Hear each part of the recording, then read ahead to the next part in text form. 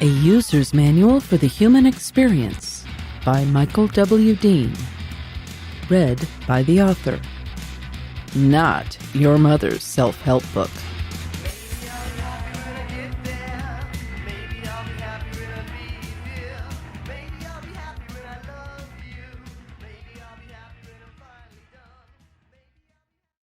Foreword by Pastor Kenneth V. Blanchard, Sr.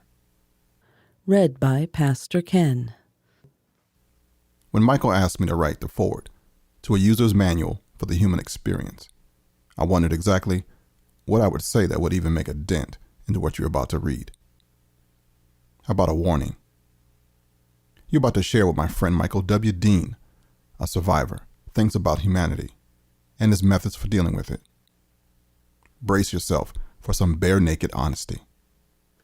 Socrates said, "The unexamined life is not worth living."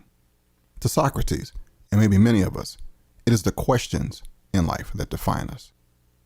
Abraham Maslow taught that one cannot self-actualize if one is constantly stuck in survival mode. If you're willing to hear what Michael is saying, you'll find all the elements of the human condition. There are times when you'll laugh and times when you want to cry in the retelling of his truths. Don't try to compare scars. This experience is more than that. He has defined it so you can feel it. Take his example and live. A technical writer plus bearing his soul may not seem new, but the context is. Here's a guy who's in a place in his life spiritually where he's not running away from anything. He may be at the top of his pyramid. I warned you earlier because this book is written in the same way Michael speaks. He's a straight shooter, a no pretense, a no excuses kind of guy that I love like a brother. Though he and I differ somewhat in our beliefs, the Christian who picks this up need not be afraid. The author has deference to those of us who believe in Jesus as the Christ in resolving human affairs. I can affirm that you will not lose your religion in gleaning from him. The Old Testament book of Proverbs says, "Wisdom is the principal thing. Therefore get wisdom, and with all thy getting, get understanding." Wisdom comes from amassing knowledge through experiences that we value. I have never gone through alcohol, drug, codependence, sex addiction, rehabilitation like Michael has, but I can still learn from someone who has been in that realm. None of us is above another. What makes the Holy Bible relevant for me is the timeliness of it. Despite our advances in science, medicine, and technology, the humanity recorded within it has not changed much since the beginning. There will always be people who are irritating or selfish, just as there will always be people who will steal, even kill, and destroy life. But peace and joy abound still. How you handle those who cause misery, especially in your own circle, matters to us all. Understanding how we are to deal with negative people is a benefit we all need. Do you ignore them, get rid of them, or allow them to continue to act as they do and provide you with guilt, pain, and misery? Michael has answers for you. You're not going to get all the feel-good solutions either. This is yet another reason to read this book. Sometimes we need to hear or read something other than what is being said over and over by the parrots of this world. A different perspective helps. We are all connected regardless of race, color, creed, or religion. The human race has its aberrations and monsters, and unfortunately, sometimes they are close to you. Michael gives you his take on them and how he handles the noise. If you will take a break from the den you are in, I can guarantee you will pick up a tidbit, a tool, or a trinket to use yourself, share, or pass on to another from a user's manual for the human experience. When I was reading the early drafts, the first thing I thought was, dude, why are you telling all your business? Who needs to know the intimate details of your life? People are so judgmental. They will brand you before realizing they have done so. But then I remembered the qualities I learned early in ministry, that I use in serving our church. The qualities of transparency and humility keep the integrity of the person valid. Also, as Michael says, his life is a teaching hospital. He doesn't mind sharing the details if it can help someone else. You're about to read the thought processes, actions, life experiences, and redemption of a man who is unapologetic and unabashedly human. I challenge you to explore the possibilities that much of what you will consume is logical, possible, and a good representation of how you can do better. I dare you to think and even discuss some of the issues with another person who seems beyond surviving. I have learned from experience that you cannot ponder the meaning of life if you're in a foxhole taking fire. King Solomon was correct when he said that there is a time and a season for everything. It's time for you to investigate the assertions of this book. But I have to caution you again, you will have to have some level of confidence in yourself and your beliefs to ask the hard questions of yourself. You don't have to agree with Michael on all the answers, but you do owe yourself the opportunity to step outside your comfort zone and put yourself in the court with this modern-day Socrates to see. Pastor Kenneth V. Blanchard Sr., Washington, D.C., Spring 2009.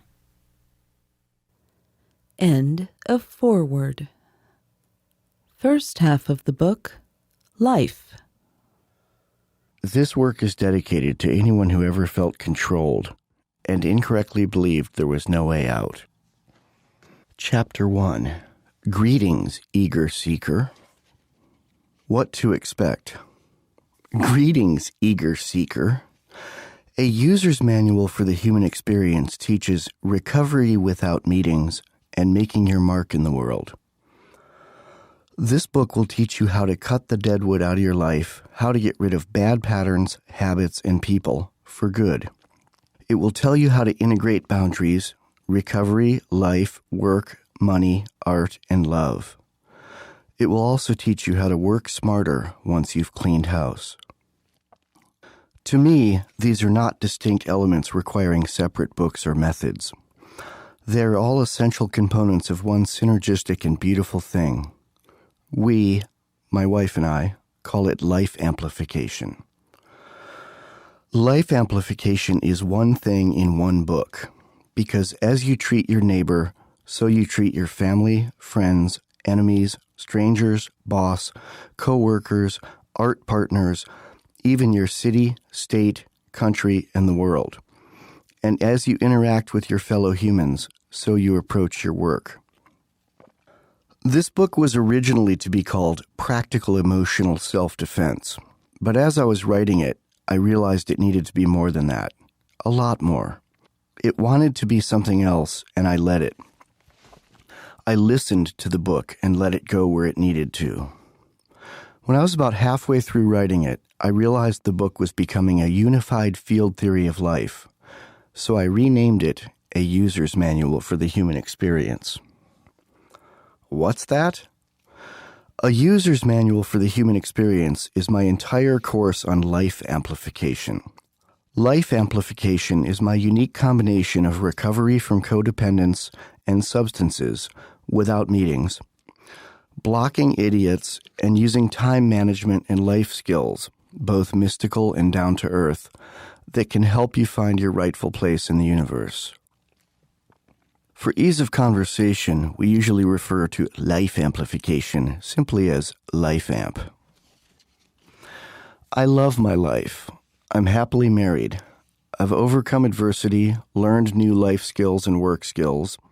I now make a good living working at home as my own boss, doing what I love. I will show you how I came to be able to do all of this.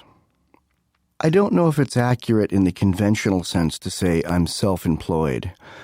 I would say it's more precise to say I work for the universe, but I certainly don't have a boss breathing down my neck. I'm not entirely against using the word God to describe my beliefs, and do use it sometimes, but I often just call it the universe. And I can say without any doubt that I believe in the power of the Creator as expressed in the universe. I pray to the universe, was created by the universe. I know I will one day turn to ashes and eventually to cosmic stardust and beyond through the mysticism of true entropy and extropy that run the universe. And I feel certain that all consciousness, for lack of a better term, does not end when my heart stops. And I know that until my heart stops, I'm committed to continuing to make my mark. And I certainly don't mind getting paid to do so. What has this book done for me lately? The main goals in this tutorial are blocking serenity vampires from your life and deleting negativity so you have more time and energy to do everything you always wanted to do. And then, how to do everything you've always wanted to do once you've deleted whatever holds you back. Serenity vampires is our term, often abbreviated in this book as SV, or in the plural, SVs, for people who make your life less serene, people who are crazy makers. A user's manual for the human experience is a total guide for life on the planet Earth. At least it's everything that's worked for me to transform myself from a homeless, miserable reprobate to a happy and productive person, while still keeping my edge and not becoming a zombie, as many people do when they enter recovery. It's how not to die or wish you were dead, but not become a square in the process. A user's manual for the human experience synthesizes these practical concepts in an easy-to-digest blueprint for life. I'm intrigued. Please tell me more. Here's a thought on making your mark in the world after you clean house of toxic people and harmful behavior, and then organize and streamline your energies to live and work smarter. Whether you're painting the ceiling of the chapel or banging out 3 shaky chords in the garage, you are declaring your intention to smear your soul onto the veil of the infinite. A very quick history of how I got here. I'm 44 years old, almost 45. Not that old, but old enough to have enough life experience to share. Here's a historical perspective of how old I am. I remember when sex was safe and music was dangerous. I used to be a very self-destructive, do-or-die drug user and drunk. I played in bands and toured the gin mills of America, Canada, and Europe. I used to frequently go to bed with people I wouldn't go to lunch with today. I drove drunk, I overdosed on drugs more than once, and I vowed to be dead by age 30. That was pretty much a stated goal of mine for a long time. I got off drugs and alcohol in 1994, 2 weeks before my 30th birthday, and entered a new life based on recovery and self-examination. I actually think that hitting bottom helped me, not only to change my life with regard to substances, but with people. After being sober a few years, I started to deal with codependence, addiction to toxic people. That's where the real work of recovery gets done. Then I reinvented myself in new fields, filmmaking and writing, and became successfully employed in both. After that, I started working on getting happy. I fell in love, got married, which I used to swear I'd never do. Life got even better. My life is still getting better all the time, and I'd love to share with you what I've learned. A younger me wondering about an older me remembering a younger me. I wrote this next paragraph in 1999. It's in my first novel, Starving in the Company of Beautiful Women. I was 5 years sober, but still confused, not very employable, broke, worried about the future, and yet somehow hopeful. There's a window across from the Greyhound station in the town where my daughter lives. Every time I visit her and take the 4 a.m. bus home, that light is on. I picture a person about 44 years old, happy and content, working on cool art or a powerful novel by himself, while his beautiful wife, who is also his best friend, sleeps or works on her art in the next room. These are the kind of sweet, silly little fantasy excursions that my too intelligent brain wakes out of a slumber and entertains from time to time. I wrote this, I envisioned this, and now 10 years later, at age 44, I'm doing it. I'm the exact age I mentioned, and I've hit this exact cool goal. Well, the book I'm writing now is not a novel, but it is a powerful book. I'm doing the hell out of what I love to do. And my wonderful, beautiful wife is sweetly sleeping next to me right now as I do it. In the past 10 years, I've gone from apprehensive, poor, and living in rat dens to blissfully married, productive, talented, paid, and well-known. I have the aforementioned wonderful wife. I have 11 published books, 2 movies out, a series of audio CDs, 3 nifty cats, and a great life. I make a living doing what I love, and I'm a nicer guy now. And I have lasting moments of serenity every day. I used to rarely experience that. This book will tell you how I got from 1999 to 2009, and how you can use some of the same tools to improve your life, regardless of your situation. Ready? Good. I'll go ahead and spill my secrets on you. End of Chapter 1. Chapter 2. New Year's Resolutions Don't Work. New Year's Resolutions Don't Work. I'm beginning the book right here, right now. It's New Year's Eve at 11:41 p.m. California time, December 31st, 2008. I'm hanging out with my lovely and brilliant wife, Deborah Jean Dean. Even her name is a poem. She and I are spending a quiet night alone and are very happy to do so. We're so darned happy almost all the time that we don't have any need to go out and party. We are a party. Sure, we have friends, but everything we need is right here. Happiness, love, warmth, even 3 cats. Deborah Jean's in the kitchen baking us some of her yummy cookies. We are 2 people who are so good for each other that nothing else is required to have a good time. Individually, before we met, we weren't always like this. I'll tell you how we improved our lives and how you can too. We're not doing anything special for New Year's Eve. We ordered out for some good food and we're doing laundry. New Year's Eve is just another night for us. We feel that if you live your life well, live each day, each week, each year with purpose and integrity, there's not much need to pretend that a particular calendar day has much meaning. This is especially true of the day the whole thing synthetically starts over. We think it starts over every day. And why wait to do your emotional house cleaning and all other life housekeeping on New Year's or any other day of the year? If you do spot cleaning throughout the months, there's no need to dump everything and start over at year's end. Imagine if you only cleaned your home or did laundry once a year. And who wants to start the new year with a hangover and remorse anyway?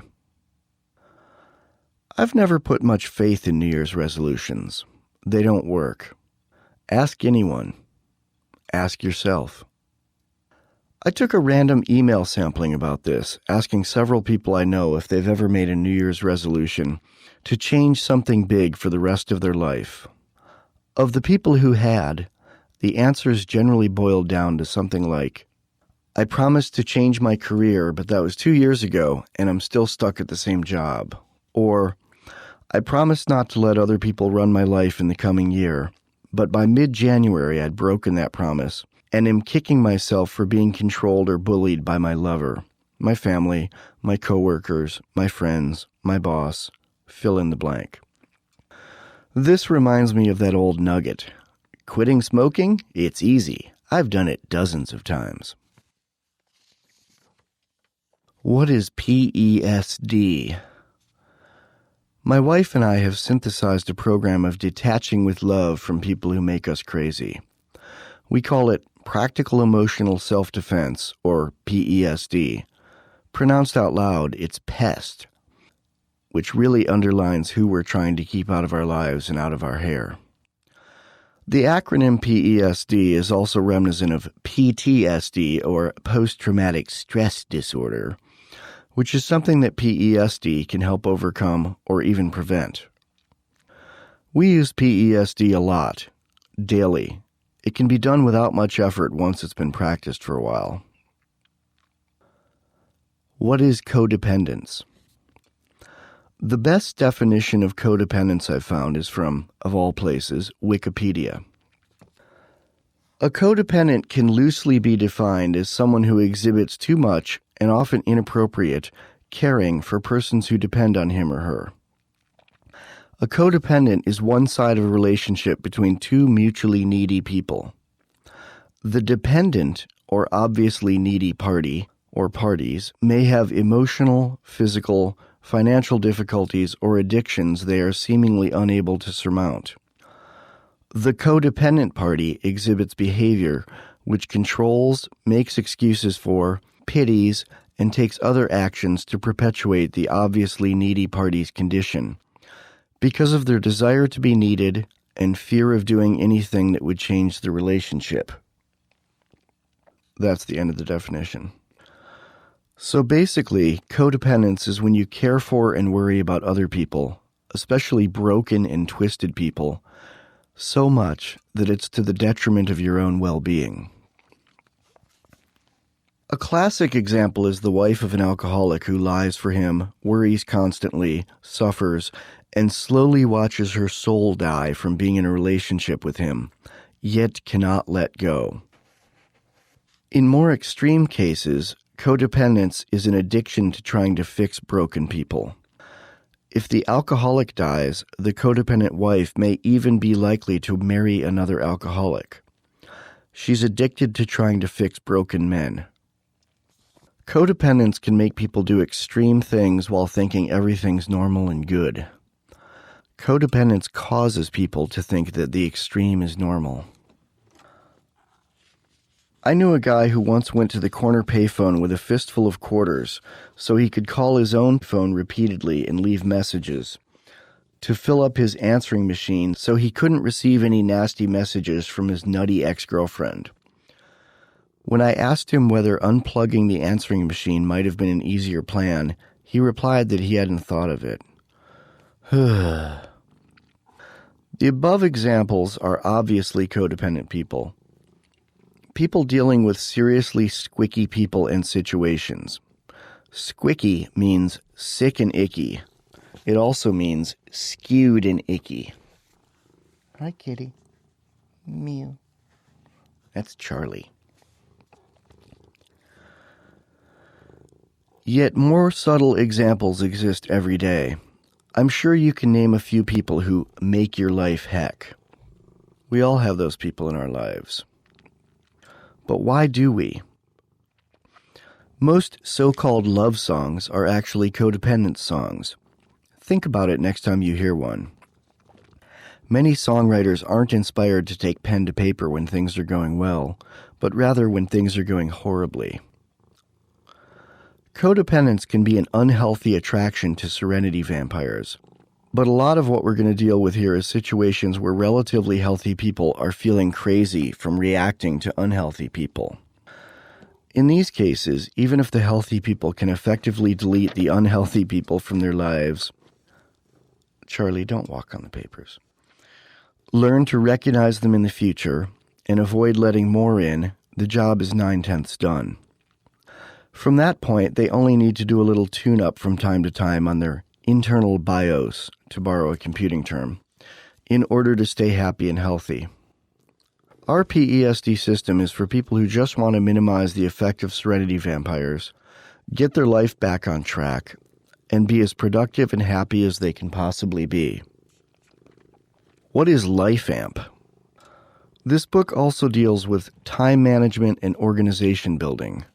These, combined with PESD, form what we call life amplification, or LifeAmp.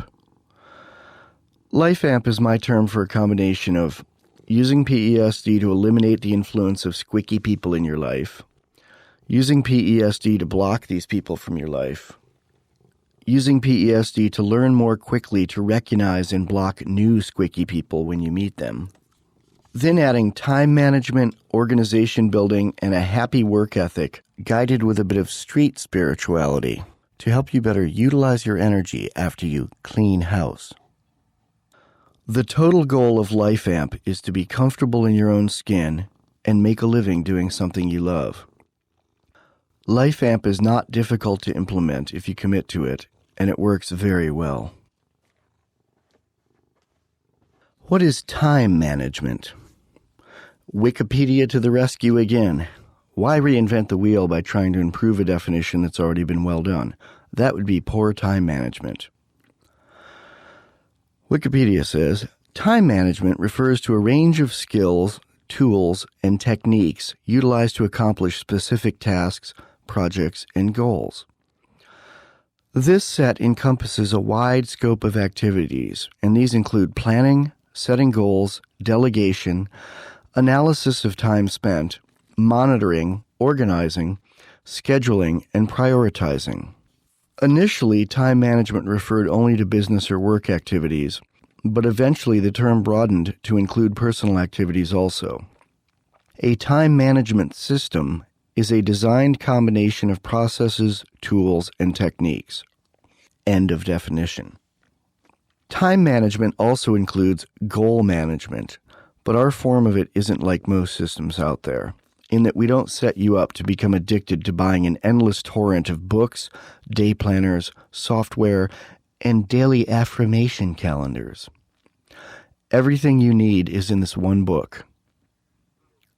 What is organization building? Organization building is working effectively in teams, large or small. It differs from conventional team-building exercises in that it can work on a smaller scale, and for any type of company, even a small ad hoc group of 2 or 3 people that has neither the money nor the desire to hire a team-building consultant. Also, organization building is based more on meritocracy, that is, finding and keeping people based on merit and helping them work together, rather than hiring people based only on a diploma, then trying to tune up those who are ineffective in the real world. Who this book is for? This book is for anyone who's not already perfect and blissed, but not beyond help. It's for anyone who has an open mind, wants to better their life, and get rid of people and things that sap their energy. It's for those who want to do something great with their life, but first need to get rid of people and things that hold them back. It's for folks who want to make great changes in their employment, financial situation, love life, art, or just feel better inside their own skin. Let's put it in graph form. Let's make a continuum of crazy making in human relationships. We'll number it from 0 to 100, with 0 being totally sane and 100 being totally crazy. When I use the term crazy, I'm not being derogatory and not implying actual permanent mental illness.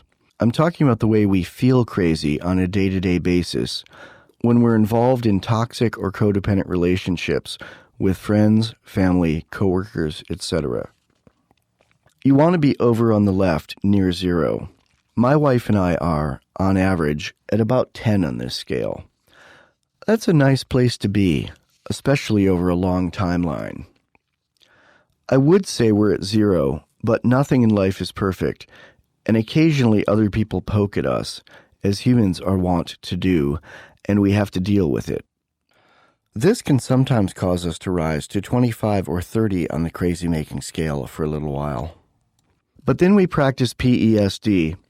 Again, that stands for Practical Emotional Self-Defense, and we get it back down near 0. So our average is around 10 on this scale. About 20 years ago, she and I both hovered around 90. Yikes. This change is what allows us to speak on the subject of how to get healthier. A 0 on this scale would be totally blissed. Not many people are constantly at 0. Perhaps some monks, but no one I've met. Probably isn't even healthy to be at 0. That would mean you are totally unaffected by anything that other people do. And in the same way that physical pain exists to let us know when our hand is on a hot stove, a healthy sensitivity to serenity vampires and other toxins will let us know when to jump back from the stove of crazy-making people and get away. Most people hover around 30 to 70 on this scale, which isn't great. That can lead to ulcers, high blood pressure, and a shortened life. But these are the people we can certainly help. Hovering above 80 can lead to depression or even suicide and is moving out of the range of what PESD can help with. Anything above 90 usually means you're involved with someone who is actively abusing you on a daily basis. Someone who is of a seriously high cruelty level, perhaps even treating you in a way that is literally criminal. Someone who is either stealing all your money, locking you in your home, emotionally destroying you, breaking your bones, or all of the above. It can lead to suicide or even killing your abuser. If this is the case, this book isn't going to save your life. If this is you, you need something that is beyond this book. If this is you, please get the help you need. You deserve it. This really isn't a book for people who are above 80 on this scale. They could certainly be helped by something here, but they need more than we can offer. Not quite something for everyone, but close. After I'd been going to AA meetings for a few years, I did a little quick math and decided that while less than 1% of the population actually was in AA, probably 5 to 7% of all people needed to be, or at least would benefit from it.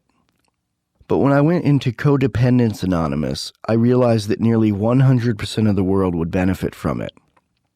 While nowhere near everyone is an alcoholic, almost all people at one time or another put up with human interactions that harm them and have no idea they can do anything about it. Note, I am no longer a member of AA, Codependence Anonymous, Al-Anon, Narcotics Anonymous, SLAA, or any other 12-step fellowship, so I am not breaking my anonymity by saying that I used to go to meetings. As a non-member, the 11th and 12th traditions, which deal with anonymity, no longer apply to me. Practical emotional self-defense won't likely solve all the problems of people who are currently dependent on drugs or alcohol. It would help them some, but they probably need more at first, until they get the substances out of their bodies for a while, and have done at least a small bit of living sober. 12-step meetings helped me with that until I outgrew them and learned to stay sober and grow on my own. LifeAmp in general, and PESD in specific, is definitely for the rest of the world, the 90% or more of us who don't have anyone truly dangerous in their lives, but are accosted by serenity vampires on a daily basis. That is worth addressing, because fighting SVs can grind us down over the decades. This book is for the majority of the world, those who are at least occasionally driven crazy by others, but are not in a long-term, constant state of emergency from substance addiction or from horribly abusive relationships. If you are occasionally driven crazy by others, this book can help you lead a much happier life. Also, if you used to have actual abusers in your life, have dealt with them, and are no longer letting abusers in your life, but still deal with serenity vampires and soul mosquitoes, this book can help. Consider it grad school after you have your basic degree. Let's define our terms. I sometimes refer to milder serenity vampires in this book as soul mosquitoes, sometimes shortened here simply to mosquitoes, and sometimes also as weenies. Serenity vampires are severe. Weenies are just squicky and persistent. Soul mosquitoes are somewhere in the middle. I use these derogatory terms to really paint a picture of the true nature of problematic people in your mind. Because while we're in the early stages of learning to overcome codependence, it can be difficult not to fall back into bad habits, to continue to be involved with someone who is bad for you. Labeling them in your mind will help your resolve. While I encourage the use of these terms, I do not suggest calling serenity vampires soul mosquitoes and weenies such to their face. Serenity vampires are not logical people, and it will only make things worse. But it will be easy not to call them names in person, because our goal is for you to not even have to talk to them much anymore, if at all. I take the term weenies from the word overweening in this Bible verse. The proud and arrogant man, mocker is his name. He behaves with overweening pride. Proverbs 21:24. People I call weenies are so darn sure of themselves that they know they're right and have to prove it to you even when they're dead wrong. Know anyone like that? I do. Using the phrases serenity vampire, soul mosquito, and weenie diffuses and dehumanizes the problematic person in your mind. This helps you not feel bad, not that you should, about deleting them and blocking them. This is done in the same way that in physical self-defense, people often use the word goblin for someone who physically assaults you. Using dehumanizing phraseology may seem cruel, but it's not. It's a technique for dealing with someone who should not be in your life and in your head, but decides to be there anyway. This is an initiation of psychic force on their part and calls for emotional self-defense. The labeling makes it easier to apply self-defense without worrying that you might hurt their feelings. They're hurting your feelings. Don't worry about hurting theirs. Self-defense is appropriate and right. Serenity vampires, soul mosquitoes, and weenies all bleed you dry, though the serenity vampires do it more quickly, or more squickly, and suck more blood, but they're all the same icky subspecies of human, and all are to be avoided. They'll suck you dry over time until there's nothing left to save. There's an image here that shows from health on the left to irritating, bad, and worse on the right. And in order from least bad to most bad, it goes weenies, soul mosquitoes, serenity vampires, abusers, people who should be in prison, and killers. It's toxic people from least to most toxic. Spotting SVs. Most books on codependence deal with abusers or narcissists or sociopaths. This book mostly deals with weenies, mosquitoes, and SVs, with pests. There are a lot more pests in the world than there are abusers, full-blown narcissists, or homicidal sociopaths. So people often put up with weenies their whole life. What a waste of a life. It's easier to spot actual abusers. They leave visible bruises, or at least severe emotional scars.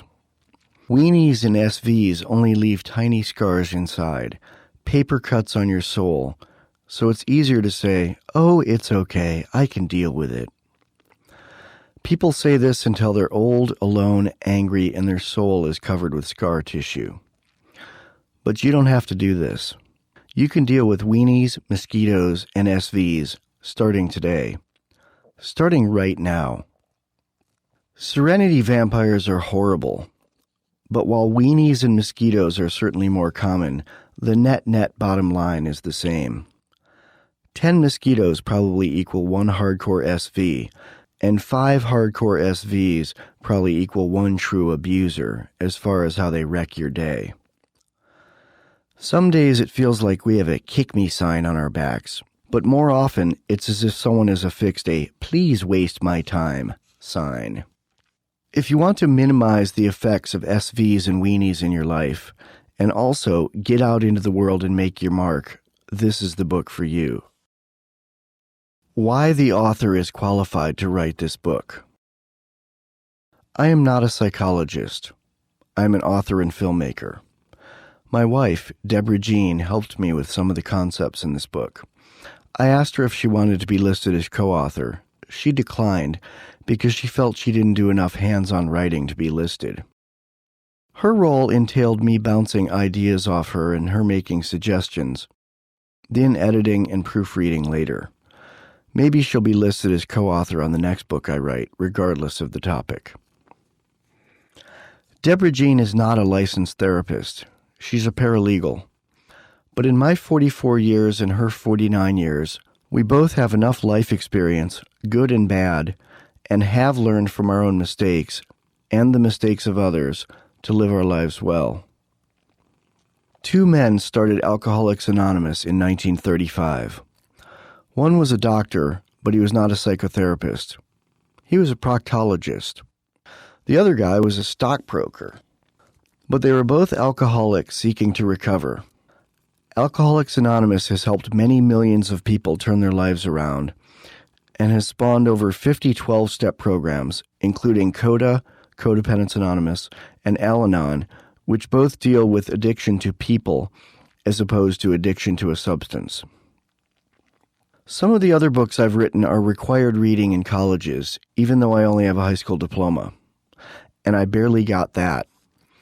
I was too busy cutting class to go to the library, trying to actually learn something, and out in the world applying what I'd learned to do well on tests. Yet my wife and I both have at least a master's degree level understanding of several fields, from a combination of a thirst for knowledge and practical application. I am a recovering alcoholic with many years sober. After a few years off the bottle, I realized that staying sober was the easy part. The hard part was dealing with life on life's terms, which to me mostly meant dealing with people.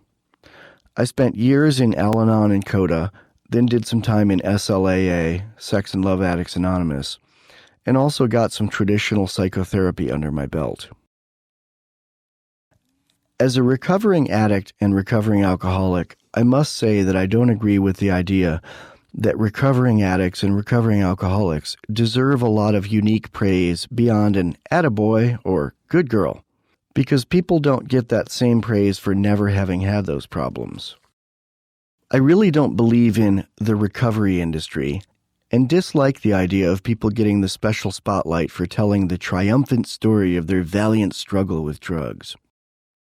It perpetuates a victim mentality. I say, get over it, man. Stop being a victim and move on. By recovery industry, I mean some of those publishers in Minnesota and others like them, and the parade of talk shows, reality shows, for-profit seminars, workbooks, pendants, recovery coffee cups, plush toys, calendars, and other commercialization of the free gift that is recovery. Disgust with that is part of the reason I gave this book away as a free download and audiobook, as well as selling printed paperback copies. I like that recovery didn't cost money in the 1930s, so I don't want anyone who can't afford my help to be barred by their situation from having it. If you downloaded this book for free and it helps you, feel free to make a donation later when you can afford it. Or don't. Either way is fine. I'm just happy to be of service. And don't forget to tell 2 friends if you're helped by it. Why the wife is qualified to help with this book. Deborah Jean's first husband was a drunk. She finally found the strength to kick him out and ended up raising her 2 children without him. She suffered from and overcame the depression that arose from that first marriage.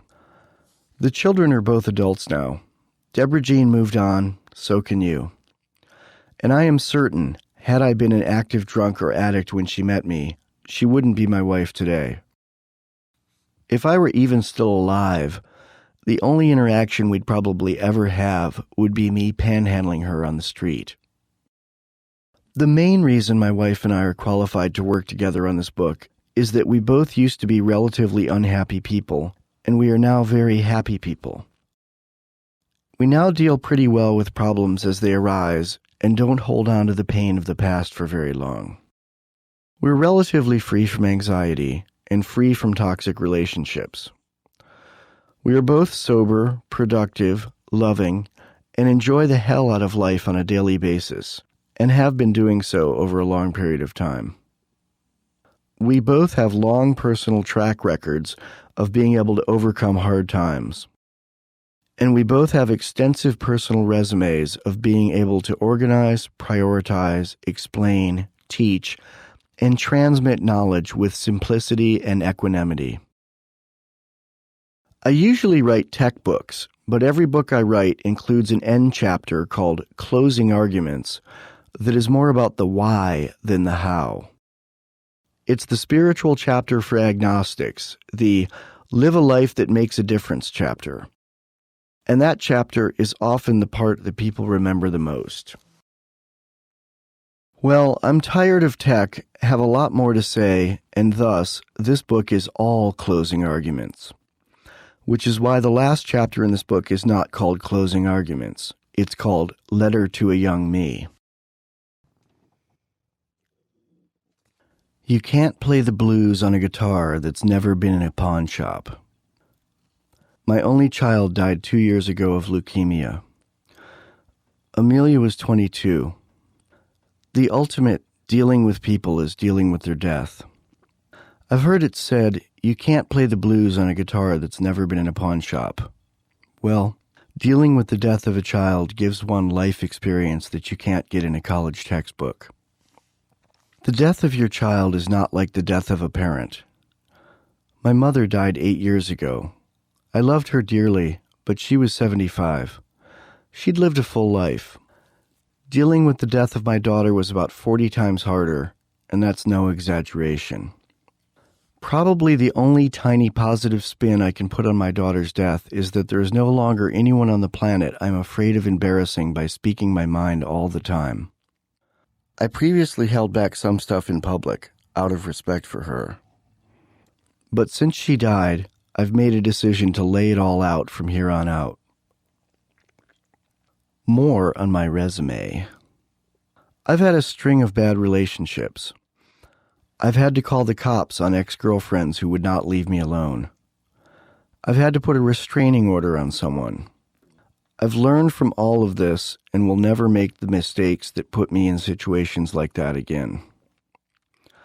I now know how to recognize and sidestep toxic weenies, how to present myself to the world, to other people, and to my personal vision of a higher power.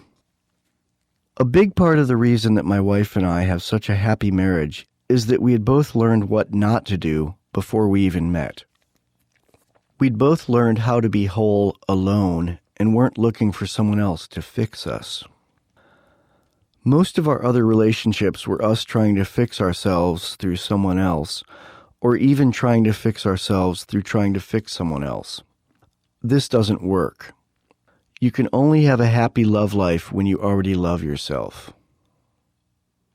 By fix, we mean two things. The first is repair. But fix is also junkie slang for getting a dose of heroin when you're going through withdrawals. The lack of dope makes an addict sick, so they are fixed by getting a fix or dose of heroin. That same term, fix, is used by addicts and alcoholics in recovery for any behavior that they think is replacing the drug once they're sober. Another qualification my wife and I have to give guidance to others is the fact that our love life is spectacular. Not only do we get along great, average less than one real argument a year, and always get past that quickly, and love to talk to each other late into the night about anything and everything. We also make love at least 7 times a week, and it's great, and it does not require little blue pills, even though I'm middle-aged. We turn each other on that much in body, mind, and soul. Deborah Jean and I are both go-to guys for many of our friends, and even for complete strangers. We don't really give advice. We give, as they say in 12-step programs, experience, strength, and hope. And what we give people works a very large majority of the time. The meaning of life. I feel like people are put on this earth simply for the reason of having an ongoing spiritual experience. I'm having one, and Deborah Jean is having one. We are spiritual beings having a human experience. Our spiritual human experience does not involve Christ, church, and it no longer involves 12-step groups. It's in everything we do. Sometimes we make mistakes. We are human, but we don't make the same mistakes over and over anymore. Getting rid of the pests. They say that insanity is doing the same thing over and over and expecting different results. What we'd like to impart is showing you where this has been true in our lives and where it might be true in your life.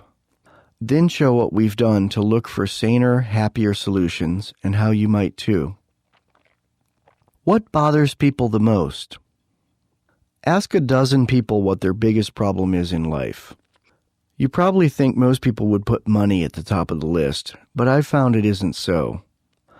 Some will mention money, some will mention their jobs. Some will say it's their kids, their spouse, their ex, their boss, their co-workers, their neighbors. If you boil it all down, most people's problems are with people. Even the money problems usually boil down to an inability to effectively deal with other people. We want to show you how to keep these pests out of your brain. Credit where credit is due. I'm standing on the shoulders of giants here. The Nestlandia Institute's LifeAmp program is a new and unique way of interpreting some of life's mysteries. Much of these methods are shown here for the first time ever, but some of it is an original synthesis of points already made in existing work by other people and organizations.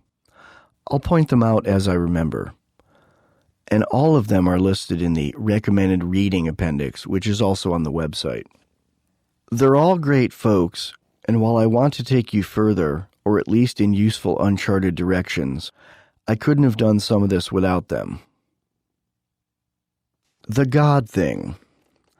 I believe in God, though I'm not a Christian, but I do try to live my life by the philosophy of Jesus Christ and by the 10 Commandments. If you're a Christian who has trouble hearing some of what I have to say because I do not call my higher power Jesus Christ, please consider listening anyway. More importantly, if you're an atheist who has trouble hearing some of what I have to say because I do believe in something, hear me out. Author and Christian Kenneth Royce, a.k.a. Boston Tea Party, said it well. The sole fact that one is a Christian is no guarantee that they will be a good neighbor, any more than one's atheism guarantees that one will not. Most of my friends are not Christians, but I would certainly agree with Royce's statement, and the inverse also. The sole fact that one is not a Christian is no guarantee that someone will be a good neighbor, any more than one's Christianity guarantees that they will not.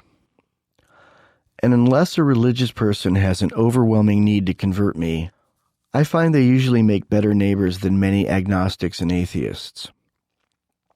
Christians believe in something, whereas many people today often believe in nothing and have no ethical code of any kind to live by. Like the saying goes, when you believe in nothing, you'll fall for anything. How I teach.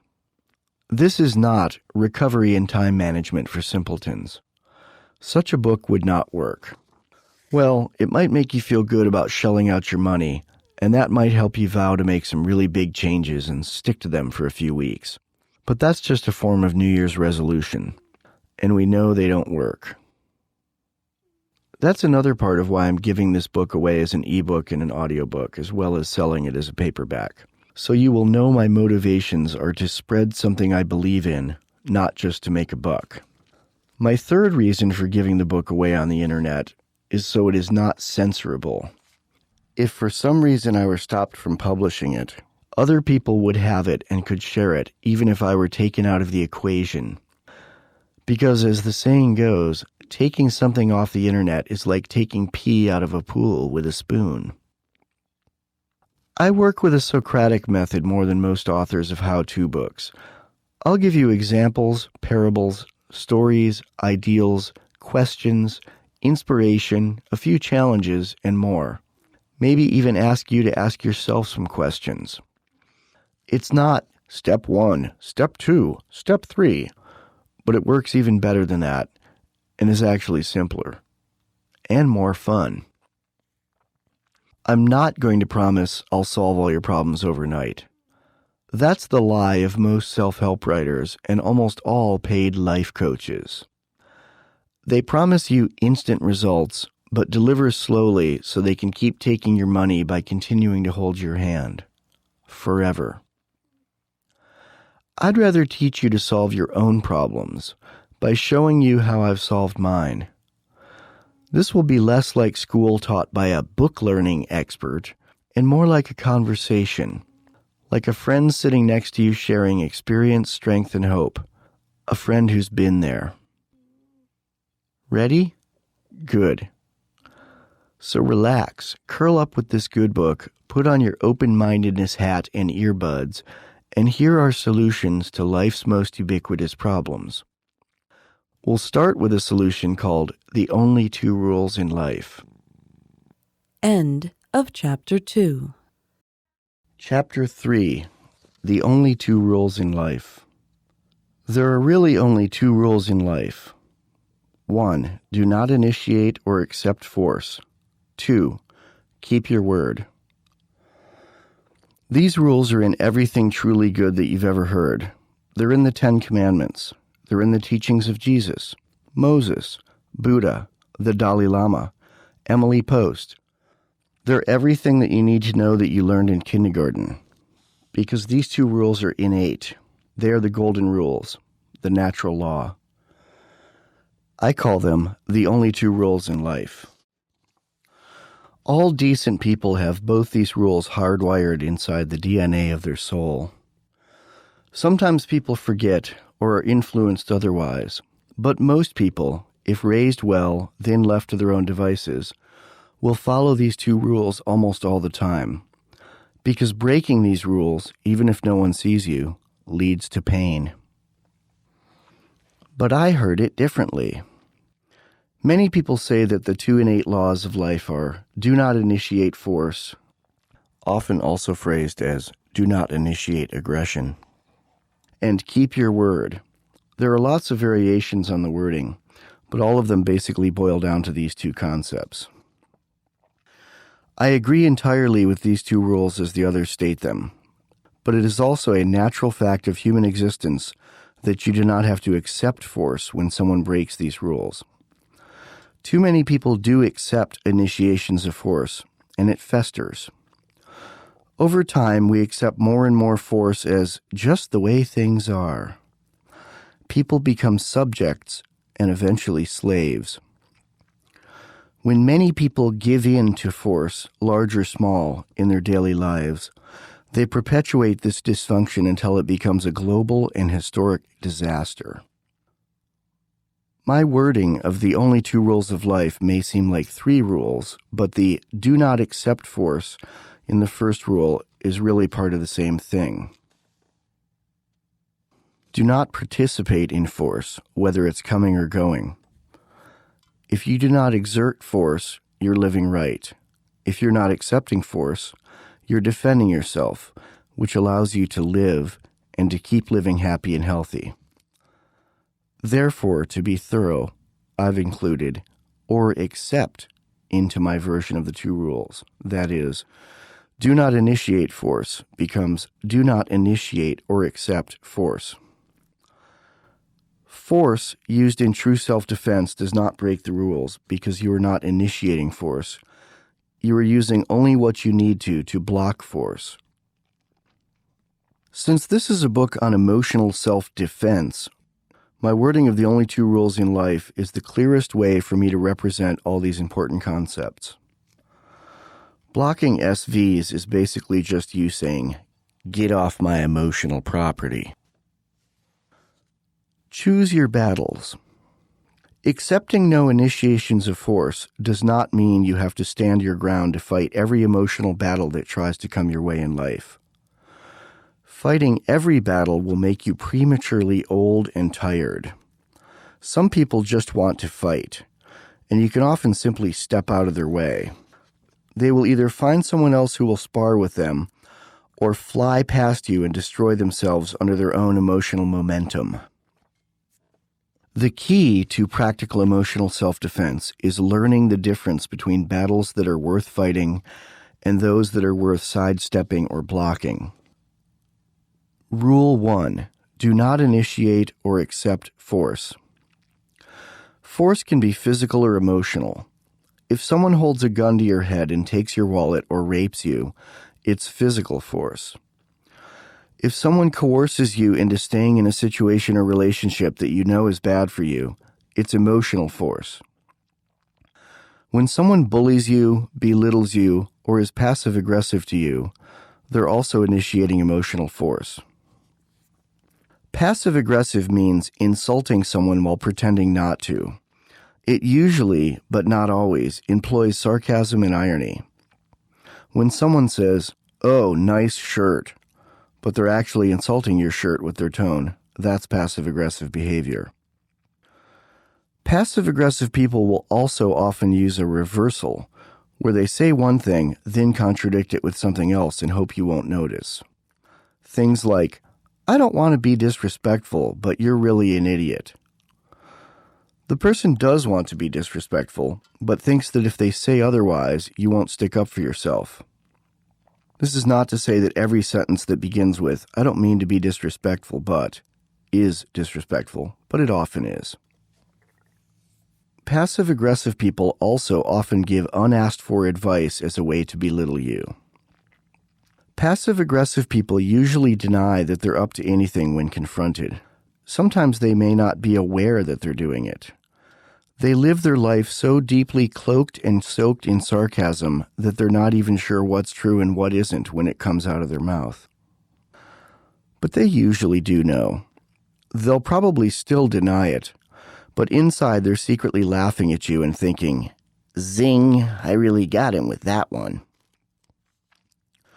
A lot of people become passive-aggressive as a defense mechanism for dealing with rough people, but carry this along for life even when they're not dealing with rough people. For many, it's easier to be clever and cut someone down instead of being positive. Passive-aggressive people should be avoided like the cancer they are. We don't always see the small things. Sometimes initiations of force can be very subtle. It's easy for us to recognize large initiations of force. If we saw someone coming at us with a knife, we'd get out of the way if we could. If we couldn't, we'd hope we could fight them off. But when someone comes at you with small emotional initiations of force, they're often very hard to see because we are used to it and believe the lie that, well, that's life. So we accept them, perhaps even without realizing it at the time. We accommodate, we bend, we people please. While being an SV is the aggressive side of the codependence coin, people-pleasing is the more passive receiving end. A people-pleaser is the person who tries too hard to make everyone happy, which is impossible. It's not healthy, and it is certainly a form of codependence. People-pleasers are doormats.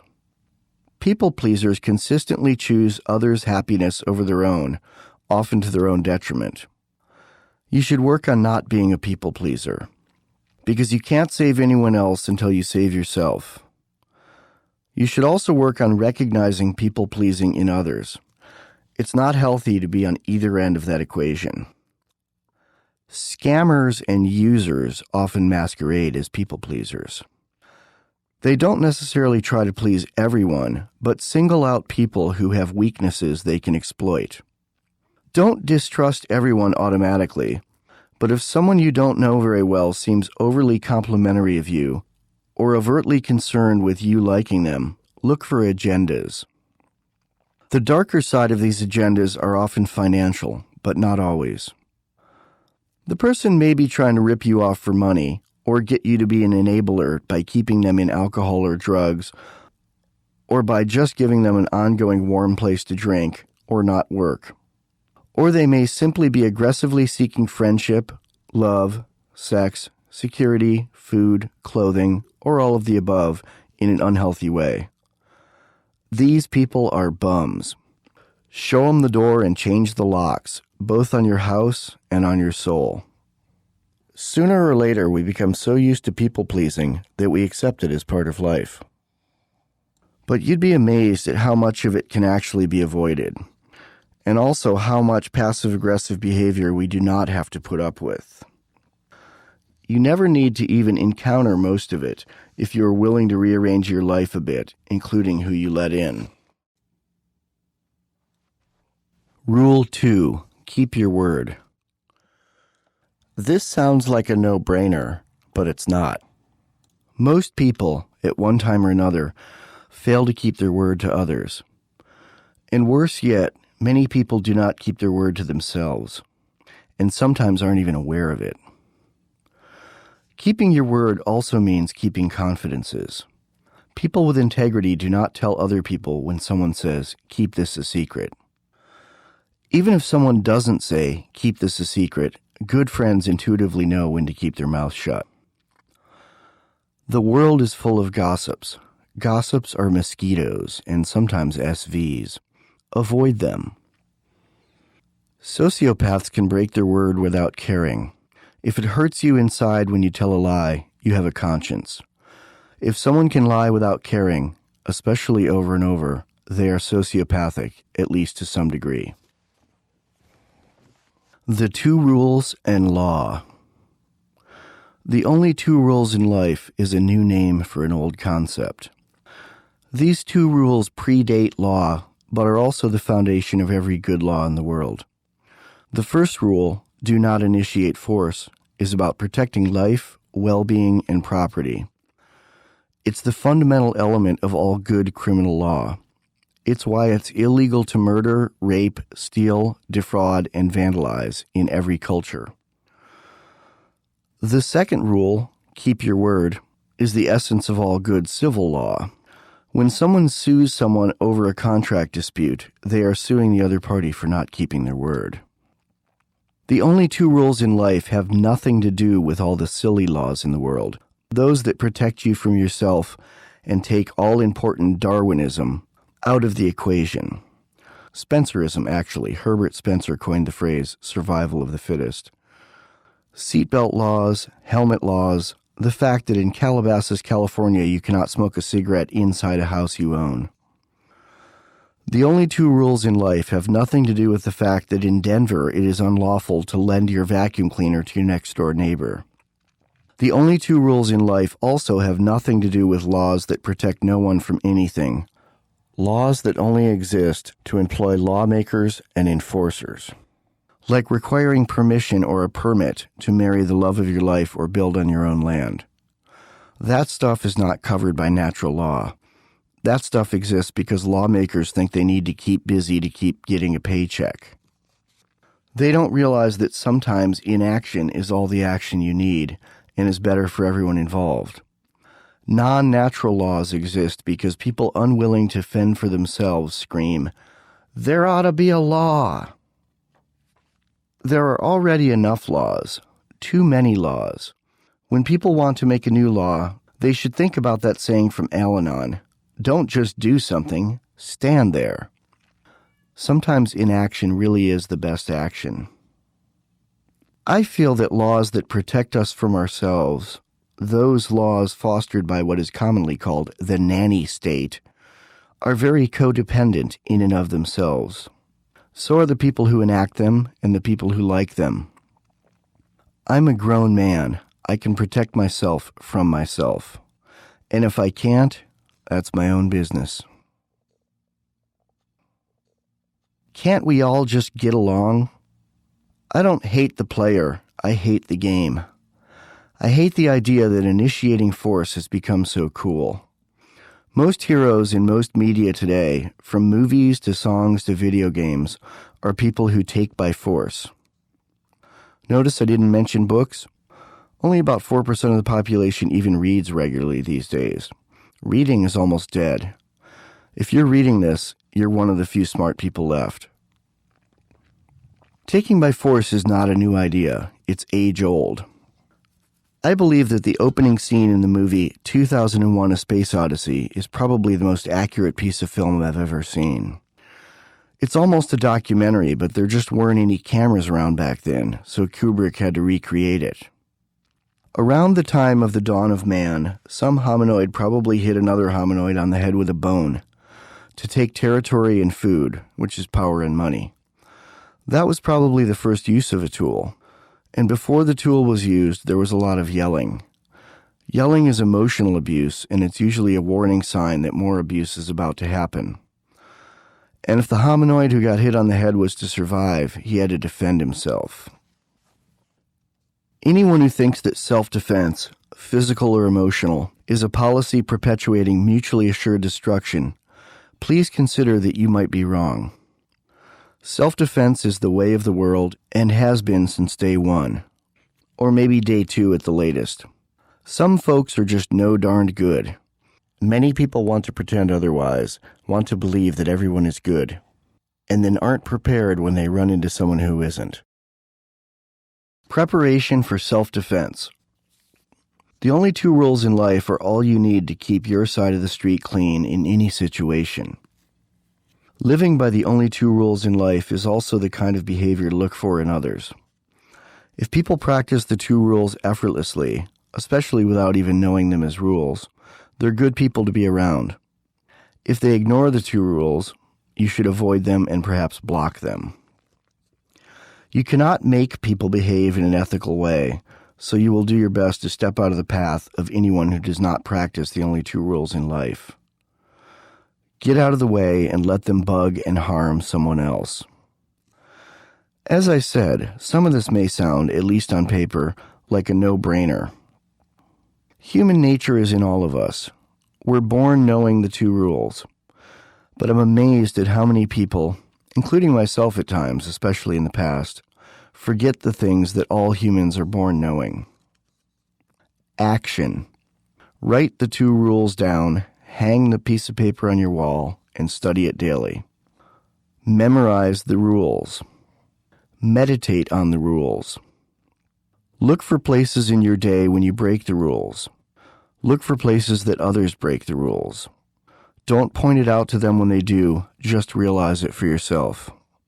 Do the same with passive-aggressive behavior. Note when you do it and when others do it. Make notes. Writing things down instead of just thinking them is often very helpful. But keep your notes private. If your notes are on your computer, I recommend TrueCrypt, a free and easy-to-use encryption program, and Hushmail, free encrypted webmail. It's truecrypt.org and hushmail.com. For email, PGP is a little harder to use but more secure than Hushmail. And with all your notes, read them a few times over a period of a few days or weeks to see how your opinion on things changes with time as you grow and learn, as you recover. Here's a tip, something I learned in high school that allowed me to quickly and efficiently internalize any nonfiction book. The secret is to use a yellow highlighter and highlight 1 sentence in most of the paragraphs. In any paragraph of a well-written nonfiction book, there is usually 1 sentence that sums up that paragraph. This master sentence is usually near the end of the paragraph, but not always. Sometimes it's even the first sentence of the paragraph. After reading a book, think about it for a while, then go back and just read the highlighted parts. This will usually be an accurate summary of the book. When I first started doing this, I would do the highlighting on my second pass through the book. But with practice, I was able to do it effortlessly on the first pass. So, this has been a rather short chapter, no? That's okay. It's some of the most important information in this book. Mull it over for a day if you want, and maybe listen to it again. Then let's move on and put theory into practice by learning about practical emotional self-defense. End of Chapter 3. Chapter 4. Practical Emotional Self-Defense. Why self-defense? The phrase practical emotional self-defense contains the phrase self-defense because it is self-defense. Not in the physical sense, but in the emotional sense, even a spiritual sense. But the parallels to physical self-defense are uncanny. Isn't physical self-defense an initiation of force? No, it isn't. But the term self-defense is often misunderstood. Many good people are in prison because they did not know what self-defense isn't. Many good people are dead because they did not know what self-defense is and didn't know that it's okay to use it, even if you don't believe in harming others. Self-defense is not harming others. It's protecting yourself from being harmed. It is refusing to accept any initiations of force. It is refusing to accept initiations of force. Jesus said, "Turn the other cheek," but he also instructed his disciples to carry swords for protection when they traveled out to testify. "And he that hath no sword, let him sell his garment and buy one." Luke 22:36-38. These swords were not metaphorical. They were literal weapons to protect against wild beasts of the four-legged and two-legged variety. Jesus even extended this to protecting others. "Greater love has no one than this, that he lay down his life for his friends." John 15:14. I am not an attorney, but here's my layman's breakdown of what constitutes legally justifiable physical self-defense in America. And this also has a lot of parallels for what constitutes righteous use of emotional self-defense. It is legal in America to use deadly force to prevent yourself, and in many cases, someone else, especially family, from being raped, murdered, or viciously beaten. The idea is not to kill the attacker, but to prevent him from doing grievous bodily harm or killing you. However, sometimes the only way to stop someone truly intent on destroying you is to kill them. Likewise, sometimes the only way to keep someone emotionally horrible out of your head is to completely cut off all contact with them. Fact: only one person goes to prison for every 14 violent crimes committed in America. I do not practice violence, but I am not a pacifist. If attacked, I fight back. Because self-defense, in a physical or emotional sense, is not violence. It is preventing violence. If someone tries to kill you and you did not provoke them, and the only way you can stop them is by killing them, it is not violence, it is protection. Exodus 22:2 says, "If the thief is caught while breaking in and is struck so that he dies, there will be no blood guiltiness on his account." That means the homeowner should not be charged with manslaughter. The Jewish Talmud says, "If someone comes to kill you, arise quickly and kill him." The Dalai Lama says, "If someone has a gun and is trying to kill you, it would be reasonable to shoot back with your own gun."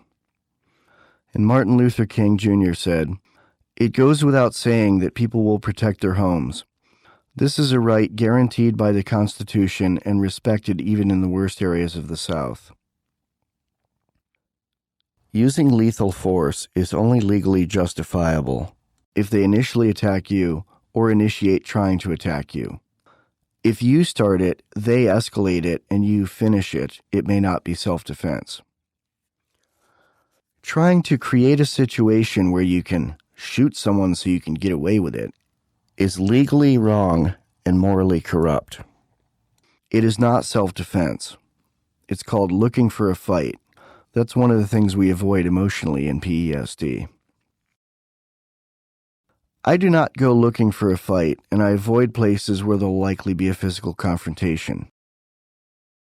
Likewise, I do not go looking for emotional confrontations and avoid them if I can.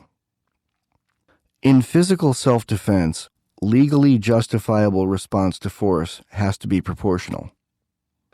Whether or not it is proportional is based on a number of factors, some of them subjective. They include the height, weight, age, physical condition, training, and number of both the assailants and the victims. For instance, a small, frail, sick old woman would probably be found justified by a jury in using a gun to stop two strapping but unarmed young men from beating her. A district attorney probably wouldn't even pursue the case because of the public outcry that would come from dragging Grandma through the trial, especially if Grandma has no history of criminal violence and the two young men do. And young men who attack old ladies usually have a criminal history. A strapping young lad would probably not be found justified in shooting an old lady who was trying to hit him with her handbag. He'd probably go to prison for that, and rightly so, especially when he could outrun her. Sticking around for a fight on the street when there's a real option to run away greatly reduces your chances of being legally justified in using force. Sticking around for a fight and needing to be right are things we avoid in PESD. If we were to consider a case of two people of equal strength, age, and sex, the victim would probably be found justified if he used a gun on someone who was swinging a baseball bat at his head. One hard strike of a baseball bat can sometimes kill and can certainly cause brain damage. A victim would probably not be found justified for shooting an unarmed person of equal strength unless he could prove that he had knowledge that the person was a martial arts expert. Unless the person broke into his home, but perhaps not even then unless the invader demonstrated real aggression. Depends on what state you're into. And remember, when applied to PESD, people who wish to emotionally torment others usually look for people who are not emotionally capable of fighting back. And they tend to make very sudden moves that make it hard to get a logic bead on what they plan to do next, both figurative and literal moves, that is. In your home, the rules are more in your favor, both in physical self-defense and PESD. If someone breaks into your home in the middle of the night and you shoot them, chances are pretty good you won't serve prison time, even if the person isn't armed. It's such a violation of the sanctity of a man's home as his castle that if someone breaks in, you have an assumption that they're going to hurt you. Especially if they've seen the alarm stickers on your window, set off the very loud alarm, and come in anyway. Only a truly dangerous person would continue to enter at that point. People have such a reasonable and legally recognized expectation of peace in their home that inside the home is where your rights are the strongest and where the rights of the criminal are the weakest. Again, I am not an attorney, and again, it varies from state to state. Home is where the rights are. Remember that. Home is where the rights are. It's important not only in physical self-defense, it's also important in emotional self-defense. Remember, you carry your home with you. Your body is not only a temple, it is the temple of your mental and emotional well-being. How this relates to practical emotional self-defense. The idea of PESD is not to destroy the serenity vampire. It's not to emotionally shoot someone so you can get away with it.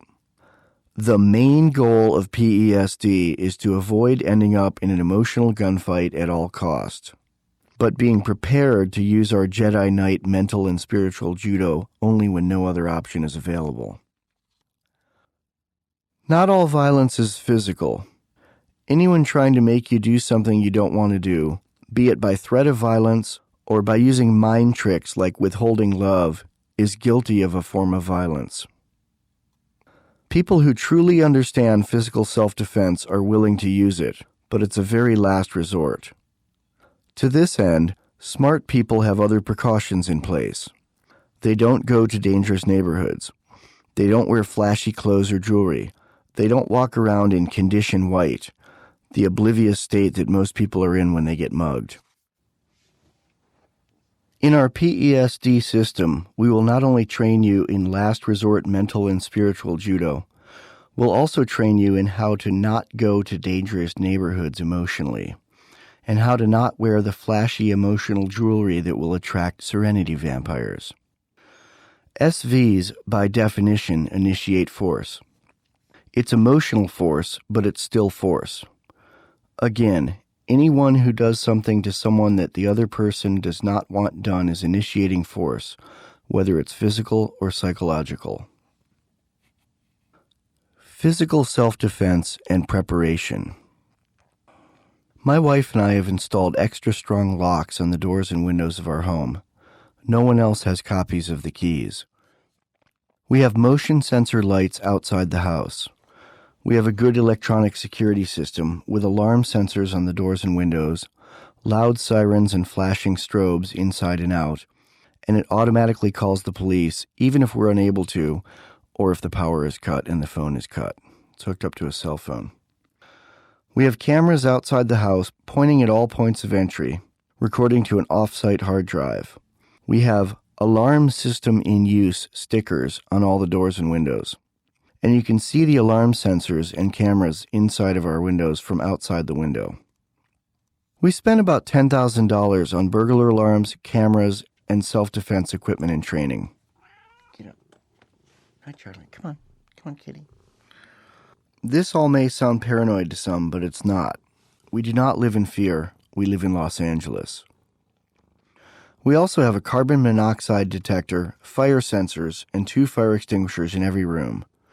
They're pretty cheap, about $30 each. As the saying goes, you can never have too many fire extinguishers. It's all about priorities. Another couple in our neighborhood, Fred and Donna, spent over $10,000 last summer upgrading their kitchen. But they have no home security system or self-defense plan. They are physically small people, and they have 2 small children. They have no alarms, no cameras, and no way of defending themselves if some scumbag decides to harvest them for money and sick kicks. But their kitchen sure does look nice. If armed scumbags kicked in their door in the middle of the night, they'd dial 911 and pray, if they were able to get to a phone in time. I'm very glad the police exist and would call 911 if someone kicked in my door. My alarm system's auto dialer would even do it for me, though I'd still call.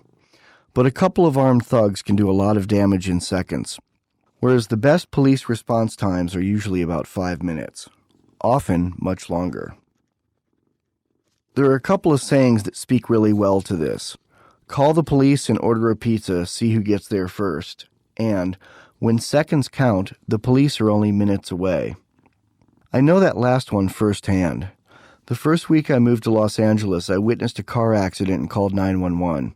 I didn't get an operator. I didn't even get put on hold. I got a recording.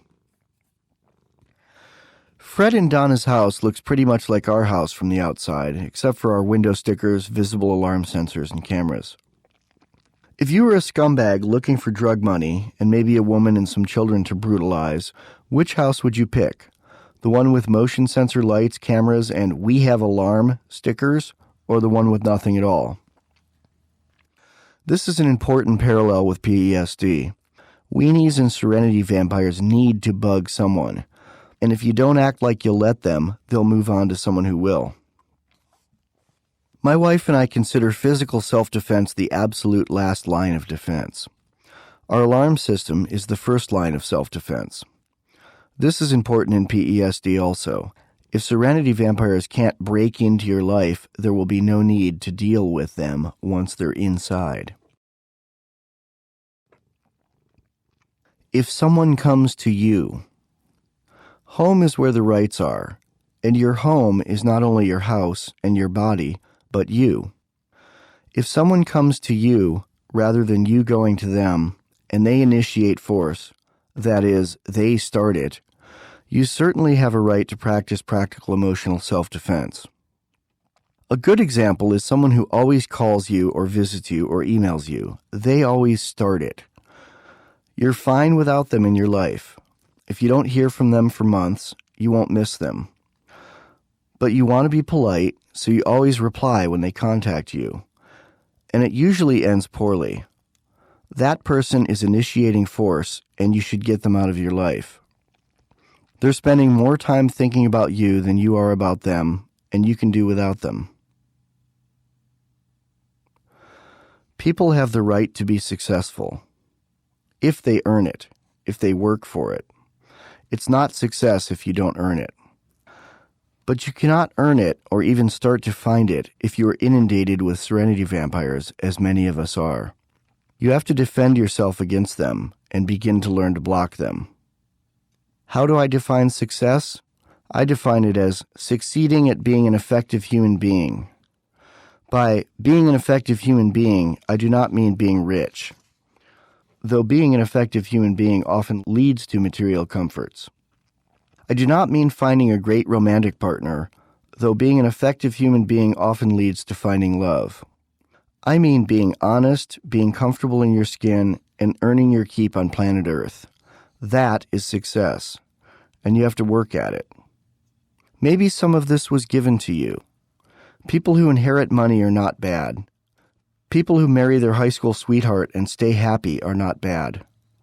There's nothing wrong with something being given to you, as long as you do not demand, expect, or legislate that it be given to you. That's not a gift. That's a form of taking by force. And being lucky enough to be given a lump sum of money or meeting the perfect partner without having to search for years is not taking by force. Conversely, it is not, in and of itself, success. Maintaining that money and maintaining that relationship is success. And that can only be done one day at a time, the way drunks stay sober. It requires constant vigilance and a desire to grow and move forward. It means work. Work means not stealing. People can steal money, but they can also steal time. They can even steal affection. If you work for your own money and your own time and your own affection, you are not stealing. If these things are given to you by a random act of the universe, you are not stealing. But if you coerce money, time, comfort, or love out of someone else, you are a vampire, a bloodsucker. And if you continue to allow someone else to steal your money, time, comfort, or love, you're the other kind of sucker. We will teach you not to be any kind of sucker.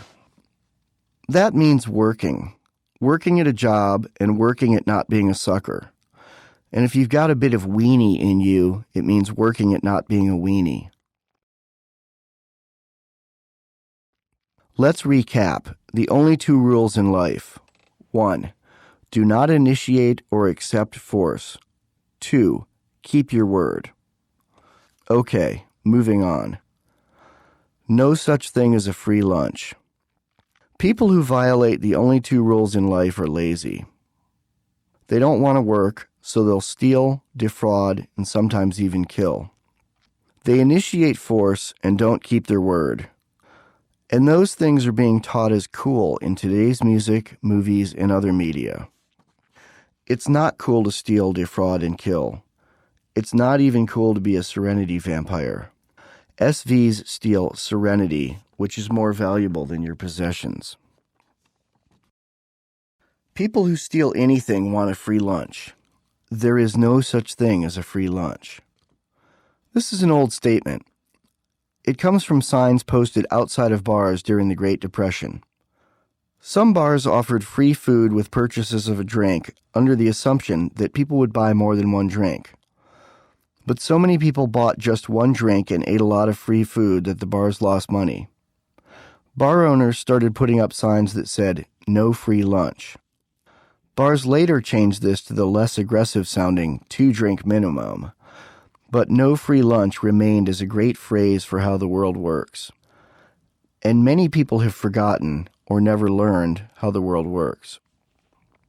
People who want a free lunch in anything should be avoided. But sometimes these people do not want to be avoided. They may even feel they have a right to not be avoided. Avoiding them may require actions that seem aggressive, but actually aren't. You are not initiating force, you are blocking force. My personal belief puts basic faith only in the people who are honest and who want to work for a living. Life experience has taught me that trusting everyone is dangerous. Many people are SVs and weenies who want to steal your time and energy now and continue to slowly dissolve your future. The purpose of life. I believe that the main purpose of life is to give of yourself. But I'm not talking about giving money. I'm talking about giving time, knowledge, effort, skill, friendship, and interaction. Since our time on this earth is finite, I will only give of myself to people who are honest. And the giving isn't just out of generosity. It's to help yourself and everyone who will ever live.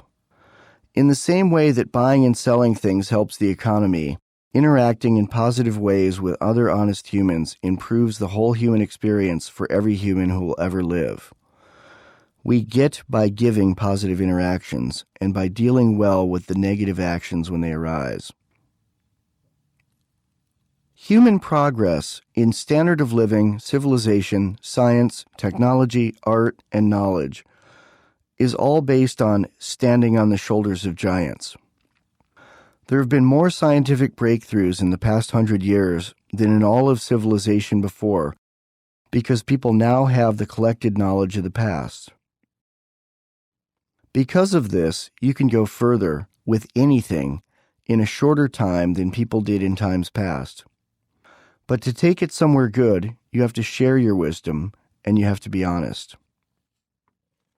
Being able to tell who is honest and who isn't is a very important life skill. Once I've thrown out the dishonest chaff and kept the honest wheat, from that smaller subset, I winnow out the people who bore me. Very few are left, and I don't clutch them like gold, because that will drive many people away. I interact with them in ways that make them want to be around me, and vice versa. This is not people-pleasing, it's doing what you're meant to do on the planet Earth. We are here to have an ongoing spiritual experience.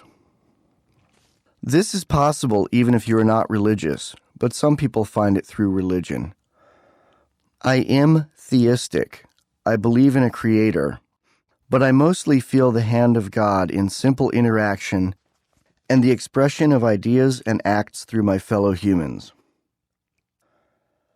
On being confident but not cocky. I'd recommend pursuing things that will make a difference in the world. But you really can make a difference without being a part of an important movement. You don't need to invent a new biofuel, create something like AA, or help invent a new computer operating system like Linux. Those are lofty goals, good goals, but not required goals. You can be an effective human having a spiritual experience on the planet Earth just by being a good parent, child, friend, or anything. Just by carrying yourself well and by working at earning a living, love, and serenity rather than stealing it.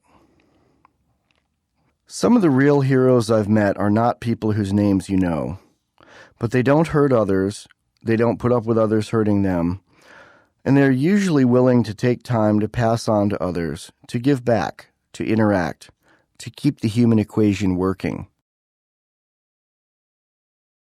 There was a kindly, smart older man in our neighborhood when I was about 9. The retired fellow with the 70-foot antenna jutting over his modest house.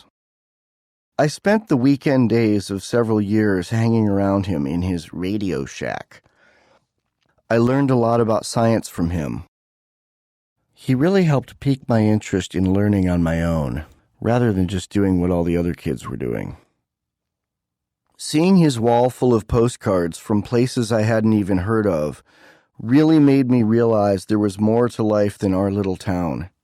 It made me want to communicate with the world, like I'm doing now. He was a wonderful early influence on me, and if he hadn't taken time to show me things, I might not be the person I am today. Head start on succeeding in life.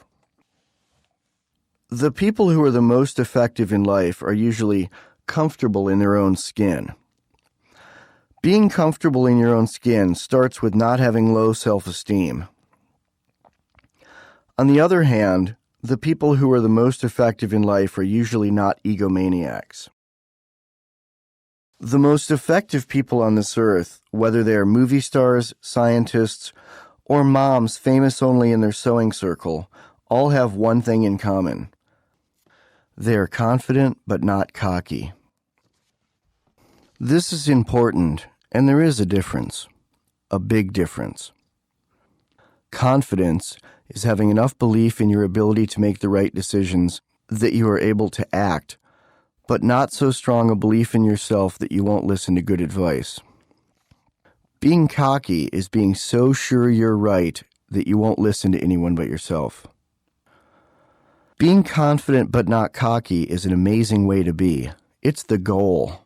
It's how to feel comfortable in your own skin rather than feeling like a cut walking through a lemon world, where brushing against every little thing is irritating or downright painful. And effective people do not tolerate cocky SVs hanging around their lives. Ego versus self-esteem. Having good self-esteem is another way of saying confident but not cocky. A lot of people, however, confuse confidence with ego. Ego and self-esteem are not the same thing. A large ego is often a sign of poor self-esteem. Healthy self-esteem does not need a large ego.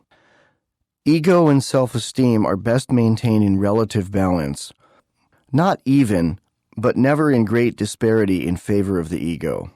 People who have a large ego to hide their poor self-esteem should be avoided. They're dangerous. Most weenies, soul mosquitoes, serenity vampires, abusers, criminals, and even killers have low self-esteem and large egos. For what it's worth, so do the fictitious heroes in many Hollywood movies. Why we should block weenies and serenity vampires. If I'm to give the proper amount of attention to things I find important, I have to winnow out and delete people and things from my life that are destructive. The most destructive things I've ever had in my life have been people who are serenity vampires.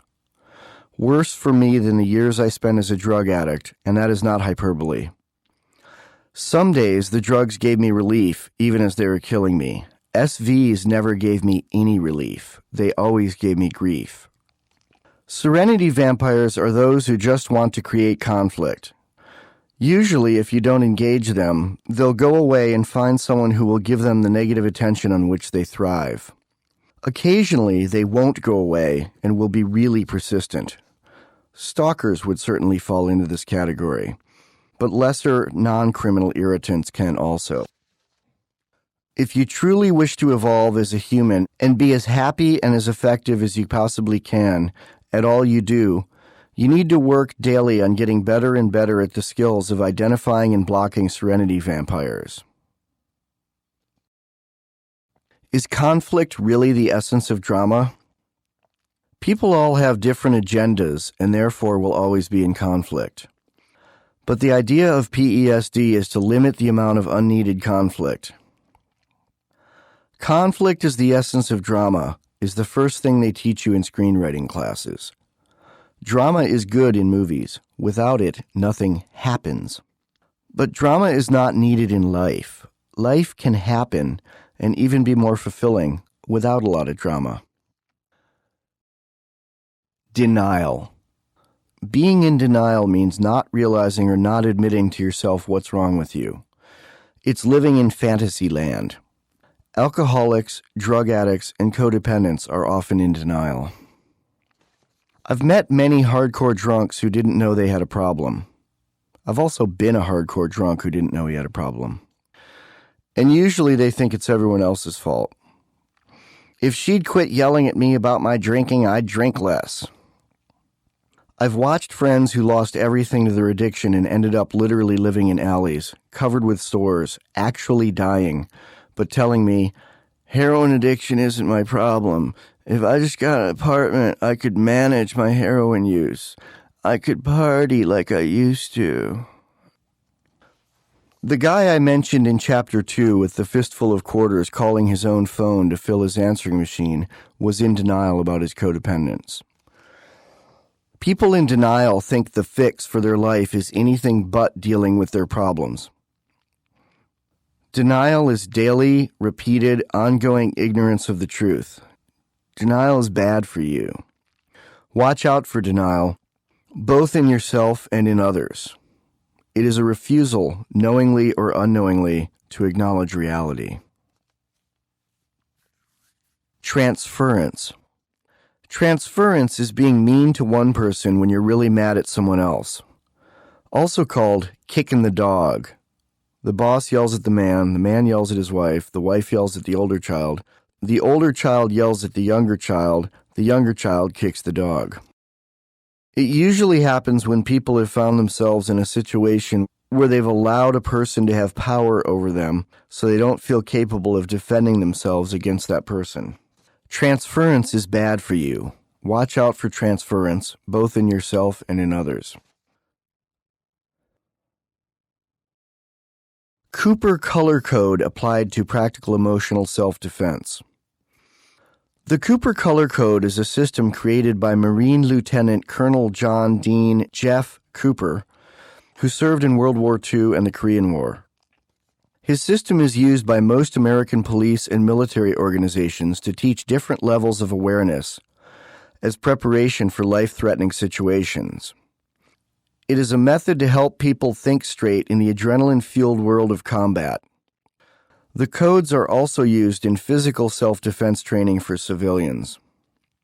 I find the Cooper Color Code very useful as an analogy in practical emotional self-defense. It becomes a rainbow of awareness for recognizing and being prepared for SVs without living in constant fear, and conversely, without being oblivious and therefore vulnerable to emotional attack. Note, the description below uses the word goblin. As I've said, this is common physical self-defense speak for someone who is out to kill you. The PESD equivalent would be serenity vampire for someone who is out to kill your serenity. Here are the Cooper color codes as explained well on Wikipedia. Begin quote from Wikipedia. Condition white, unaware and unprepared. If attacked in condition white, the only thing that may save you is the inadequacy or ineptitude of your attacker. Your reaction will probably be, "Oh my God, this can't be happening to me." Condition yellow, relaxed alert. No specific threat situation. Your mindset is that today could be the day I have to defend myself. You are simply aware that the world is a potentially unfriendly place and that you are prepared to defend yourself if necessary. You use your eyes and ears and realize, I may have to shoot today. You don't have to be armed in this state, but if you are armed, you should be in condition yellow. You should always be in yellow whenever you are in unfamiliar surroundings or among people you don't know. You can remain in yellow for long periods as long as you are able to watch your six. In aviation, 12 o'clock refers to the direction in front of the aircraft's nose. 6 o'clock is the blind spot behind the pilot. In yellow, you are taking in surrounding information in a relaxed but alert manner, like a continuous 360-degree radar sweep. As Cooper put it, I might have to shoot. Orange. Condition orange, specific alert. Something is not quite right and has gotten your attention. Your radar has picked up a specific alert. You shift your primary focus to determine if there is a threat, but you do not drop your six. Your mindset shifts to, I may have to shoot him today. In condition orange, you set a mental trigger. If that goblin does X, I will need to stop him. Your pistol usually remains holstered in this state. Staying in orange can be a bit of a mental strain, but you can stay in it for as long as you need to. Cooper described this as, I might have to shoot him, referring to the specific target which has caused the escalation in alert status. If the threat proves to be nothing, you shift back to condition yellow. Condition red. Condition red is fight. Your mental trigger, established back in condition orange, has been tripped. You take appropriate action. Cooper explained this as, I am in the process of shooting and will only stop if the threat is reduced before the process reaches the point of no return. The United States Marine Corps also uses condition black as actively engaged in combat, as do some of Cooper's successors. But Cooper always felt that this was an unnecessary step and not in keeping with the mindset definitions. Condition black is when you have not prepared yourself for a violent encounter mentally or through self-defense training, and now your mind is overwhelmed with stress, and both your mind and body shut down to any realistic defensive response. In essence, you become the victim through lack of planning or self-defense awareness on your part. Increased personal security and personal safety by living in Cooper Color Code Yellow, to make sure you see any threat to your safety before you find yourself in the middle of a mess and risk injury or death. End of quoted part from Wikipedia. Applying this to PESD. So there you have the Cooper Color Code. It's meant for physical self-defense, but I apply this to practical emotional self-defense too. Before I really figured out how to block people I don't want around from getting into my life and into my head, and figured out there were things I could do about it, I used to live in condition red in my emotional dealings with some people. Living in red will make you old and tired fast. If you practice practical emotional self-defense effectively, you'll rarely have to ever go past condition yellow or condition orange at most. In physical self-defense, you are taught that condition white is a bad place to be. As I've said, it's where people usually are when they get mugged. They're blissful in looking up or down but not around. They see things but don't really see them. I'm in physical condition yellow anytime I leave my home, which is seeing things but not in fight mode. A key to practical emotional self-defense is rarely going into condition white. Sure, maybe at home with the phone turned off, spending time with someone you truly love and trust, or working with someone you truly trust on a project. In person, over the phone, or online, yeah. But anywhere out in the world, or anytime you deal with people you don't know, and especially people you don't trust not to be weenies or SVs, you should be in at least condition yellow. Being in condition yellow doesn't hurt. You can actually live there most of the time without a lot of stress. Condition yellow is not being paranoid. It's not jumping at everything. It's just being alert. Trust isn't handing someone your wallet. It's handing them your heart. Michael Barabay adds this useful info. One benefit of condition yellow is that it actually allows you to go out and safely and happily engage with the world. It allows you to maintain your intellectual curiosity and your love of life and art and music and everything. Condition yellow isn't simply or purely a matter of being armed for possible attacks. It's also a way of going out and being in the world so that you can actually have fun and go on adventures and try new things and enjoy yourself. Because as you know, if you go around in condition white all the time, you'll wind up overwhelmed and shell-shocked, and may eventually decide that the only way to live and stay healthy is as a recluse, and we don't want that. End of Barabay quote. The other end of the spectrum. The other and more important part of the Cooper Codes in practical emotional self-defense is to rarely, if ever, go into condition red or get caught in condition black. Dealing with SVs causes many people to live in condition red. That hurts your heart, your soul, and will shorten your life. But if you handle yourself correctly, you won't need to go into condition red often. That's what we're going to deal with in the coming chapters. Action. Write down the Cooper Color Codes. Hang them on your wall and memorize them. Write down examples of times you've been emotionally pushed by people past condition yellow. Think about ways you could have avoided it, or even avoided them. End of Chapter 4. Chapter 5. Your rights end at my nose. I'm very fond of the saying, your rights end at my nose, sometimes also expressed as, your rights end where my nose begins. It sums up much of what I believe, and perfectly sums up practical emotional self-defense. Your rights end at my nose is the idea that anyone can do what they want, but when it affects you, it borders on becoming, or actually becomes, an initiation of force. Agendas in conflict. Thomas Jefferson said, rightful liberty is unobstructed action according to our will within limits drawn around us by the equal rights of others.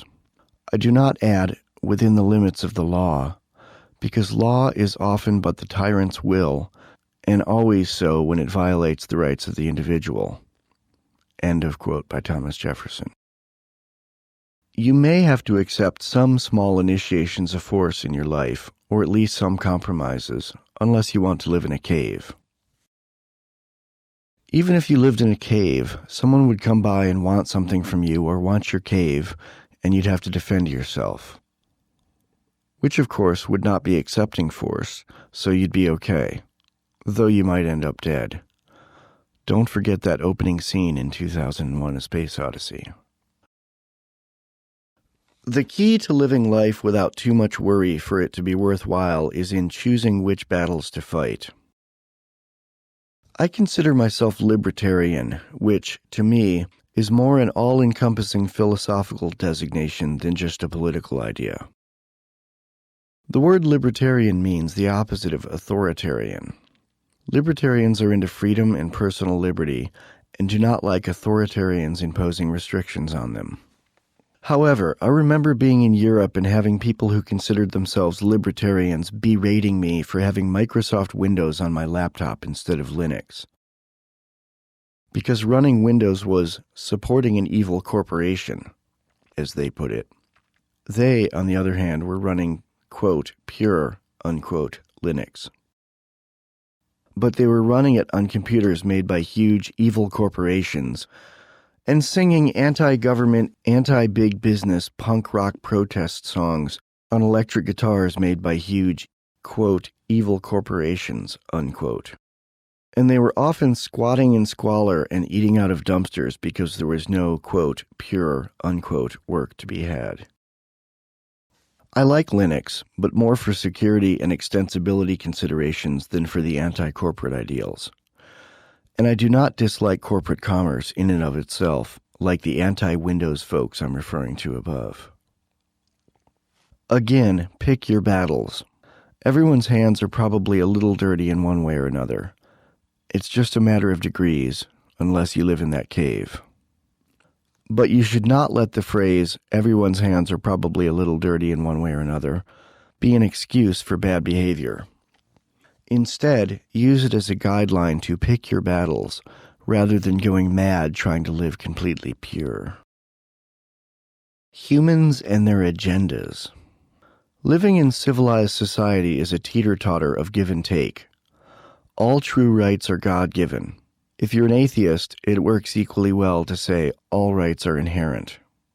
But people with political callings tend to like to put rights into writing. Once that happens, everything seems good for a minute. Then someone says, think of the children, or just, there ought to be a law. And a new, usually counterproductive, law is enacted. And a God-given right, large or small, is taken away. Historically, this repeats ad nauseum until the once free society becomes a totalitarian regime, or dissolves, or is otherwise totally ruined. More people are then born and live closer together, and things like roads and schools are built for the good of the community. Pretty soon we are surrounded by so many laws that every single person is probably at least a petty criminal and may not even know it. U.S. law is so complex that if printed out, it would fill a landfill or three. Even lawyers can't know it all. On top of all the laws, add in the rules, regulations, customs, social mores, and people just not liking what their neighbors are doing even when it's perfectly legal. And the more people there are, especially in one area, the more the chance there is for conflict. The world grows increasingly complex until people aren't smart enough to govern themselves, so they elect people to do it for them. Unfortunately, all too often, the people who seek such positions have less than wonderful motives and agendas. The same is true of many citizens. Many citizens do not respect the end of anyone's nose, even as they're screaming that no one is recognizing how special their own perfect nose is. The world is a balancing act of give and take, of agendas and demands, of every splinter group demanding rights for their special brand of humanity when it should just be all based on human rights, rather than the rights for every one of thousands of groups demanding their due. And they often aren't demanding equal rights, they're demanding special rights. Anything that comes anywhere near equal, special rights for the lobby of left-handed wet nurses of Massachusetts, but also satisfies the demands of the Northern California Union of Abused Adult Codependent Children of Alcoholic Cat Lovers, is going to totally step all over the rights of everyone. Noses akimbo, oh my. People who are decent don't demand their special splinter group of humans be given special rights. People with integrity keep their own natural rights out of other people's noses, and keep other people's noses out of their own rights. There are too damn many agendas in the world. Practical emotional self-defense includes stepping out of the way of agendas. One way to deal with this is to move away to a sparsely populated area and live in a house on a large plot of land. That's kind of like living in a cave, but with some of the perks of civilization. My wife and I are currently working on doing exactly that. Or you can learn to live with it. Learning to live with it means learning to manage who you let into your life, and learning to deal with the ones you do let in, and learning to block people who demand to be in your life regardless of your desires. By the way, I think only 5 things should be illegal: murder, rape, assault, theft, and fraud.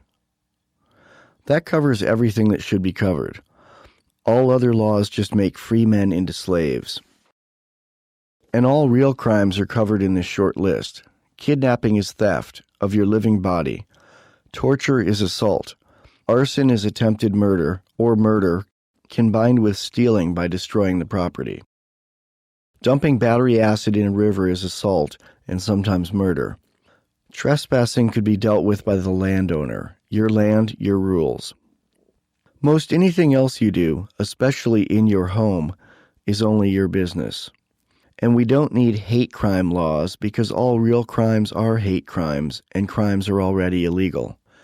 Hate crime laws only make someone's special nose more important than anyone else's.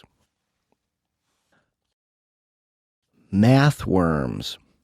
SVs, mosquitoes, and weenies often require math, as in mental calculations you have to do to deal with them. I call this brand of human math worms. They require math to be around. If your life is infested with a math worm, you'll often find yourself thinking things like, should I call him back? I really don't want to, but if I don't, he'll keep calling.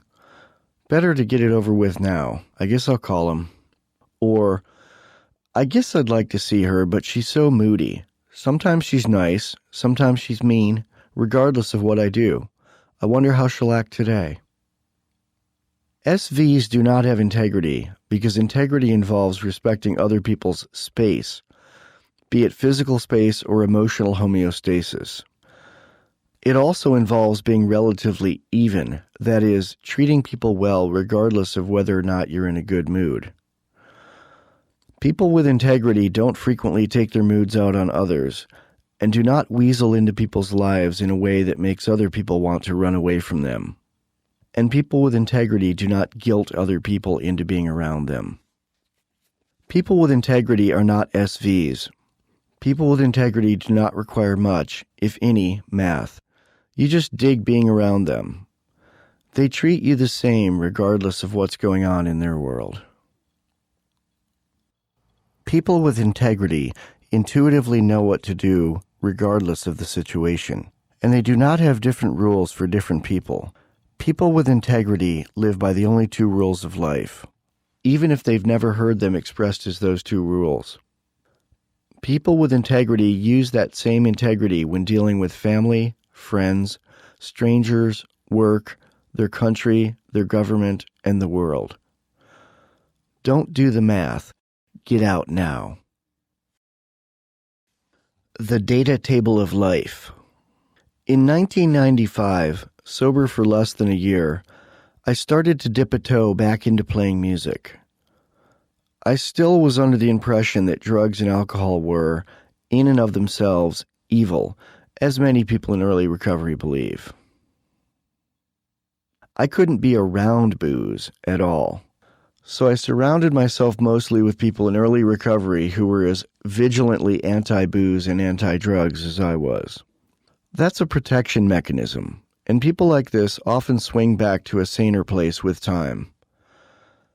This works in recovery from addiction to substances, as well as in recovery from addiction to people, that is, recovery from codependence. Today I can go into a bar if I have reason to. I rarely have reason to, but I can do it if I want, without it being an issue and without having a drink. My wife and I frequently have dinner in restaurants where the people at the next table are having wine. Not a problem. But in early recovery, any alcohol around me freaked me out. I viewed it the same way that Superman views kryptonite. I remember jamming with this really good guitarist named Rebecca. She brought one beer to our practice place, opened it, and sipped it throughout rehearsal. People who spend 2 hours nursing one beer are not alcoholic. But me and my sober musician friends were freaked out. At the end of practice, we had a talk with her. We told Rebecca, "We really like your playing, but don't want to be around beer. When you come back next time, please don't bring beer." She said, "Okay, Michael doesn't like beer. I'll file that away with other information like what kind of string each of my cats likes to play with." She really didn't come off as passive-aggressive or sarcastic. You'd have to know Rebecca's positive energy to really get this, but trust me, she was just doing math. I had become a person who requires math in her life. Rebecca had to alter the equation of who Rebecca was in order to be around me. She had entered a fact about me, a boundary actually, into what I call the data table of life. But I didn't require much math beyond that, so we kept playing music until she moved to a different city. Every person requires some math, but some require a lot of math. Those are the ones to avoid. People who require too much math are typically people you have to negotiate with, even though they don't know you're negotiating with them. Examples. Someone who calls you on the phone so much that you duck their calls sometimes, and you make a note to yourself to only talk to them on the phone 3 times a week. You have to keep track of that. Or someone who keeps track of what you sent them for Christmas and bases your next gift on the dollar value of your last present, and even writes it down, rather than just giving from the goodness of their heart. Or people who are very moody and get mean when they're drunk, or otherwise deal with you differently on different occasions, even if you're being consistent in your treatment of them. With people like that, you not only have to do math to keep it all straight, you have to try to second-guess what mood they're in at any given moment, and what mood they'll be in an hour from now. The more junk you have to keep track of in the data table of life, the less mental and spiritual space you're going to have available to do the things you really want to do. And that makes you a less effective human being on the planet Earth. People who quickly fill up your data table of life are worth deleting, especially if they fill it up with crap, math negotiations, and cause you to try to duck them. Especially if you're only keeping them in your life because you don't want to be rude by asserting yourself, which is no good reason at all. By the way, no one should routinely leave many unwanted messages a day on your answering machine, pager, email, etc., unless someone has died or is in the hospital. Avoid people who do this. It's an initiation of force. Against the man. People with integrity may have disagreements, but these disagreements never degenerate into ad hominem arguments. Ad hominem is Latin for to the man, in the sense of an argument against the man.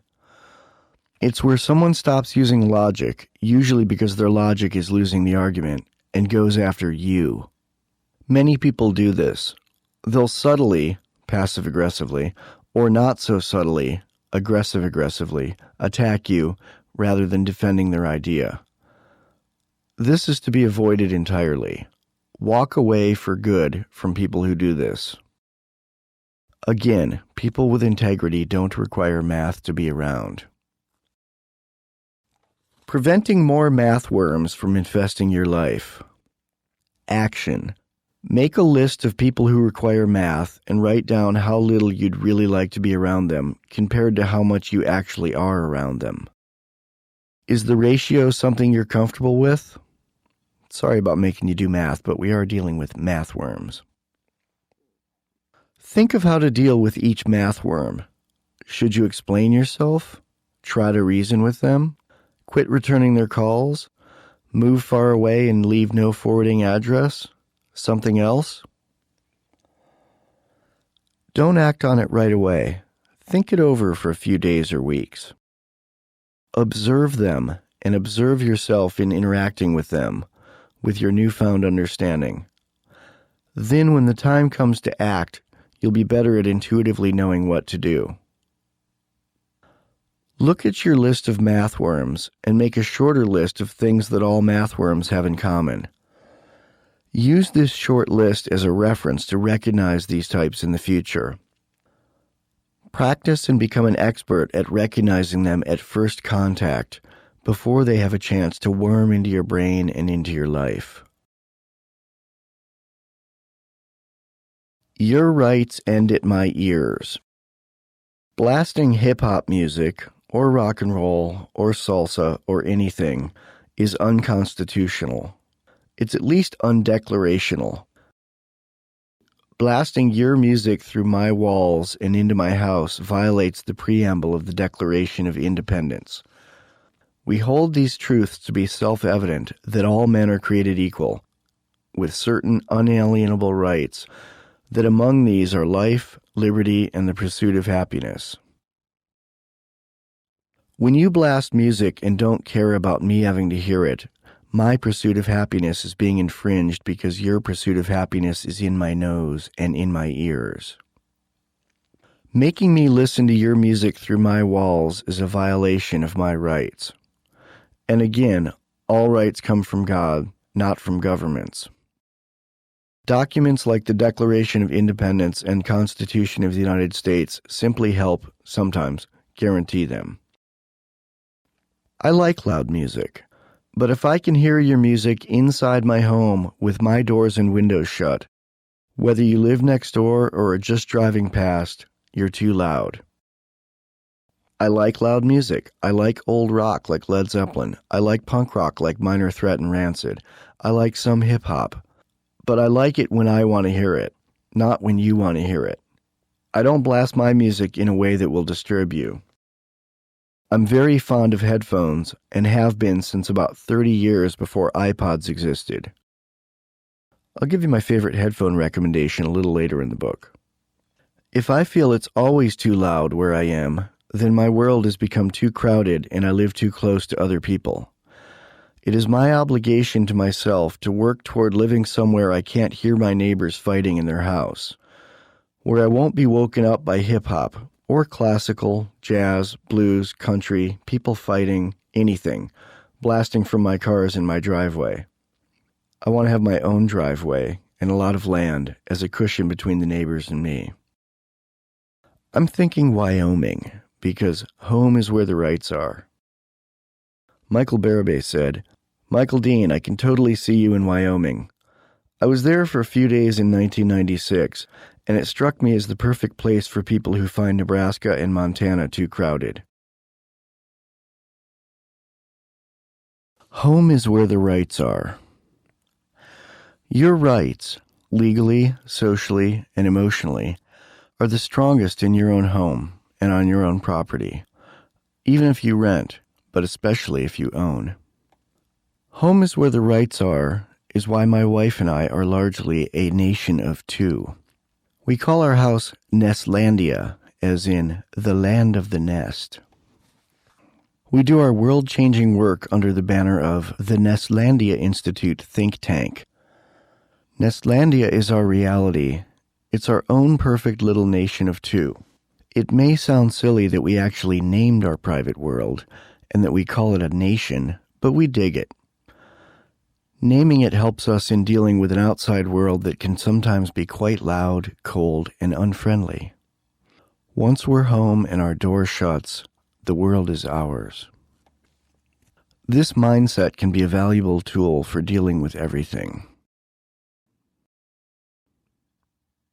Don't you know who I am? Inside the mind of Serenity vampires.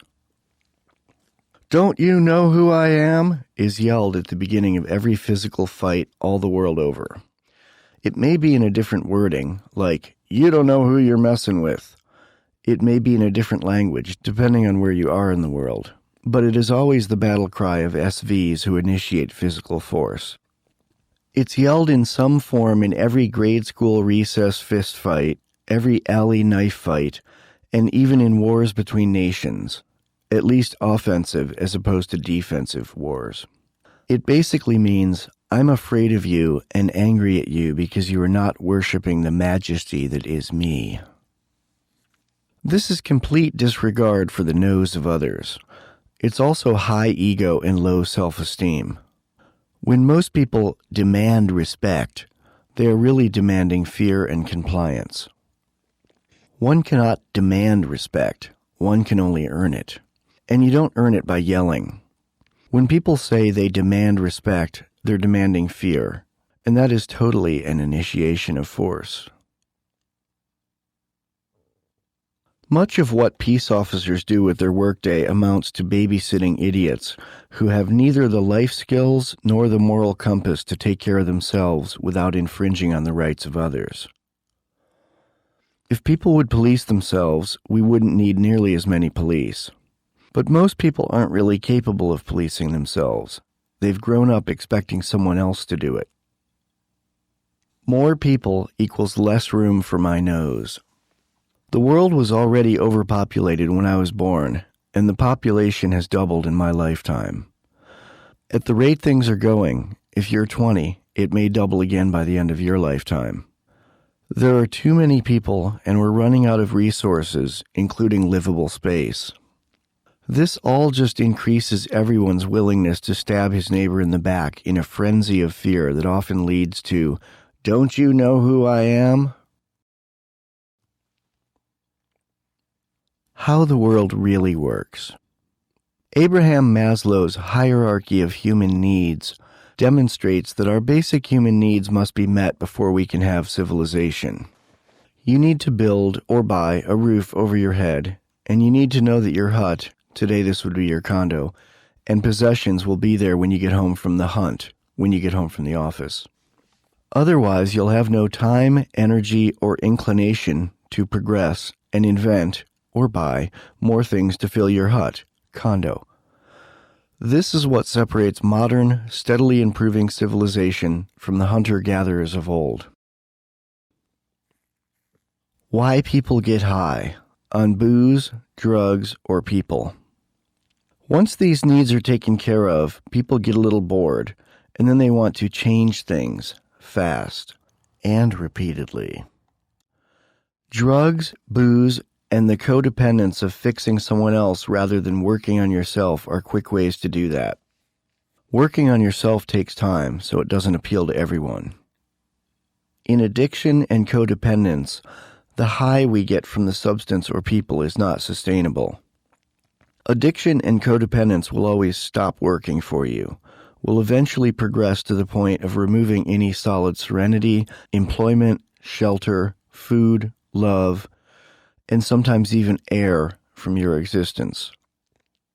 Addictions make you more squittiny and squicky, which tends to get you up into people's noses more, and makes noses in the mirror of life appear closer than they are.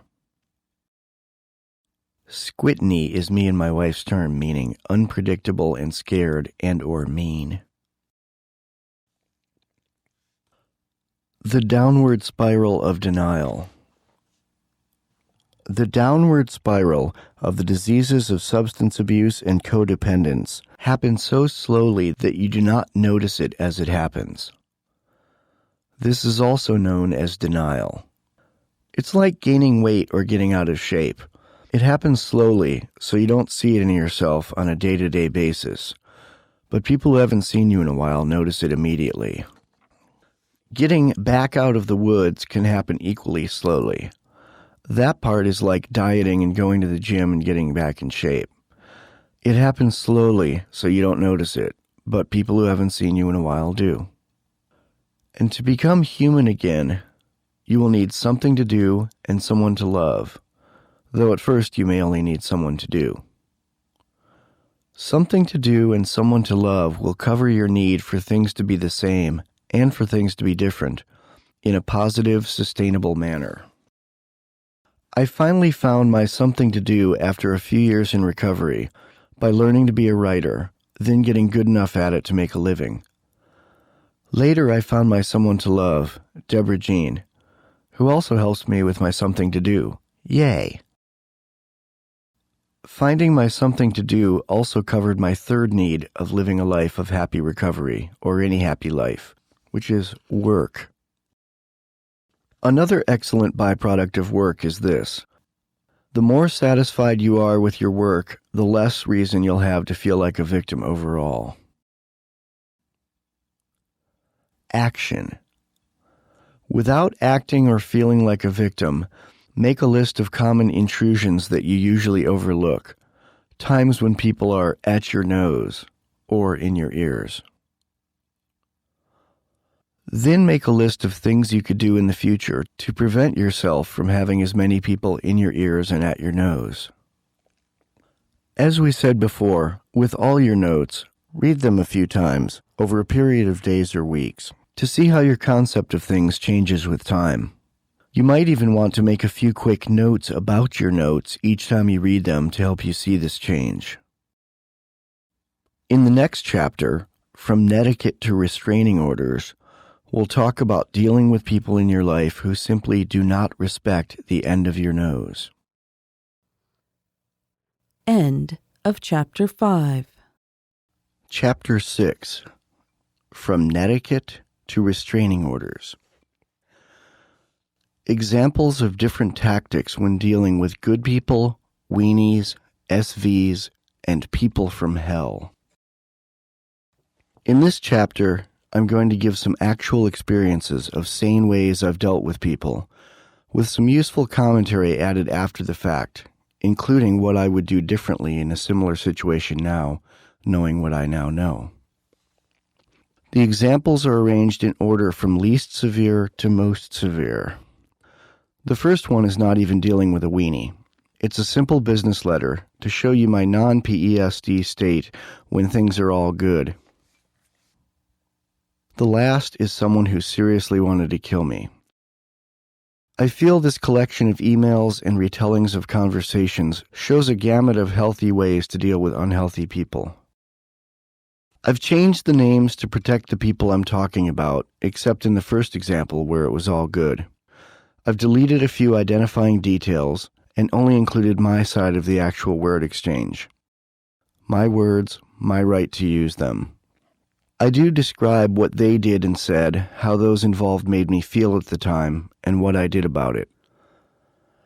I put a lot of thought into the examples I chose, and into the order in which they're presented. I took into account how much mental hell I was put through, if the person was my friend or not, how long I'd known them, how persistent they'd been in messing with me, and if they were physically dangerous to me or not. We go here from mild to wild. Some of the later examples are intense, so personal that you may feel like a voyeur while reading. That's okay, we haven't used any real names, and this is a teaching hospital. You need to be able to look into the heart and brain as we perform surgery to remove the tumor that is the SV. There are 6 examples in this chapter. Example 7 is in a different chapter following this one, the no contact strategy chapter. It's a mother who stopped talking to her adult daughter for 1 year. It would go at the end of this chapter in our continuum of least intense to most intense, but it really does deserve its own chapter. What should I tell the SVs? I give these as examples of strongly stated boundaries presented in ways that worked for me. I also point out what didn't work and what I would do differently now. Your mileage may vary. I absolutely do not recommend cutting and pasting my exact wording to anyone for a number of reasons. First, it wouldn't be you. Second, someone may get really freaked out and think something's going on if, at some point in their life, they get 2 identically worded letters from 2 different people who don't know each other. They may think that you and the other person are conspiring against them. Third, my goal is never to give you a fish, it's to teach you to fish. I'm not showing you these examples to suggest you should do exactly the same in any situation. It wouldn't work because these exact situations will likely never be replicated. You will have different situations that require unique but related action. And lastly, I do not give advice, I give experience, strength, and hope. I cannot give you advice for your life because I don't live your life. Why should we block the SVs? A reminder. These examples are good general practical emotional self-defense, which is always good life amp, because PESD is good for blocking people, which makes more time and energy available to you to get things done. Remember, you don't need to fight people. The idea is to block them. Be like the karate master who lets the other person use their weight against themselves. Remember, SVs need a victim. If you refuse to be their victim, all but the most sociopathic people will go elsewhere and find someone else who will react and complain. Bullies like someone who twitches and twists. Example 1. Standard business letter to people I like and with whom I like working. This is to show you my baseline. Before administering a lie detector test, they ask you a few questions with known answers, like your name, age, and job, so they can see what your baseline reactions are to truth. We're not talking about lying here, but we are talking about stress, which is what a lie detector measures. Knowing my baseline when things are good will help you to better see my stress as it progresses from code white to code yellow and beyond. This first letter shows my baseline with two people. One is my co-author on the last book, asking for his approval on an email I wanted to send to our project editor. I include a draft for the co-author's approval of the email to the project editor at the company that published the book. It's an example of good email etiquette, or netiquette, in action, in a situation requiring absolutely no defense. And that's the goal, to minimize the number of situations that require defense. Part of that is structuring your life in such a way as to work hard and make choices to end up in situations where you don't have to do much active defense, even in your work situations. More on work in chapters 13, 14, 15, and 16. Here's the letter.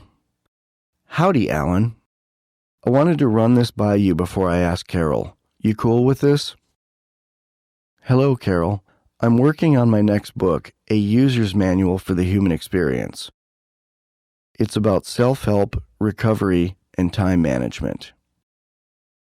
I want to reprint parts of my time management section from pages 217 to 227 of the YouTube book, including the Dean one-page plan, into the new book, with a credit of where it was first published.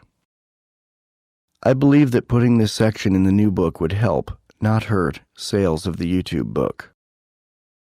I know that Alan's name and my name are on the copyright for the YouTube book, but I know I should run it by the publisher before excerpting it.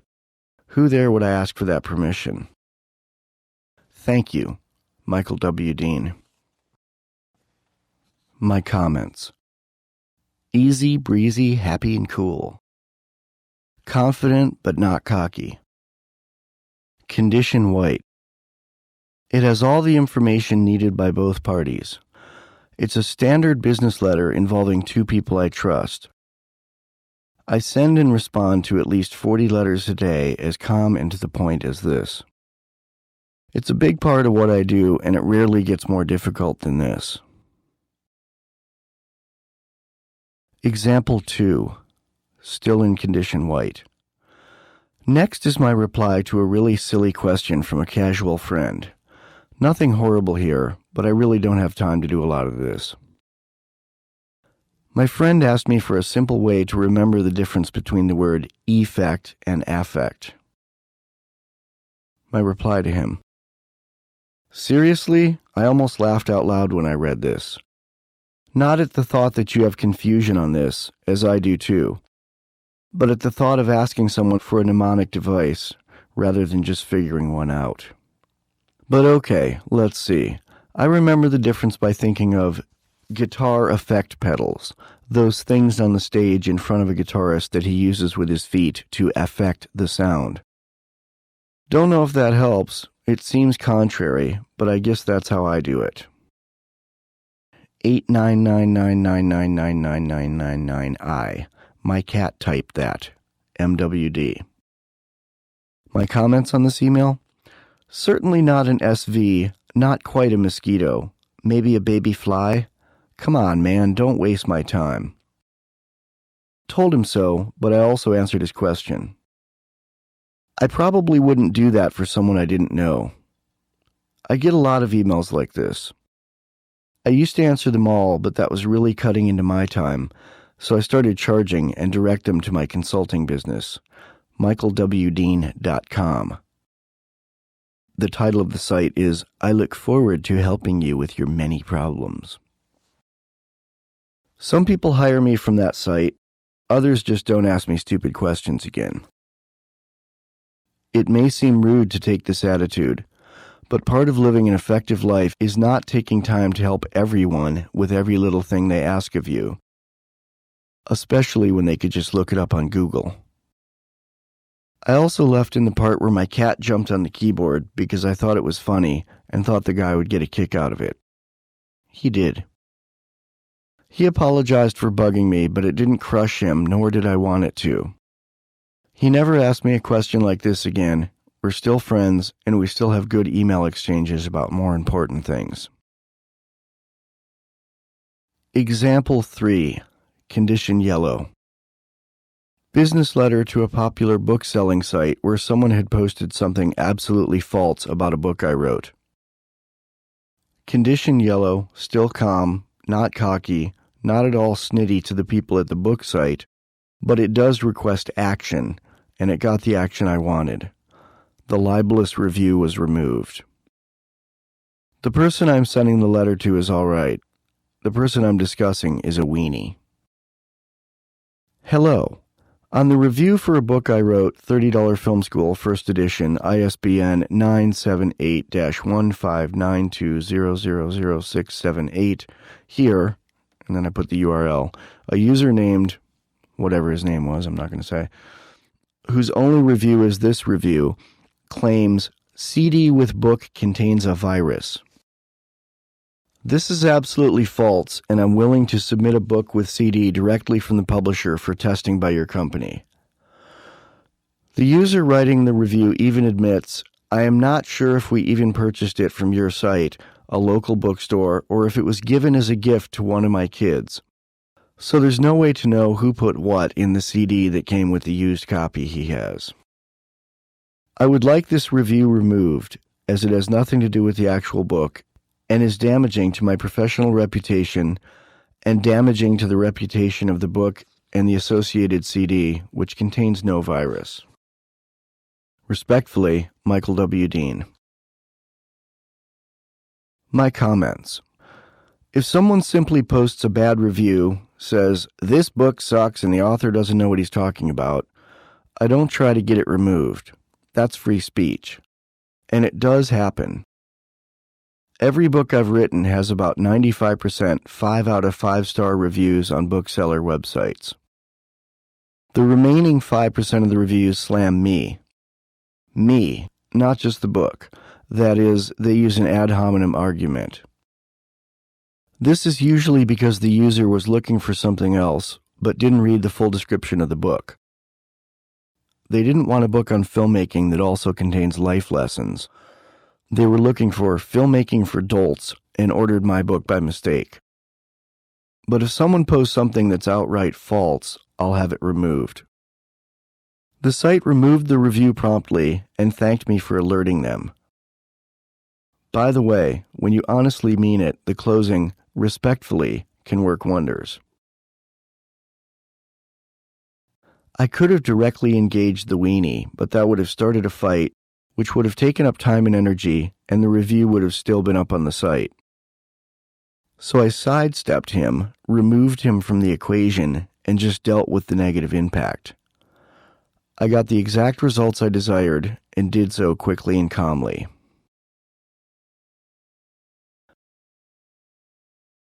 Example 4.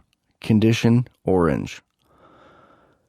Email I sent to an old friend I hadn't seen in a very long time, with whom I'd started exchanging emails because we were on the same libertarian web board. Let's call her Veronica. Veronica's cool, but this letter is in reference to an ex-girlfriend who was pretty much nuts. I know it's not politically correct to use the term nuts, but I don't care. It fits. At least in the sense of, dealing with her made me feel crazy. But in this case, the nutty woman, let's just call her Eve, made my life hell after we broke up. Threatened to kill me. I ended up calling the cops on her. She's nuts. I don't like calling the cops, but it was the only thing that worked to make her go away. Note, if you ever have to call the cops on someone for something like that, call the cops in your town, not in their town. And call the non-emergency number, not 911. Unless it truly is an emergency, like they're trying to break into your house. Maybe a better word for her than crazy would be squittiny. Again, that's unpredictable and scared and/or mean. Veronica is a good egg. Eve is a squittiny SV. Eve would have been a person from hell if she still lived in my town and was still bugging me. But she does not and is not. I just didn't want any old wounds being ripped open. Dear Veronica, Eve is a scary person to me. I would really appreciate it if you didn't mention to her that you ran into me.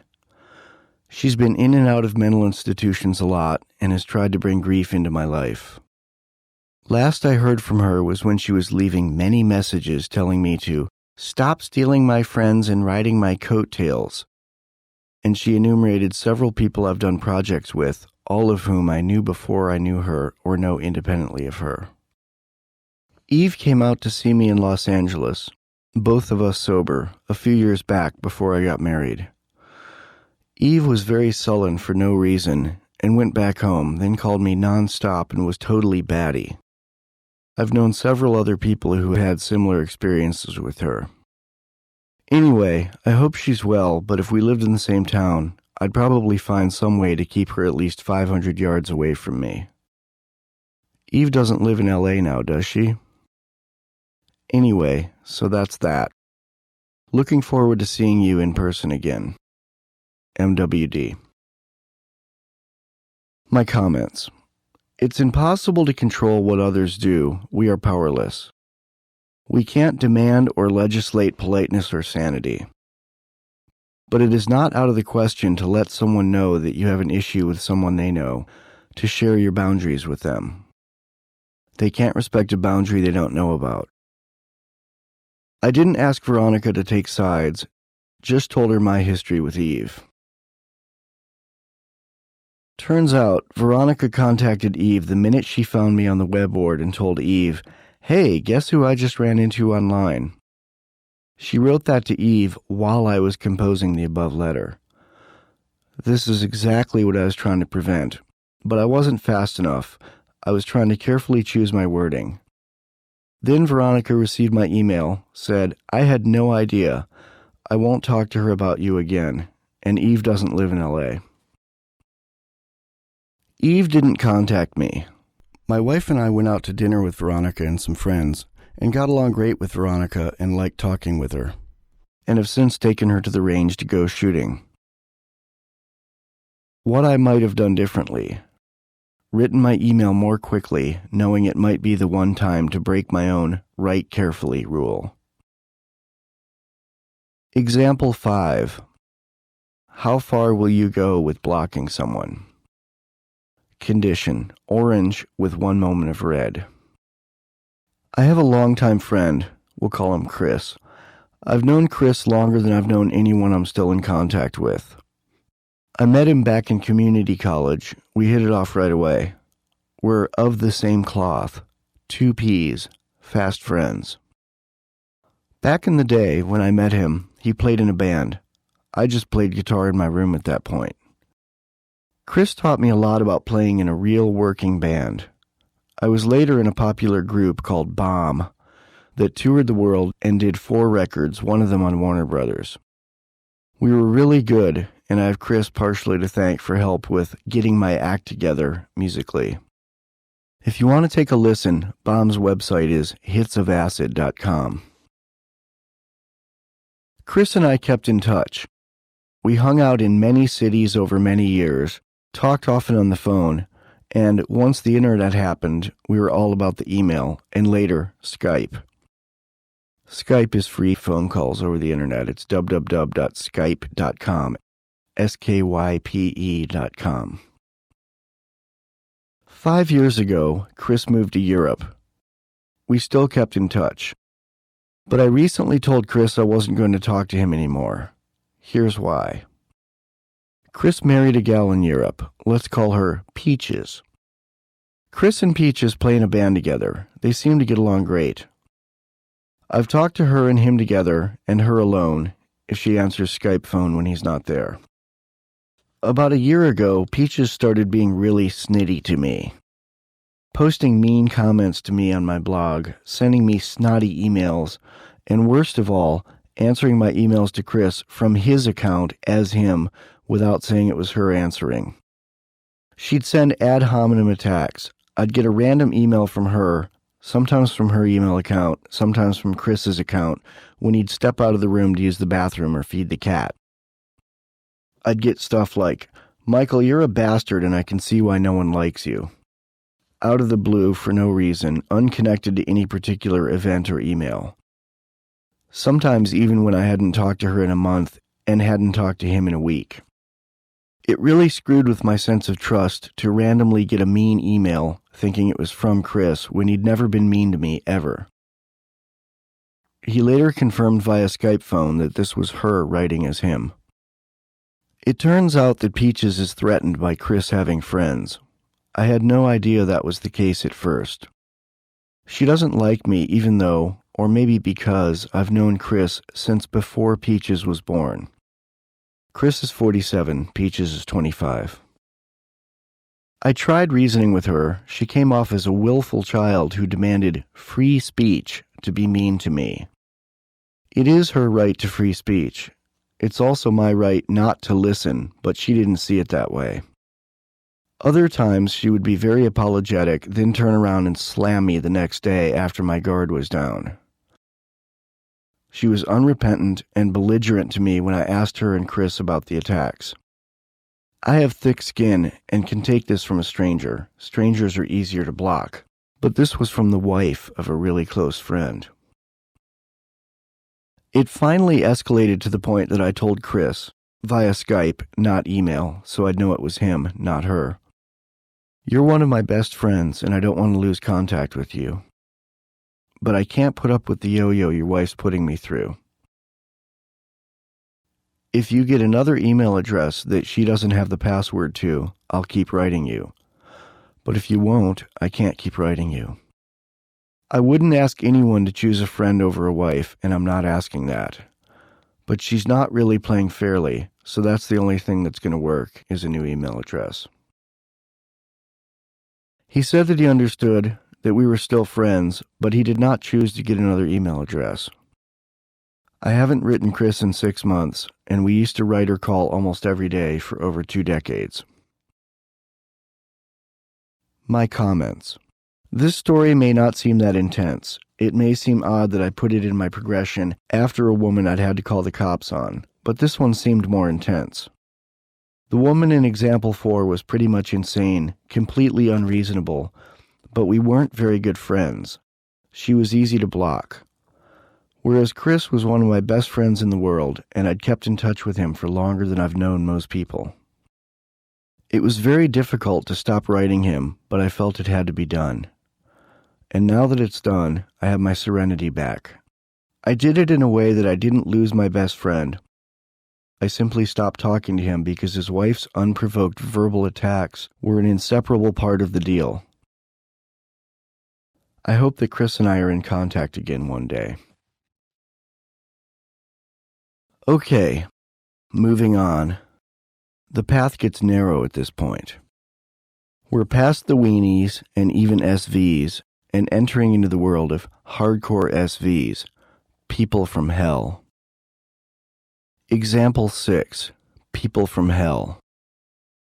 In San Francisco, I lived directly downstairs from a drunk guy who frequently beat his wife. I hated having to hear it and called the cops a lot. They'd take him away for the night, then she'd go pick him up at the station the next day. I was in condition red and even condition black for 3 years, in my own home. It was horrible and a very codependent experience. I was worried about the drinking and rage of a guy whose name I barely knew, who I'd spent about 5 minutes talking to, total, ever. His rage became my problem simply because he lived above me. The guy started repeatedly threatening to kill me for calling the cops. The wife even threatened me. I stopped calling the cops on him for a while because it was making things worse, not better. I figured, well, they're both adults, fine. You like your games, none of my business. Even though I could hear it from my apartment, it was totally in my nose and ears, so it became my business. And them threatening me was also my business. But then he beat her while pregnant and after the child was born, beat her in front of the baby in a one-room apartment, threw furniture around, threw the TV, all near the baby. I started calling the cops again for the kid's physical safety. One time the guy saw me on the street and said he was going to kill me. He got up in my face and looked ready to swing. I called 911 on a payphone. He hung up the payphone as I was dialing. By the way, it is a crime to interfere with an emergency call. He said he was very serious about killing me. His wife was with him and she said she was going to kill me too. The next day I filed a TRO, temporary restraining order, against them, left town for 2 weeks, then went to court, faced them, got a 3-year restraining order, and moved to Los Angeles the next day. As I said, I hate involving the authorities. I would prefer to settle anything I can without calling in the nanny state to protect me. I'm glad police, the good ones, and courts, the fair ones, exist. But I really try not to need to deal with them. It complicates things. But the reason I filed a restraining order was this. The guy was serious about killing me. I felt that if I ever had to injure or kill him in true self-defense, a prior restraining order on record would help me beat unfair prison time for a trumped-up assault charge or manslaughter charge. California is not the best state, prosecutor-wise and jury-wise, in which to have to defend yourself in court after defending yourself out in the real world. A restraining order takes a lot of effort and is only, in my opinion, for people who will not stop, are truly dangerous, and live in the same town as you. Most people are not insane enough to keep pursuing you for long if you ignore them. They want to fight and will move on to the next victim if you don't feed the beast with negative attention. They want you scared, and if you cease responding, they aren't getting what they want from you and will look for someone else to twist up. Comments. My order of escalation for dealing with SVs who are going out of their way to wrongly impose their will on me is this. 1. Tell them, it's over. Please do not email, call, write, or come to my house ever again. 2. Ignore them. 3. Block their email, block their phone number. 4. Have the cops call them. 5. Obtain a restraining order. 6.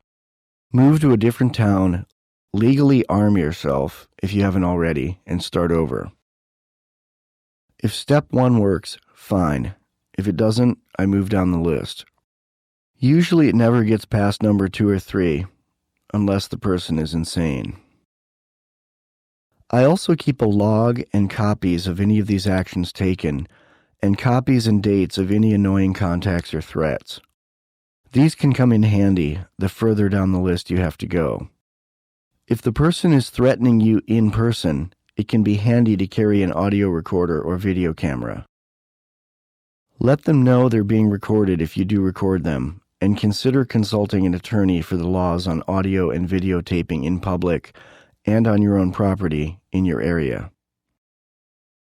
I'd also say, from experience, if you have to obtain a TRO, temporary restraining order, you'll have to get it properly served. Getting a TRO served is the first step in getting a full restraining order, which can be good for 3 or more years. Hire a process server rather than having the cops serve the papers. Cops are not usually very proactive about it. They've got real, current crimes to deal with, and preventing possible future crimes is lower on their list by necessity. And don't have your cousin or brother or friend serve the TRO. It might invalidate things. It's best to have someone you don't know serve the papers. Your cousin, brother, or friend may get into it verbally, or even physically, with the person from hell, which will not help your case. Also, it's usually a legal requirement that the person serving process must be an uninterested party, and the person serving the papers must be of legal age. Note, I am not an attorney. I'm just saying what worked for me. You might want to consult an attorney to see what the legal requirements for a TRO, aka VPO, Victim Protection Order, are where you live. Even if you don't have a stalker, security cameras outside your home are a good idea. They don't cost that much if you consider their potential value. They're totally worth it. You can see who's outside your house without opening the door and endangering yourself. Also, if someone acts inappropriately or criminally, you'll have solid proof that they were there and did what they did. People lie, cameras do not. Again, I am not an attorney, but in most parts of America, if you record video but not audio in an area where people do not have a reasonable expectation of privacy, like in public, you're usually legally okay. If a stalker showed up at my house, I wouldn't open the door. I'd call 911 immediately. If the stalker broke in uninvited, I would defend myself. I try to avoid showdowns. They're the last thing I'd want. To truly practice any self-defense, you have to be prepared and willing to fight. You have to know how to fight. You should physically and mentally condition yourself and regularly practice training scenarios. But you also have to know that fighting is a last resort. You do everything you can not to have to fight. Again, this is not only true of physical self-defense, it's true of PESD too. Courts tend to resist issuing more restrictive restraining orders, that is, longer duration and further distance the person has to stay away, unless there's an extreme danger to the party seeking the order. The court has to balance the person's right, your right, to safety with the other person, the hardcore SV's right, to travel freely. Think of it this way. The court is being asked to legally restrain someone who may not yet have committed a prosecutable crime. Essentially, the court is deciding if the risk that the person may commit a crime is great enough to justify restricting that person's legal right to freedom and travel. That's a pretty tough standard, and if you want things to go your way, you'll need to be very well prepared. I have gone through the effort to get a restraining order only one time, when there was genuine danger. Do not argue with the judge and remain calm. The day I went to court for mine, some people who I think were genuinely in danger did not get a restraining order granted because they didn't have their paperwork in order and/or they argued with the judge. One thing to know, a restraining order will not always restrain a truly unbalanced person. It will sometimes even escalate their actions. However, a restraining order from a judge does generally make it easier to prosecute any further serious actions on the abuser's part after the order has been issued. Especially if you have proof of the abuse, like audio, or better yet, video. Bottom line, I've learned from past experiences, including this one, to try to stay out of pushy people's radar, and have had to become a very good judge of people's personalities and their potential to push. I make it hard for people to stalk me. I don't even post the city I live in on the internet. My phone number is unlisted. Less than 10 people have my phone number, and 5 of them are family. I love interfacing with the world via the internet and in real life with a very few special people. But I'm a person who only wants to interact with those who can do so civilly. This helps keep squidny people out of my hair. Drop the rock. If the wife-beater neighbor scenario happened to me now, I'd call the police a few times, but I'd move away before it got to the point of a restraining order. Back then, I didn't know what I know now, and I thought, it's my apartment building. I was renting here first. He should move. There's a story people tell in AA. It goes like this. A guy is walking by a lake. From the shore, he sees someone holding a big rock and drowning in the lake.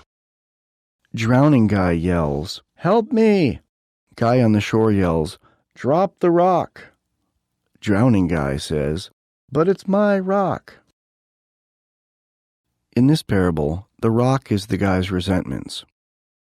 Resentments are shown in AA, quite correctly, to be deadly to alcoholics. When drunks relapse, they're often drinking at someone they resent. How friggin' codependent is that?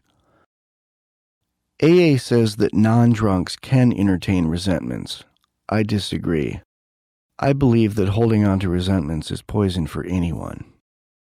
My rock in this case was my insistence that it was my building, that the other guy should move. I had not yet learned the trick used in most martial arts. Get out of your opponent's way and let him collapse under his own weight. I also like the story of the willow and the pine tree. The willow bends in the raging wind and survives. The pine resists, cracks apart, and withers. Letting go of my rock and moving to the Los Angeles area was the best thing that ever happened to me.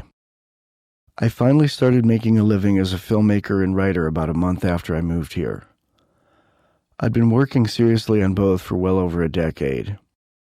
It probably began to work out for me once I left San Francisco because, in that town, it's uncool to make money at art. In Los Angeles, it's encouraged.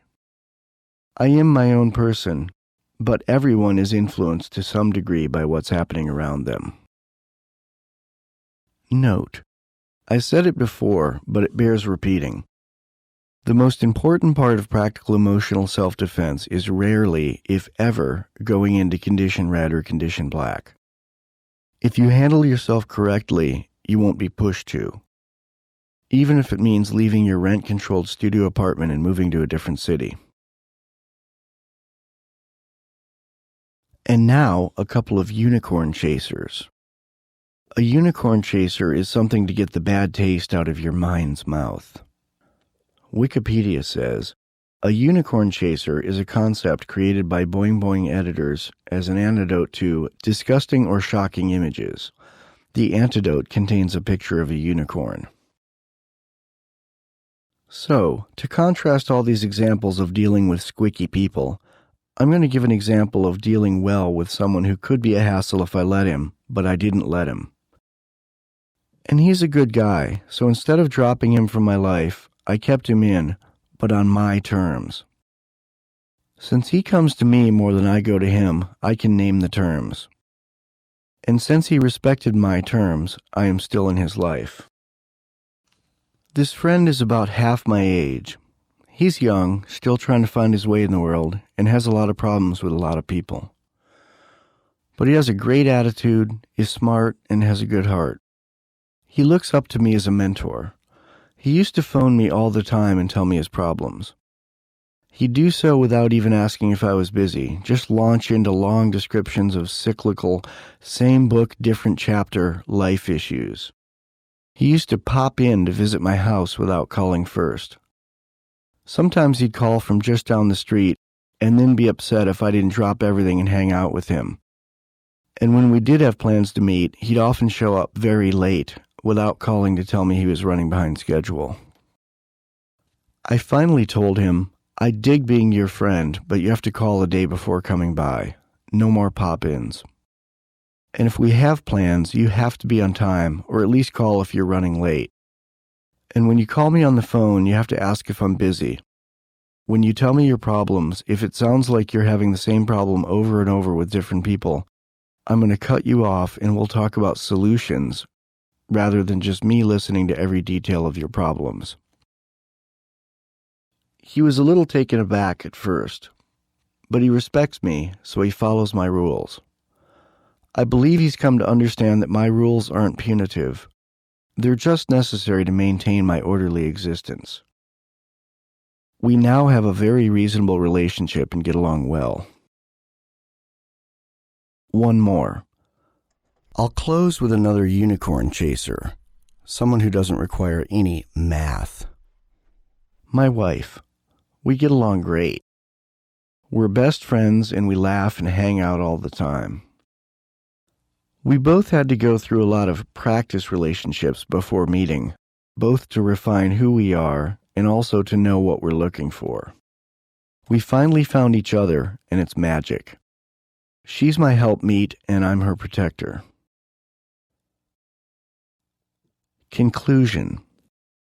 The point of practical emotional self-defense is not to block the world and be a recluse. The point is to eliminate the SVs, minimize the weenies, and have a great life. Because you need to have your mind free to be ready to truly change the world, to come up with something great, to live your full potential. That doesn't mean you don't do life on life's terms tasks. You can be successful and still do your own laundry. In fact, mindless daily tasks can be good meditation. But arguing with the lady who runs the laundromat, or doing the laundry for your lazy adult kids who could do it themselves, well, that's just plain silly. Changing the world requires intelligence, mental poise, and an ability to connect a million seemingly unrelated things and the ability to decide what's useful and what's not. Then you take the bits that are useful and connect them in new and useful ways and present the result well. Also, being able to write a good press release doesn't hurt. If you want to see an example, I think the one for this book on the website, lifeamp.org, is pretty good. And if you heard about this book, the press release probably worked. As for connecting unrelated things in new ways, picture the guy in that movie, A Beautiful Mind, with all the pieces of paper and bits of string, looking for important connections that few can see. That's me, except I'm not nuts. I want you to be this brilliant. And the universe wants you, nay, needs you to be this brilliant, or at least give it a shot. You should try to be that driven and that effective and do something great. Weenies and SVs will distract the mind from finding the important connections in life. If you're distracted enough, you won't even know the connections exist to look for them. You can't be your best while dealing with weenies in your head and in your life. Delete them. Take no prisoners because you don't want prisoners. Jailers are not free. They are kept in prison by their daily need to manage their prisoners. And also, their prisoners often want to kill them. You want to be free. Cut the SVs out of the equation. Show them the door and nail the door of codependence shut. Action. Make a list of people you could deal with differently and how you could deal with them. Then deal with them. Or stop dealing with them if that's the best way to deal with them. Next, an even more extreme example, the one that deserves its own chapter. End of Chapter 6. Chapter 7, The No Contact Strategy. Example 7, adult parents of codependent adult children. My hope in sharing the knowledge and experience in this book is not to divide the world. Some people may think I'm a little too hardcore, that I go too far. Well, I don't. Life is short, and you should not spend it hoping bullies will finally leave you alone. They won't unless you take the right steps to route around and block them. My goal is not to divide families. It's to unite families by helping people put up reasonable, solid boundaries. The family unit is great. It holds the world together. But sticking with family at all costs is sometimes worse than walking away. And you can always make your own family with people you'd want around you, rather than enduring toxic people you feel you're stuck with just because you share some DNA. Everyone on the planet shares some DNA. I go a little further in this chapter than many light and fluffy books about family relationships that are published by the recovery industry. But the recovery industry doesn't want to scare you off. They want to keep things light, keep you coming back, keep taking your money. That's the nature of any industry. Repeat sales. This is not true of all business, but it's true of all industry. Industry is a pipeline that costs so much to run that it must continually be filled with something to turn a profit. This isn't a bad model for some things, but it's a bad model for dealing with people's mental and spiritual well-being. Sometimes light and fluffy just does not work. Sometimes you need to get heavy to deal with heavy SVs. Me time. A no-contact strategy is sort of like a do-it-yourself restraining order, albeit without the muscle of the courts and cops to back it up. With a no-contact strategy, you provide the muscle with your own willpower. You tell the SV, I will not contact you, nor allow contact from you for X amount of time, usually a year. Our use of the word strategy in the phrase no-contact strategy, rather than calling it an order, agreement, etc., is because it is not an agreement. It is not a contract. It does not go two ways. It's something you institute, and you're responsible for maintaining it, at least your end of it, because SVs do not, by definition, follow rules or agreements.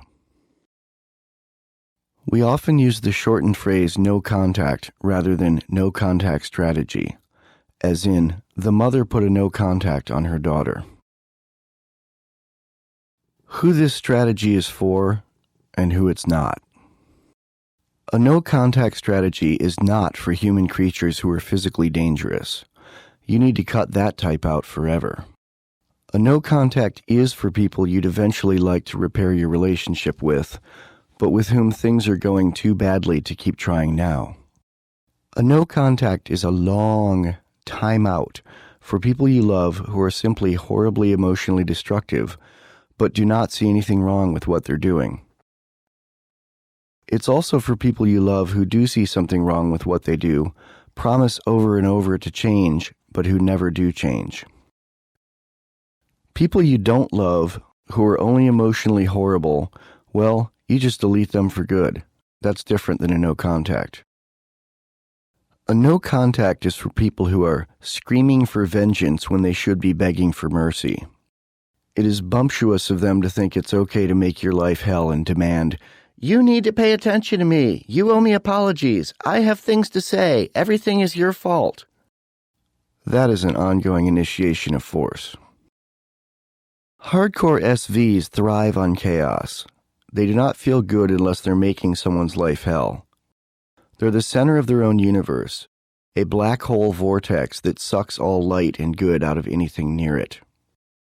A no contact gives you some time and peace of mind to reflect. It also lets the SV know you're serious. It's a very solid boundary line in the sands of life. Take your vortex elsewhere. The goal with practical emotional self-defense in general, and in particular with a no contact, is not to destroy the person. A no contact is not abortion in the 100th trimester. It's not even meant to hurt their feelings. It may, and probably will, hurt the feelings of the recipient, but that's not the goal. It's simply you telling them, take your vortex elsewhere. Good luck with it, but I no longer want you spinning near me, sucking me in. How does that work? This chapter is an example of a no contact done right, including what led up to it and what happened once it was correctly in place. We also point out a few mistakes that occurred along the way and what could have been done differently. This chapter-long example is from a friend of mine, someone I helped with guidance. We'll call her Celeste. Celeste is a single mother of 2 now adult children, a son and a daughter. The daughter we'll call Jessica. Some of this is so intense and seems so personal that you may feel unpleasant while reading it. That's okay because this is a teaching hospital. And I haven't used any real names or identifying details. I'm only sharing the letters of the person initiating the no contact and do so with her permission. The backstory. Jessica and her mother Celeste fought a lot. They were not good for each other. Jessica lived at home until she was 25. Jessica is now 28. A decade ago, Celeste had a nervous breakdown from the stress of raising 2 kids alone and the aftermath of a failed marriage. The father was a drunk. Celeste had enough guts to kick him out and file for divorce when the kids were 5 and 7, but did not have enough gumption to kick Jessica out at 18, even though she was emotionally bad for Celeste. Jessica lived with her mother, rent-free, didn't help much around the house, yet complained frequently. Jessica blamed most of the difficulties in her life on other people, particularly her mother. Celeste felt bad about the failed marriage to the drunk, believed it when Jessica would say everything was Celeste's fault, and allowed her daughter to keep reinforcing this. One of Jessica's favorite defenses was changing the subject. When accused of something she had genuinely done wrong, lying, stealing her mother's clothes, not paying bills on time. When cornered in the lie, she would say things like, "Well, you woke me up with your music last month," or something else equally non-sequitorial. This is a very common tactic of SVs. Celeste had done the best she could raising 2 kids on her own, but even so, she felt guilty for what she saw as depriving her kids of their father, even though he was bad for her and bad for the kids. She stopped taking care of herself to have more time and energy to throw herself entirely into the codependent and unreachable goal of trying to be the perfect caretaker for her children. She thought of nothing but them to the point of not having a life for herself. She gave up attending any social functions, had few friends, and no boyfriends. Celeste was celibate for 13 years. Even so, Jessica accused her of not being a good mother. Jessica remained sullen and was rarely appreciative. Any compliments that she ever gave her mother were generally followed by, "But you really should or shouldn't," and then insert any litany of complaints here. When Jessica was 20 and her brother was already out of the house, Celeste finally started dating. Jessica was furious. She hated all the men and was rude to them, and cruel and judgmental to her mother for abandoning me and being a tramp. Mother and daughter fought even more. Jessica moved out more than once, but always came back when things didn't work out. Celeste always let her daughter move back in, even though nothing had changed. When Jessica was 25, Celeste met David, a man she grew to truly love. David was kind, emotionally strong, and good for her. He was caring and supportive of Celeste. He challenged her mind, something she'd found lacking in the other men she'd previously dated.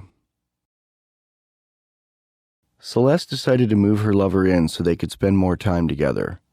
She gently gave Jessica 3 months' notice. Jessica angrily moved out in 2. Celeste's son also did not initially accept the new man in his mother's life. David tried and was decent to both of Celeste's offspring. Eventually, the son warmed and became close with David. Jessica started to hate David and became even meaner to her mother. Celeste finally began to learn about the disease of codependence. She learned that she didn't have to take crap from someone just because that person was family, especially since they were all adults. After getting into recovery, Celeste made amends to her daughter and son for what she felt were shortcomings she'd had while raising the children. The son simply thanked her and hugged her graciously. Jessica thanked her mother, but then began rehashing and enumerating how horrible all those shortcomings were. This is not a decent acceptance of amends. Even after moving out, Jessica continued pushing all her mother's buttons. Jessica would loudly rage on the phone, half apologize, then quietly rage, not apologize, and so on. And on and on and on and on. Celeste would take Jessica out to dinner, during which Jessica would usually complain about her own life, and sap Celeste's serenity by continuing to subtly, and sometimes not so subtly, blame her many problems on her mother. Celeste tired of this and stopped being proactive about calling Jessica. It got to the point where Celeste didn't enjoy much of anything about seeing her daughter. Celeste would put up boundaries, but wasn't yet strong enough to keep them up when they were continually knocked down by Jessica. Point of no return. Jessica tired of being ignored and tried to blackmail her mother, threatening to tell an old secret Celeste had to Celeste's own parents if Celeste didn't get in line and be a good mother. That is, do the old dance of meeting regularly and putting up with her, accepting the guilt trips and demeaning judgments, and giving Jessica money whenever she asked for it. Celeste had told her daughter the secret in confidence. It was a slap in Celeste's face that Jessica was using it as blackmail fodder. Remember, people with integrity do not tell other people when someone says, "Keep this a secret." People with integrity especially do not blackmail people, and certainly not their mother. Celeste took away the blackmail power by telling the secret to her parents on her own. Her parents weren't shocked and said, "If it isn't illegal, immoral, or fattening, it's none of our business." Celeste's parents are pretty cool. Jessica was livid. She continued to rail at Celeste, blamed most everything wrong with her life on her mother, then ran to friends and strangers, hand stapled to forehead, playing the victim. The point to note here is that Celeste no longer wanted to do the dance with Jessica. But Celeste did not say, "Go away, I'm done with you." Rather, she tried to do so with her inaction by not initiating.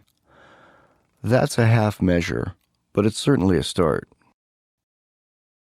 At this point, the dance started to shift. Celeste did not want Jessica's initiations of force, and Celeste kept them coming anyway. Therefore, Jessica was breaking the first rule of the only two rules of life, and she was breaking it hard. This is very important. If you tell someone to stop harming you, and they do not, they are initiating force. Once you've told them to stop, and they continue, any practical emotional self-defense is fair game on your part. Remember, the only two rules in life. 1. Do not initiate or accept force. 2. Keep your word. The one thing Celeste did wrong at this point was to continue to meet her daughter and take her calls, thereby tacitly accepting her emotional abuse. Celeste failed to solidly make her boundaries known and hoped that since she had taken the first step of admitting she had a problem, things would just work themselves out. This is what's known as magical thinking. It's like meditating on pictures of puppies or angels to solve all your problems. Magical thinking is different from having a positive mental attitude. Having a positive mental attitude is a good thing. Magical thinking is living in denial. Magical thinking does not work. You can spend plenty of good money on books and CDs and DVDs and seminars and retreats that will tell you that magical thinking does work. but there are much better things you can do with your money. Headed toward the no contact. Celeste finally tried for some real boundaries, but unfortunately did not enforce them. Here's a letter Celeste wrote a little while before the no contact, trying for some boundaries. Jessica, when I read the beginning of your email, I thought maybe you'd had a change of heart. Then I read further and realized that nothing has changed, and you're still trying to guilt me and run my life. You have no right to do either. I will not allow you to dictate the terms of a relationship with me. There's no meeting you halfway if you continue to insist that I change who and what I am. If we are to have any relationship at all, you cannot sit in judgment of my choices that do not affect you. I'm not a minor child. You're not my mommy. I'm an adult. You're an adult. Act like one and mind your own business. You implied my parents would be shocked if they knew my secret, implying you planned to tell them. But it is not your place to talk to Grandpa or anyone about what I do. However, to that end, I recently called my dad and told him myself to remove your blackmail power. He and I had a great conversation. Dad's fine with my right to make my own choices. And since you are complaining about your mom to other people who don't know me, you may be getting some pity mileage out of it, but it's at your own expense, and you should know that people will tire of hearing about it. I love David dearly and will not let anyone come between us. Yes, as you said, you have been my daughter longer than he's been my soulmate, but people choose their soulmate. They do not choose their children. Someday you will have both, and you will understand this. Enough is enough. I am finished with you trying to correct me and make me something I'm not. You should just stop. It's not going to work. Ever. Your brother was a snit to David early on, but stopped long ago, and now they get along and have really good long chats. You act as if I spend many hours a week crafting my life entirely to harm you. I don't. My life is mine. It's not yours, and you have no claim on it. It's not for you. It's for me. I own it. You own your life. Go make your own life work. You should take the futile energy you're putting into trying to censor my life, guilt me, punish me, and instead put that same amount of energy into creating your own path. You'll feel a lot better. You said, I don't want to sound selfish, but you do sound selfish. You said we were just talking of your feelings and values, that I should think of how you feel. We are not talking about your feelings and values. We are not talking. You are venting at me. I have stepped away. And it's not about values. It's about your resentments and your dissatisfaction with life. But you are choosing to point it at me and cloak it all in some self-serving and self-deceiving belief that you're really acting out of concern for me. You say the way I live my life offends you. You seem to think all your protests about me and my life are motivated by some impulse to convince me to do what's right, do what's healthy. How dare you? You have no idea how I feel, how happy and content I am. It seems that, in your eyes, I will always be a broken and unhealthy person, and one who needs you to tell me what's the right way to live. You're wrong. I'm doing just fine.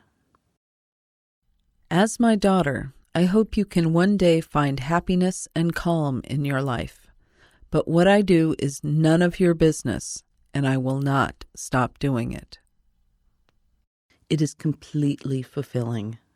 You claiming that I'm interfering with your happiness is self-indulgent hogwash. It's self-pity victim BS. I wish you peace, but I will not war with you. There's a war, it's all in your head. You said you didn't want the hatred we have going on now, but there's no hatred on my end. I've already stepped out of your line of fire and will not be dragged back into it. If you're still at war, it's only with yourself. You wrote that you needed me as a mother, that you had accepted I would never be the mother you envisioned, but you'd rather have me as I am than not have me at all. It's entirely your choice if we have any kind of relationship. I don't believe you when you say you'll accept me as I am. I'm willing to try and have a relationship with you, but only if you are decent. And being decent includes completely dropping any criticism, direct or hidden, of my healthy life choices. You should know it will be immediately apparent to me if we meet and you're still playing the same games. Play games, and I will leave. Your brother truly accepts me for who I am, doesn't blame me for his troubles, and is decent to me and David, which is why your brother and I still talk and spend time together. I cannot spend any time with anyone who constantly damns things that define me to the core. I'm living my dreams. I've literally never been this happy, and you trying to sway me otherwise is as welcome as a persistent mosquito. Your tantrums have ceased being able to sway me to meet your impossible demands. Your demands and tantrums will only drive me further and further away from you. You've come very close to the point of no return with me. Where you go next is your call. I'm done playing your game with you. This is the last reply I'm going to give you ever on the subjects of my art, my man, my lifestyle, and your perception of my failure as a parent or as an adult. There seems to be no room for acceptance in your heart and mind. I've explained myself, I've defined my boundaries, and anything more would simply be repeating myself. Mom. Celeste's eloquent declaration of independence didn't work.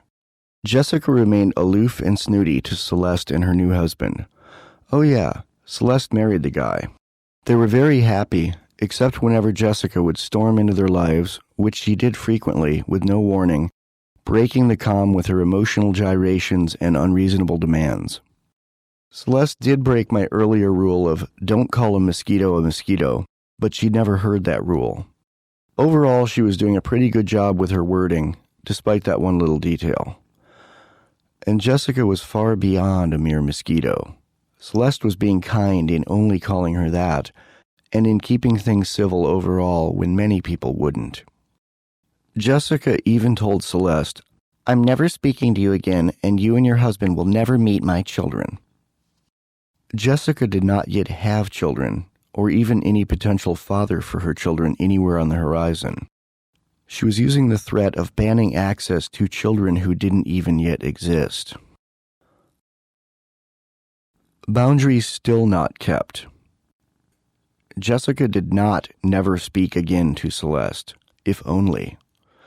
It was yet another of Jessica's empty threats. Jessica showed up with the same old thing in a new coat of paint, the same book, different chapter, a couple months later. More new hampering from the same serenity vampire. And Celeste did not hold up her healthy boundary of, this is the last reply I'm going to give you.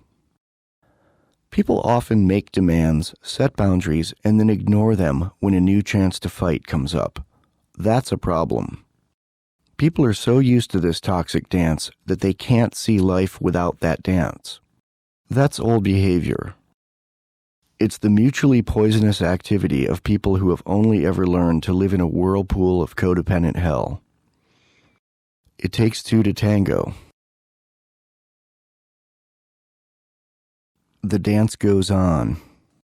Celeste's line in the sand of, I've defined my boundaries and anything more would simply be repeating myself, would have been very healthy if she'd kept to it. But when Jessica came back with more yelling, Celeste kept reacting. Doing this shows the SV that you aren't serious and that you can still be manipulated. It shows the person that you're still willing to be a target, a doormat, and that you're still willing to tango. Jessica didn't contact her mother for a spell, but then reemerged after a few months of silence, called her mother without warning, acted like nothing had happened, and was sweet while asking her mother for a favor. Celeste tried to get even more serious, even though she was still doing the dance.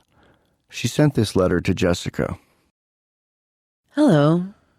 I can't help but wonder if you know how surprised I was to hear from you the other day. Considering I had had no reply from you since June, I thought perhaps you had just decided we were too far apart in our beliefs to communicate in any meaningful way, and I half expected I wouldn't hear from you for a long, long time. Then you call out of the blue asking me for a favor. Wow. Caught me rather off guard. I thought I had been clear about my unwillingness to have any relationship with you, let alone do any favors, unless and until you had shown me that you were willing and able to go about a relationship on a calm, adult, peaceful, and non-judgmental basis. You chose not to address the issues I put forth in my last letter, made no mention of the problems between us, and called only because you wanted something. This makes me think you have not had any real change of heart. You need to understand you truly hurt me. What I am saying is that if you think we are going to have any kind of relationship beyond mutual avoidance, I need you to take some time, a few days, whatever, and write to me, explaining where you are, how you feel about our issues, past, present, and future. Take your time and be thorough.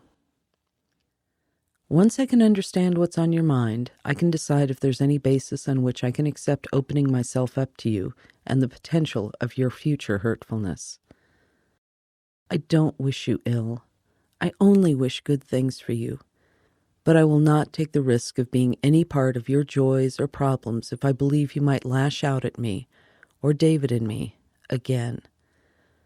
The consequences of your acrimony are not worth the risk of trusting you too soon. Mom. Jessica never responded to this letter, and Celeste allowed the infrequent, strained, if not outright difficult, contacts to continue. Celeste felt comfortable sending letters and emails because she could think about exactly what she was saying and how to say it. It removed the heat-of-the-moment errors that people can make in person when angry. But sometimes things need to be much shorter, much less philosophical, and done face-to-face. Boom. Celeste had finally had enough. She decided on a no contact. She'd tried everything else and nothing had helped, so all there was left to do was step away and keep to it. Celeste still loved her daughter, but didn't much like her anymore, and hadn't in a long time. How it works. When you enact a no contact, you tell the SV that you will have no contact with them whatsoever for a set period of time. During that time, you do not answer their phone calls, read emails from them, or listen to phone messages from them. You don't let them on your property, in your house, or in your head. You keep them out of your head for 1 year. Less than that does not give you and the SV enough time to really assess the situation. Less than that is not enough time to grow. More than a year might seem cruel and unusual punishment. After the year, you contact the person and see if anything's changed. If it has, you very cautiously go have coffee with them in a public place where they can't make a scene without witnesses and assess the situation. If there has been a genuine spiritual transformation in the person, you cautiously try having a relationship after clearly stating your goals. If nothing's changed, either at the end of the year or after a cautious reattempt at a relationship, you can either extend the no contact or make it permanent. Resetting the clock. The problem with a no contact is this. What if the SV ignores it and contacts you anyway? Well, Celeste came up with a great addition, which I really like. She added the clause. The clause is this. If you contact me before the year is up, the clock starts over. Do not block the SV's phone number or automatically send all their emails into your spam folder, because if you do that, you will not know if they break the no contact.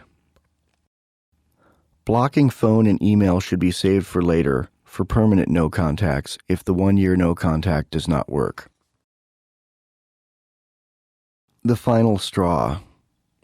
None of the eloquently stated boundaries from Celeste had worked, because she didn't follow through on them. Jessica remained a particularly tenacious serenity vampire. She still felt she was owed the world, and everything was someone else's fault. She would not apologize or even discuss, and furthermore, still insisted on being in Celeste's life, where she was starting to be most unwelcome. They say there are 2 kinds of bullies in the world: the kind who beat you up and take your lunch money, and the kind who bump into you intentionally, spill their own milk, and then sue you, figuratively, to get your lunch money. Jessica is of the latter variety.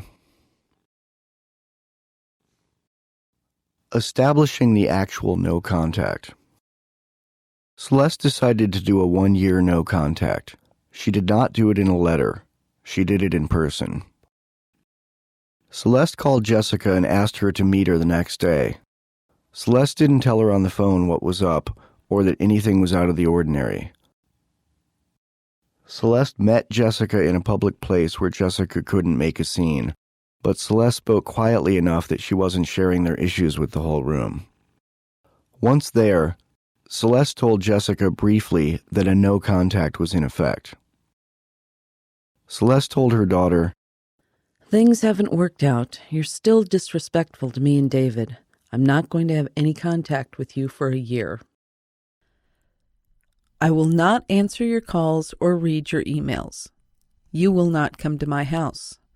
You will not entice anyone else to contact us on your behalf or cause any problems with my parents and me. If you do any of that again, or contact me or David, the clock starts over and I'll start counting the year again. I need to do this for my sanity. Thank you." Then Celeste got up and walked away. She cried in the car on the way home and a few times since, but is much happier overall, by far. And she didn't cry because she put up boundaries. She cried because, "I can't believe I let it come to this and go this far. Things should have changed long ago." Celeste probably should have initiated the no contact after her daughter ignored the first letter. But like they say, better late than never. Happy ending. Celeste is happier and her marriage is blissful now. She spends her newfound me time living her life and enjoying her marriage to David. She spends some time continuing to work on recovery, reading a lot about codependence, and arming herself emotionally. This is both for when the year no contact is up and for the rest of her life, regardless of what happens when the year is up. It's now many months into the no contact. Jessica has not contacted Celeste so far, so Celeste hasn't had to restart the clock. Celeste still talks to her adult son, but has a no passing messages to and from your sister rule. Celeste and her husband are much happier. Celeste has no idea if Jessica is happy, but that's not Celeste's business. Such is the nature of a no contact. Action. Consider if there's anyone in your life you should put a no contact on. Think about it long and hard. It's a serious measure. Ask yourself if you'd be willing to do it. More importantly, ask yourself if you'd be willing to maintain it. Think about possible outcomes, but don't worry about the SV's feelings. You're protecting yourself. The other person's feelings are their problem, not yours. Make some notes. As always, writing things down instead of just thinking them can be helpful. Okay, let's learn more about practical emotional self-defense in dealing with people, places, and things, and also learn a little bit about the happy work part of LifeAmp in the next chapter, A Resentment and a Coffee Pot. End of Chapter 7. Chapter 8, A Resentment and a Coffee Pot. Substitute me, baby, all night long. There's a lot in this chapter and in this book about alcoholism and addiction.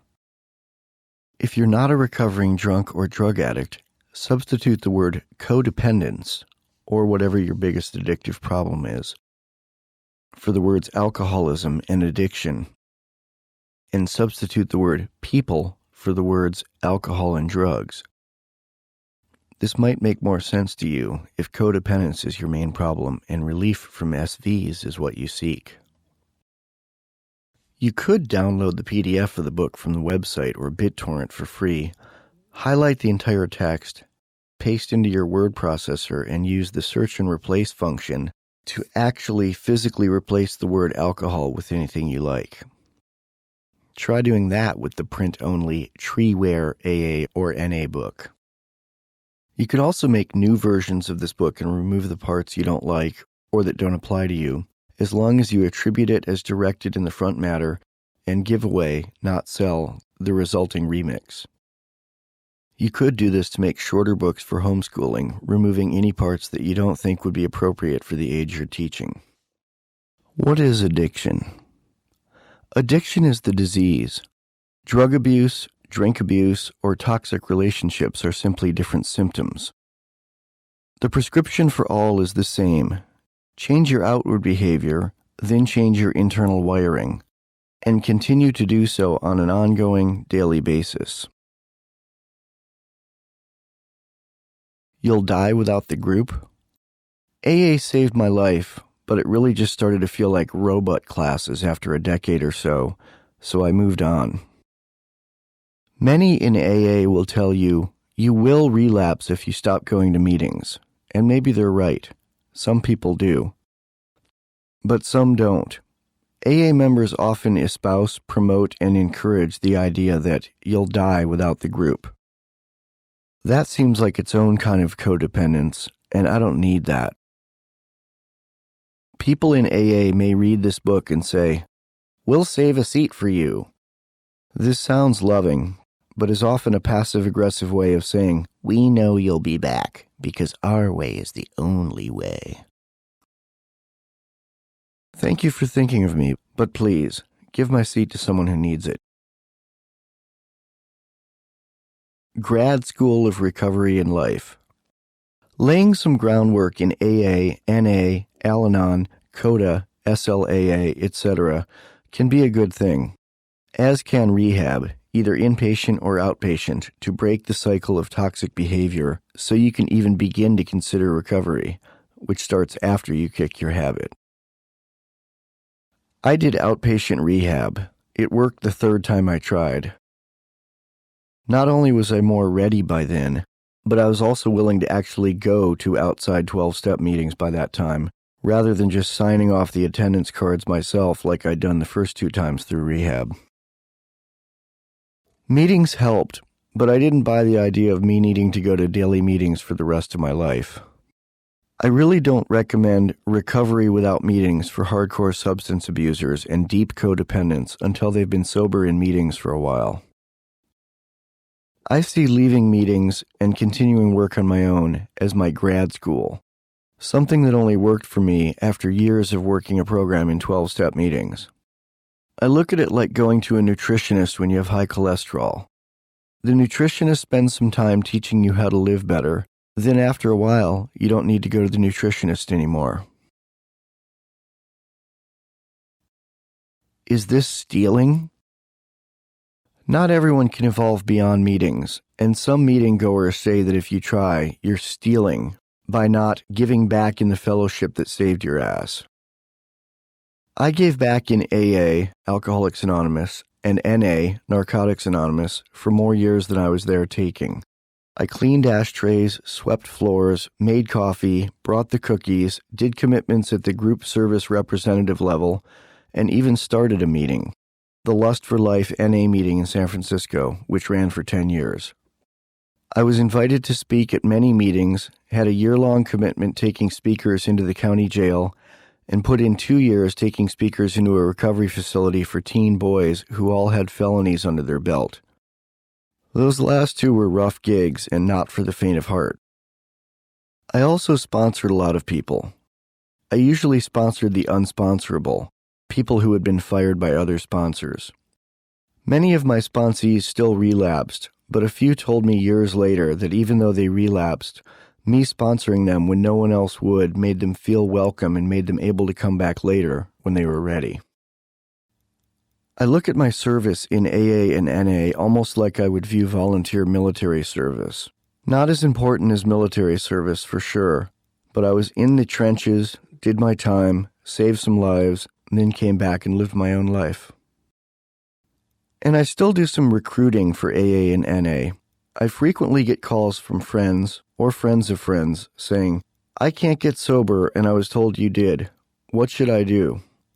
Or I get a call on behalf of someone's husband, wife, son, daughter, boyfriend, girlfriend, or friend. I talk to the friend, then talk to the addict, drunk, codependent, whatever, if they're willing to talk, and tell them what worked for me. And I usually suggest that they go to some meetings for a while. AA, NA, Al-Anon, or Coda, depending on their problem. But I also tell them that I don't go to meetings anymore, and I'm still sober and living a good life. A few people actually were able to go to meetings because of that. They'd previously written off the idea because it terrified them, as one put it, to have to trade my drug addiction for a meeting addiction. Resentment and a coffee pot. In 12-step fellowships, they say, all you need to start a meeting is a resentment and a coffee pot. This is an honest bit of dark humor. 12-step fellowships rightfully stress that unchecked resentment is often what kills alcoholics by driving them back into the bottle. Many meetings are started because somebody didn't like someone else's way of doing things and decided, I can do that better. Or even just, I can do that differently. I can do it my way, even if it's not better. So they took their resentment, got a coffee pot, and started a new meeting. That's how I started the Lust for Life meeting. I thought other meetings didn't have enough hipsters, back when that mattered to me, so I started a hipster meeting. It kept me off drugs and helped a lot of other people who might not have felt comfortable in the existing meetings in San Francisco at that time. The resentment in a coffee pot idea doesn't only work for creating new meetings. Some 12-step fellowships start the same way. Lore repeated in many NA meetings states that NA started because in the 1950s, members of AA didn't like it when junkies started showing up at AA meetings. Addicts made some AA members feel uncomfortable, so with AA's blessing, the recovering drug addicts appropriated the 12 steps and 12 traditions and started their own meetings. Welcome to my coffee pot.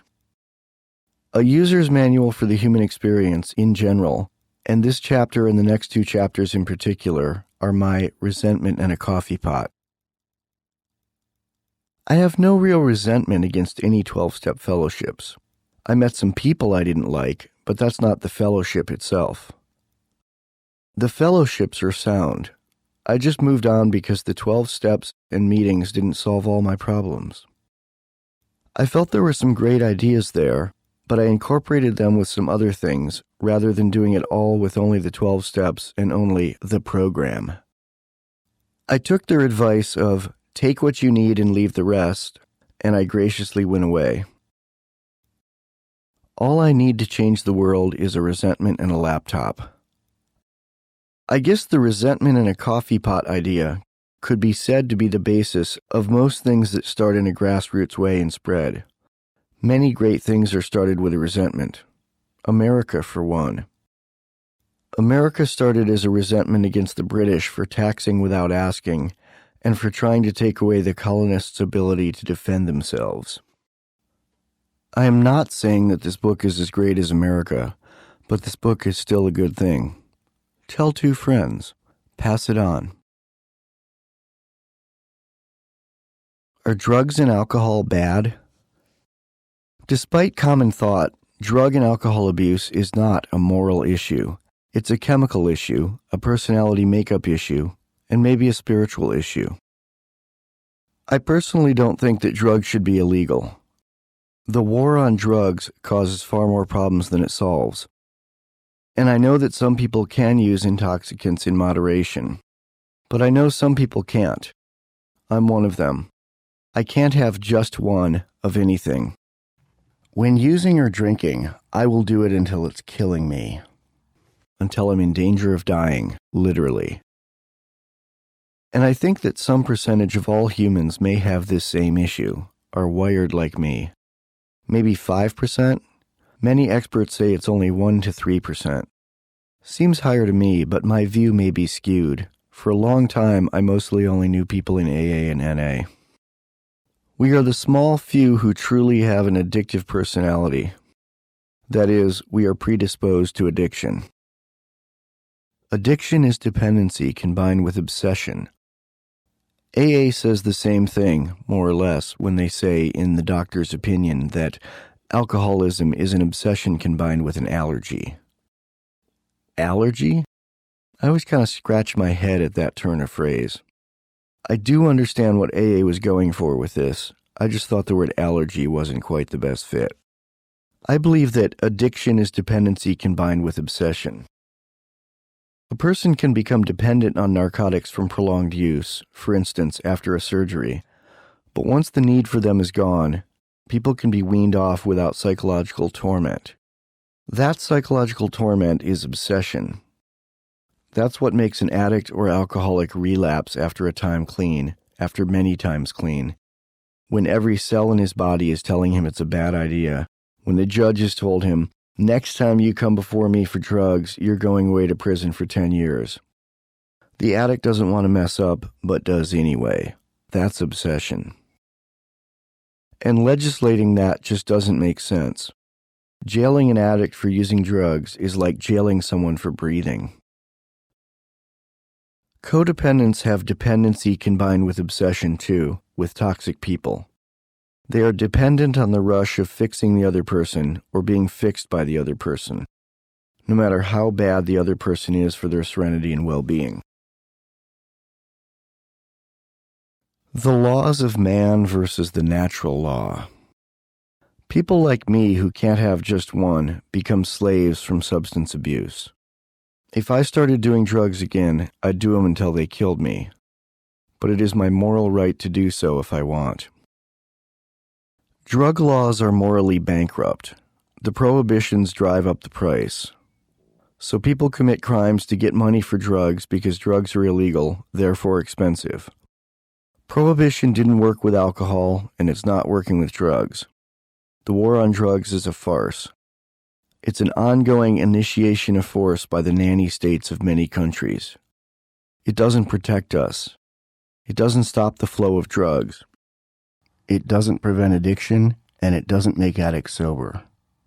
The war on drugs only fosters an atmosphere of fear in the citizenry, and thus creates the clamor for more and more heavily armed, violent, jackbooted thugs creating slaves via prison. It also accustoms the citizenry to view the presence of these enforcers as normal, to accept soldiers who then stand at the ready to work the twisted desires of power-drunk leaders who do not serve the people, but rather live to force their will on the hapless to maintain their jobs. All incarcerated, non-violent prisoners of the war on drugs, anyone in for simple possession or dealing, at any level, should be released today. Governments generally have a codependence problem. They hate anything they cannot control. Yet governments try hard to control things, despite the futility. As they say in many 12-step fellowships, insanity is trying the same things over and over and expecting different results. Here's another comment on our prison industrial complex regarding judges sentencing people to go to 12-step meetings. This has been under fire from some people, saying it mixes church and state. I agree with this. AA claims not to be a Christian organization, and it is open to people of all faiths, including people of no faith, but only because of the substitution trick that allows the use of the phrase and concept of a higher power of your own understanding rather than requiring the use of the concept and word God.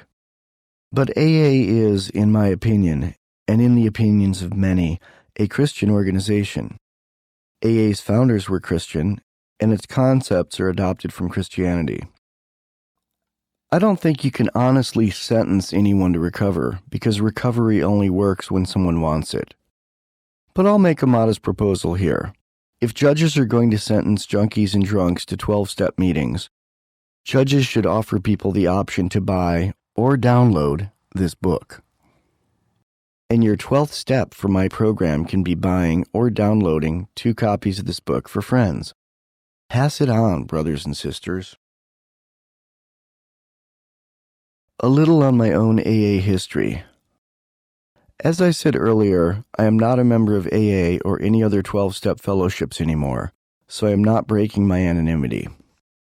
I do not represent any 12-step fellowship.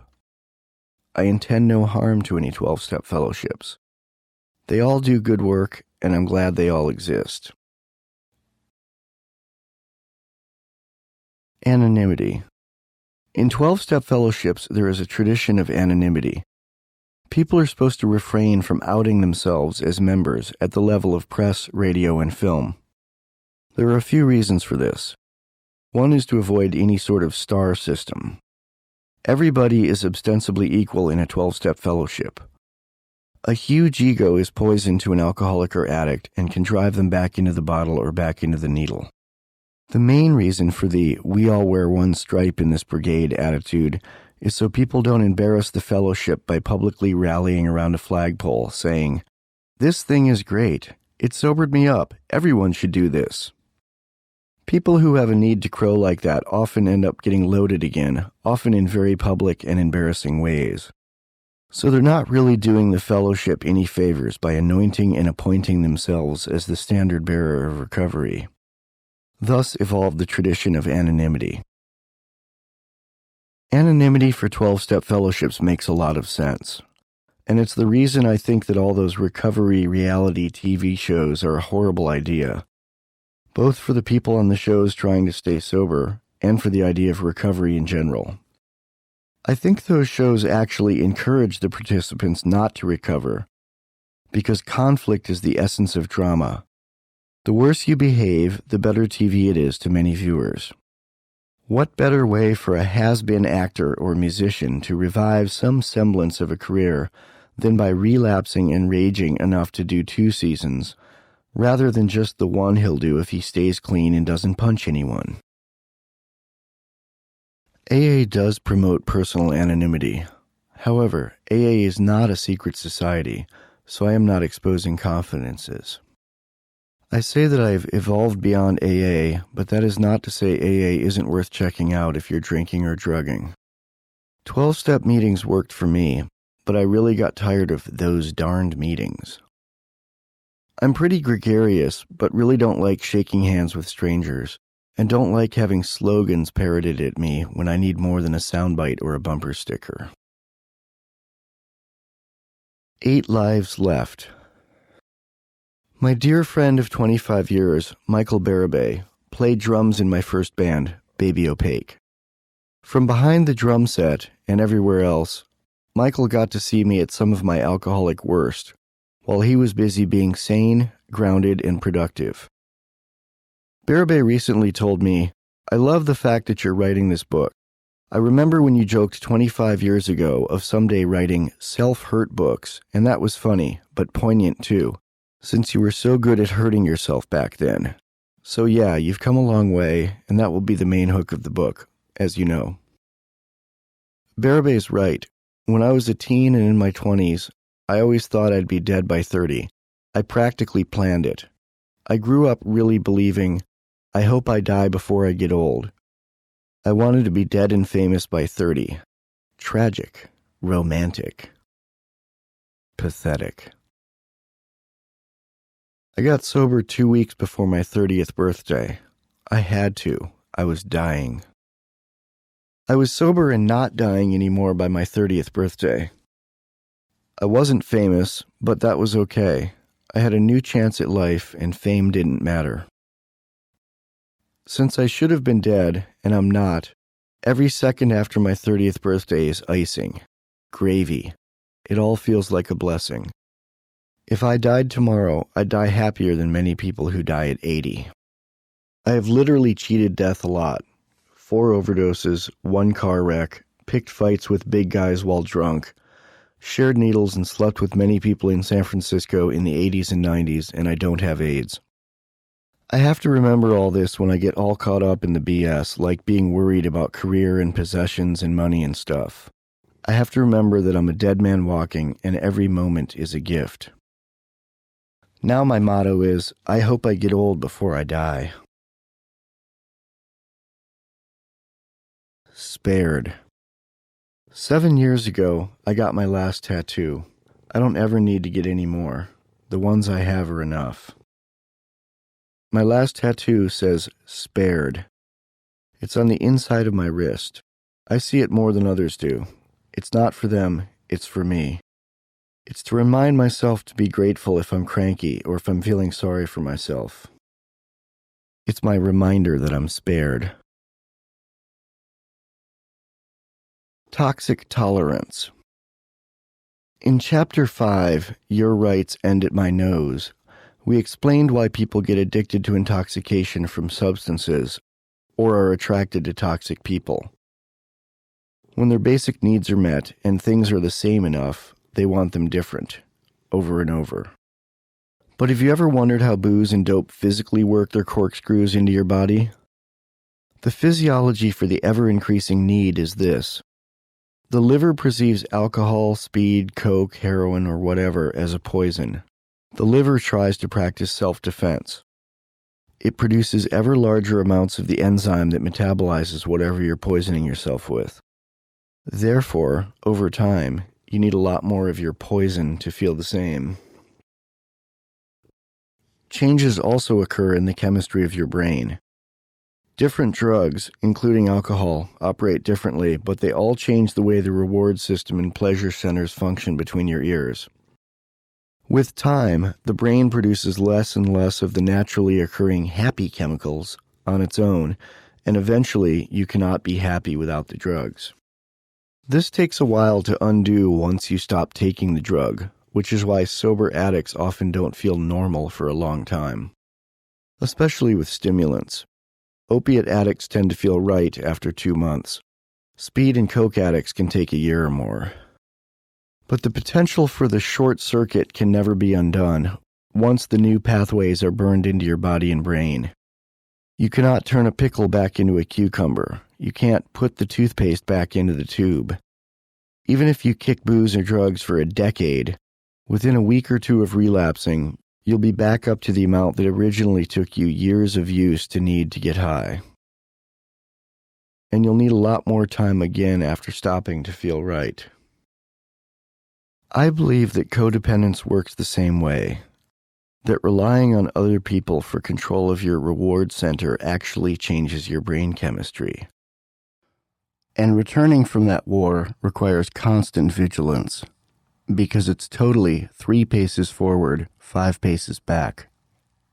If you go back to your old behavior. If you return to your toxic ways, toxic friends, toxic lovers, and toxic playgrounds, you'll have a hard time getting back to where you want to be, back to where you feel comfortable in your own skin. Kicking.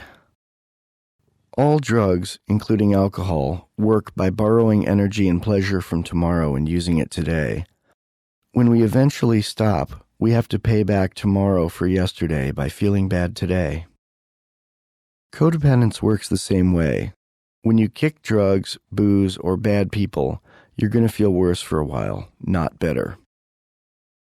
While kicking drugs, booze, or bad people, reminding yourself that you feel bad because you're kicking will make you feel better. You'll still feel bad, but you won't feel bad about feeling bad. Sidestepping recidivism. Quitting drugs hurts, but it's relatively easy. I've done it dozens of times. But I didn't stay off until I went to AA and NA and practiced the 12 steps. AA worked for me for a long time, like 10 years. Then I grew and evolved away from AA and still didn't go back to being a junkie and a drunk.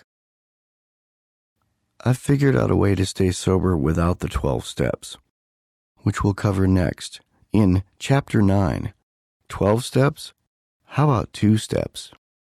End of Chapter 8. Chapter 9. 12 steps? How about 2 steps? On the 12 steps. Legal. Alcoholics Anonymous, AA, and the Big Book are registered trademarks of Alcoholics Anonymous World Services, Incorporated. The 12 steps of Alcoholics Anonymous are copyright Alcoholics Anonymous World Services, Incorporated. The 12 steps are quoted here and commented on extensively without permission as fair use under United States copyright law. Nothing here is endorsed by Alcoholics Anonymous, and there is no partnership with or approval by Alcoholics Anonymous, express or implied.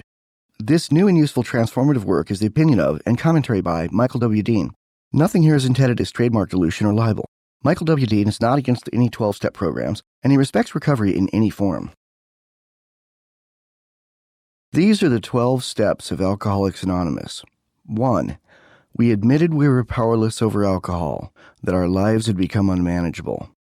2. Came to believe that a power greater than ourselves could restore us to sanity. 3.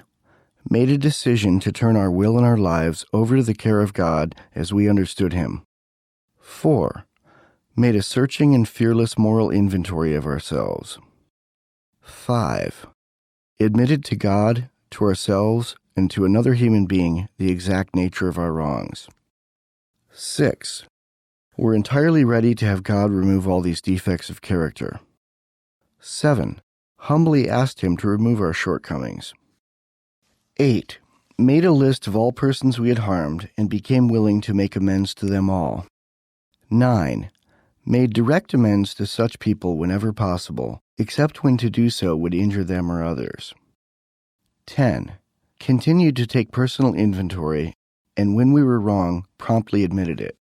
11. Sought through prayer and meditation to improve our conscious contact with God as we understood Him, praying only for knowledge of His will for us and the power to carry that out. 12. Having had a spiritual awakening as a result of these steps, we tried to carry this message to alcoholics and to practice these principles in all our affairs. 12-step pros and cons. The 12 steps are solid. The 12 steps are a great way to reprogram oneself from toxic behavior that is destroying you.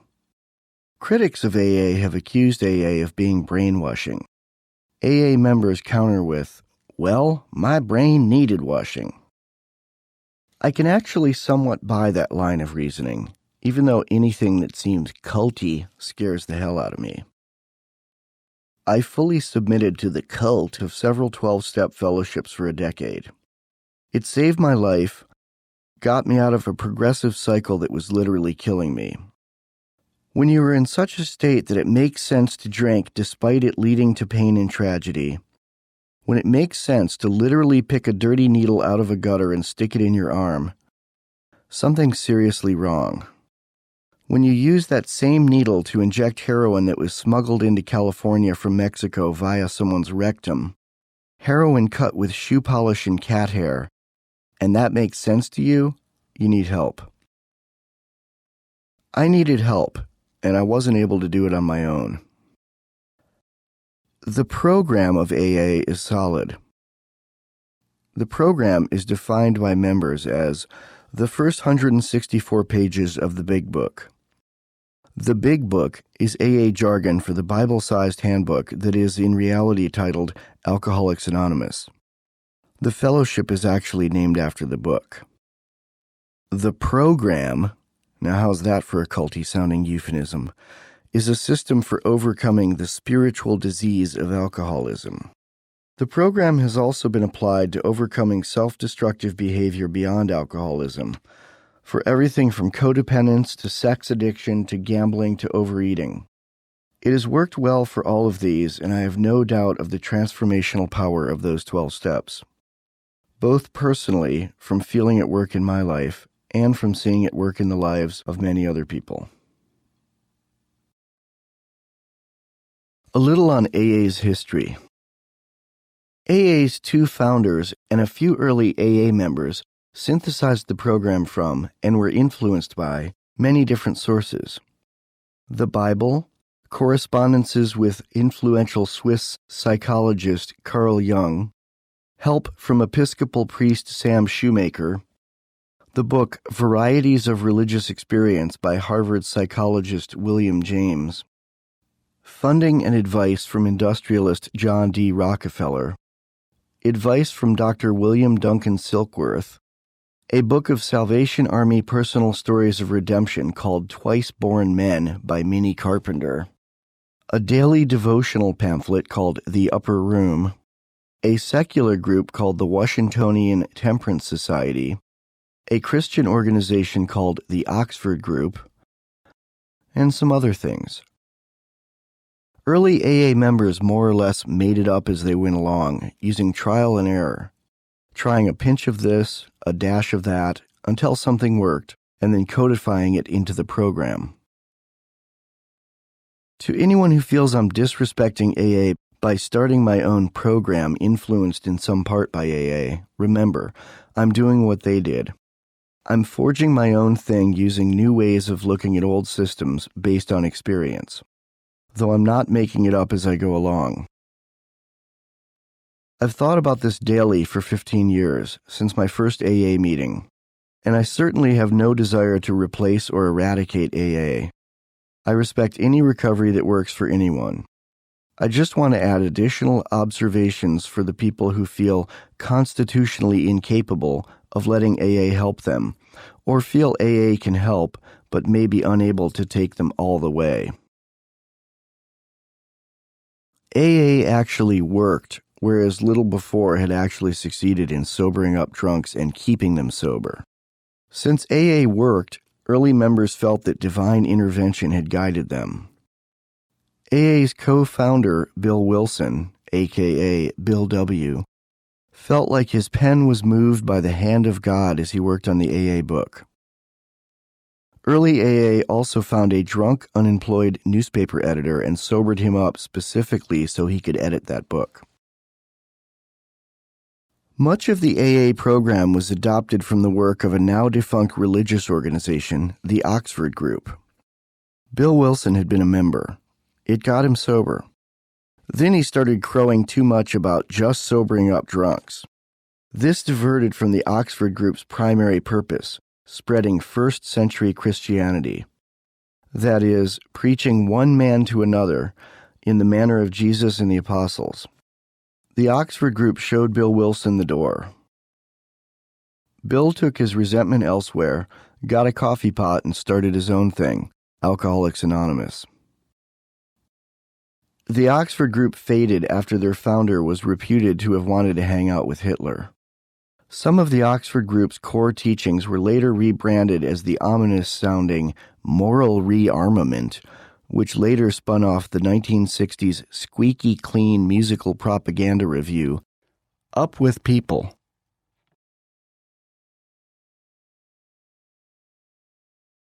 What is the AA program? The AA program basically involves a very few, very solid things.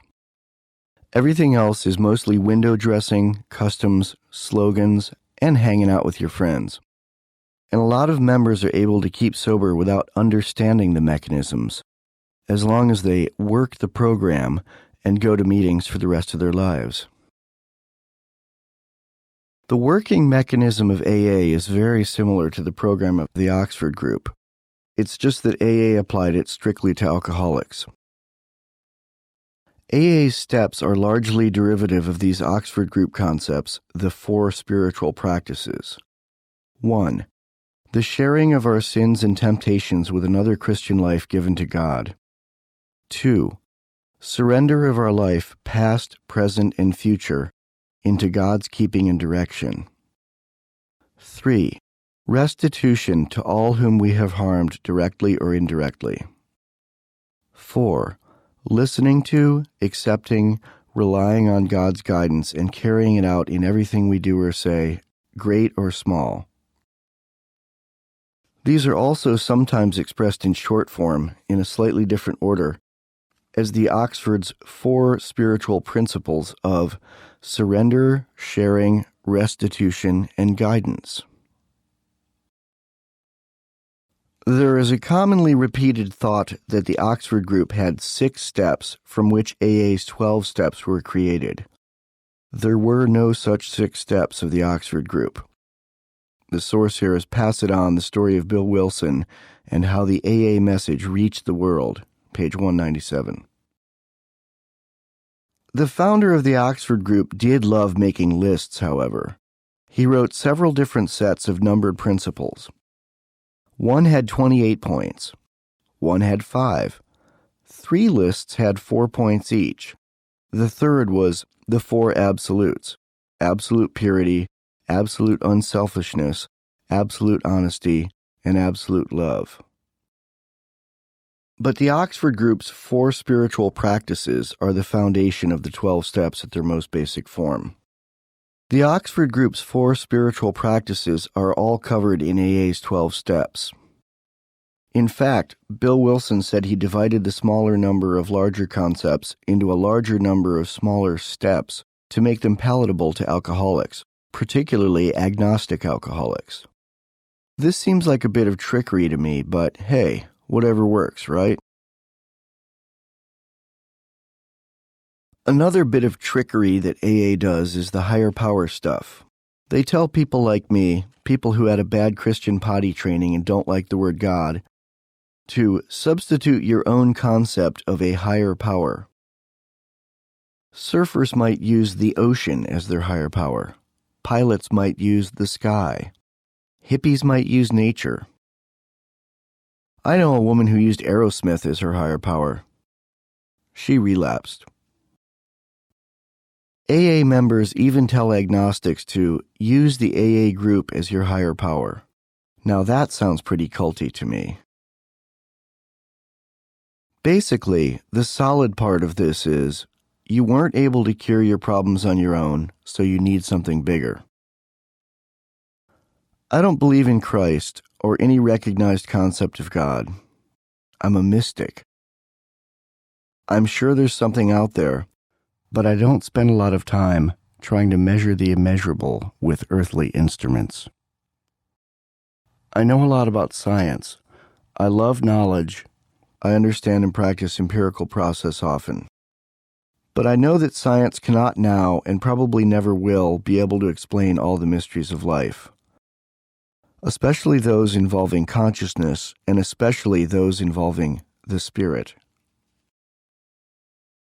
People don't need to know how a microprocessor works in order to use a computer these days, mainly thanks to the work of thousands of genius engineer geeks with advanced brains who hid all the math for us behind an easy-to-use graphical user interface. And you don't need to understand all the mysteries of the universe to function in the universe. Maybe God is simply the ultimate genius engineer science guy who made our world user-friendly. The great geek in the sky. That's one of my ideas of what my higher power of my own understanding is.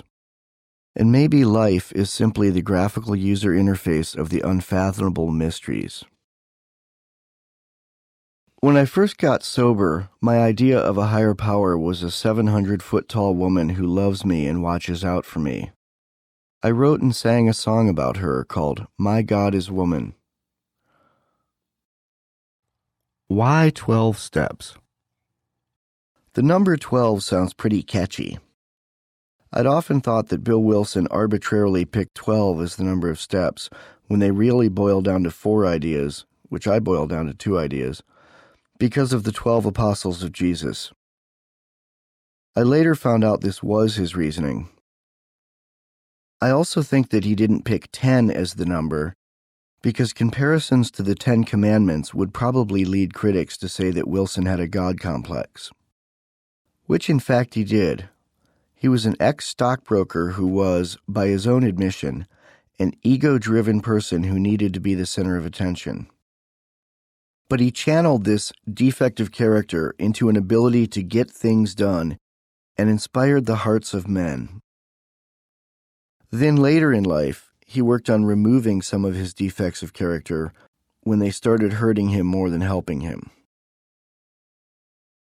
People who don't crave attention do not usually have the impetus to create a movement, even if their ideas are sound. Shortening the 12 Steps. Here are the Oxford Group's 4 spiritual practices with the corresponding steps in AA. 1. The sharing of our sins and temptations with another Christian life given to God equals AA steps 1, 4, 5, and 8, and also 12.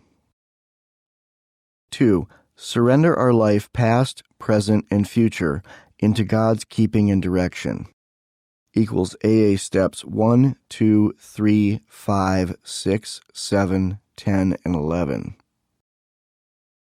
3.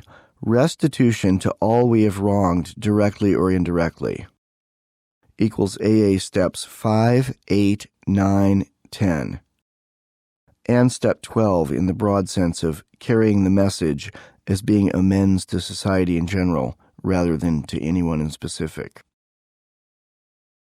That covers all 4 of the Oxford Group's 4 spiritual practices, breaking them up piecemeal, the better to be swallowed by defiant drunks. AA's 12 steps are solid for getting off booze, drugs, and codependence. And if you like meetings, for Pete's sake, go to meetings. I'd never try to talk anyone out of something life-saving or something they enjoy. I just stopped enjoying meetings long ago and insist that sobriety and recovery can exist without meetings. Do it yourself. I felt I had to go to meetings to get sober and get out of my denial to keep sober, but after a decade, I decided I didn't want to go anymore. I stopped. People in AA often warn that you'll end up loaded, broke, unloved, and dead if you do this. And with some people, that's true. For me, it's not. I got sick of being addicted to meetings, kicked that, and kept working the steps and principles of AA in my life. It's solid. I feel that meetings, or any type of therapy, are to get me back into life, not to replace and become my life. I feel that treatment is the bus to get you there, not the destination. But once there, part of the treatment I needed was to keep changing my ways on a daily basis. There are no New Year's resolutions. Drive-through recovery. Early AA in the 1930s worked really fast. They didn't take years to studiously go through the program. There weren't any 12-step guides published by huge for-profit corporations in Minnesota. There wasn't even a big book. There weren't even officially any 12 steps yet, though the ideas were all there, thanks to the Oxford Group's influence. They didn't even have formal meetings at this point, yet they successfully got people sober, and the people tended to stay sober. Early AA members often got newcomers started on all the steps on day 1. AA's other co-founder, Dr. Bob, started making his amends on the day he had his last beer. He wasn't even completely sober yet. And that day is considered the birthday of AA. I would have made it the next day, but hey, whatever works. After they'd been sober for a few weeks, Dr. Bob and Bill Wilson realized that to stay sober, they had to work on other drunks. An important part of the AA program is passing it on to others, helping other people stay sober. It's what the 12th step is all about. I've also heard this step sardonically called Step 12, Recruit, Recruit, Recruit. Bob and Bill started going down to Skid Row to ask drunks if they wanted help. If the drunks said yes, Dr. Bob would check them into the charity ward of the hospital where he worked and give them the belladonna cure. The cure helped with withdrawal symptoms, but also produced hallucinations, which some folks consider the source of the blinding white light religious experiences that many early AA members experienced and that are rare in AA today.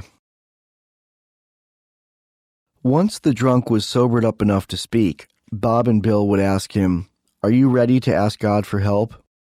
If he said yes, they'd get on their knees with him and pray. They tell him to ask for God's help staying sober, which is steps 1, 2, and 3.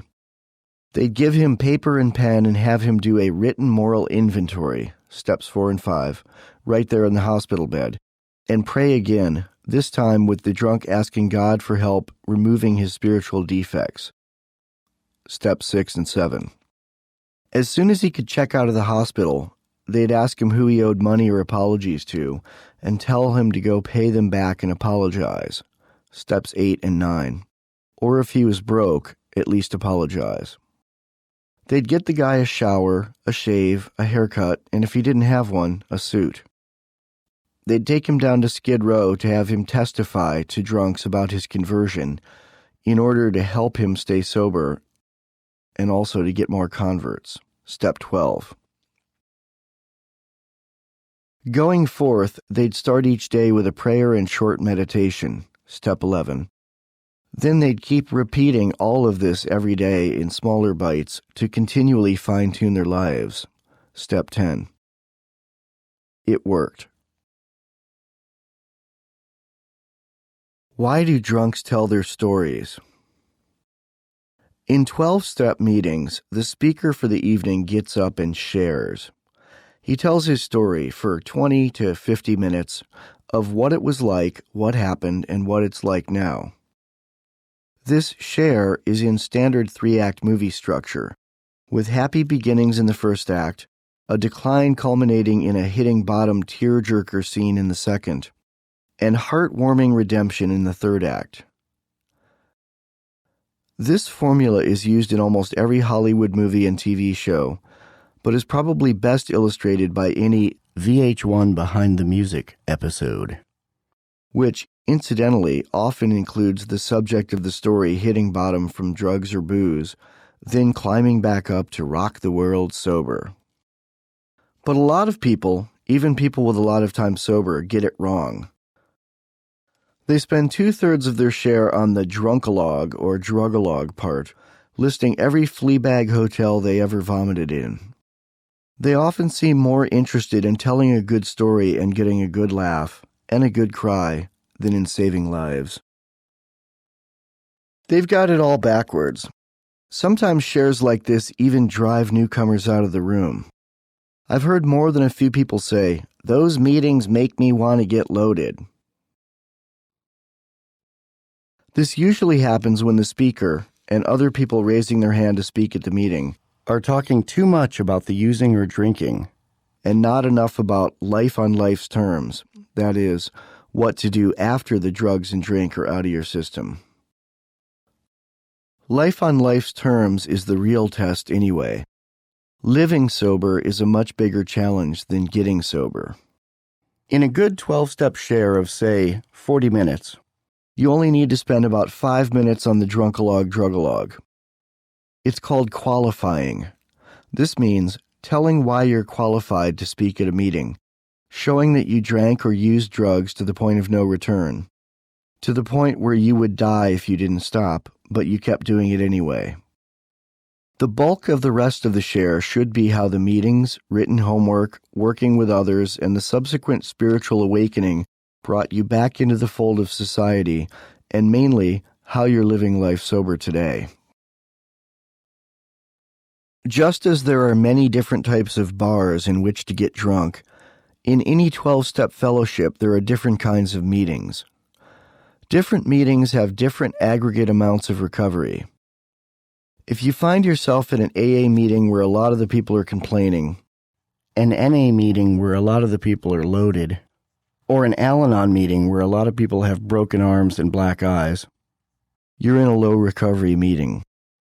They serve a purpose, but it's more triage than hardcore recovery. I'd recommend you leave that meeting and go find one where over half the people in the room have multiple years sober, clean, or detached with love from intoxicated or simply toxic loved ones. You'll have a better chance of getting some real recovery at those meetings. The purpose of qualifying isn't to impress or entertain people. The purpose is to connect with your listeners as a peer. Any alcoholic or addict has spent a lot of his life with people looking down at him as shameful, or pleading up to him in frustration to please quit hurting yourself. But in meetings, it's an equal looking straight across the table at you, saying, I did what you did, and now I don't.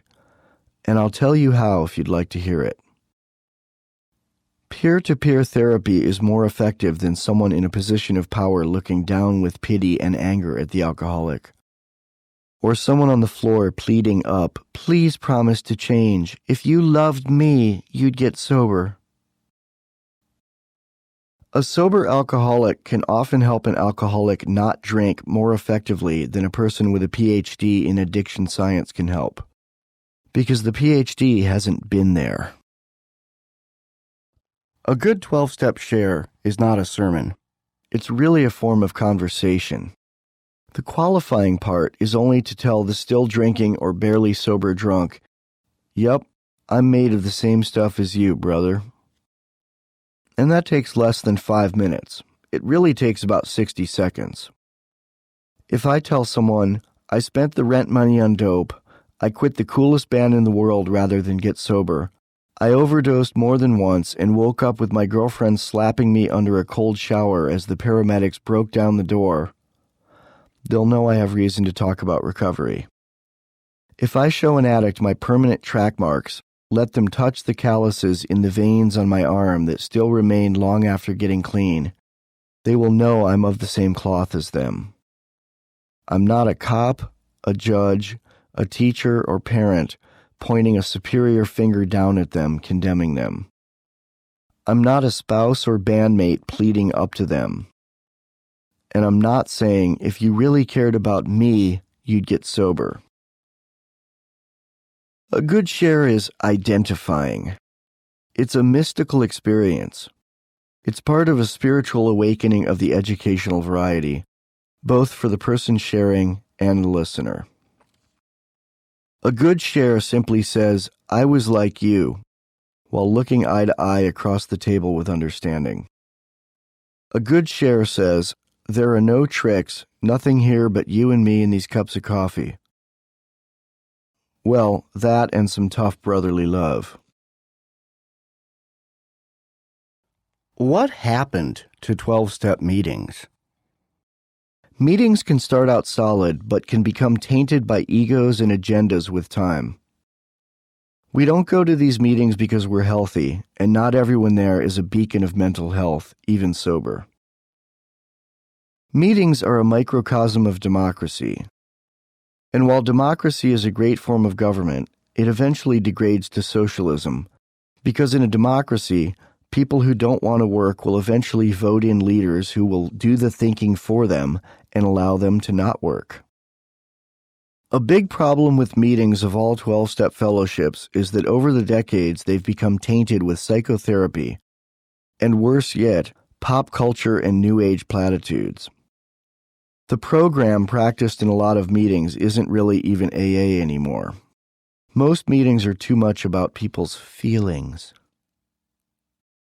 We've become a nation of people too much in touch with our feelings and maybe a bit too sensitive to others, which is probably better than not being in touch at all, but being too much in touch all the time leads to whining, sissification, and the glorification of the victim mentality. I'm fairly tough inside and out, but I'm also a sensitive guy. I like cats more than dogs. I can cry. A sunset touches my soul, and a sunrise makes me feel hopeful for the future. But I do know that ongoing sensitivity to the point of having a constant victim mentality will keep you from recovering as much as you need to, because you get attention for being such a good victim. There will be much more on this in Chapter 12, Stop Being a Victim. The point of sharing at a meeting isn't to compare scars. And the point certainly isn't to dump your problems. Sure, this makes you feel a little better, but so does vomiting when you're sick. And the people you vomit on feel worse. As I said, the point of sharing at AA meetings is simply to identify and then testify. Cross-pollination works for bees, but I don't know that it works for meetings. I believe that the recovery industry has hopelessly mixed group psychotherapy, cognitive behavioral therapy, and 1970s-style social therapy with AA to the point that many AA members don't even know that they're practicing group therapy more than AA in their meetings. This happens because these are all practiced to varying degrees, along with AA, in most for-profit recovery industry inpatient facilities.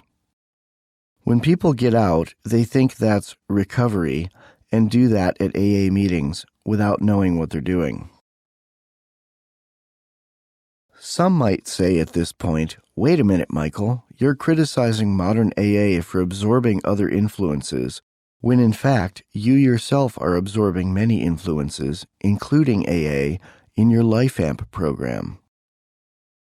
My response? Yeah, but I'm not claiming it's AA. Back to basics. Way back. Really smart AA members might counter my comment of AA is hopelessly mixed with pop culture psychobabble by saying, you're absolutely right. So the thing to do is to go back to basics. Read the first 164 pages of the big book and then go find a drunk to work on. But I'm kind of a lone wolf and prefer doing my service to the world in other ways. I'm more about trying to be of service to people from all walks of life, not just drunks. And damn, I got tired of people whining about their problems. And as you know, that ain't AA anyway. I liked the 12 steps, but really didn't dig the robot class idea of making it your life. I worked the 12 steps formally, with the writing assignments, once. After that, I simply integrated all the steps into my life. Many people in 12-step fellowships formally work the steps all the way through, often taking years, and usually balking many months on starting their 4th step, which is silly. Show me a drunk who doesn't want to make a list of people he's mad at. Then they start over and do it all again. When they formally finish step 12, they start over at step 1 and repeat for the rest of their lives. A common question in any 12-step meeting is, what step are you on? My answer would invariably be, all of them. I work them all the time. People would say to me, well, keep coming back, kid. They'd quote scripture at me, which means quote the big book word for word, often including the page number. They'd say I was suffering from terminal uniqueness, which is AA speak for you think you're special and it's going to kill you. A common attitude in meetings with people like me who think they can do it differently is basically, sit down, shut up, and just be another shiny ant on the pile if you want to live. I would never gloat at someone suffering from alcoholism, drug addiction, or codependence, but I will confide something in you in a neutral, teaching hospital sort of way. Doing it my way worked for me, and some of those book thumpers who thought I needed AA or the highway or NA or the highway are now dead or in prison for drugs or in prison for the things they did to get drugs or the things they did while on drugs or drank. It reminds me of a rare but great bit of AA folklore. Be nice to the newcomer. He could end up being your sponsor.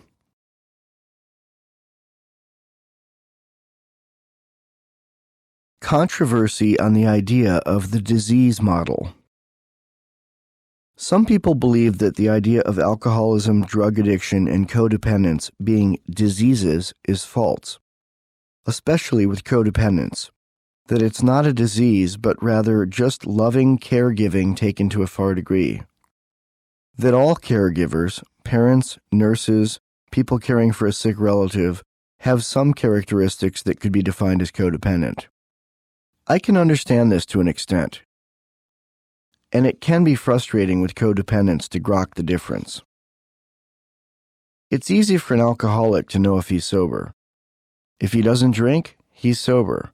If he drinks, he's not. Codependence is more often shades of gray than black and white. And it can be exhausting to keep sane when dealing with people with extraordinary physical or psychological needs who have done nothing wrong.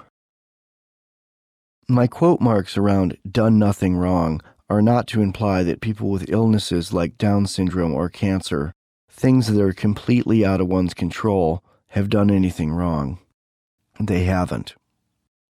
I'm using the quote marks to show how alcoholics, drug addicts, and codependents blame their preventable behavior on my disease.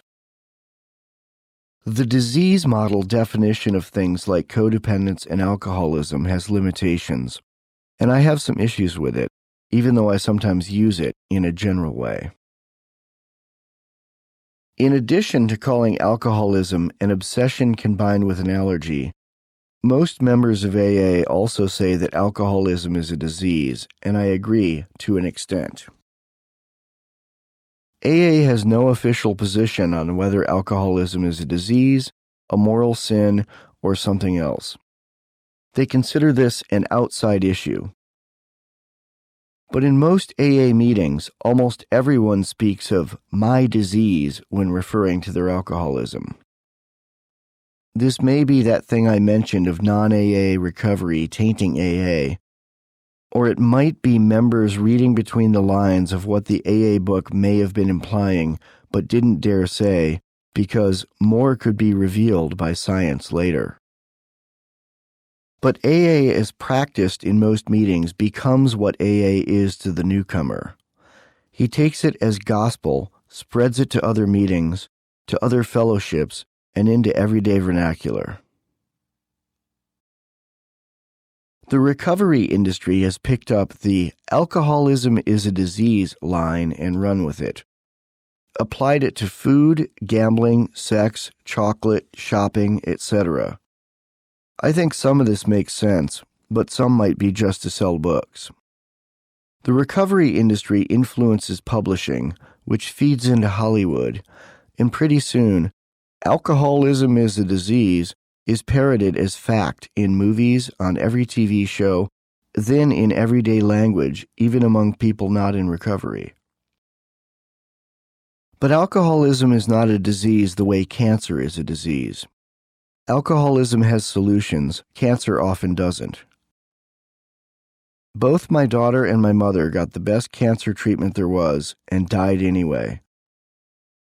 Most alcoholics, if they stop drinking, have a great chance at getting better.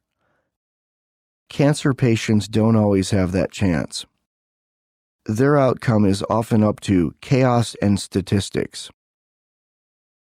More on chaos and statistics in Chapter 10, Hardcore Recovery Without Meetings. Is taking care of a parent with Alzheimer's or cancer codependent? Probably not. Is taking care of a child with Down syndrome, by definition, codependent? Probably not. Can it be taken to extremes until it becomes codependent? Yes. Balance and healthy boundaries are everything. In some ancient cultures, babies with physical health issues were left on the edge of town for the wolves. I'd like to think society has progressed and become more compassionate than that. Though some of why leaving babies for the wolves is no longer practiced is advances in medicine, commerce, and bounty to where caring for a sick relative is no longer a death knell for the family. Though it certainly can be a financial death knell, as well as a full-time job, on top of whatever your full-time job is. Is arranging your life around taking care of an active alcoholic or a person full of rage codependent? Yes. Yes, it is. Absolutely. Excuses, excuses, excuses. AA addresses loved ones of alcoholics in the Big Book, but also more or less encourages the wives. AA was all men when the book was written. To stand by their man. Of course they do. They don't want to get thrown out in the cold for doing what they do. In the AA book chapters Two Wives and The Family Afterward, AA basically promotes and enables codependence without ever using the term codependence. However, the AA founders did redeem themselves somewhat. The wives of the early AA members got tired of making coffee for their recovering husbands. They got bored sitting in the kitchen complaining to each other while their husbands recovered and laughed in the living room. So the founders told their wives to take the 12 steps of AA and start Al-Anon. But I do feel the men encouraged the wives to set up Al-Anon in a way that would still allow the men to get away with continuing unhealthy behavior. Relapses, being unemployed, gambling, philandering, rage, etc. Smoking cigars is even mentioned. In their literature, the founders of AA, in my opinion, ask a little too much latitude for recovering alcoholics to be able to get away with what they have done and even what they continue to do sober. If I seem to have a lot more sympathy for the physically ill or differently abled than for the mentally ill, the addicted, the alcoholic, the codependent, maybe it's because I was mentally ill at one time. My main problem with the disease model of alcoholism, drug addiction, and codependence is that people tend to use it as an excuse for horrible behavior, past, present, and ongoing. People in AA often explain bad behavior with, "My alcoholic thinking made me do it," or "My disease made me do it." Pugwash, you made you do it. I think that codependents who continue to live in an emotionally or physically harmful situation without taking the accessible steps to change their situation are as responsible for their own problems as the alcoholics, drinking or sober, who refuse to address their shortcomings. Whereas people thrust into the chaos of a statistically possible situation of actual physical disabilities, real diseases and conditions, cancer, birth defects, Alzheimer's, etc., in themselves or in their loved ones are not culpable. They're just dealing with life. Alcoholism and codependence are more treatable, but you have to want treatment. Recovery without meetings. These days, I basically take it back to basics with my recovery. Way back. My basics go back further than even early AA. My recovery is a little more like the Oxford group, without their heavy, "you'll go to hell if you have sex" morality, and without a desire to sit down for tea with the Nazis. My recovery goes even further back to the basis of all natural law. Because I believe that AA's 12 steps and the Oxford group's spiritual practices are really all included in the only two rules in life.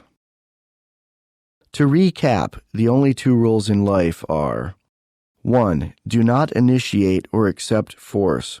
2. Keep your word. The two rules are not easily broken down specifically in a clear-cut "this rule equals that" step, the way the AA steps and the Oxford group's tenets can be related, because it's cross-dimensional. It's kind of like translating a phrase from English to French, French to German, German to Spanish, Spanish to Portuguese, and back to English. If you do that, you certainly may be rolling on the floor laughing at the result, but you won't be recovering. But I'll give the comparison a shot. I just love quantum math as applied to language as applied to the soul. Okay, that was an example of being passive-aggressive. Remember that idea? Okay, I'll try not to do it again.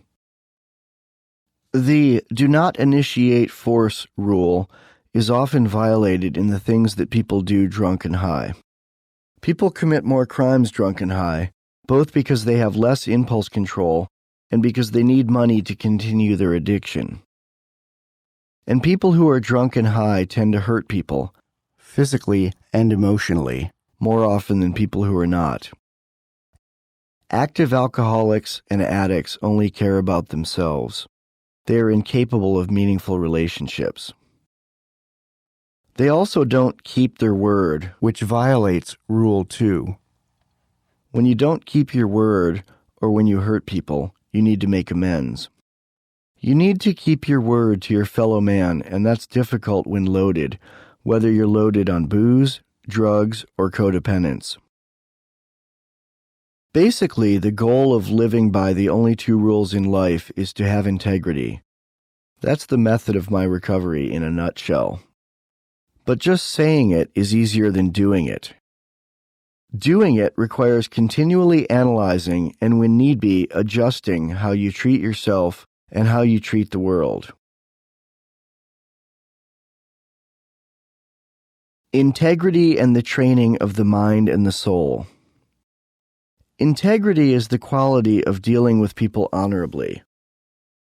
This means dealing with everyone with the same regard and heart in all situations. This does not mean that you do the same things with everyone. You do what you need to, and that varies from person to person and situation to situation. It does not even mean you give everyone the same quantity of your time, but it means you give everyone the same quality of your time and spirit, whether you're answering a quick email as a friend, spending 2 years full-time on a project with someone, or telling an SV to get lost and leave you alone. It means you deal with everyone equitably, without consideration of what you can get from them or if you even like them. If you have integrity, you will ideally, eventually, always know what to do in any situation, and your actions will be consistent, whether you're dealing with the smallest or the greatest of creatures. In martial arts like karate, the goal is to train the body as well as the mind. The mind is trained to live a right life, to live with integrity. Part of this is knowing when to apply the physical aspect of karate, how to apply it, and when not to apply it. The physical part of the training reinforces this and trains the muscles to do what the heart and mind have been trained to do. A karate master or any ethical person engaging in any self-defense, physical or emotional, when confronted with a challenge from an enemy, basically has 3 choices: walk away, stop the attacker, or if and only if nothing else will stop them, destroy the attacker. And the muscles do the right thing when they should because the mind already knows when it's right. In our complicated modern world, it can take a lot of self-training to effectively practice the only 2 rules in life in all that you do. You train by looking at things differently, applying practical emotional self-defense, and seeing what works and what doesn't. With time and experience, your mind's muscles will learn better and better what to do in any situation that may come up. This is a primary goal of LifeAmp. PESD makes up 1/2 of LifeAmp. The other half is working smarter. Action. Change your ways. Stop doing things that are bad for you. Live your life with integrity and continue to examine your actions. We will learn more about how to do all this next in Hardcore Recovery Without Meetings. End of Chapter 9. Chapter 10. Hardcore Recovery Without Meetings. The preamble to my program. I cured my alcoholism with IV narcotics use. I seriously don't recommend this. And I only got clean because dope didn't work anymore. By 1994, I couldn't afford $100 a day, and even on the rare day when I could scam up 100 clams, that gram of Mexican tar heroin, when injected, didn't really fix me anymore. Not 1/10 as much as 1/10 as much did when I started out. Learning to live life on life's terms. When I got clean, I was very out of practice at everything. I couldn't even keep a part-time minimum wage dishwashing job, that had previously usually been filled by either an unskilled teenager or an elderly alcoholic. And it was more than just employment that I had trouble with. I had to relearn, or in some cases learn for the first time, how to get a bank account, balance a checkbook, shop, pay bills, clean up my credit, talk to humans without yelling or threatening or crying, and how to have a relationship, any relationship. I had to figure out how to play well with others and generally how to put one foot in front of the other, to even do things most people can do by first grade. Things I never learned in kindergarten because I was too busy eating the construction paste trying to figure out how to alter my mind. I even had to figure out how to clean my apartment and make my bed. When I got off drugs, I wasn't suddenly struck wonderful. All I really knew how to do well was tell lies, play bass, and have sex. It can be hard to get a job with that limited resume, especially at age 30. After I'd figured out how to make my bed, I wanted to learn some new life skills. I didn't spend much time trying to start a rock band again. I didn't want to be just another old sober dude playing in bars to other people in recovery. That market was already saturated. So I learned to type and honed my skills as a writer. Within 5 years, I was making a living as a writer, and I'm still making a living as a writer. A lot of people think that if they just get off the drugs and drink, they'll be fine. It doesn't work that way. Most drunks and junkies are sorely lacking in a lot of social skills and have no idea how to function in society. If someone skimmed and scammed their whole adult life, they have no idea how to write a resume, behave in a job interview, show up on time, and take constructive criticism without feeling threatened and wanting to scream. They say that when you get clean, you are emotionally whatever age you started getting high. This is a rough estimate, and there are variables, but there is some truth in it. The same is probably true for getting away from codependence.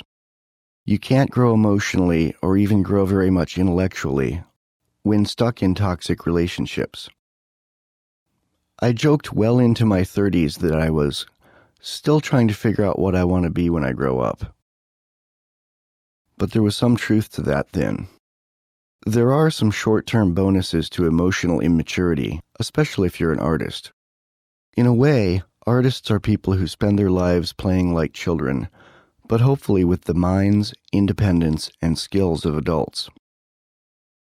But acting like a child will eventually drive people away, which kills opportunities. And it's pretty hubristic, as Steve Albini says, to imagine that society should pay you to sit around and create cool stuff. If your art is something people want to buy, well, that's entirely different. An A for effort doesn't cut it in the real world. It won't pay for lunch. A corollary of the only two rules in life is that there is no such thing as a free lunch. You have to earn your keep on planet Earth. And a good place to start doing that is by getting better at life skills. You cannot contribute to your place in the world while still having an addictive mentality, if your problem was drugs and alcohol, or a codependent propensity, if your problem was people. The solution to both is the same. Once you've got the drugs, booze, or squicky people out of your life. Getting clean and non-codependent isn't the challenge. Staying clean and independent is the challenge. And to do that, you have to change your habits, internal outlook, and spiritual wiring. And one place I'll agree 100% with the 12-steppers is that you have to do that one day at a time. There are no New Year's resolutions. Expectations are appointments with resentments. Don't set yourself up to fail. Don't put any large amount of stock on any one particular outcome, because there are too many variables in the universe that might conspire against you. Too much chance. I used to think that the world owes me a living. This is unfair, and unfair in my advantage. It's also untrue. Later I thought, Life is unfair, poor me. This is unfair, to my disadvantage, and also untrue. Now I feel that life simply is, and it's mostly what I make of it. But sometimes life intervenes in our plans and shows us things that don't always work out the way we expect, regardless of what we do. And I don't think it's God's will, fate, or karma. It just is. And having expectations that the unexpected will not happen is setting yourself up for resentment and disappointment. When my daughter Amelia died of leukemia, a lot of people I hadn't talked to in 10 or 20 years contacted me via email or phone. And everyone else who was currently in my life contacted me. They all had deep condolences. It didn't really make me feel any better, but it seemed to make them feel better, and most of the time it didn't make me feel worse, so I put up with it. What made me feel horrible was the few idiots who said some variation of, Amelia dying was part of God's infinite plan, or she's with God now, or she was too good for this earth so Jesus took her home, etc. People saying that stuff really believed it, and they were trying to make me feel better, so I just said, thank you, I gotta go, and didn't tell them what was really on my mind. What was really on my mind was, fuck you, how dare you fucking tell me it was God's will. Soon after Amelia died, I came up with a thought while feeling sorry for myself. Either life isn't fair, or it's just ironic. Many good people I love are dead, and every single smarmy bastard I've ever wished dead is still alive. I told my friend Lonnie about this. Lonnie is a scientist, as well as a brilliant painter and photographer. We used to date, and we're still friends. I'm still friends with most of the women I've slept with, except 3 or 4 SVs I'd cross the street to avoid. But Lonnie rocks. She was the only guest at my and Deborah Jean's courthouse wedding. DJ and I like people, but usually don't like crowds, so a single guest at our wedding suited us well. Lonnie was our one guest and also served as both the legal witness and the photographer at the wedding. I told Lonnie about the idiots telling me, it's God's will, and she laughed. Lonnie is an atheist, not an agnostic, but a 100% I am absolutely sure there is no God atheist. Science is her God. She's an atheist, but she's somehow also one of the most spiritual people I know, and being kind to people is her spirituality. She's not a pushover, she's just a very good person. Lonnie smiled and said, I don't think it's God's will that Amelia died. I think it's just chaos and statistics. This really hit home with me. It actually gave me a lot of relief. Made me feel better.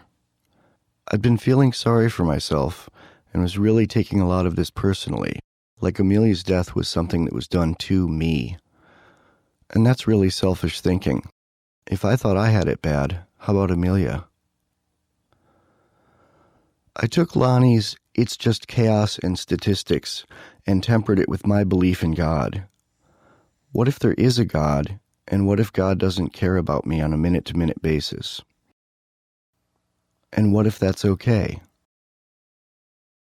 I started to think of a new point on my ever-fluid and evolving axis of what God is. This is about the point I began to picture God as a genius nerd scientist who makes and winds the clock of the universe, but we determine our own fates, except the parts that are ruled by chaos and statistics. I'm not sure there is a God's will, but I'm sure there is being a good person. I think there are God-given rights, but I think what we do with them on a day-to-day basis is up to our own integrity and ingenuity. What happens to us is up to us, except the parts covered by chaos and statistics. Continuing to be a drug addict or a codependent is entirely up to us, regardless of what happened in our past, whereas dying of cancer is chaos and statistics. More on expectations and resentments. Love may not last. People close to you may die. You may get hit by a meteor, a bus, a stray bullet, an illness, or a pink slip. The point is to live life knowing these things could happen, so you're not flummoxed if they do. But you can't live in fear of what might happen, because a life lived in fear is no life at all. So plans might not work out. You might not end up where you want to be in life. But as long as you're walking a right path, you cannot fail, because you're still sucking air, and you're still a human having a spiritual experience. One of my takeaways, my life lessons, with realizing that expectations are appointments with resentments, was not to put too much stock in the outcome of anything I do. When I say I don't put much stock in what I do, I don't mean that I don't care. What I mean is that I don't bet all my happiness on any one outcome. This is expressed well by one facet of my work ethic. I work on projects that I want to work on. When they're done, I put them out in the universe. I promote them as best I can. Some of them catch on with the masses, some don't, but they're all successful because I enjoyed doing them. And if I bet the farm on any one thing hitting a home run, I'd be miserable if that one thing didn't pan out. I just do the footwork and don't worry too much about the results. Yeah, I know there were 6 cliches in those last 2 sentences. Sometimes being a good writer can even include knowing when not to reinvent the wheel. Hollywood is full of miserable screenwriters and actors who believe they'd make it, didn't, and think that life isn't fair because all their dreams, expressed as that one dream, didn't come true the way they've seen it work for others on TV. Again, expectations are appointments with resentments. Chuck Palahniuk in Fight Club said, "We are the middle children of history, raised by television to believe that someday we'll be millionaires and movie stars and rock stars, but we won't. And we're just learning this fact." Is life fair? It probably is. I strongly believe that people make their own path, unless some chaos and statistics get in your way. And though chaos and statistics may get in your way, how you take it is up to you. Amelia took it with dignity and aplomb to spare. She was calmer dying of cancer than most people are when they get a traffic ticket. And that gal loved life. She fought the cancer, but she accepted her fate and didn't blame. Anytime I feel like complaining, I remember that. If chaos and statistics don't wipe you completely off the face of the earth, pull yourself up no matter what. There is no free lunch. We're on this planet to work, live, laugh, and love, but the first thing is work. That's the true deal of recovery. That's what you recover for, to work. Work is one of the best parts of life if you do work you love. Don't be a pussy and think the world owes you a living. Don't loaf, don't lie, don't steal, don't initiate force, and don't be a serenity vampire. Because if you do any of those things, you're fair game for any more evolved and honest person to know that they have the right to take you out of the gene pool, literally or figuratively, at any time. And you'll deserve it when they do. Like I said, life probably is fair. Amends. Amends are part of making life more fair if you've done something to make it less fair to someone else. Amends exist to make your slate clean and right with yourself as well as with the world. Part of keeping the only 2 rules in life is making amends when you need to. But a lot of people, when they first get sober or start recovery from codependence, think they owe amends to almost everyone they've ever met. This is because they've been living so long without respecting themselves or others that when they start to have a conscience, they suddenly feel the impact of their selfish ways on themselves and others. The pendulum swings far the other way. If they're living a right life by the 2 rules, eventually they'll find a happy medium. Conversely, some people get into recovery and think they owe no one an amends. These are usually angry people with a victim mentality. With time clean and exposure to sane people living by the only two rules, if they don't first drive everyone away from them, they may begin to see the light and stop being such a victim and recognize instances where they may have wronged people. When I first got sober in AA, when I got to the amends part, I thought I owed something to everyone I'd ever met, from people I'd ripped off to the kid I made fun of once in 8th grade. I had over 300 people on my list. When I look back on that list now, I realize it should have been a lot shorter. It should have only really been people I'd harmed, with the operative word being harmed. Whenever someone is mad at me now, I ask myself, did I harm them? If I honestly didn't harm them, I don't feel a need for an amend. Some people are upset all the time and play victim. Some people think the world owes them a living and want a settlement, an apology, or just some drama all the time. These people are SVs. If someone says you owe them something, and after soul-searching you are sure you do not, leave them and block them. Many legal proceedings, particularly civil suits, are really just an attempt to bully a sincere and voluntary apology from the person. You cannot, by definition, bully anything sincere and voluntary from anyone. You cannot legislate an apology.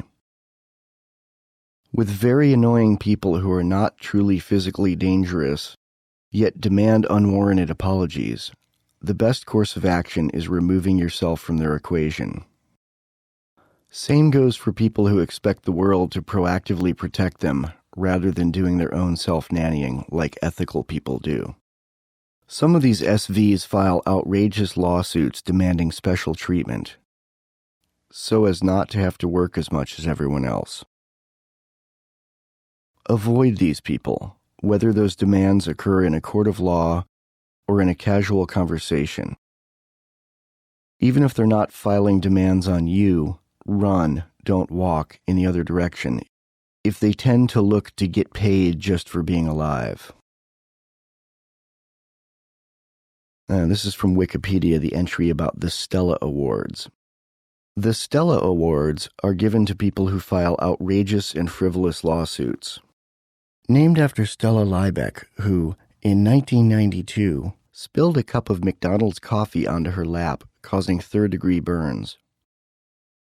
She sued McDonald's and was awarded $2.9 million in damages, subsequently reduced by the judge to $640,000, though a later secret settlement was reached between Liebeck and McDonald's.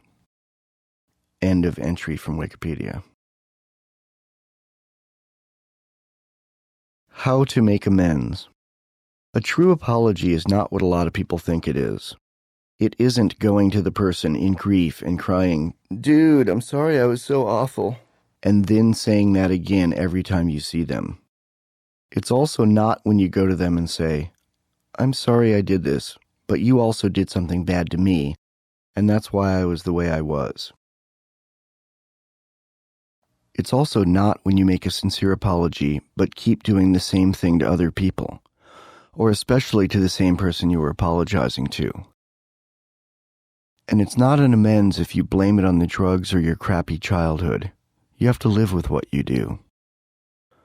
A true amends is something you think about, come to grips with, and then tell the person how you were wrong. You don't blame the other person, and you don't apologize over and over. You say once, sincerely, that you won't do it again, and then you don't do it again, with them or anyone else.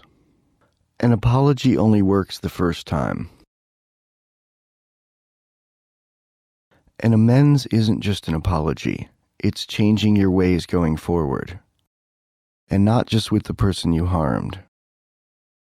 The verb amend means to make changes and improvements. An amends is changing your ways. The apology is the easy part. Without the changing of ways going forward, an apology is nothing more than empty words.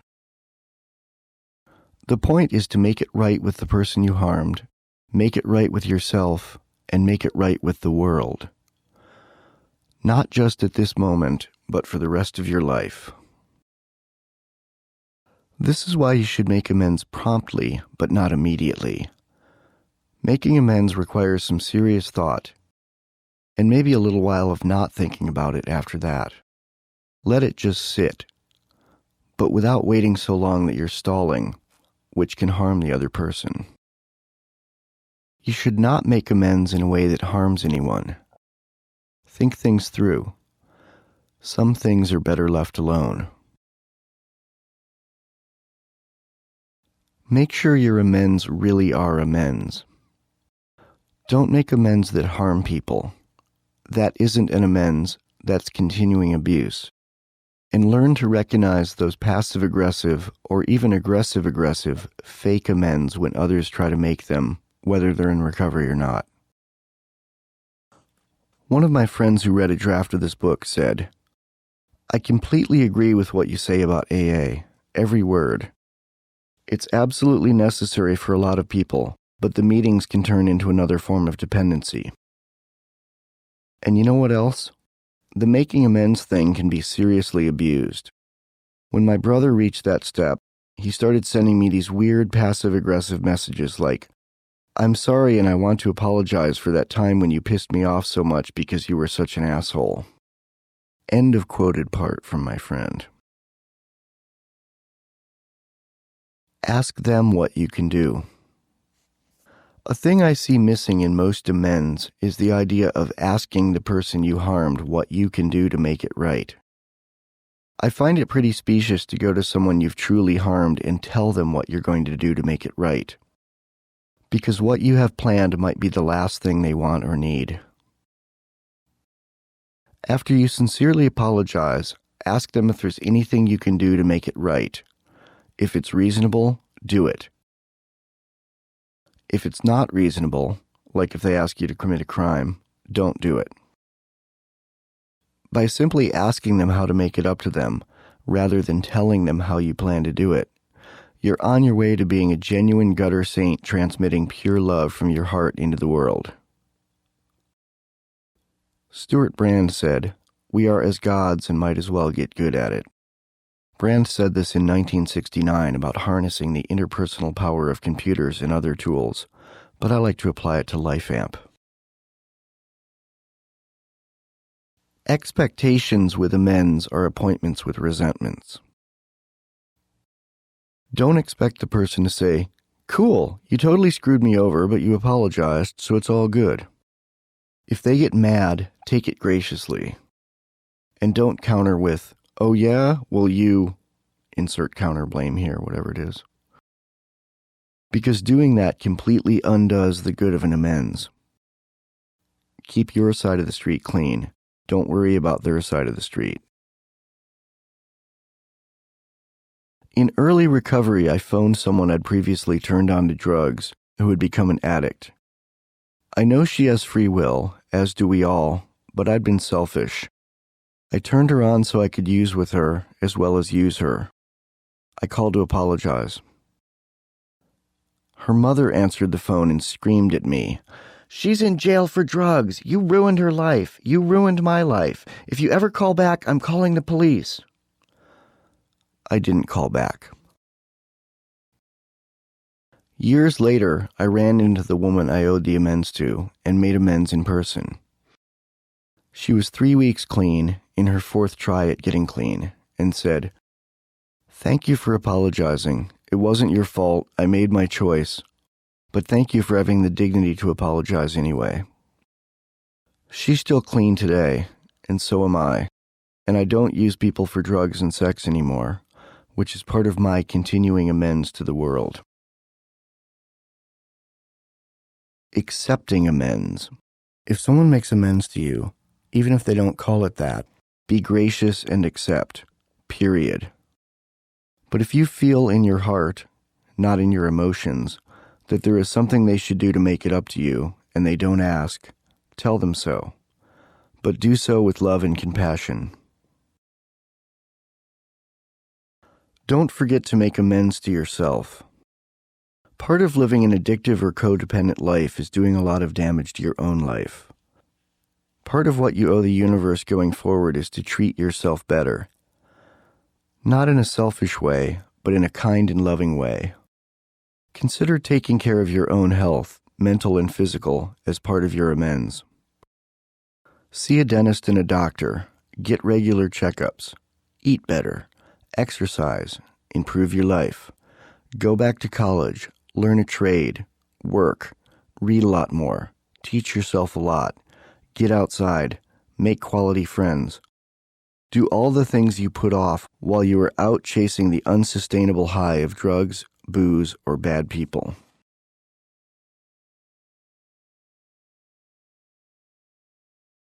Giving back. Giving back helps you stay sober, sane, and balanced. But it doesn't have to be a lifetime of service in the system you recovered in. Get out there in the world to give back. I do not feel anyone should be guilted into volunteering for charity, but if any form of giving, especially of your time and skills, helps you feel good, do it. I have a friend who is well off and is into being helpful with money, but doesn't do it through an organized charity. She has a younger friend who is a brilliant student who has trouble paying for college even while working 2 jobs. My friend occasionally sends the student a check for school, even though the student is not related to her. Works like this are an excellent way to make amends to the universe, too. If you've harmed someone monetarily, but for one reason or another you cannot pay them back directly, like if they've died, or if you cannot find them even with diligent searching, or if you never even knew their name. Giving money to someone you care for is not a handout, and I have no ethical problem with it. My ethical problem is when it comes out of my taxes without my permission. That's stealing. And the president making you volunteer in order to graduate from school is not you volunteering. As for being of service, personally, I'm very fond of mentoring and teaching. Helping someone who's trying to do whatever you're good at will help keep you focused on who you are and will also help you learn where you're going. On becoming human. To live a life free of addiction or toxic relationships, you need something to do and someone to love. Something to do and someone to love won't get you sober and sane, but once you are sober and sane, something to do and someone to love will help keep you sober and sane. Best advice I've heard is to start with a plant. If the plant doesn't die, get a cat. If the cat thrives, consider human romantic relationships. The more you get back into life and love, the less twisted and unusual you will feel if you were living by the only 2 rules in life. Again, don't take advice on this.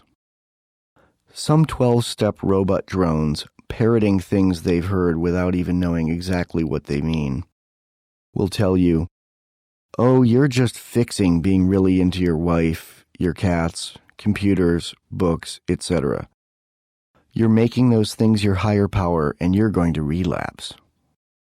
But fug it, those things aren't my higher power, and they keep me happy, healthy, productive, and alert.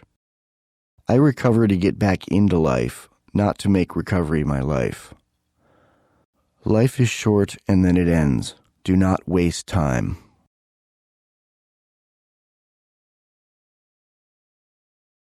Dealing with death. Dealing with death is the ultimate life on life's terms. It can be the strongest test you'll face in recovery. If someone you know has a close family member or friend die, I don't recommend you tell them, "She's safe with Jesus now," especially if the person is not a Christian. Don't tell them, "It's God's will." How the hell can you know anyway? It won't give them comfort, and if you're trying to proselytize, you'll be picking a damn poor time to do it. There isn't much you can say to someone who has lost a loved one, other than, "I'm so sorry." And as with amends, asking them what you can do is better than thinking you know what they need. ask, "Is there any way I can help you?" and be willing to do what they ask within reason. While I still wouldn't rob a bank for them, I think I'd probably go further in helping someone in this situation than I would with someone I'd harmed. Because they're probably feeling harmed by God, harmed by the universe, and that feels worse than being harmed by a person. Out of the scores of people who offered condolences when Amelia died, only 2 people asked me what they could do to help. One guy offered money, which really helped. He gave me $400, which helped get me to my daughter's funeral, which I couldn't afford at the time. If someone's kid dies, or their spouse dies young, don't say, "I know how you feel. My mother, grandpa, or cat died recently." Because we're supposed to outlive our parents and our pets, but not our children or young or middle-aged spouses. You do not know how the person feels. A friend of mine lost her father recently. This is all I could offer that was honest and from the heart. "I'm sorry to hear about your father. Having lost both my mother and daughter, I know there are no words, and most people offer too many. All I can think of is, I'm truly sorry for your loss. As cheesy as that sounds, please know that my experiences put these words at face value, and I do mean what I say. And let me know if there's anything I can do for you." The friend was recently unemployed and trying to get a job while simultaneously dealing with her father's death. She said, "I hate to ask, but would you write me a job recommendation?" Since I knew her to have great integrity and work ethic, I told her I would be honored, and I took time to write her a great letter of recommendation. It's the only concrete thing she needed, and was worth more to her in her situation than a dozen people saying, "I'm sorry," and "It was God's will." End of first half of Chapter 10. Second half of Chapter 10. Prayer. After Amelia's death and then Lonnie's chaos and statistics comment, for a while I stopped praying. I didn't think there was no God. I was still sure there was a God, but I was sure he hated me.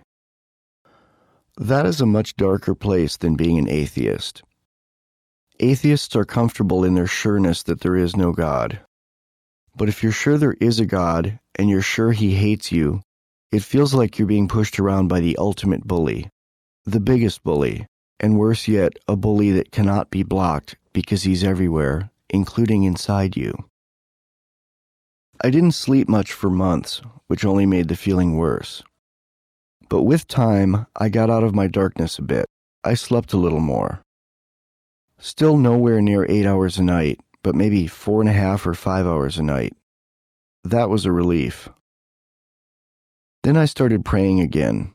I hadn't really prayed for a long time, and praying helped. I also did a lot of thinking. That helped too. I analyzed my situation rationally and stopped feeling as sorry for myself. That allowed me to stop hating God as much. I became more logical and realized that chaos and statistics really do have a part in the universe. I began to form a further refinement of my mystical beliefs. I now have one that really works for me. I'm still using this image of the nature of God and God's relationship with man. It's impossible to truly put the immeasurable into the finite 26 letters of the alphabet, but I'll try. God is the sentient, benevolent, and infinite force that created the heavens and the earth, and God created life. God is the force that set everything into motion. This force may have an effect on the minute-to-minute workings of our lives, but only in the sense that God built the evolving physical system and also gave us free will. This free will allows us to put ourselves into whatever situation we're in, barring interference from the occasional intervention of chaos and statistics, which God also entered into the equation. The run of humans on this planet is finite, but we pretend it isn't, and we build and live accordingly. We have to, because a life lived in fear is no life at all. But there was once a time when there were no humans, and there will again be a time when there are no humans. In the meantime, God does not answer my prayers like Santa Claus or a genie who grants wishes. God doesn't intervene like Congress to adjust things on the fly or bail me out if I mess up. God isn't Big Brother watching me in my home and is not my big brother who will beat up my bullies. And God isn't vain or egotistical and will not be angered if I don't tell him he's doing a nifty job every day. But for me, it's good to say little prayers to God, prayers of thanks and gratitude, but not a shopping list of demands. Praying is not so God listens to me. Praying simply helps me be open to the mysteries of the universe.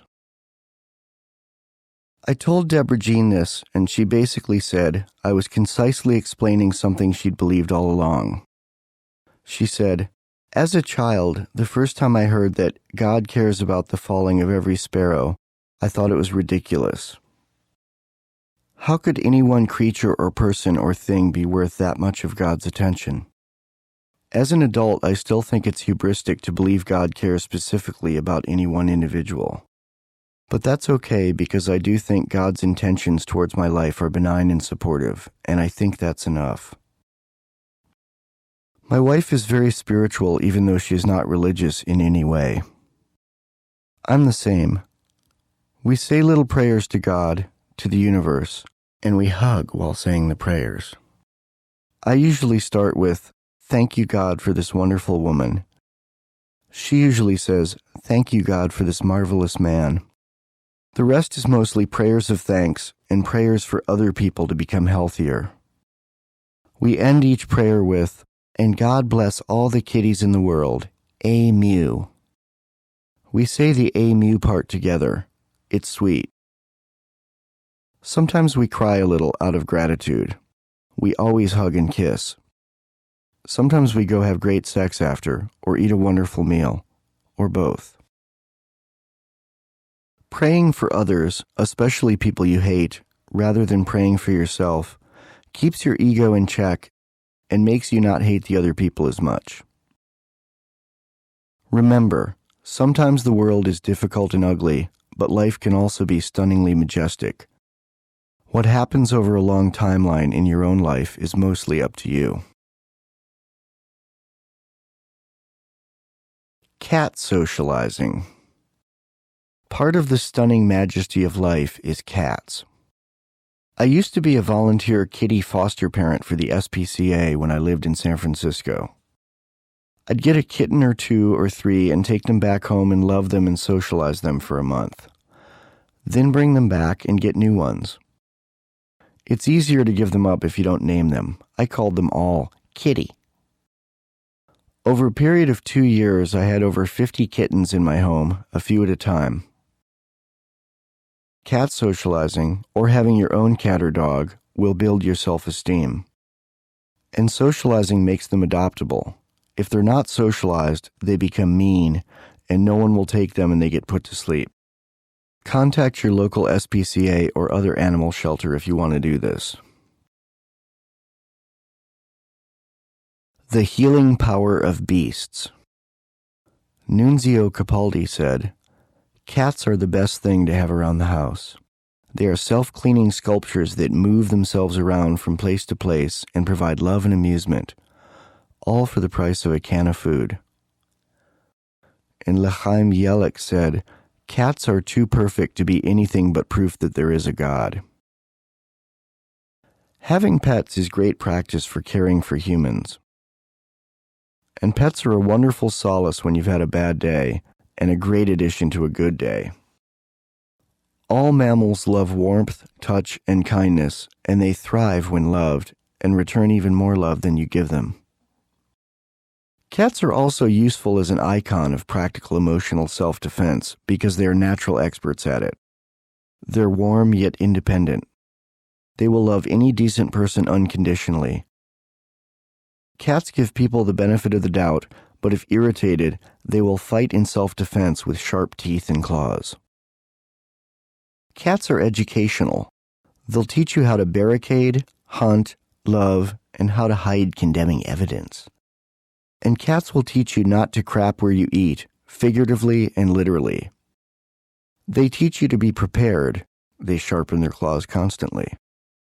They'll also teach you how to defend yourself against sudden physical ambushes, which will help you learn how to recognize conditions that parallel emotional ambushes in humans, like pretending everything's fine, being friendly for no reason, and being twitchy while trying to look unassuming. If you think that me telling you to have pets to help keep you sober sounds silly, I say it makes more sense than collecting marbles, which is a suggestion in the AA book Living Sober. Cats are never slavishly dependent upon anyone. They come to you when they feel like it. In Farnham's Freehold, Robert A. Heinlein said, "You don't own a cat, he is a free citizen." Take dogs. Dogs are friendly and fun and loyal, but slaves. Not their fault, they've been bred for it. But slavery makes me queasy, even in animals. End of Heinlein quote. Cats also intuitively seem to know all about the Cooper color code and will teach you how to effortlessly switch between condition white, condition yellow, etc. Here's a tip. Hold your beast and tell her, "I'm proud of you, you're brave and strong and wonderful," and things like that. They'll love the sound of your voice and bond with you more. And beasts are brave and strong and wonderful. Talking kindly to a beast is good exercise for being kind to humans and letting them know when they've done well. Another tip, when looking into a cat's eyes up close, close and open your own eyes slowly, taking about a second for each action. This calms cats. And if they blink slowly in return, you're golden. This doesn't work with dogs, though. If you blink at them slowly, they'll just stare blankly. Another fun thing is to get a bird feeder and hang it outside your window so the cats can watch the birds. It's almost like having pets for your pets.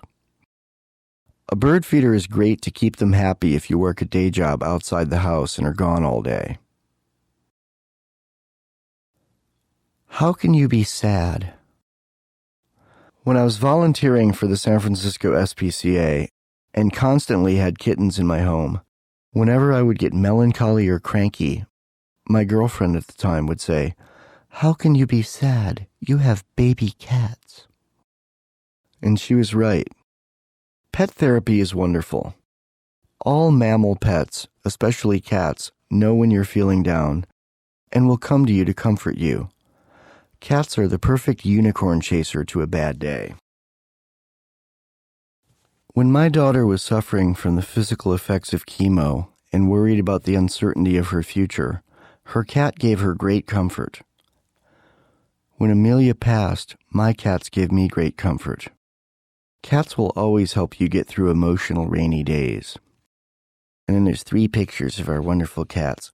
Fuzzbucket McFluffernutter, Peanut McFluffernutter hunting and attacking a catnip toy shaped like a fish. And then it says, "Seriously, how can you possibly be upset when you have baby cats?" And if you saw this picture, you'd totally agree. And then 3rd picture is all 3 of our fur children. Fuzzy hunts the mighty catnip fish while Peanut McFluffernutter and Charlie Squinton Jr. get ready to pounce. Dogs are cool too. I like them. I just like cats better. I'm a cat man, dude. If you like dogs, get a dog. But you'll have to walk them more. You can't leave them in the apartment all day like you can with cats. I used to let my cats be indoor-outdoor. Then Charlie Cat got attacked by a coyote. I yelled and scared the coyote off. It dropped Charlie from its mouth before it ran. The vet fixed Charlie up, but she's grounded for the rest of her life. So are the rest of our cats, and any cats we get in the future. Pets will eventually die. You'll outlive them. My wife and I have outlived 2 of our cats together so far. Dealing with pets dying is a great dress rehearsal for dealing with bigger losses. My wife and I figure we'll have 3 or 4 more sets of cats in our lives, then we'll die. And that'll be okay. Hopefully we'll die of natural causes in each other's arms in a warm room full of books and other work we've created, surrounded by snuggly cats. Cats will slowly reprogram you to change your ways and be a better person. They can't do it alone. It doesn't happen by osmosis, but they are certainly a wonderful addition to any life well lived. Cats are not as trainable as dogs. The real purpose of having cats is to train you to be a better person. More ways of changing your ways. When I want to change a pattern that I don't like in my life, be it drugs, alcohol, or codependence, I make a list of ways that thing has harmed me. Everything. Health, sanity, money spent, opportunities lost, people disappointed, harm to myself and others, everything. Then I read the list every day for a month and add to it while I do. At the end of that month, it's pretty impossible for me to continue to be in denial about doing what I've been doing. New playmates. If you keep doing what you were doing, you'll keep getting what you got. If you keep hanging out with toxic people, drug abusers, drunks, or people you're codependent with, you'll find it harder to recover. You'll have to change who you hang out with and where you do your hanging. This isn't as hard to do as you'd think. You might think you're letting down your friends by not going out with them, but you're not. They'll find other friends. And you'd be amazed at how quickly people will quit calling you when they find out you're not doing what they're doing anymore. They'll think you're a drag. You'll harsh their buzz, bum their trip, poop their party, wet their blanket. They'll quit inviting you quicker than you can decline the invitations. And if that isn't proof you don't need to be hanging around with them, what is?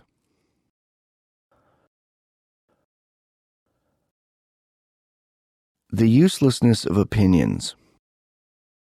Most people have a few friends who will say, "Go for it, man," or "You go, girl," whenever you're about to do something brilliant or something stupid. The problem is, friends only hear your side of the story, and they'll almost always think you're right, especially if they're people pleasers. They'll tell you what you want to hear. Rather than asking your own personal yes men what to do, ask people who are successful in the task you're trying to accomplish. If you want to know how to keep a relationship together, don't ask a 20-year-old guy who's had 10 girlfriends and lost them all. Ask an older guy who's been married for 20 years. If you want to know how to get and keep a job, ask the lady who's had one for a long time. And if you want to know how to get and stay happy, ask someone who's come a long way, baby. Ask someone like me. I don't ask people specifically what to do. That's advice. Even coming from someone who's done it right in their own life, it may not be the best advice for you. They don't live in your head, and they don't know every detail of the situation, every conversation you've had with the people. I ask people what they've done in similar situations. When trying to make an important decision, I recommend asking 3 people who were where you want to be what they have done, not what you should do. Then make an educated decision. Some people ask these experts, then pray on it. If that works for you, groovy. But I often find that when people think they're listening to God's voice, they're inserting their own words, what they want to hear. Ask your heart. If God has ever spoken to man, the heart is where God writes his words, not the head. I also find that taking life lesson suggestions from people who are still actively in their addiction to substances or to people doesn't yield useful advice.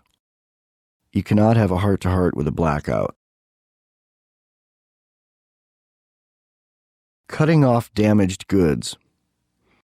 If someone you truly haven't ever harmed uses any phrases like, "I never want to see you again," then goes out of their way to see you again, they are probably insane, or at least very damaged goods. You should take them at their first word and never see them again. You'll both be better off. Same goes for people who lie. Stop lying. Part of living life on life's terms is to be honest. Do not lie. Lying is a simultaneous violation of both of the only two rules in life. Lying is initiating force, and it's also not keeping your word. Anytime both rules are broken at once, it usually somehow involves lying. Addiction, either to substances or to people, leads to a lot of lying. Lying becomes a habit that doesn't automatically stop the moment you stop drinking or get the toxic person out of your life. You need to work at recognizing when you lie, or lie to yourself to enable you to lie to others, or tell half-truths, and wean these horribly toxic habits out of your life. Pay your bills. Fiscal responsibility makes me hot. It's sexy, in myself and in others. Part of your contract with the planet Earth is continuously paying what you owe. It's part of your continuing amends. If you can't pay a bill on time, make arrangements. It's surprising how many people don't know you can do this. Call the company, wait on hold, don't whine, and ask what you can do. Be confident, polite, but don't yell. Don't ignore bills. I'm amazed how many people think they can do that. It doesn't work. Bills don't just go away. They ferment as late fees get added. Look people in the eye. Many people today, especially young men, cannot look someone in the eye while talking to them. This was different when I was younger. It's a sign of confidence to look someone in the eye. Don't mad dog people and intimidate them by staring incessantly and intently, but make eye contact when you're talking. People who are confident but not cocky show it by looking into the eyes of the people they're talking to.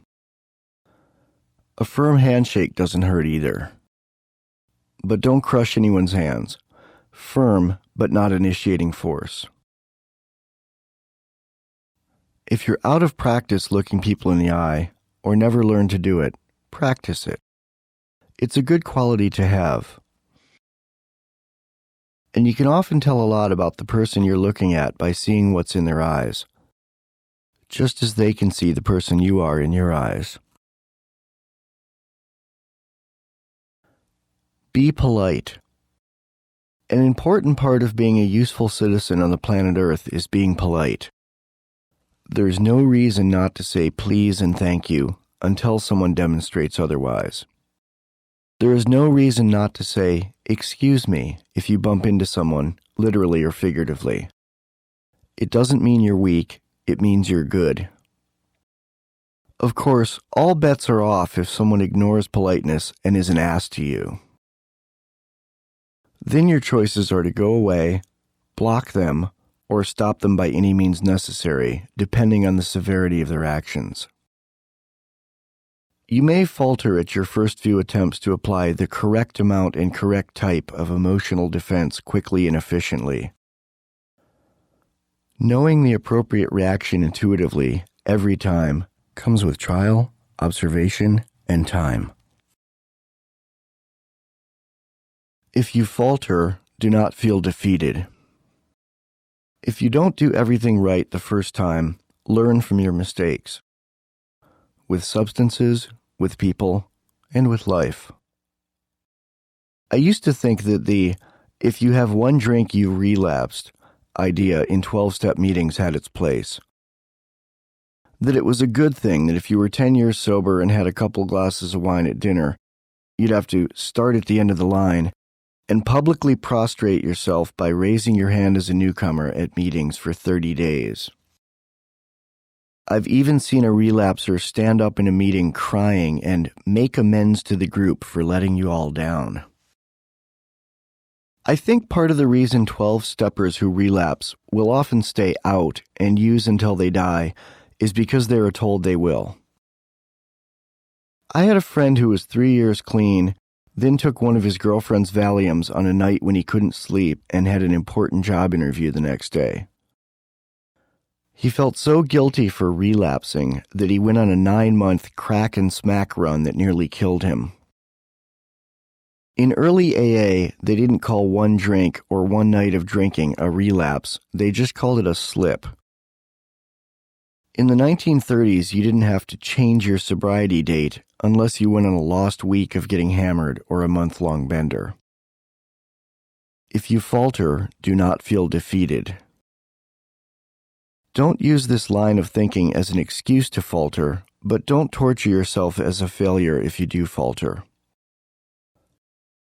4 years ago, after I was done with meetings, I smoked some pot with a friend on his yacht in international waters 20 nautical miles from the shore. The world didn't end, I didn't drink, and didn't do hard drugs later. Didn't even smoke pot again. I had a good time, but kept finding myself in different rooms of his yacht saying to myself, what did I come in here for again? I didn't like it. I like my brain. I like work, and drugs and alcohol get in the way of work. After the yacht trip, I went home, went to sleep, woke up a little foggy, but not much worse for the wear, was fine the next day, and haven't used any intoxicants since. I see no need to. I feel I've evolved beyond them. They worked for a few decades to deal with emotional pain. Then, a few years after they no longer worked, I stopped. We are not perfect. I'm human. I know that life is a work in progress.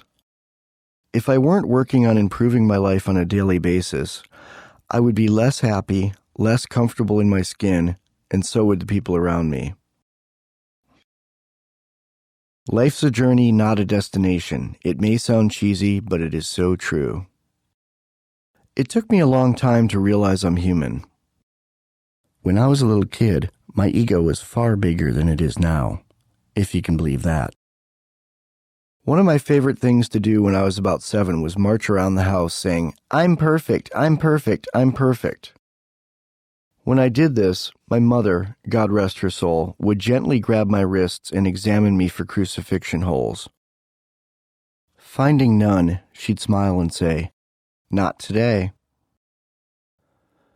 For much of my life, I vacillated between thinking I was either the crowning pinnacle of God's creation or else a piece of dirt on the bottom of God's shoe. I now know the truth. I am a small but important part of the universe. You can also know that you are a small but important part of the universe. To do so, you'll need to drop the crap that's holding you back, continually work on getting better, work at finding new compassion and strength, new life skills and work skills, and work on finding better ways to utilize all your gifts, and do so without being stepped on. AA addresses the fact that we are not perfect with their phrases, progress not perfection, and we are not saints. These are great thoughts to remember, as long as they don't become excuses. I've seen a great many people in recovery continue to act harmfully to others and themselves after getting sober, and brush it off with, hey man, it's progress, not perfection. I don't hear this line used this way as spiritual. I hear it like Homer Simpson saying, do! Using progress not perfection is okay to not beat yourself up for the bumps in the road that are part of the human condition, but don't let it become justification. This is similar to what I said in Chapter 5 about not using the idea that everyone's hands are probably a little dirty in one way or another as an excuse for bad behavior. Like I said in Chapter 9 about not using my alcoholic thinking made me do it as an excuse to continue screwing up. Can everyone recover? Some people are beyond help. They are broken machines. They have no moral compass, are sociopathic, and only express remorse as a tactic in court or when attempting to keep someone around to abuse further. It has been suggested that psychotherapy not only cannot help these people, but that it trains them to elicit sympathy on command, which in turn makes them better criminals. Recovery can only work for people who are good at their core.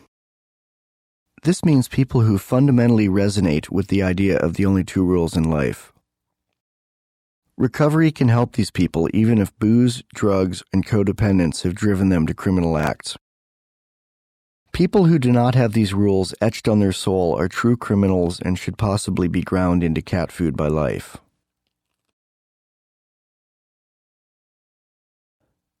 Can you base your recovery on nothing more than a book? Yes, you can. This book is not your higher power. It is simply my experience, strength, and hope. The other stuff you need is inside you. You're made of it. You're soaking in it now.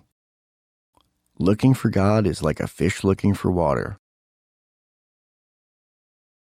The AA Big Book claims that it can keep a lone Eskimo sober, so I will say that my book can keep you guided. You'll need good people in your life too, but this book can help. A lot. The alphabet is the most important creation of man, more important than antibiotics, air conditioning, and computers, which are probably the second, third, and fourth most important. Writing is the basis of all planning, progress, science, much of civilization, and most art. Writing is part of what separates us from the beasts. It's what allows our thoughts to be in places we are not, which is the reason I encourage you to get very good at communicating and writing. Recovery, of any type that works, is all about one person being able to transmit experience to the other person. I have recovery. I have the gift of the ability to transmit it by speaking to you.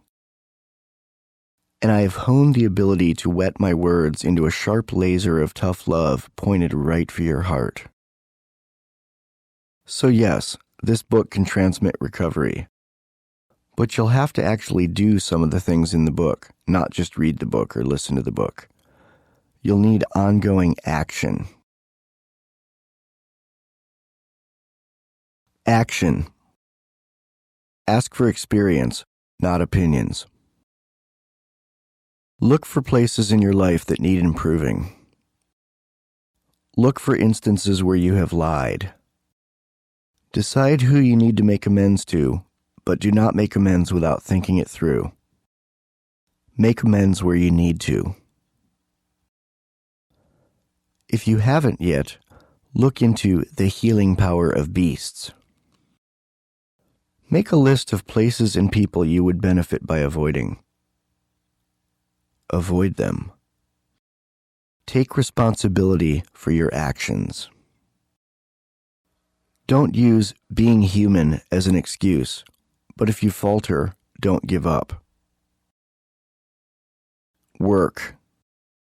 And work at being able to work on something you love to do. More on that in chapters 13, 14, 15, and 16. For now, write down a short list of things you'd love to do for work and what steps you might take to get there. Lastly, repeat all. Best day sober? I've heard people in 12-step meetings say, "My worst day sober is better than my best day loaded." I say, balderdash. My best day loaded was far better than my worst day sober. And even better than some of my pretty darn good days sober. But I will say this, my average day sober is far better than my average day loaded.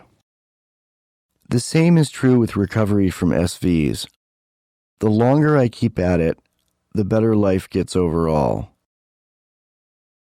There are days when I feel bad, feel I've gone too far with a particular boundary, which, as I've said, usually only happens because I didn't enforce smaller ones earlier.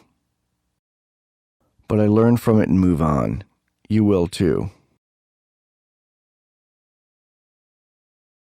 So, we've tuned ourselves up and gotten on a path of changing our ways on a daily basis.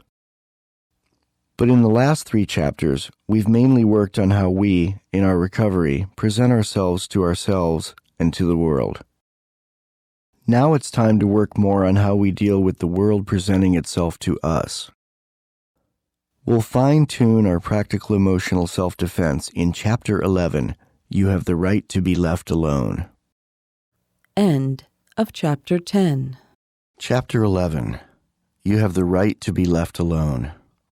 William S. Burroughs said, "Do not proffer sympathy to the mentally ill. It is a bottomless pit.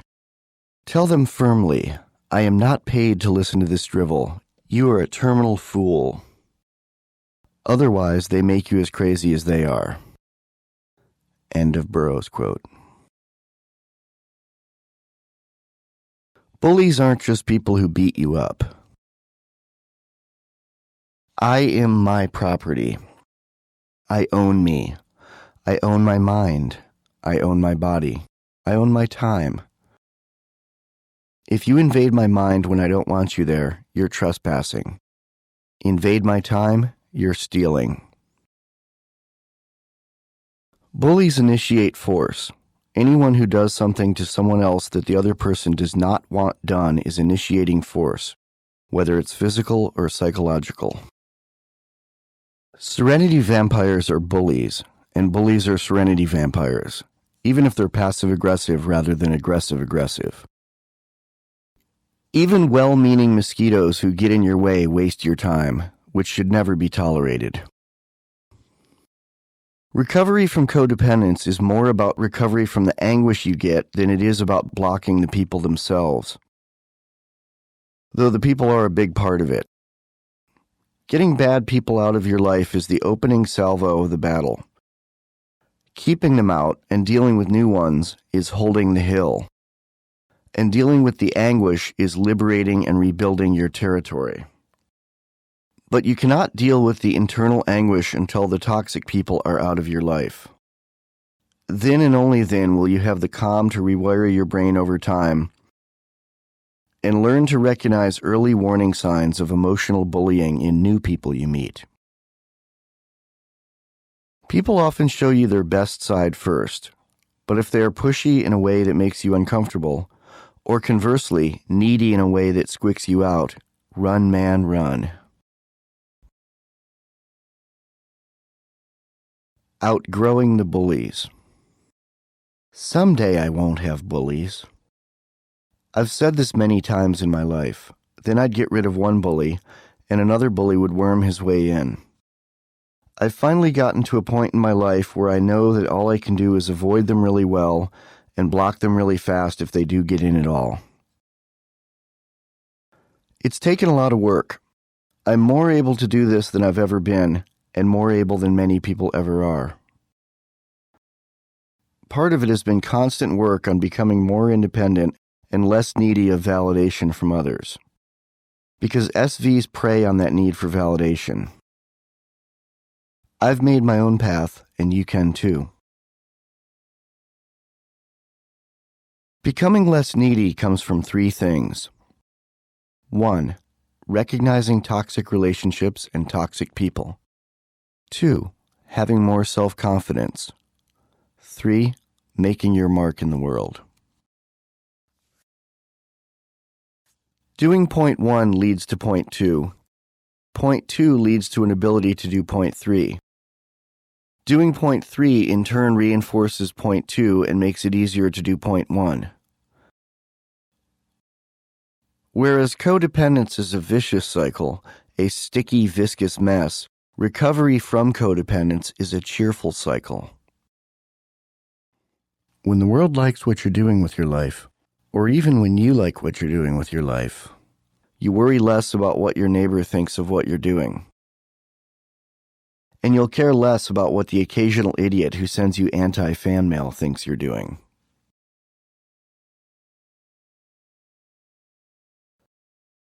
Quit it, critic critters. Say that 3 times fast. Keep in mind that the more good you do in the world, the more you are excellent in the eyes of others, the more you'll get random hate mail from strangers. Because some people are just pricks kicking against greatness. They're jealous of anyone who does things well. This is because they are incapable of doing great things and see life from the viewpoint of a cut walking through a lemon world. Everything irritates them, so they lash out and verbally slash at anyone who's happy and productive. They are not comfortable in their own skin, so they want to skin you and roll you in their salt. Don't let them. A few years before my good friend Liza Matlack passed away from leukemia, she told me, "Mean-spirited criticism doesn't ever come from someone who's doing valuable art themselves. And people with integrity do not deliver mean-spirited criticism. SVs love to deliver mean-spirited criticism. They have fear of the abilities of others because they do not have confidence in their own abilities. The mentally and spiritually weak will always prefer destruction to creation. It's easier to destroy than to create, so destroy they do."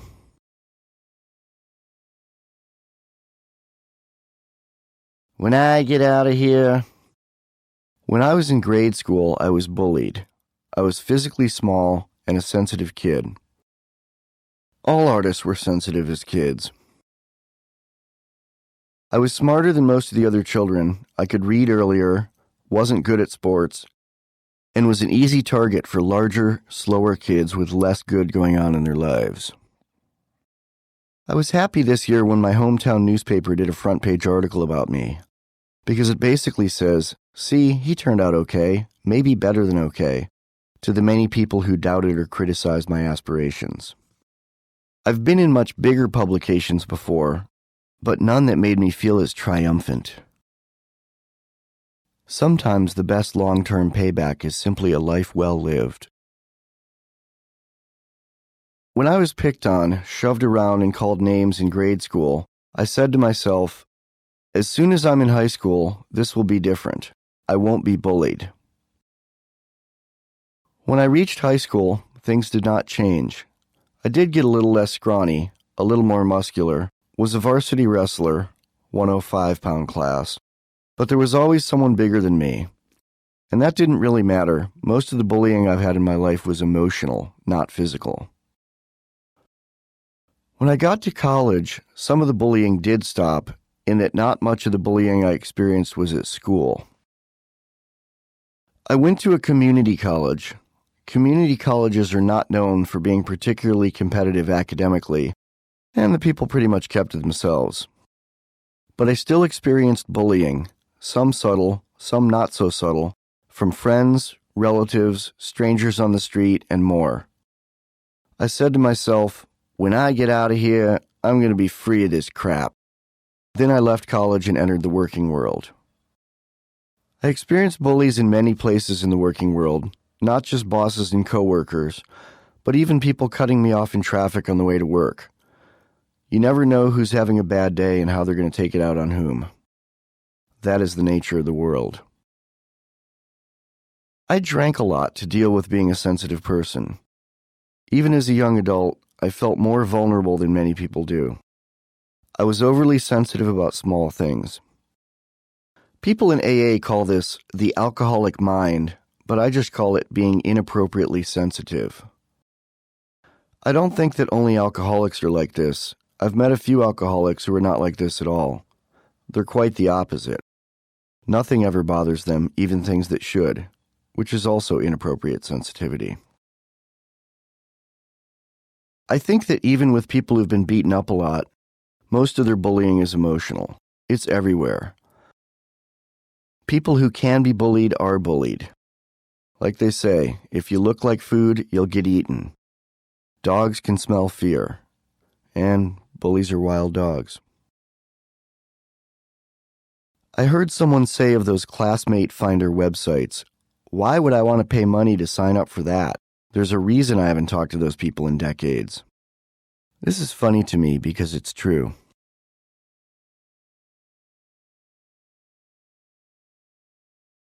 Why some people think they need bullies. Drug addicts and alcoholics have a hard time getting around to getting sober because their sick routines feel familiar to them. And codependence, as horrible as it is, can feel comfortable in its familiarity when you've had it so long that you don't know anything else. This sickness becomes normal, even if you're quietly screaming or dying inside from it. Fear of having nobody keeps a lot of people with a bad somebody. Don't cut yourself short. You can have better relationships if you make room for them in your life.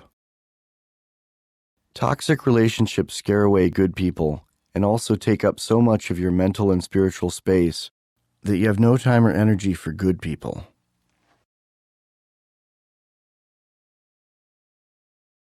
Identify problem, ask around, consider options, solve, repeat. The main idea of LifeAmp is to improve life's signal-to-noise ratio, to give you more room in the data table of life. This gives you time to do with your life what you've always wanted to do but never could. It also gives you the opportunity to discover new things to do that you wouldn't have even considered. While I always wanted to be a writer, I never considered being a filmmaker until I was many years into recovery. And even before my first 5 years of recovery, I wouldn't have been sane enough to get to hang around with the people who inspired me to learn to make documentaries.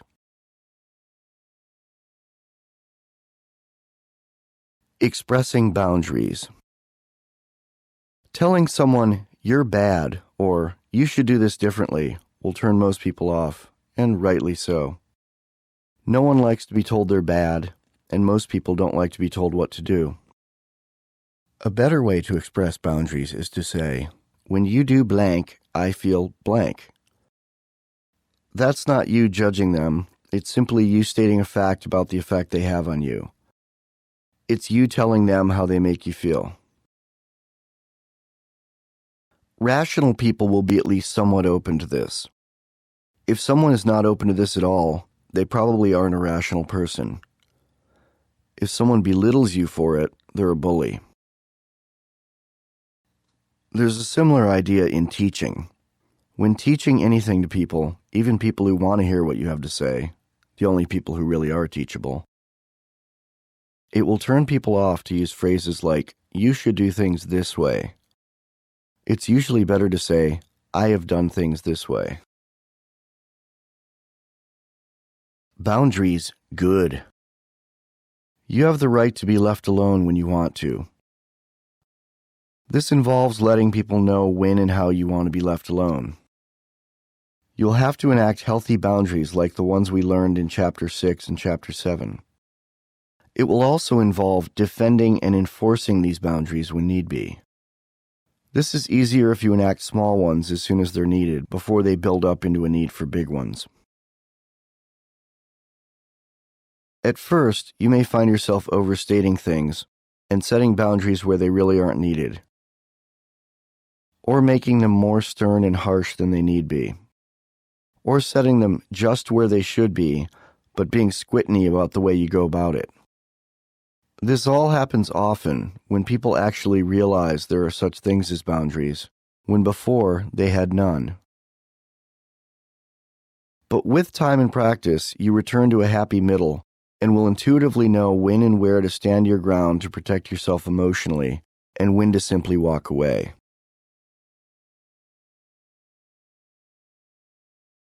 Take it one boundary at a time. Boundaries not served up properly cause them to overflow into heavier, demanding boundaries served up in outbursts. It's better to serve them up in smaller doses as they are needed, rather than doing the magical thinking of saying to yourself, "It'll all work itself out," or "It's all good." If serving up boundaries to bullies, even diminutive baby bullies, doesn't work, disconnect from the person. People like this will make you unhappy, and that will interfere with attaining your best life goals. Bullies can even keep you from ever learning what your best life goals could be. Action. Make a list of people who have bullied you and what you could have done differently. Make a list of any times you've bullied someone, if you have, and what you should have done differently. Make a list of goals you'd like to accomplish in your life. Make a list of ways that being bullied, or being a bully, has kept you from these goals. Stop being a bully and stop being bullied.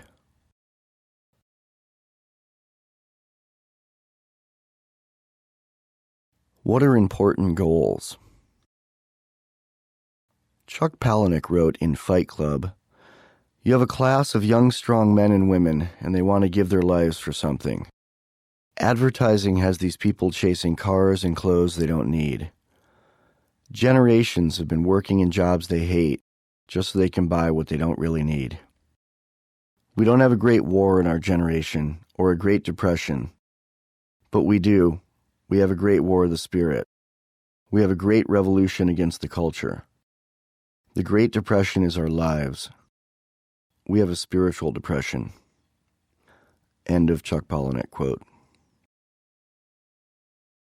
I can't tell you what your important goals should be, but I'll tell you this. After decades of hard work, I have some money. I'm finally not worried about my next meal or the roof over my head. And I can even spend a little more than that. But life, love, art, beauty, and feeling comfortable in my skin most of the time are far more important to me than money. Family is often said to be the most important thing. This is true, but it's also a double-edged sword. Most people believe family is the most important thing to the point where it can keep them in toxic relationships until they die, maybe longer. I recently ran into a friend I hadn't seen in a long time. We chatted and caught up. When I asked her if she was still going to Al-Anon, she laughed and said, "No, I'm cured." I asked her how. She said, "My mother died." But a few years later, she started going back to meetings because she was still dealing with issues of codependence that had started with her mother 3 decades earlier. They say your family can push your buttons because your family installed your buttons. They partitioned your hard drive, picked your icons. They had a heavy hand in your nature and your nurture, or lack thereof.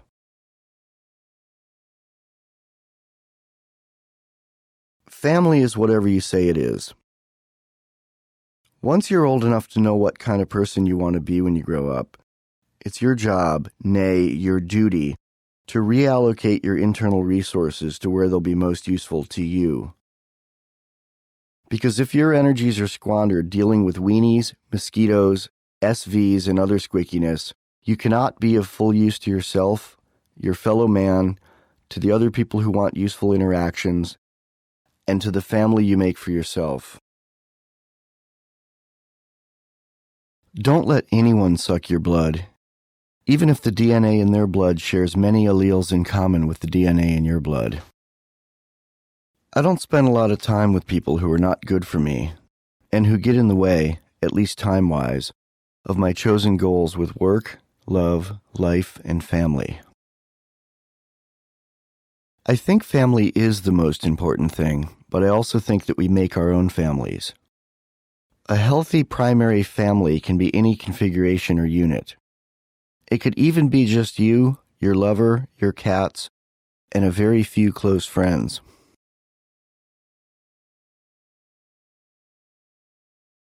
My important goals. To know my goals now, let's take a look at my goals from 10 years ago. Or better yet, how about me 10 years ago comparing my current goals then to my goals of 10 years before that? I wrote this next part in 1999. It was in my first published book, a novel called Starving in the Company of Beautiful Women. Currently out of print, but a few stores are selling used copies on Amazon. The word insanity is bandied about in song and talk like it's a goal, as if insanity were a positive attribute. Let's go crazy. It was cool. I was out of my mind. If you've ever been really out of control of your faculties, you know it's a drag. It used to be that all my heroes were do-or-die rockers. Then the last one put a shotgun in his mouth and sprayed pretty blonde brains all over his room. About a month later, I started to find new heroes. You haven't heard of most of my heroes. Most of my heroes are just common folks who quietly have their life together and are all about putting good into the world. Many of them have an edge, though. I adore these kick-ass rock and roll subtle angels, healthy, shining boys and girls and women and men who straddle the edge of light and dark and pump it, hard, sweet, and mean. I love people who can dress up in Mother Earth's pumps and play life rough, like the way puppies fight with love. People who prefer this side of the chasm spanning dominance and degradation. I love to get really, really dirty and really, really clean. I feel that I'm on this earth to have fun, love, laugh, help folks, feel, sing, and do tasks. Lately, I've been looking at each day as a laundry list of small duties that reveal themselves to me in a linearly, logarithmic manner. At the end of the day, if I have put most of the things in their right place, that song on that tape, that letter in that mailbox, that message on that machine, that kiss on those lips, that ear to listen to that friend, and get the dishes done too, then I can sleep a happy man. Every time I finish consuming some product, I throw the container on the recycling heap or down the garbage chute in the hall and do a little victory dance and think, yes, that much closer to death, that much closer to winning this game with grace. At the end of each day, I exit out on my calendar. Not nihilistically hash-marking away a life sentence, no. It is me celebratorily rejoicing in another day well done, and 24 hours closer to the completion of this grand scheme.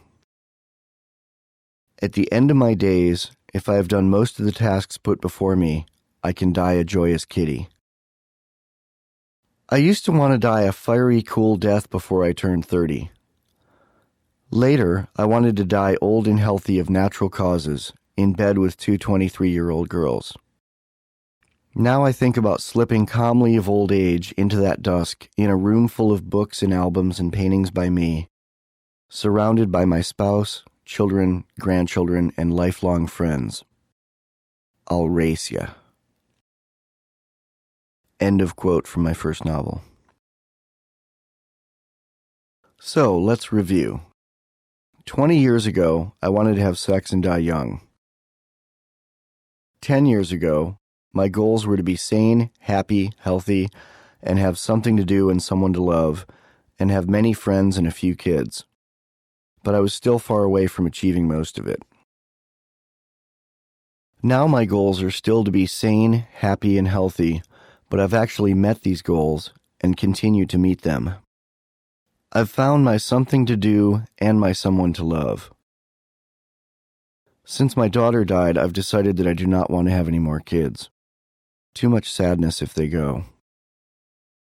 Now I can only see having fur children, cats. And I haven't painted in a while, but I'm still doing everything else I talked about wanting to do. Going forward, my goal is simply to continue to live well. I have a desire to make a mark on the world. I'm partway there with the mark, and at age 44, I'm a little past the halfway point of the average life expectancy. So I have a lot to do. I cannot let SVs get in my way. I succeeded at most of my goals 20 years ago to be crazy and cool, until it almost killed me. I almost made that goal too, but failed. Sometimes it's okay to be a failure. Then I admitted to myself that that phase was over, really internalized it long after it really was over. I later started to learn to survive, and finally moved on and learned to thrive. Learning to recognize in your life when a phase really is over, and learning to intuitively figure out what to do next, will take you further than anything else in the world. To do all this, I had to truly internalize that I have the right to be left alone by people I don't want around me. We'll talk about more ways to tell when a life phase is over in Chapter 12, Stop Being a Victim. End of Chapter 11. Chapter 12, Stop Being a Victim. Professional victims are in demand these days. We see them every afternoon on TV talk shows. These shows are soap operas with no actors. Professional victims are people who had something horrible happen to them, then make a career out of reenacting their grief, over and over. They do it in real time, too, relive each tear, each torment, and then see the light, all as a tiny 3-act play. They live on redemption in the 3rd act. And the more horrific the first 2 acts are, and the more tortured they still feel, the more talk show engagements they'll get. The more talk show engagements they get, the more books they'll sell. Professional victims get book deals even if they can't write. Probably even if they can't read. Don't worry, honey, we have writers to do the actual writing for you. You just sit down and tell them your story. We tape record it, then they write the book. You just pose for the photo on the back and then go on the tour. Professional victims traipse up and down the talk show circuit, dragging their triumphant redemption in the 3rd act circus around the nation. And the studio audiences cry and mewl along with them right on cue and applaud like trained squirrels. Even victims who don't have an agent and can't go pro can and do get mileage out of their story. There are many unpaid full-time victims who maintain their amateur status so they can compete in the Grief Olympics. You probably know a few people like this. Having a victim mentality is its own subtle way of initiating force. People who can't overcome their past expect people to give them special attention, which in essence is demanding something they didn't earn. It's a form of stealing. It's stealing time and energy. Many victims also want the world to give them financial breaks, which come at the expense of others. That's literally stealing. Many criminal sociopaths and also garden variety bums are, in a way, professional victims. They scam and get over using their sorry stories, real, embellished, or entirely fictitious, to not have to work. Is it nature or nurture? I often wonder if professional victims are born or made. There is a prevailing perception regarding criminals and other ne'er-do-wells to blame it on the upbringing. But I don't buy it. You are what you make of yourself, regardless of what you have to overcome to get there. Sure, Charles Manson had a less than perfect childhood, but so did a lot of people, including me. I think a lot of people would agree that Manson is a bad guy, whereas plenty of people with crappy upbringings never went on a killing spree and are honest in their dealings with others. Stepping away from professional victims. There are real victims who are currently being victimized or have recently been victimized. They can recover. There are those who hold previous and even ongoing victimization close to their heart as part of their self-image. Sometimes they hold on to their victimhood because it's an image they're comfortable with, sometimes because it gets them pity, and maybe even money, and sometimes because it's an excuse to not work and grow. And sometimes it's all these reasons. Delete from your life those who hold close to their heart previous or even ongoing victimization. And if you have any of the same in yourself, work to drop it. It's toxic. True tyranny. Fighting abject tyranny or enslavement may not succeed in the sense of instantly granting you freedom. Many people throughout history have fought tyranny and enslavement and even died doing so rather than giving up in the face of insurmountable odds. Doing so is success. Lying down and taking it, even if victory seems impossible, is defeat. The best thing to do in an untenable situation is to fight for victory anyway.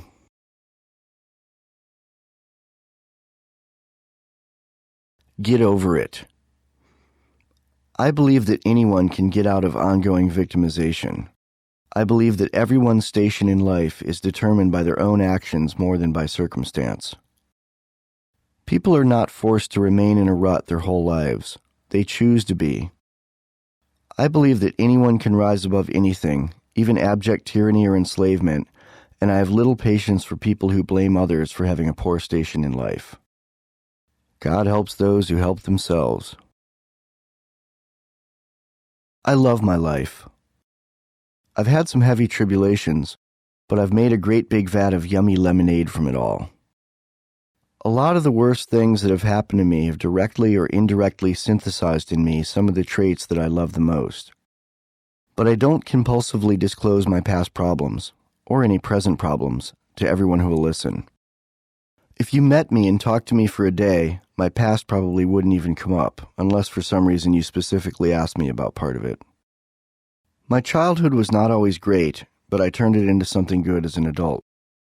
I got sad a lot and got angry, but always got myself back to hopeful fairly quickly.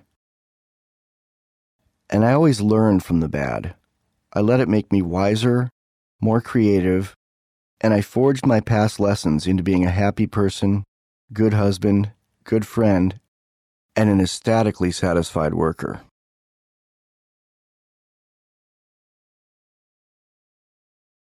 Compulsive disclosure. Compulsive disclosure is telling too much too soon. Compulsive disclosure is someone thrusting their issues into your nose without asking. For example, one time I was at a dinner with friends at their house. I'd brought a new girlfriend to meet my old buddies. The new girlfriend was nervous, didn't know what to say, and finally blurted out, "This reminds me of the room I was molested in as a child." Nice icebreaker. People kind of looked at their food and quickly changed the subject after an awkward pause. The host later asked me not to bring the girl back. She's made great strides emotionally and socially in the years since and doesn't compulsively disclose anymore. She's now happily married and we're still friends. Compulsive disclosure is a form of initiating force, not always intentional, but it can make a pleasant conversation very twitchy and squicky very quickly. It's certainly a type of getting attention by being a victim. Professional victims tend to compulsively disclose often. They have to, either because they're used to working with the time constraints of television, or they're subconsciously honing their daily routine toward getting into that spotlight. But people who want to one day do this on TV usually do it everywhere, all the time. I've been accused of compulsive disclosure because I bare my soul in books and podcasting. I bug my own house so the feds don't have to. But that's not compulsive disclosure because people have to go looking for it. I don't bring it to them. They can quit anytime they like. It's different from having someone in a room with you doing it, or even emailing it to you. I guess you can block email anytime you like, but it still feels like a bombshell when you've just started talking to someone and they tell you way too much way too soon. I try to avoid people who tell too much too soon. They are not always SVs, but they are almost universally problematic. Turn detriments into attributes. Here's an example of one of my lemon to lemonade experiences. My circadian rhythm of sleep-wake is longer than 24 hours. I think it's about 25 hours, which means that when I let my body do what it wants to, I go to sleep and wake up a little later each day. There's a name for this condition, but I forget what it is, and I'm not going to look it up because I'm not a victim, so I don't need to name all my quirks. This quirk was hell when I worked in offices, so I worked hard at not working in offices. Anyone can do this if they're smart, driven, and work at it consistently over a period of years.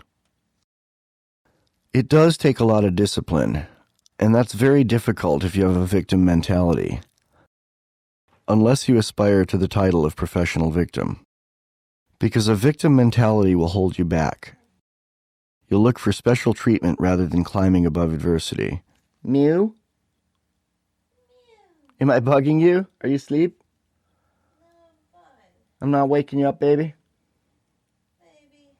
I am? No, keep doing what you're doing. I can shut the door. No. You sure? Yep. You're not being a victim? No. I'm reading about being victims. I was kidding. It's waking you up, but you want me to keep doing it? Something woke me up. I don't know that it was you, but it's fine. Okay, I'm going to go back to reading. I'm still recording. Love you. Love you. If you blame your shortcomings on any external force, you'll be doing yourself a disservice. Because a victim mentality will hold you back. You'll look for special treatment rather than climbing above adversity. If I can do it, you can do it. I nearly killed myself being a drunk and a junkie while trying to get famous as a rock musician. And I had a real shot at fame. I could have been a contender. I was in a great band and signed to a major label. But at that point, 1991, I was my own worst enemy. In 1994, I was recently sober, completely unknown, and completely unemployable. My first job sober was washing dishes 15 hours a week. I lost that job. My second job was working as an elevator operator in a building in San Francisco. All the other people with that job in that building were 15 or 16 years old. The job was 20 hours a week. I got fired. I felt too shell-shocked from getting off drugs to even do a kid's job at that point in my life. After losing the second job, I went on welfare for a while. When they finally cut me off, they told me that I had to go see a social worker to get my last 4 checks. The first 3 were easy. I went in and went through the motions to convince the social worker that I was working on becoming self-supporting. I even convinced myself of this, though I think my plan was really just some magical thinking BS that my fortune would somehow just turn around on its own. I didn't hate the idea of work, but I just felt incapable of doing anything that anyone wanted to pay me to do. When I went in to get that final check, my usual social worker was out sick. The guy taking her caseload was a tough cookie. He almost yelled at me. "You've been sober for almost a year and you're still on welfare? That's pathetic. My second week in rehab, they made me go out and get a full-time job mopping floors. You're smart. You need to go to college. I'm sending you to college to learn computers." "But I don't have any money," I complained. "San Francisco City College is free." "I don't have a car." He looked at my file to see my address. "It's 4 blocks from your apartment. You can walk. It'll be good for you." He pushed the college catalog across the desk to me. I glanced at it and noticed that classes had started a week earlier. I figured this was my out and said, "Classes have already started." He said, "I'll make a call," and he did. This was in 1996. I started learning computers and also took some basic writing classes. Then I took a class called Job Prep and learned to write a resume. In that class, we also did mock job interviews, videotaped them, and the teacher critiqued the tapes in front of the class to help us have a better chance at getting a job. I was taking baby steps at being an adult at an age when most people are married, buying a house, and raising children. By 1997, I'd finished these classes and started temp work in offices, doing data entry. I'd never worked in offices before. In fact, back when I'd been a bike messenger, I had total contempt for anyone who worked in an office. But with time, I was learning that not every part of my absolutely correct worldview at any given point in my life was something that I had to cling to for my entire life. My sister gave me an old, used 386 computer running Windows 3.1.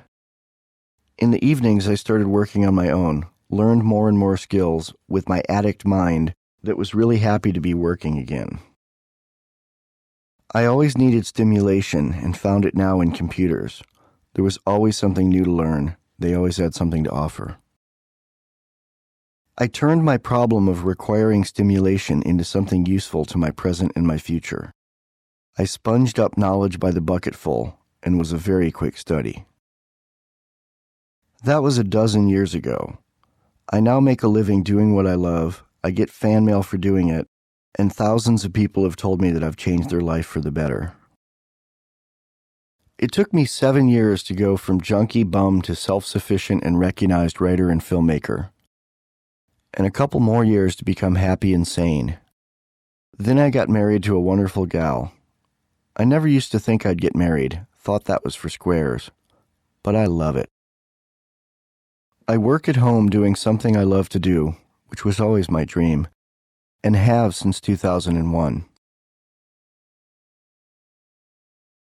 A lot more things happened since I first got sober. My mother died, which made me horribly sad. I had a few very short drug relapses. One almost killed me with an intravenous methamphetamine OD. Meth was not my drug of choice, but in a relapse, one sometimes goes for the easiest thing to get. Another time I nearly lost a leg from a needle infection and spent 11 days in the hospital.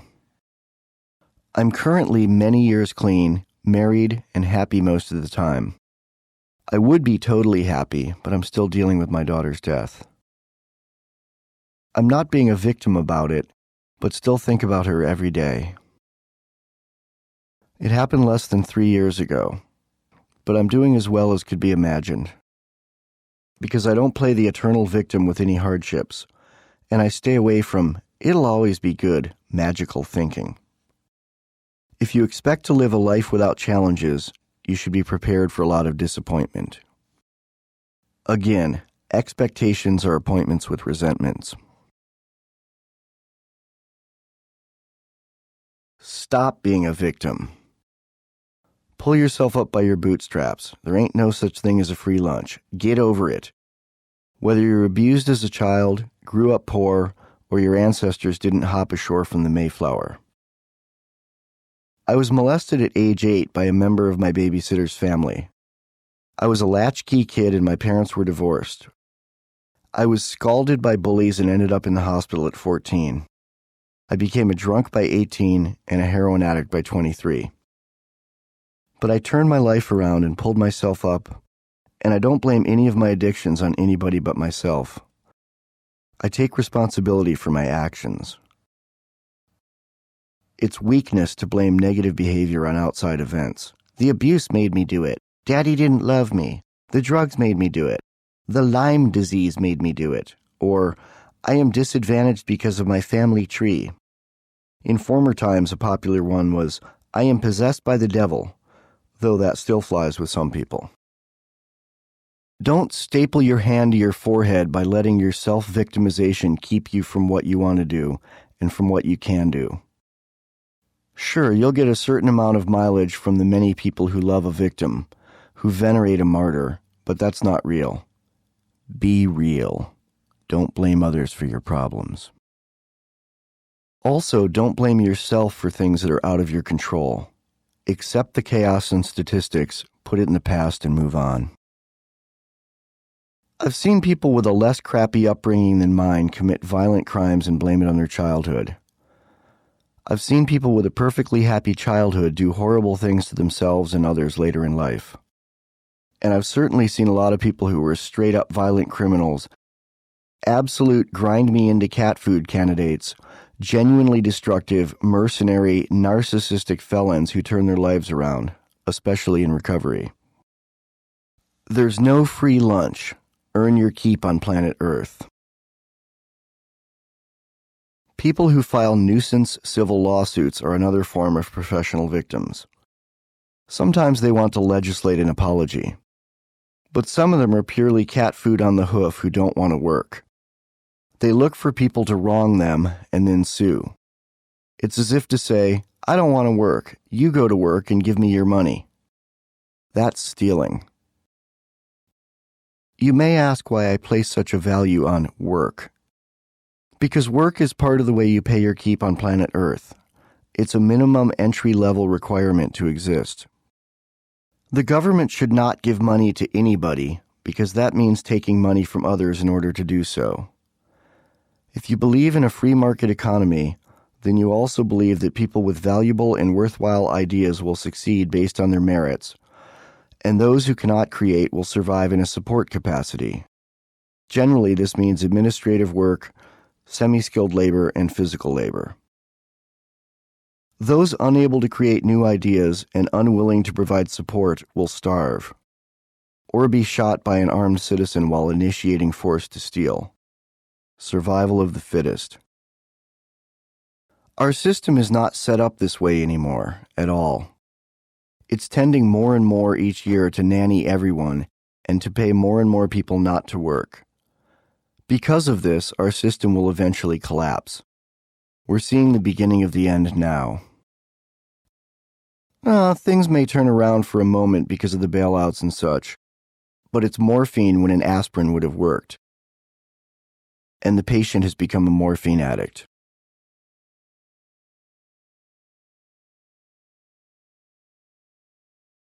Stop being a victim, seriously.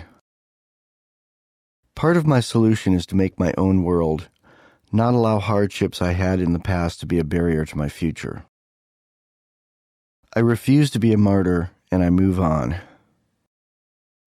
I worked for years at 2 jobs, a day job and a night job writing, before I ever made a dime writing.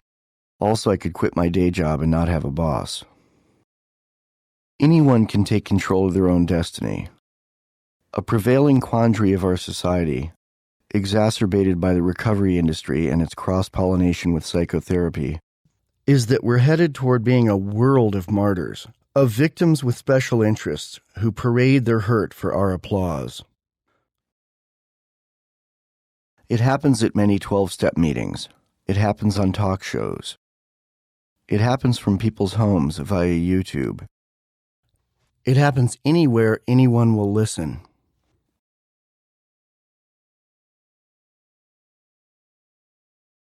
Service is important. Random charity is optional. Service is important. It's important to be of service to people in the world. It's what you do after you do the entry-level human requirement of work. But service doesn't have to mean writing a check or giving a handout. It can be talking and listening to people. It can be teaching a skill to someone else. It can be anything that is, well, of service. You don't have to give of your possessions or money. For a lot of people, embracing the victim mentality makes them feel bad if they're not constantly giving, especially financially. Keep your money. Keep it to build your own world until you have enough for you and those you love who deserve your help to be comfortable for the rest of your lives. Then give of your money if you want, but you still don't have to. Anyone who tells you otherwise, whether they're begging at your door, holding a tattered cup on the street, or initiating government charity from the floor of Congress, is a thief.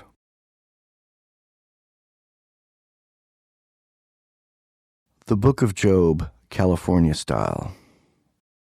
Deborah Jean told me, I saw a homeless man huddled in a back alley this morning as I got off the freeway. He was surrounded by 4 cats and was petting one as a couple others rubbed up against him. It made me ache to see them all there like that, but the look of peacefulness and caring on his face as he stroked the one cat and seemed to coo at the others made me weep. When Deborah Jean told me this, we both cried. We felt so incredibly fortunate to not be homeless, especially because we have a nice place for our cats. We decided to make a goodie bag for the cats and the man. We packed a can of wet cat food, a couple pounds of dry cat food, a Robert Heinlein book, a pen and a pad of paper, bottles of water, and some snack food for the guy. If the guy didn't have cats, we wouldn't have been moved, cried, or gone out of our way to help him. We were trying to help the cats, since they had less choice in the situation than he did. We included treats for the man because it seemed mean to feed the cats and not him. Deborah Jean took the treats with her to work the next day. Again, she saw the cat man. She drove up, offered him the bag we put together. She said, I brought some snacks for you and your cats. He glared back at her and said, Fuck you, we don't need your pity. Our horoscope that day, not that we believe in horoscopes, but since we both have the same sign, Gemini, we get a kick out of reading it. A new friend wants to take things to a deeper level. This guy really set me straight on the need to give handouts to the less fortunate. I feel like he was sent by the universe to teach me a lesson. I was homeless for a while in 1984. I had no pride about it. If someone had handed me a bag of food, I would have gladly taken it, and I would have really appreciated a book and a pen.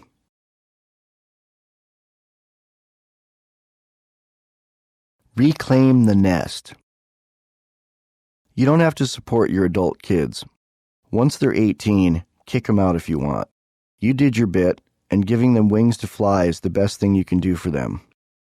If they're serious about college, help with that if you want. But there's no reason your 25-year-old or 30-year-old or older offspring should be living with you unless you absolutely enjoy their company. If they're living with you and sponging and making your life hell, show them the door. This is even more true if they're addicts or alcoholics or full of rage and still living at home once they become adults. I always want to yell at the parents on those TV programs that bring cameras into interventions. First, an intervention is an absolutely private matter, and there should be no audience watching at home on TV. This is humiliating and damaging to the person trying to recover, because he isn't aware that's going to happen. They ambush on those shows, telling the addict he's simply participating in a documentary about addiction, which is different from my teaching hospital attitude with life, because I choose to do so. If you chose for me, that would be an initiation of force. Secondly, I want to yell at those parents because they put up with being codependent with the kids for so damn long. I'd kick those kids to the curb. As a recovering addict and alcoholic, I know that's the only thing that could really be done for the offspring, and more importantly, to help the parents. You can't help someone like that except by example. As long as you're supporting the addict, or even a non-addict who just thinks the world owes them a living, you're making it worse for them.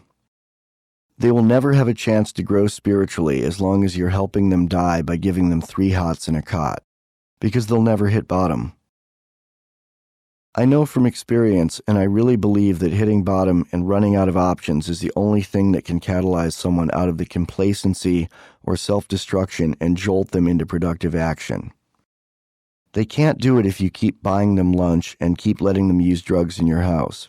That's just helping them use drugs. If they keep doing what they're doing, they'll keep getting what they got.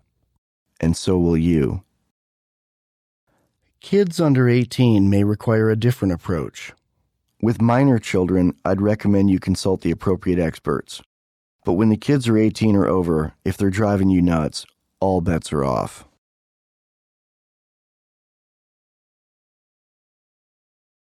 An adventure in family. I was out with my friend one day and a moving truck drove by. My friend read the side of it. It said, "An adventure in moving." He laughed and said, "When I move, I don't want an adventure. I want it to go smoothly." The same is true of family. Of course, family things will never go completely smoothly because people have free wills and conflicting agendas. But do you really want an adventure in family? I sure don't. Reminds me of that Chinese curse, "May you live in interesting times." Conflict is the essence of drama, but again, you don't want excess drama in your life. It works better on the TV screen happening to someone else than in your living room happening to you. In Robert A. Heinlein's book, Farnham's Freehold, he said, and this is a father speaking to a son, "When you moved into your own apartment, we agreed to live as friends. As my friend, your opinions are welcome. But that does not make you free to interfere with your mother, my wife, and myself." End of quote. The bottom line is this: you have to help yourself before you're in any condition to help someone else. You can't help yourself when you're being a full-time caretaker to someone who should be taking care of themselves. Doing that tends to make you a full-time victim. And you can't help anyone, including yourself, if you're playing the victim. What I learned from my daughter's death. My only child died in 2006. My daughter, Amelia Lane Worth, was 22. She had leukemia. She'd had it for 3 years. Amelia fought a brave fight, went through dozens of procedures and scores of visits to doctors and hospitals. She'd been prodded, poked, and poisoned, all in an effort to produce a clean bill of health.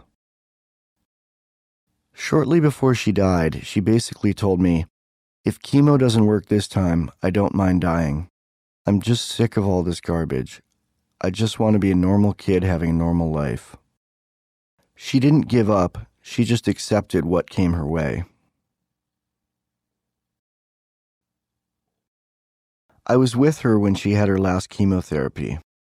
It was a new drug, one they hadn't tried, one with some very scary side effects. It was a last resort. Amelia was in pain, so they'd given her morphine.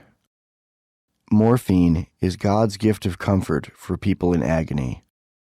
It's not for people feeling sorry for themselves, which is how I'd abused it earlier as an addict. Morphine is not for professional victims, it's for real victims. Amelia was heavily groggy from the painkiller and asked me to read the 2-page list of possible side effects before they hooked her up to the drip of chemo. She looked like a crumpled angel. I said, "Are you sure?" She said yes. I read it to her. The list enumerated everything from vomiting to loss of hair, from loss of hearing to loss of sight, loss of limb to loss of life, and pretty much everything in between. She made a sleepy joke about it. She said, "Blindness? Brain damage? Death? Well, if that's all that might happen, let's do it." I laughed, but it was hard to see my child like this. A few weeks earlier, she'd looked relatively healthy when she'd come down to LA between chemo treatments to see me and to go to Disneyland. She'd never been to Disneyland. She told her mother, "I want to do that before I die." People say, whatever doesn't kill you makes you stronger. I'd have to add, except chemo. When Amelia died, I was devastated, slayed. I couldn't sleep for months. I questioned my trust in God. I felt sorry for myself.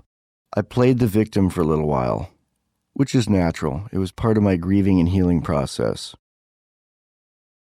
But I did not make a lifestyle out of it, and I determined to get through it. I thought about the fact that Amelia had never played the victim, even when she was dying. I know people who whine for days when someone cuts them off in line, but Amelia faced death without playing the victim. That's what I learned from her death, and it finally enabled me to stop playing the victim. For good.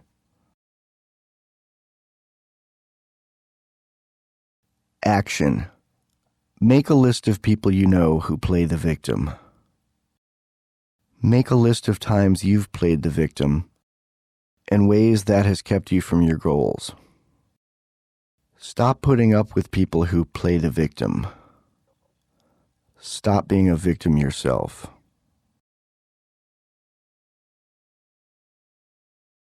Moving on. We've spent the first 12 chapters of this book dealing with removing bad habits from our lives. We've dealt with codependence, serenity vampires, substance addiction, even addiction to meetings. We've learned about what matters in life and what doesn't. We've learned about integrity and presenting oneself in the world. And we've learned how and why to not be a victim. PESD is only half of LifeAmp, and it's been a big job, no?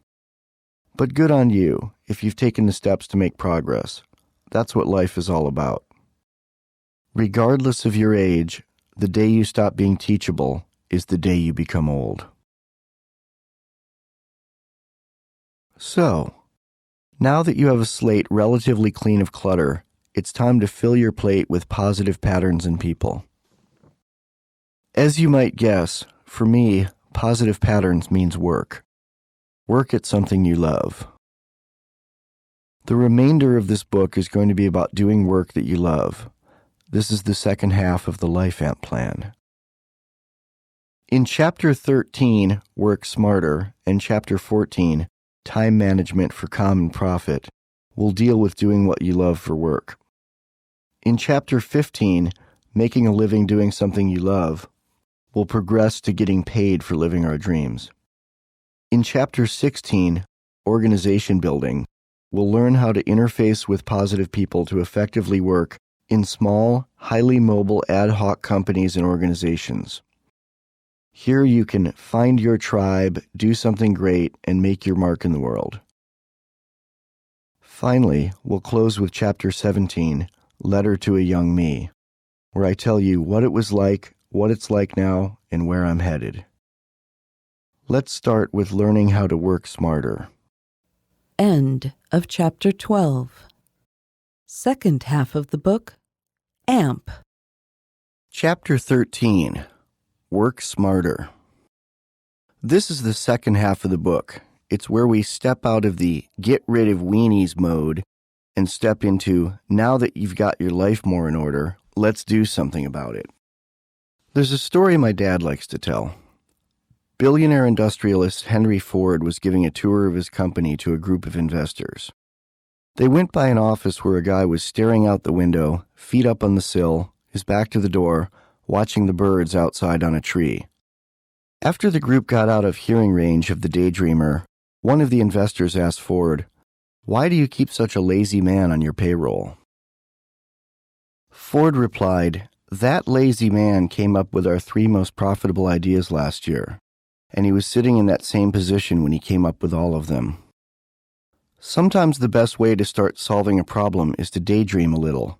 Let your mind out of its cage and just free associate. The second half of this chapter is a section called On Professionalism. It's pure step-by-step information on being a pro at anything. But first, I'm going to free associate for half a chapter. Little pithy self-contained nuggets. Parables, if you will. I'm going to step out of school mode and sit down and just riff with you. Old me, meet the new me. When I was younger, I often wondered, if me now could meet me when I'm older, would we like each other? I've always wondered about the future, where my life is headed. I think that's part of the process of fine-tuning as you go. Self-examination is key.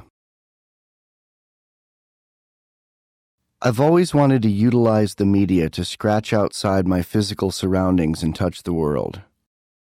When I was a kid, I fetishized books. I petted them in the library, imagining the fabulous lives of the humans who wrote them. I assumed these people all lived in mansions and had many remarkable friends. When I was 11, I built an FM radio transmitter into the headset of an old telephone. It had a range of about 200 feet. I have no idea if anyone ever heard me, but I'd walk around my little town, speaking my little thoughts into this megaphone to eternity. I felt that I was painting my brain onto the ether, and it seemed more remarkable to me than speaking with my human peers. Later, when I became a published writer, I felt I'd arrived. I'd pound the keys with the ferocity of the 100 tons of dynamite that would etch my words through the millions of layers of papyrus that would comprise the totality of all the copies that would eventually be sold. I've lived in cities all my adult life. A few years back, I got married and moved out to the country. I used to think that I had to have junkies pawing through my garbage cans to really feel alive, to have my finger on the pulse as an artist. And I thought that to move out of the city was to give up. Now I know differently. I love it here and find that I'm far more creative when I'm not concerned on a minute-to-minute basis with not being mugged. I think the young me would have a lot of admiration for the current me if we'd met. I'm not square, but I'm not crazy. I do what I love and get paid for it. I'm digging being married, and I'm digging living in the country, and I'm about to turn 45 years old. Pretty good for a city boy who swore he'd be dead by 30. The poetry of science. Computers are an interesting mix of science and voodoo. You can change the world from your bedroom, through the magic of a phosphorus screen shocked by gold hairs, powered by a spinning lodestone. I see computers as a means, not an end. Digital processing is but a tool to scratch my thoughts onto the sky and into the future. He who dies with his art on the most hard drives wins. Analyze Hiya Joes. Hiya Joes are people at your day job and in your life who say hi every time you meet them. They rarely say much else, but if you don't say hi back, they will take it as an affront. They think they have some sort of relationship with you, but they don't. The term Hiya Joe can also apply to people who talk a little more than just saying hi, but only make small talk. Boring small talk about the weather, the big game last night, that annual Hollywood Awards show, or anything insignificant. They're time-wasting mosquitoes, whether at work or elsewhere. In an office environment, your computer network interface has no icon for delete problem people near you.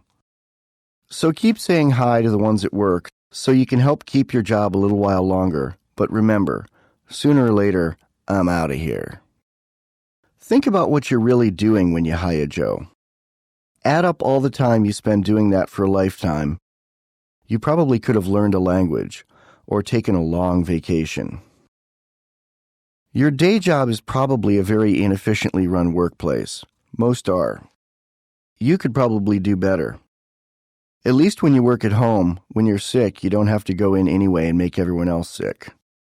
And when you work at home, your commute is about 10 seconds. That's what we're working toward for you. Think about that while Joe or Betty Sue at the office is yammering on at you. You'll need discipline. People without a boss often don't work. Some people who wish they could quit their day job would be begging for it back in a month, just out of boredom, if not starvation. Don't thank people in advance. Thanking someone in advance when you're asking them for something is a bad idea. It's expecting someone to do something. Puts pressure on them. Thank them after. If they're doing something now in order to decide if they will do something later, thank them in a timely manner for each part. I did that with the people who blurbed this book. I asked them if they'd read it and consider writing a blurb. When they said they'd look at it, I thanked them for taking the time. When they read it and decided they liked it enough to actually write a blurb for the back cover, I thanked them again. Because they did two different things. Took the time to read the whole book and see if they'd want to write a blurb, then actually wrote a blurb. They could have read the book and said they didn't want to blurb it, and I still would have appreciated that they took the time to read it. One more advantage of self-employment. My wife's 401k has dropped 1/3 in value in the past 9 months. We recently did some math and figured out that if she'd been allowed to invest for herself for the past 15 years and had bought gold every year with her money, as she could if she worked at home, even without the matching funds from her company, her retirement money would be worth 3 times more than it was worth last year, instead of 1/3 less than it was worth last year. Get rich quick, or not. There are no get-rich-quick solutions. Well, at least there aren't any sold on TV. If you see an ad that makes you think, man, this shortcut to making millions selling duct tape on the World Wide Web system will put my grandkids through rehab someday. Well, sorry. The only person getting rich off these get-rich-quick systems is the guy selling the system. Do everything as if you'll be remembered for only that one thing. I do everything I do with the idea that it might be the one thing I'm remembered for, because it just might be. I give the same mindset to working on a year-long book that I spend answering a single respectful email from a stranger. I take this same care with brushing my cat's fur, vacuuming the house, from all that cat hair, or eating my dinner. It's all part of a big equation, the long, beautiful science and math project that is my life, and it is all equally important. My wife and I did voiceover for my friend Alan's parody video, Now That's What I Call Emo. He paid us $50, but we did it as if we were getting $10,000. He's a really good friend, too, and we would have done it for free. We did a great job, and we did it promptly and made sure the audio files were perfect from a technical point of view, too. We ended up getting a lot more well-paid work from this. Also, this video has had over 1 million views. Nothing I've ever done has been seen by that many people. We had no idea it would be this popular, but did it as well as we could regardless. Wouldn't it be funny if this video is all we're remembered for? If our epitaphs one day read, "Here lie the folks who did the fake emo commercial." Which won't happen because we put in our wills that we don't want to be buried and we don't want headstones. We're going to be cremated, and I want my ashes to be hand-loaded into shotgun shells and given to my friends. No regrets. Nothing you do is a loss if you learn from it. If I had my life to live over, there's nothing I would change that I could have changed. And I started writing 5 books I never finished writing in the past 2 years, although I did finish 3 other books in that time, including the YouTube book I wrote with Alan. None of those failed attempts are really failures. They were trial runs and research for this book. This book is the fruition of all that work. It's what I was really meant to write all along. I just had to write a few 100,000 words and throw them away first. Don't be burned by a fire. Steve Albini says, it's better to learn from other people's mistakes. If you can learn from someone else being horribly burned in a fire, it's better than being horribly burned in a fire yourself. Not everyone will get what you do, but the people who get it will love it.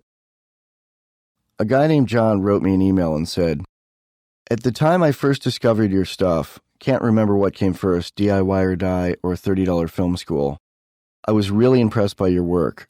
I told my girlfriend, this guy gets it. He gets that marketing is 80% of it. It was refreshing to discover a creative type who doesn't mind doing the legwork and promo work, etc. I told John, it's not just marketing, it's ongoing maintenance." A hugely popular independent musician friend of mine said he's often asked, "What's it like playing music for a living?" He replied, "I don't play music for a living. It's 5 p.m. I've been up since 6 a.m.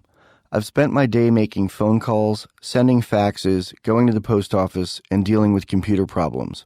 I haven't played any music at all today." Who cares about Angelina's dress? Or Michelle Obama's dress? Keeping up with Hollywood will not make you a more effective human being, unless you're a fashion designer. Don't pay attention to the public-private lives of famous people. Thinking a lot about people you've never met, imagining you know them on a first-name basis, is sad and a little creepy. Get your own damn life. Speaking was the first communication, and it will be the last. Spoken audio is more immediate than written communication. Verbal communication predates written history, music, science, even agriculture. Spoken storytelling is the most basic and immediate and personal of all communication. Verbal communication is the basis of all written communication, which is the basis of all law. I don't like most laws, but it's important to understand them. Verbal communication is needed for science, commerce, art, religion, and manufacturing. Verbal communication is the basis of all civilization. So many people, including me, have spent so much energy making futuristic art, video art, computer art that could not have existed even a few years ago, that many people have lost track of the fact that it's all about the story. And one person talking to another person is the story at its most basic level.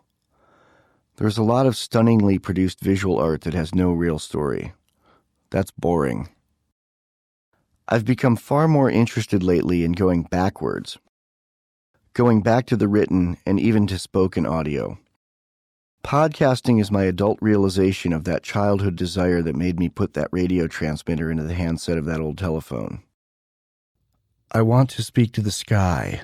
I want to speak to God, to the universe, by speaking to you. One-to-one communication from my home office directly to the little pod audio player clipped to your belt, to your brain, to your soul.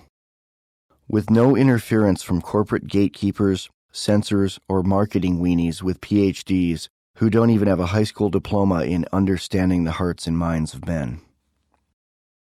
And you can listen to audio while walking or driving your car. You can't read a book or watch a video while driving your car. Well, maybe you can, but you probably shouldn't, at least not on my property. Don't follow trends, make trends. Most of my favorite movies, books, inventions, software, music, and social movements never would have made it past the marketing phase if incubated in a corporation. Hell, they wouldn't have made it past the gatekeepers to get in the lobby of most corporations. Real progress is usually made by independent loons working in their bedrooms, basements, and garages. Only when they perfect the prototype, sell a bunch on their own, and get a buzz going will the marketing weenies pay attention. Albert Einstein was an amateur physicist who made his living in a dreary office as a patent examiner for the Swiss Patent Office. When he wrote his groundbreaking paper on his new theory of relativity, he had a hard time getting prominent professional physicists to take it seriously at first, because they were not forward-thinking enough to dig what he was laying down, and because he was a nobody in their world. The book you're listening to now was turned down by 3 agents. They all liked my short pitch describing the book and asked to read it. They all read it and thought it wouldn't sell. My friend James Jost started his own physical fitness system in Australia called 448 Demystify Personal Training. He has a unique viewpoint. He comes from a punk rock ethic and plays very aggressive, dark music at the gym. He plays Rollins Band, KMFDM, Fugazi, Ministry, Nine Inch Nails, Killing Joke, Hammerbox, Mudhoney, The Melvins, The Misfits, The Cramps, Black Flag, Big Black, Dead Kennedys, and my old band Bomb. He is also someone who used to cut himself, and now he doesn't. His devotion to fitness was a big part of his recovery from self-destruction. He teaches recovery from self-destruction as part of his physical fitness course. The course is taking off and becoming very popular. Investors are now paying attention and coming to him. If James had come up with a business plan on paper to start a gym that played angry music and included talk of self-cutting in the training, any marketing weenie or banker would have called security and had him escorted from the building. James knew this, so he just did it on his own, and now it's doing well. James adds, "Mental health professionals don't like that I have nothing good to say about my times on antidepressant pills. The only way I truly got better was by breaking a chunk of their rules. Now they're coming to me with speaking requests. Go figure." End of quote from James. A thought to comfort you and guide you. One of my favorite movies, Office Space, contains the line, "We don't have a lot of time on this earth. We weren't meant to spend it this way. Human beings were not meant to sit in little cubicles staring at computer screens all day." End of quote from Office Space. You may think it ironic that I love this line when I spend most of my time staring at a computer screen. But I do it at home, can get up and stretch or nap. And I'm not staring at spreadsheets, working on TPS reports, and answering to 8 different bosses. I'm making the things I would want to buy, but can't because they don't exist yet. Here's my job description in 20 words. I see things that aren't in the world, should be in the world, and put them into the world myself. The best ideas cannot be stolen. The best ideas cannot be stolen because the best ideas include you as an integral part of the formula. That's why I'm willing to post all my ideas on stinkfight.com and Nestlandia.com. Most people I know hold their cards close to their chest, but if they do, it's probably not a groundbreaking project. In 1917, the first jazz musician asked to make a recording said no. He was afraid that people would steal his ideas if they could play them back. He only wanted to play live. The second jazz act asked to record said yes. They were the original Dixieland Jazz Band. People have heard of them. The other guy, I can't remember his name. No one can. If someone had stolen my pitch for $30 film school, or DIY or Die, How to Survive as an Independent Artist, or A User's Manual for the Human Experience, all they could have stolen was a great name. No one else could have made anything even resembling what I did, even if they had all my notes in my outline. And putting the pitch online early on makes it harder, not easier, for someone to steal the name or the idea, because it establishes in public when you first thought of it. Live your process. My documentary film DIY or Die was made DIY, do it yourself. I was scrambling and had to do it yourself on everything, but it got made. The book you're listening to now, at least the parts about dealing with weenies, was written while dealing with a major weenie, and I was able to take my own advice and delete him from the system tray of my life as I was working on the book. Work against the odds. I started writing this book when the economy was bad. People were not buying as many books, and publishing companies were laying off executives. Even book projects that had been paid for and completed were being canceled.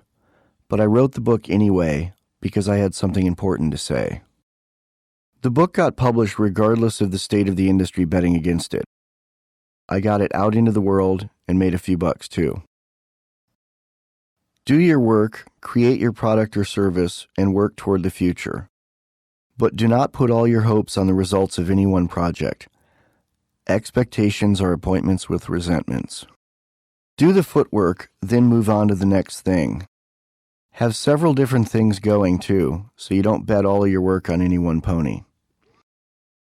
I've seen people become suicidal over betting it all on one project, especially people trying to make it in Hollywood.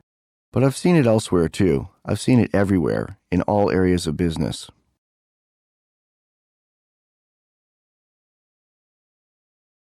The writer's tube. When I'm working on any project, I'm totally absorbed by it. I'm so focused that I'm barely returning calls and emails from family and close friends. Sounds selfish, but it isn't. It's how I get as much done as I do. I call it the writer's tube, because it's a kind of intentionally focused tunnel vision isolation. I feel like I'm living in a tube. I also feel like I'm looking down a tube. The computer screen is my only focus. I climb into the writer's tube and stay there for months. When something is finally published, I spend about a month promoting it, then turn off the computer for a while. Or at least don't sit in front of it 16 hours a day. I'll still check in to see if there are any fires that need putting out, or any people wanting to interview me or ordering wholesale batches of the books. And when the orders come in, I drop everything and ship that day. And I never turn down an interview, whether it's for a major national publication or a Xeroxed zine done by a kid from his bedroom. Be willing to do any interview, anywhere, anytime. But politely and firmly say that you need to have approval of the final edit. Say that you won't unreasonably withhold approval as long as you're quoted correctly and in context. Some people say, there's no bad press as long as they spell your name right. But having been quoted incorrectly and out of context many times, with my name spelled right, I find this to be patently untrue. It's okay to do things on your own terms, as long as you're confident and not cocky. One thing I do now on my own terms is I rarely do interviews via email. Too much typing, and I do too much typing as it is. I do interviews over the phone, Skype, or have the person email me the questions, then I record Deborah Jean asking me the questions and me answering them.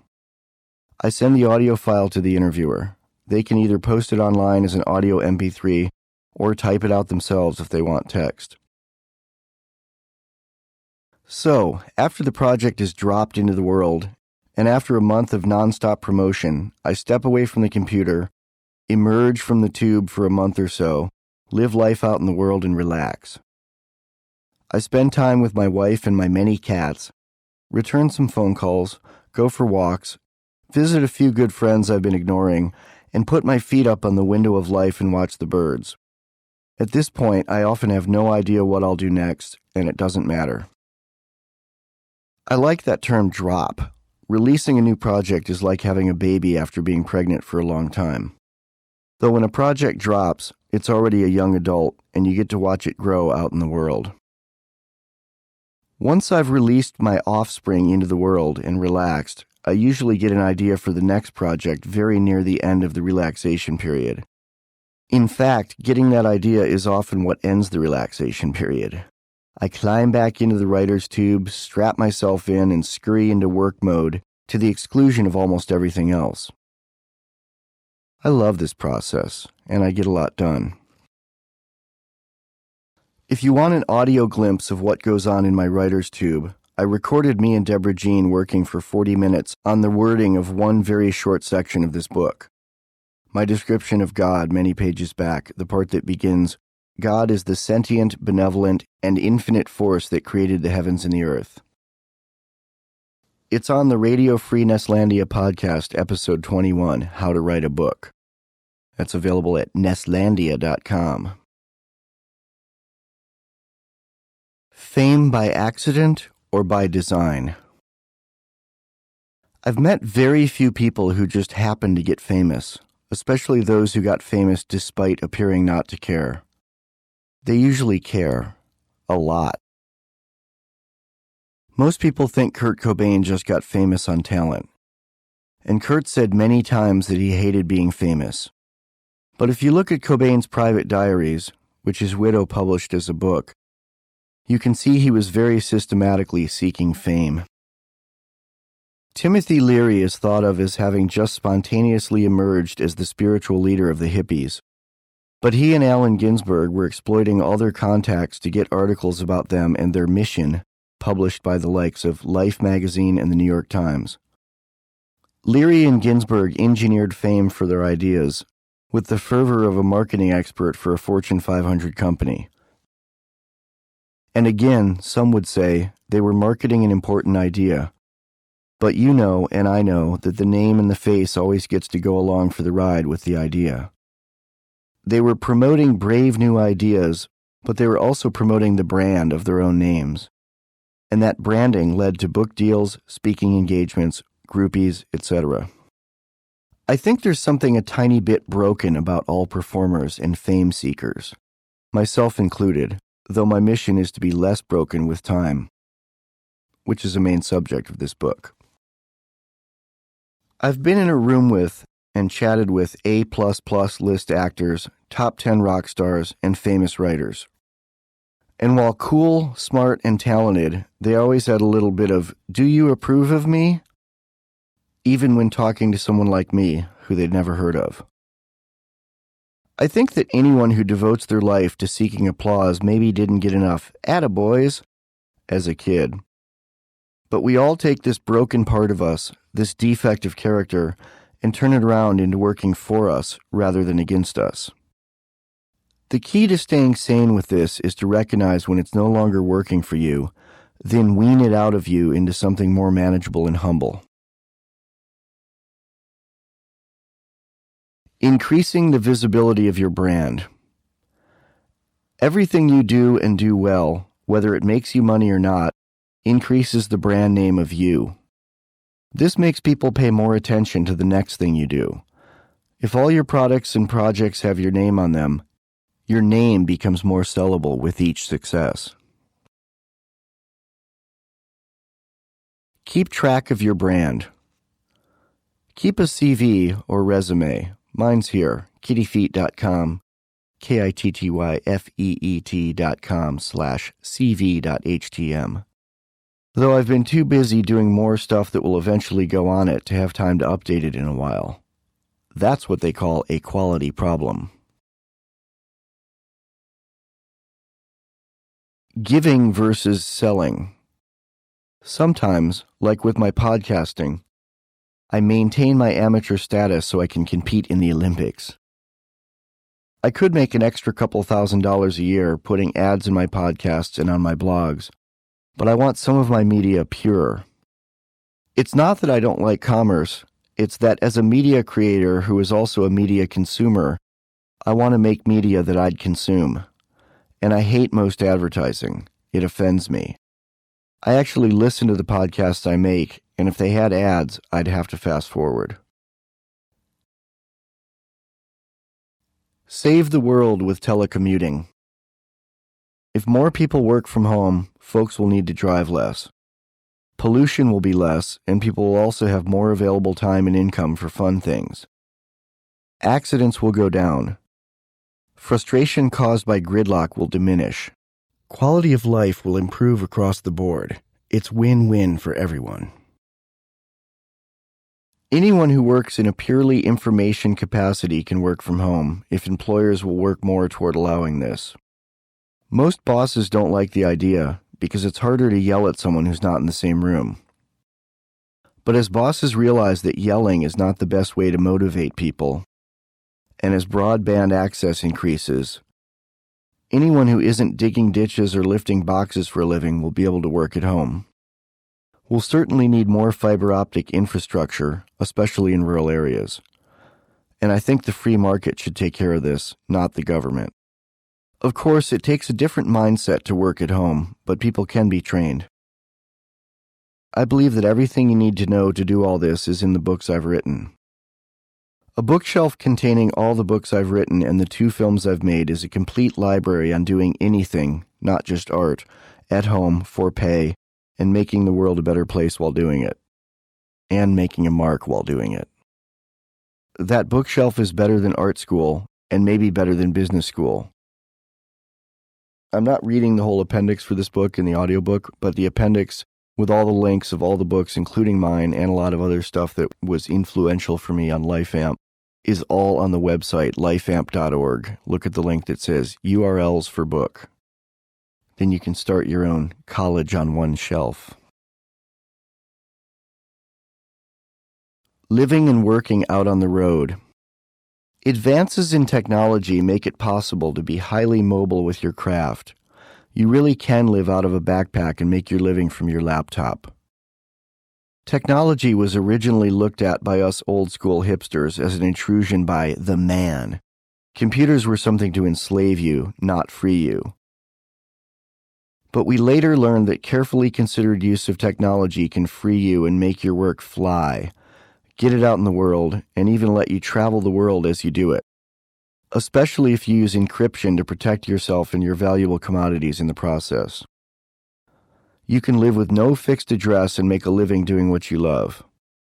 I've done it. It's a lot of work and necessitates you cultivating a rare combination of people skills, technical skills, talent, vision, and common sense. But it's also incredibly freeing. Regarding the argument of technology as freeing versus enslaving, it's probably both. See my note about Ray Kurzweil in the appendix of the printed book. He influenced me on much of this section. Even when I have a fixed address, I spend a lot of my time working while I travel, and I've traveled a lot in my work. And I love it. I recommend you consider working towards doing this, because it's a great way to live for a while.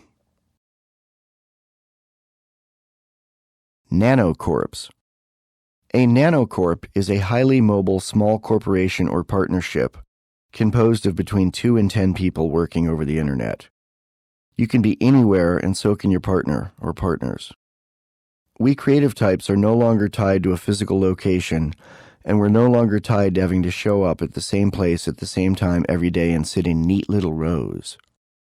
The workplace of the past is dead. Work can now be done in any configuration of workers from anywhere. You can travel the world running your companies from a laptop. You can actually travel the world running your companies from a laptop even without the laptop. Some people do this with Puppy Linux, which is free. You can install Puppy Linux on a tiny USB drive. There's links on how to do this on the website lifeamp.org under URLs for book. That's where all the URLs for the book are, URLs for book. You can have your whole operating system, programs, and documents on the USB thumb drive, keep it in your pocket, and take it with you to run from any computer. from web cafes, libraries, or friends' houses. And doing this leaves no trail of files on the computer you're using, unlike with Microsoft and Apple operating systems. You can also encrypt the USB drive in case it's lost or otherwise compromised. There's a link with a video of how to do this. All links are on the website. I do use TrueCrypt, which is easy for basic things, but as you can tell, I'm not a very tech-savvy person and cannot for the life of me understand this video about creating a plausible deniability volume.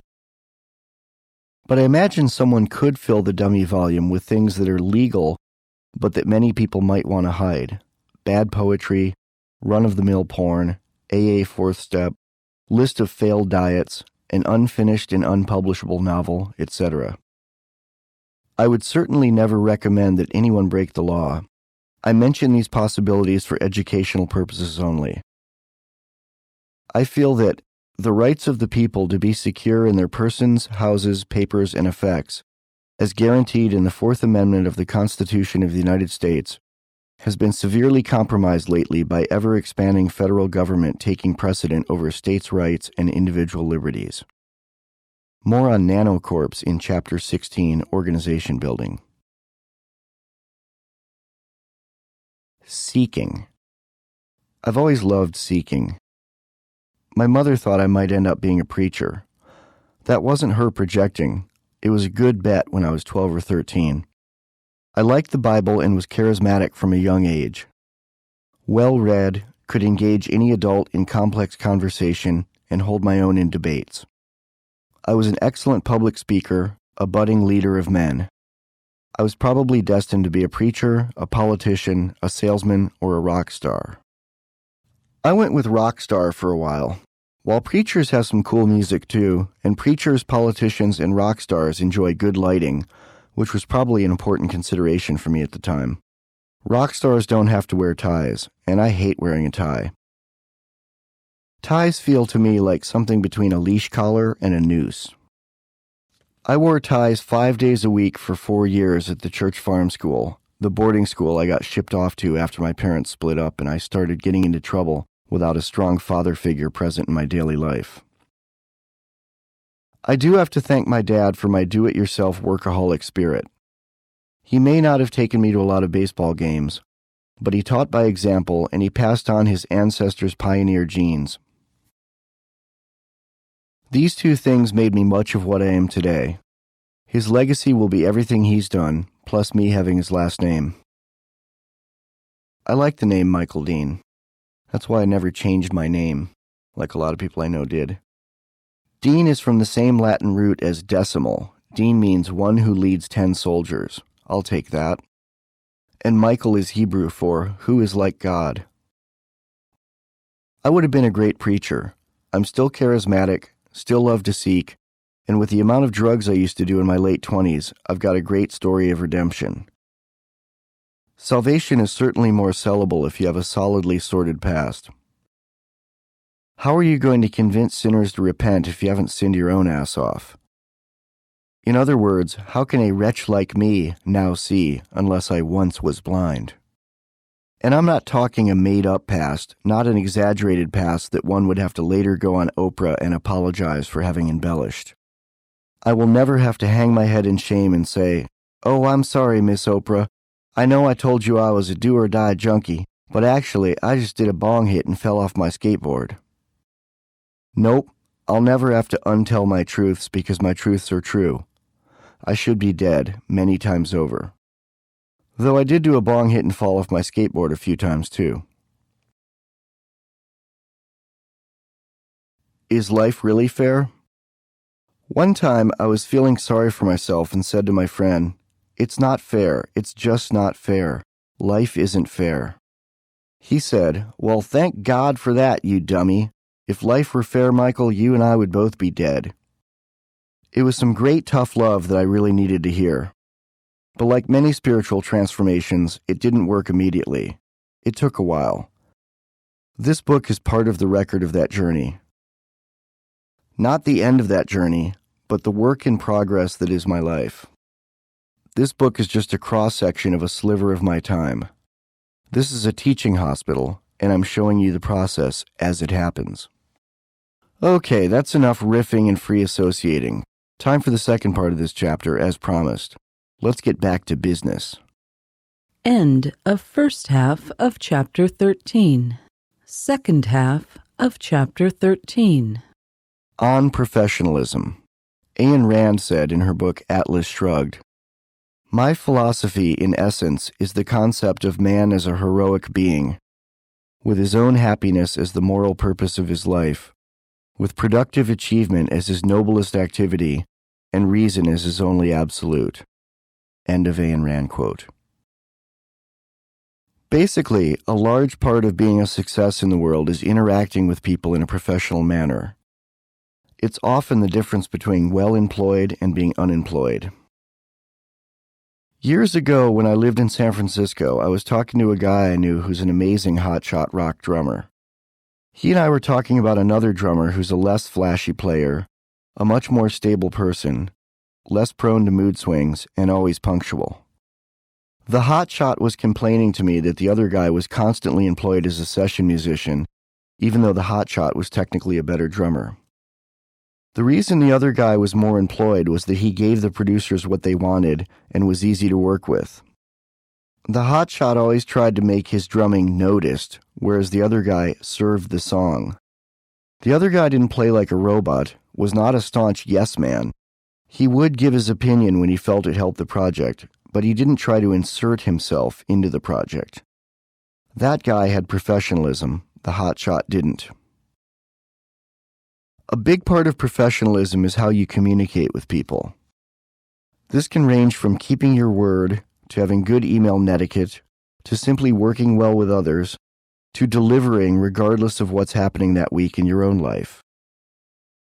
People like to hire and collaborate with folks who make their lives easier, not harder, so you should practice playing well with others in all that you do. Treat people as you'd like to be treated. The golden rule that we were taught in kindergarten, do unto others as you would have them do unto you, works even more so in the grown-up working world. It's more or less a shortened version of the only two rules in life. If you wish to remain employable, employed, and in demand, be decent. Project directors who deal with contractors in any field, from media production to building construction, will rehire decent, moderately talented, hard-working people that they like working with more often than they will hire high emotional maintenance hotshots who are geniuses. Keep your word. If you commit to deadlines on projects, meet them. Don't let a bad day or year get in the way. I was wrapping up a 3-year project, putting it to bed with creating and shipping the art files for the cover off to the DVD distribution company the week my daughter died. I finished this work on time, even though it was very hard to do so. There were people depending on me finishing the work. They'd already set up the manufacturing and distribution dates to get this into their pipeline. Me finishing up regardless of chaos and statistics isn't suffering for my art, it's keeping my word. Don't tell the person you're dealing with your whole life or even week story. Don't say, "I'm sorry that I'm going to be a day late on this upcoming deadline, but my car got a flat tire and I had to take the car in. Then I had to have my friend come pick me up and we got stuck in traffic on the 405 because there was an overturned big rig leaking marshmallow fluff everywhere and my girlfriend has the flu and I had to pick up some fruit for her because that's all she can eat without throwing up right now. And these deadlines are making me squittiny and I want to scream." Instead, as soon as you think you might be late, calmly say, "I'm going to be a day late on the deadline this time. I hope that's okay and I don't see it happening again for the duration of this project." Have good netiquette. Spell check emails and read them before you send them. Don't spam people. Don't CC when you should BCC. Don't BCC when you should not copy anyone. And if you don't know the difference, learn the difference. There's links for that on the site. Also, don't CC everyone involved on a project on every back and forth email unless you've been asked to. It just makes more effort for everyone involved to read things they don't need to, and that's time they could all spend doing something else. Be careful what you forward to people. Don't forward political emails or puppy parade stories to friends and coworkers who haven't specifically asked you for it. That's not communication, that's spam. You shouldn't forward crap like that, jokes, cat photos, etc., to people you're working with, unless that's how they roll. Although if they roll like that, chances are they're not terribly well employed, and you'd probably be better served to look for other people to work with in the future. You don't have to be a robot in your communications. There is a little room for levity. But keep in mind that on a huge ongoing project that will require thousands of emails over a year's time, all the crap you forward is going to slow down the work a lot. And don't get overtly chatty with people and send a lot of non-work related email unless that's how they do things. Same rules apply as with spam email. Know that some people might use email more like instant messenger once a project is rolling at a high rate of speed. They don't put a salutation and sign off in each email. This isn't them being rude, it's them optimizing time and workflow. I do this, and I do not use instant messenger, ever. People use it too much for non-work related things when they're feeling chatty, and it interrupts my workflow. If I want to chat with someone, I'll pick up the phone. And when I get them on the phone, I'll ask them, "Do you have time to chat?" before launching into my yakking. Don't send emails when you're in a bad mood. Step away from the computer if you're not feeling civil. Keep your communications short and to the point. Remember that a lot of people dealing with a large workflow read emails very quickly. Have a short, descriptive subject line that tells the reader what the email is about. And for Pete's sake, change the subject line into a new descriptive phrase when a conversation totally changes course. If you get anything you do reviewed in a major publication, send the person a thank you email. Make it short and to the point. Hold on to their email address, but don't spam them with every little thing you do. Send them a well-written press release email with all the facts, all the links, and none of the fluff when you've got something big happening, something that will make a good story for them. I probably do this once a year or less with people like that. I save it for the big stuff, like this book. Check your work, and have someone else check your work too. You should not only spell check and read aloud in your head each email before sending it, you should also spell check twice anything that's going out to the public or being mass-produced in any way. Have someone else check it, and maybe a third someone too check it before you send it to the presser. A second set of eyes is always helpful. A second and third person will find mistakes that you don't find in something that you wrote. You don't find them because your mind will fill in mistakes with what you meant to type. There is little more embarrassing than printing 10,000 promotional postcards, mailing them out, and then realizing you spelled your company's name wrong. I know because I've done it. I'm constantly amazed at how many companies' actual names contain typos. Having everything checked by a second set of smart eyes is especially important with anything that's being self-published, where you don't have editors on staff to look at it later. Your typos won't correct themselves on the store bookshelf, you know? The internet won't correct them for you either. I check everything myself, but also run everything important I do by someone else. Usually my wonderful and very smart wife, since I live with her, since she's good at proofing and editing, and since she loves to help me. Before sending it to anyone, even when it's going off to a team of editors later. Editors don't like to have to proofread as well as edit, and there is a difference. The fewer mistakes there are in early drafts of your work, whether it's writing or a blueprint for a skyscraper, the more effective highly specialized pros can be when you collaborate with them to really make it shine. You don't want the person who makes $80 an hour to have to clean up mistakes that could have been cleaned up by someone who works for $10 an hour, or by you. The less noise and the more signal, the more experts you hire, or your company hires, can do with their limited and expensive time. Be prepared for anything and hone all your skills. This is a useful plan when someone wants to hire you and needs something right away.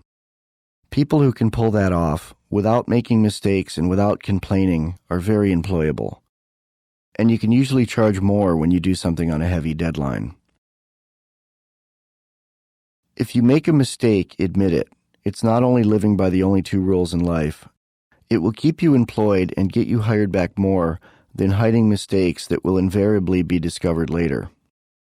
Being able to beat deadlines into submission is also useful for when you're doing something yourself, because you're very prepared once the inspiration strikes. I'd been writing much of this book in my mind for decades, so it only took about 2 months to actually put on paper. It took about a month more to edit, do the layout, and publish. That was a short flurry of important time, and I couldn't have done it without my previous book writing experiences, both working for myself and for others.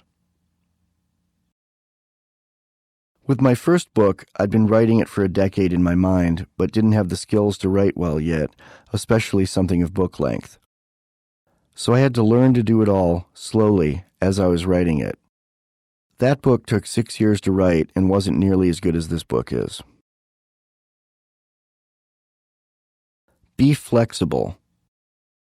Understand the dynamics of the people or organization you're working with and be able to adapt. I may often be critical of Microsoft, but I do like the fact that anyone at all who works there could go into Bill Gates' office with a good idea without an appointment. I told that to my friend who's a government economist, and he said, if I wanted to have a sit-down with even my boss's boss, it would seem really out of the ordinary. People would be concerned. It would require paperwork and several weeks' notice, and there would have to be other people in the room when I met with him. Maybe this is part of why the economy is screwed up. Some organizations and projects have a work non-hierarchy that is free and easy, where you can talk to anyone at any time about anything. Others are very high protocol, like my economist friend mentioned above. Most projects and jobs are somewhere in between. While it can be frustrating to you, a light-on-your-feet work ninja, to have to deal with corporate go-betweens in your interactions within a company or project, you have to be willing to do so sometimes. Learn to quickly grok the structure of each organization or group you work with and adapt to their rules rather than trying to impose your own. If you don't like their methodologies, work toward starting your own organizations. More on this in Chapter 16, Organization Building. The real professional work ninja effect comes into play when you're working on 2 or more projects concurrently and can seamlessly jump between the team protocol requirements of one to the team protocol requirements of the other, back and forth many times a day. And be able to do this with each email, phone call, or face-to-face meeting without making people upset and without feeling like you're going crazy yourself. I do all of this all the time. Do great work, always. Maintain a high level of professionalism. Do this whether you're designing a logo for a friend's blog as a favor or directing a multi-million-dollar budget film. Whether you're helping your neighbor build a backyard barbecue pit or supervising the construction of that skyscraper. Because the truth is, if you don't behave as a pro with the little jobs, you're unlikely to ever get asked to do the big jobs. Action. Work smarter. So, let's work on maximizing your work potential more with Chapter 14, Time Management for Common Profit. End of Chapter 13. Chapter 14, Time Management for Common Profit. In this chapter, I'm going to give you some of my patented work philosophy, some punk rock cheerleading. Then we'll get down to business with some serious step-by-step time management ideas, including the Dean one-page plan. You could skip the theory part and go straight to the plan, but by now you know how I work. So you know I think it's all equally important. Besides, I'll make sure it's all fun. Winners aren't out in the bars. Don't waste time. If you really want to make a living doing what you love, you probably shouldn't fritter away time on the emptiness of crowds. I don't go to parties. I don't network. The people who really change the world aren't out at a bar on Saturday night. They're in their room changing the world. In 6 years of making films in Hollywood, while everyone else was out trying to network, I avoided that and worked. Most of the networkers I met along the way have given up by now and moved back east, or north, or wherever. In my time in Los Angeles, I've only worked with one famous person, and he's a huge movie star. I met him in the recording studio when he was reading the narration I wrote for a documentary film I directed.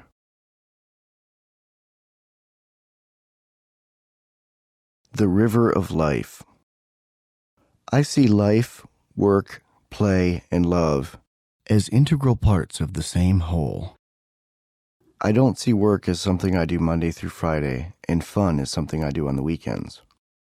I used to live that life, but at some point I made a decision to work toward doing what I love, and now I'm doing it. It's 4:46 in the morning. I'm working, and there's nothing I'd rather be doing in the whole world. Much of my feeling like this came from learning to manage my time and my priorities. I see life as a river flowing in front of me. I even envision that while typing. I see my desk and my computer as a left-to-right flow of information. Some of the information comes from inside my head. Some comes from elsewhere, from incoming emails. Some comes from beyond, from the universe. My job on planet Earth is to kiss my wife, pet my cats, put this sentence on this recording, answer that email, know what needs to be done without a boss telling me, create new ideas and new ways of expressing them, and help keep the river flowing, and do so without drowning in it.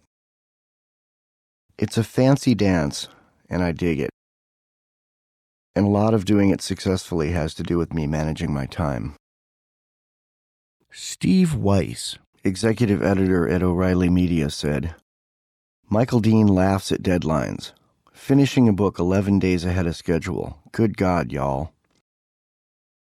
Sandy Dole, who edited 3 of my books at 2 different companies, said, "Michael has the work ethic of a Kansas farmer, the brain of a Harvard professor, and the niceness of June Cleaver.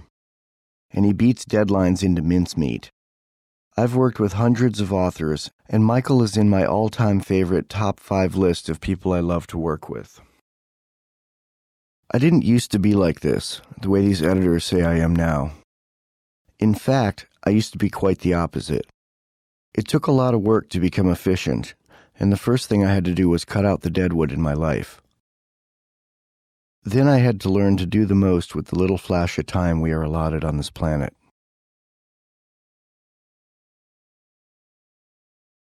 Goal management.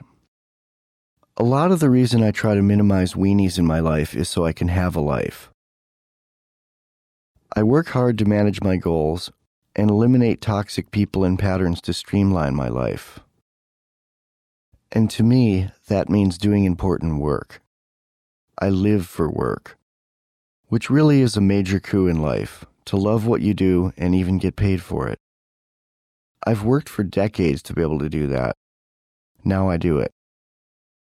I cannot let the universe down. I have to utilize the gifts I've been given to the maximum extent possible. Life is a series of small goals, not an event. Each film I make, each podcast I do, each book I write, each chapter of each book, each section, paragraph, every word I write, whether that word is in italics, bold, or has no special formatting. All of this, every bit of it, is that much closer to me one day leaving this world with serenity and a significant legacy. For me, today, it's all about living in the moment with an eye for tomorrow. That takes some planning, but it also takes change on a dime flexibility. And it also takes not counting on specific results. You can have goals without counting on specific results. because specific results are impossible to enforce, so if you count on them, you will usually end up disappointed. Now I just make my work and put it out in the world as best I can, and the world usually digs it and pays me for it. Sometimes the world barely notices, and that's okay too, because I'm spared.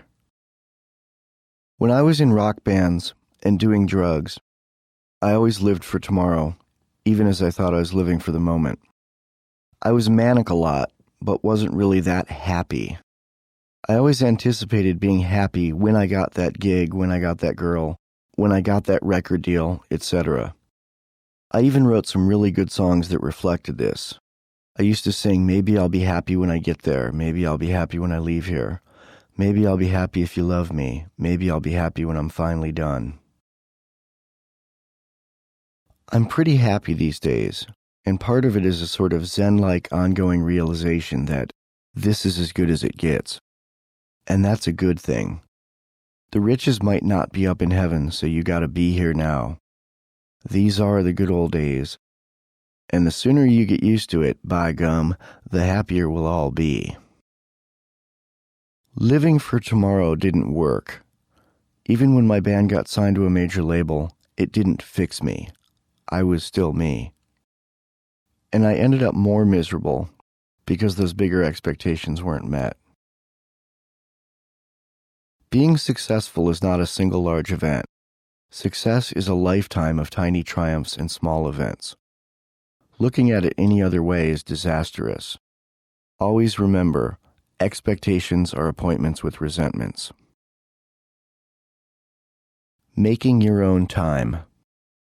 When I'm not working on a schedule for pay, like I did with the YouTube book, but rather doing something I really love and working on the project for me, on my schedule, like with this book, I pretty much only work when I'm manic. I'm not manic depressed, I'm manic cranky. I'll often go to sleep as others are waking up to dawn's surly light. I'll go 4 or 5 days of sleeping only about 4 hours a night and working intensely in the manic phase. Then sleep 8 or 9 hours a night and mostly watch TV and surf the web. This is what my body seems to like to do. But it was hard to do that while having a day job, which is one reason I worked long and hard toward not having one. If you can believe this, I only recently found out what manic depressive means. It does not always indicate someone who is depressed. The depressive in manic depressive refers to energy level, not mental outlook. So I guess I'm manic depressive, but I'm no longer manic depressed. I work a lot, but I can spend 8 hours falling down link holes on Wikipedia and call it work. Because sometimes what seems like play rather than work actually is useful. You never know what random thought or idea will inspire something great later. This is the nature of working as an artist. And it works outside of art too, if you let it. Remember that guy with his feet up watching the birds out the window? Often in the sleepy phase, I'll take a lot of notes that I'll expand on later in the current projects when I'm back to the manic phase. Something I see on TV or in the newspaper or out my window will remind me of something that I saw, did, thought, or felt years ago, and I'll make a note to put that idea into the new project.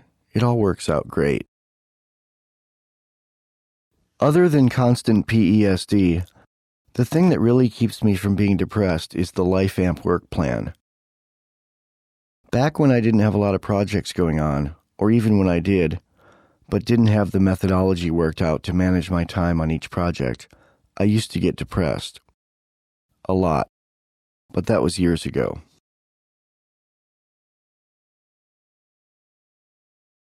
Don't rest on your past. Living mostly in the past is just as disastrous as living mostly in the future. One of my favorite lines in The Sopranos was Tony angrily and correctly saying, "Remember when is the lowest form of conversation." It's true. It is the lowest form of conversation. Well, except maybe for forwarded political spam, regardless of what party or candidate it's for. People who spend their time living in the past aren't really living at all. I've got 9 published books under my belt, or is it 10? I think it's 11. I can't even remember how many. I'd have to sit down and count. And at this point, if I knew without counting, I'd be resting on my laurels. The first book was published in 2000. So I've done more than one book a year for 9 years, in addition to making 2 films in that time, doing hundreds of episodes of 5 ongoing podcasts, traveling the US and Europe showing films, lecturing, teaching, and I can't even remember what else. I don't even count the 4 blogs I've updated and maintained. That's just spillover, my auxiliary external memory dump. So I know this new book will get finished, and I know it will happen quickly and be great. You have to make your own time. I did the work to become a successful author and filmmaker while working day jobs for nearly a decade. I'd work 8 hours in an office, then come home and work 6 hours or 8 hours on writing. Sometimes when I couldn't find temp work in offices, I'd dig ditches. Before offices, I was a bike messenger.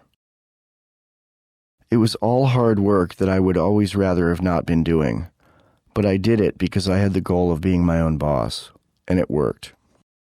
And there's a picture here called Start of My Workday. It's a photo I took in Belgium at dawn while waiting for the train on a lecture tour.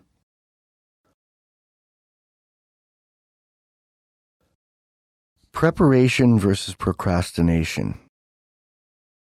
Workers work, writers write. I have a friend who says he's a writer. He's been writing a novel for 10 years. He keeps moving back and forth between Los Angeles and New York, looking for the right inspiration. This is totally a maybe I'll be happy when I get there mindset, which again is as useless as remember when? My friend has a drawer full of pages, but nothing completed to really show. Not even a full chapter to show me in his home, let alone get it out into the world. That's because he's obsessed with finding the perfect place to do his writing. When I started writing this book, I decided I was going to install Linux, Puppy Linux to be precise, on my computer first. I needed a different operating environment to inspire me, sort of like moving from Los Angeles to New York, though Puppy is more like moving from Helsinki to the Australian outback. I spent a week messing around with Linux and realized the learning curve was too much. I could do it, but not effortlessly, like I do with the stuff I usually use, Windows XP. Linux is more extensible, but I didn't currently have a need for more extensibility. So to have my new environment, I went out and bought a new second laptop, a really fast one, which I devoted only to this book. I set up a second office and a spare bedroom, devoted only to this book. I decided to only put the programs on it that I needed to do a book. I didn't set up an email program, so I wouldn't be distracted. I didn't even hook it up to the internet, except for setup, and then I disconnected it. Then I reconnected to the net when I was done writing and needed to add in the URLs, design the website, then publish and promote the book. But while writing the book, the laptop was a freestanding computer island, not connected to anything. So, I spent several days tweaking Vista to not have the shiny flying windows and crap that slow down performance and don't make me a better writer. I even spent an evening finding the right icons for the very few programs on this computer. That may seem like a lot of work, like I'm obsessed with finding the perfect place to do my writing. But I spent a few nights on it, not 10 years. And a few months after starting, the book will be done and out into the world, changing lives and making money. And I did this in the worst economy America's seen in 27 years. Sometimes in life, you have to find the things that are good right off the shelf, then tweak them to where you want them. Take what you need and leave the rest. Just don't spend your life doing it. And when I finish promoting the book, I intend to get back into messing around with Puppy Linux again, at least until I figure out what my next project is. To me, mastering a new operating system counts as a vacation.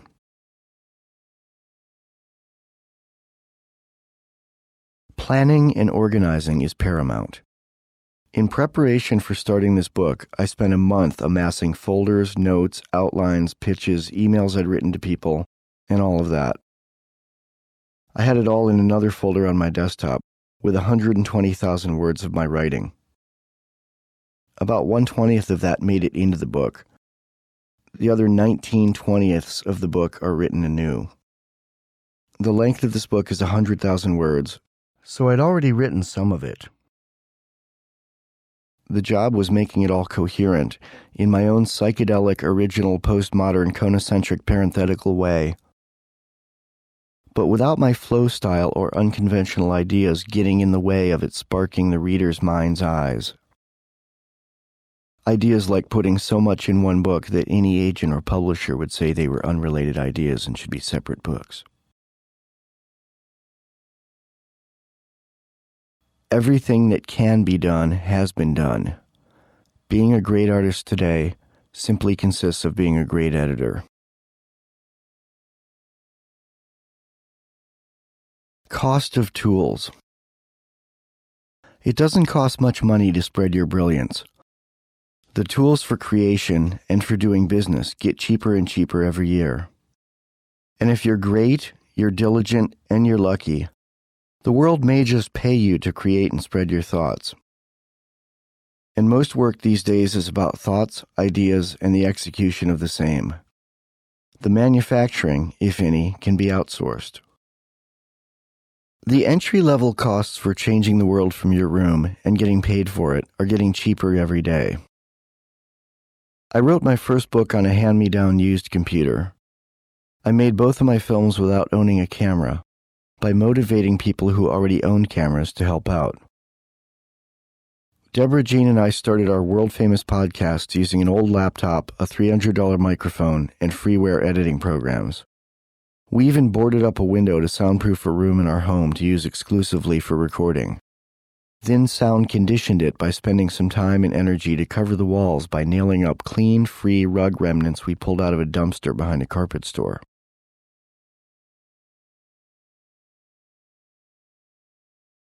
Recovery is an art. I should be dead many times over, yet somehow I'm not dead. So I owe the universe a lot of art, daily art.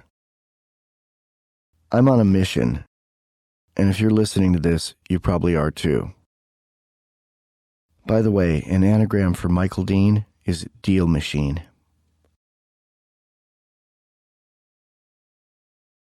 Whoever dies with his art on the most hard drives wins, if the art is good, that is.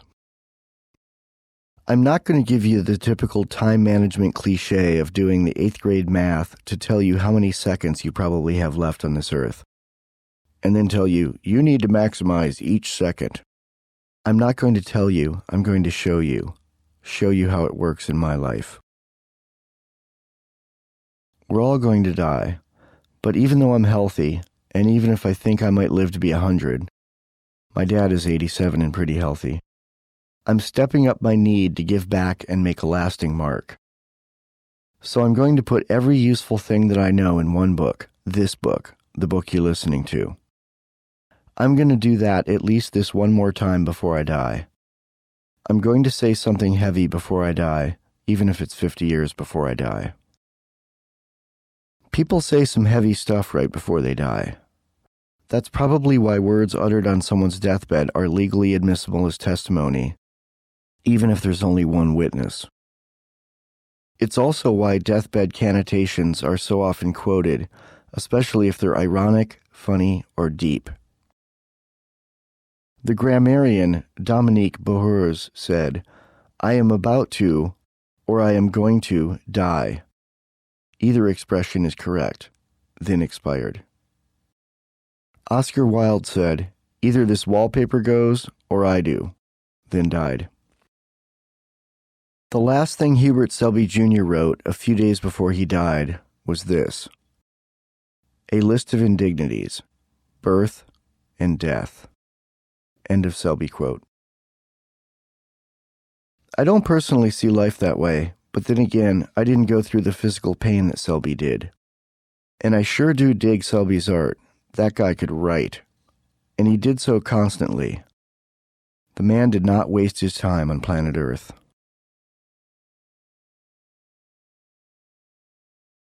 Great and steady wins the race. Another thing to remember is that some constant work over a long timeline beats working constantly to the point where you get burned out and abandon a project. Conversely, something I heard a long time ago that I really like is trust the process. If your process is true, you can trust it to work. And again, I say, the best ideas cannot be stolen, because the best ideas include yourself as an integral part of the formula. I usually plan, in a very general way, some of what I do up to about a year in advance. Most of my really set plans are set about 1 month in advance. I hate pop-ins from visitors and do not tolerate them, because I need to concentrate in order to make it up as I go. While I do have things scribbled on my calendar for various days of the coming week, most of what I do on a given day is up to the whims of myself and the universe. When you're self-employed, you need discipline. Most people, when not forced to work, won't.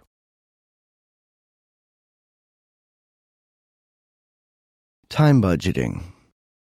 Time budgeting section adapted with permission from the publisher, modified from the book YouTube: An Insider's Guide to Climbing the Charts, O'Reilly Media. Book by Michael W. Dean and Alan Listufka. Section by Michael W. Dean. Having a life. Part of being an effective human being on the planet Earth is having enough time to reach all your goals and still have a life. Having enough time to do everything you need and want to do while still maintaining enough of a life to be happy is easy. Simply don't sleep. Well, there are other ways, but they involve a lot of budgeting your time, managing your time, basically time management. Let's work on that instead of not sleeping. If you strategically try for a mix of all the activities you'd like to pursue and find the proportion that works, you can have an online life, an offline life, a job, a romance, a hobby, and maybe even get more than 5 hours sleep a night. It's hard, but it's doable. I'm doing it. I generally sleep almost enough, 6.5 hours or 7 hours a night. But in the final week or two of working on any large project, especially a book, I don't sleep much. Can't. I feel jet-lagged. I feel like I'm waiting for my baby to be born. I sleep in shifts. Work 5 hours, sleep an hour. Work 6 hours, sleep 2, etc., around the clock. Sometimes this can even add up to 8 hours in a 24-hour period, but it's delightfully disorienting. It kind of feels like drugs. I'm pretty much an expert at managing my own time, so I'll tell you what works for me. Everyone is different, but some of it will probably work for you. Flexibility. A key element of time management is flexibility. The ability to get anything done from anywhere. I wrote much of my book $30 Writing School while riding the train in Germany and France with my Eurail pass, touring to lecture and show my film DIY or Die: How to Survive as an Independent Artist. Most people would have looked at that as a vacation, but I look at all vacations as working vacations. In fact, while I've traveled more than most people I know, I rarely travel unless it's work-related. This can possibly help with taxes, too. Consult a professional. Living like this is not a deficit, and I don't consider it workaholism. I look at it as maximizing my potential and my time remaining on the planet Earth. It is also a function of the fact that I love the work I do and have structured my life to work towards succeeding in the goal of being able to do what I want for a living. You need to be able to work from anywhere, anytime. In fact, I'm writing this on my laptop in a doctor's office waiting room. I even bring a pen with me everywhere I go and constantly make notes. The muse, that spark that creates creation, does not make appointments. The muse strikes anywhere and anytime, and I have to be able to work from anywhere, anytime. I often wake up in the middle of the night with an idea, scribble down a line or two of notes, and go back to bed. When I'm somewhere that I don't have paper, I scribble on the back of my hand.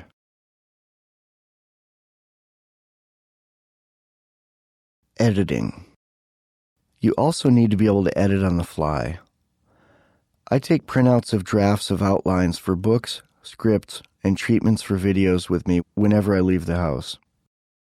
The advantage of printed pages are that they require no boot-up time, no internet access, and no power. Printed pages are great for maximizing a few minutes of otherwise wasted time, whereas I won't pull out my laptop unless I have at least 10 minutes. 2 minutes to boot it up, 7 minutes to work, and 1 minute to save and shut down. I'll pull out a page and edit it even if I have just 2 minutes. I edit in the supermarket line, in elevators, and in line at the post office. When I used to take the bus, I'd edit while waiting for the bus and edit on the bus. It really helps me edit if I have something to shut out the chatter of the world. The whole world community with their small talk of small thoughts is not something I need in my head, especially in the form of random strangers bugging me when I'm in public places. I often bring little foam earplugs in my pocket wherever I go, or I'll use my iPod with some non-intrusive background music. Instrumental music works best. It's hard to write or edit words on paper while hearing words in your ear. And when I do that, I don't use little earbuds. I use big headphones, Sony MDR 7506s. They cost about $100. There's a link for them on the website. These headphones sound great and cut out about 90% of the ambient sound. They sound better than earbuds, shut out more, and keep people from trying to talk to you. Nothing says leave me alone like big padded headphones. Steady work beats frantic work. Join a gym and any personal trainer will tell you this. Working out 3 days a week for the rest of your life will keep you in much better shape than working out 6 days a week for 6 months, getting burned out on it, and giving up. The same is true of any work, especially self-employment work. It's better to work steadily on things and make a habit of it until it's second nature than to work all day and all night on something for a few months and then give up. Some days a whole chapter pours out in one breath. Other days I can barely form a sentence. Being successful is more about the long timeline than the moment. Success is a culmination of moments, millions of moments. I always have 5 to 7 projects going at one time. It's usually one huge long-term, year-long project, several shorter-term projects, and a couple of one-day projects. Managing them takes concentration. I have ADD, attention deficit disorder. Rather than being a professional victim in trying to get disability money or praise, I turn my ADD into a plus through careful planning, note-taking, practice, and the power of computers. I also had to develop the Dean one-page plan, which helps immensely with overcoming time issues, ADD or no ADD. I'll talk more about the plan and how it can help you in a few minutes.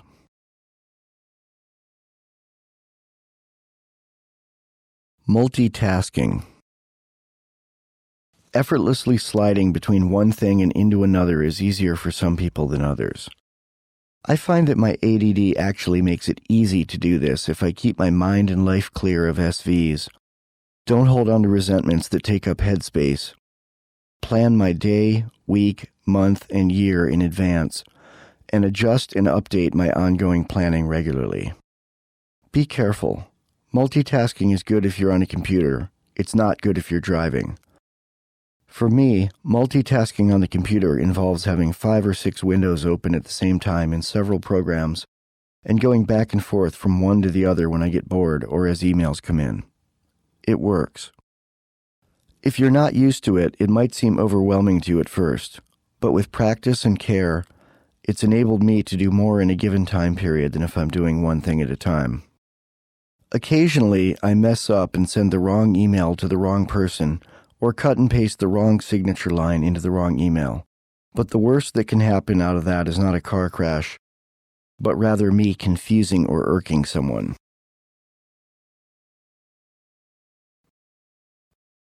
Be on a mission. As I said, I wrote this entire section while waiting to see the doctor. Back pain from working on a book. In that time, everyone around me read a few magazine articles or watched some TV. I wrote something meaningful that will be read by at least 100,000 people. Part of the reason I'm able to do that is because, overall, I believe entirely in everything I do. Sure, occasionally I have tiny doubts, but they do not stop me. I wake up every morning absolutely sure, beyond any doubt, that today I will change the world. And I do. Knowing you're good doesn't have to be egotistical. It's not me standing on my balcony, arms outstretched, yelling to the masses, "Worship me, world." Likewise, it doesn't have to be melpy, self-pitying. It's not me looking in the mirror saying, "You're a good person, you're wonderful, I love you, Michael." That's silly recovery industry stuff. No, I don't give myself pats on the back and attaboys each morning. I don't need to. I'm too busy hitting the ground running. And each day I am absolutely sure that I am absolutely on the right path, even though I evolve the path as I go. It certainly makes time management easier when you're on a mission. If you know you have something valuable to contribute to the world, you can create this conviction in yourself. I've had it since I was a little kid, before I even had anything to say. But I knew I would do great things if I kept up the fortitude and moral compass to pull it off. All of the drugs and too much drink were just a 15-year detour. And I even got a lot of stuff done then, too, until the drugs started killing me. If you do everything for evil rather than good, do not foster an "I am on a mission and will change the world" mentality. Go into sales instead. Sell soap and widgets and cars and fancy clothes to the wushed masses. At least you'll be relatively harmless. Remember, Adolf Hitler and Charlie Manson were both frustrated artists. Andrew Lobachowski says in his book, Political Ponerology, that 6% of any population are sociopathic and 12% are likely to want to follow the sociopaths. That doesn't add up to a majority, but it's enough to skew things bad when most of the rest just go along eventually.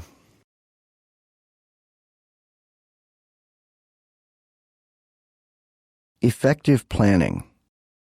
Several popular time management systems have been well marketed to consumers. I don't use any of them. They might work for you, but they all seem to me to be far too much like school or something I'd be ordered to use in an office job. Some of these systems are sort of straightforward, like the 43 folders system. You set up 43 physical folders, one for each day of the current month, and one for each month of the year. You put notes, plans, contacts, and such into each, then check back regularly.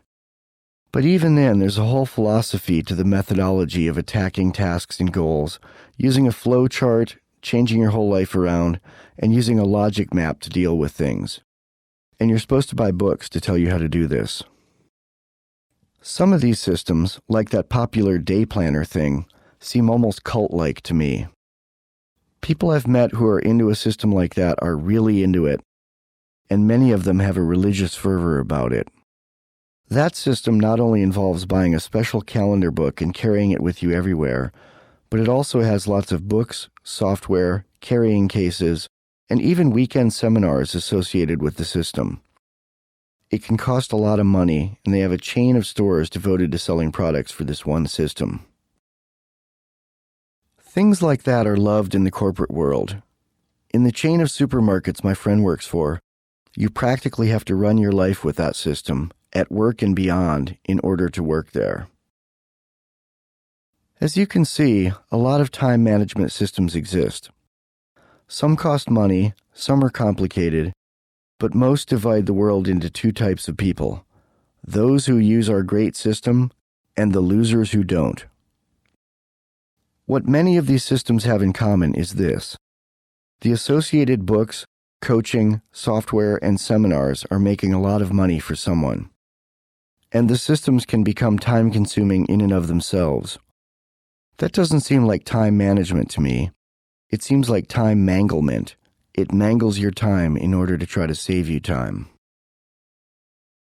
Thus, I would like to demonstrate to you my free and much simpler alternative.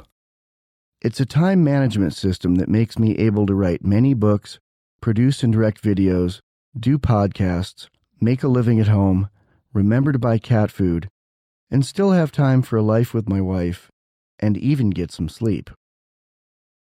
I call it the Dean one-page plan. End of first half of Chapter 14. Second half of Chapter 14. The Dean one-page plan. It's simple, it's free, and you can start doing it right now. I organize my life with one-page document per week. Every Thursday, you can start on any day you like, I print a page from a simple 3-column many-row template I've created. The 3 columns are labeled Do, Buy, and Call. Here's how it works. Things in the Do column are things I need to do in the coming week. Things in the Buy column are things I need to buy in the coming week. People in the Call column are people I need to contact in the coming week. Do, Buy, and Call seem to cover almost everything I need to think about in a given week, month, or year. I include email and mail something to them in the Call column. You can change it to contact instead of call if that makes more sense to you. But I like the one-syllable each simplicity of the sound of do, buy, and call.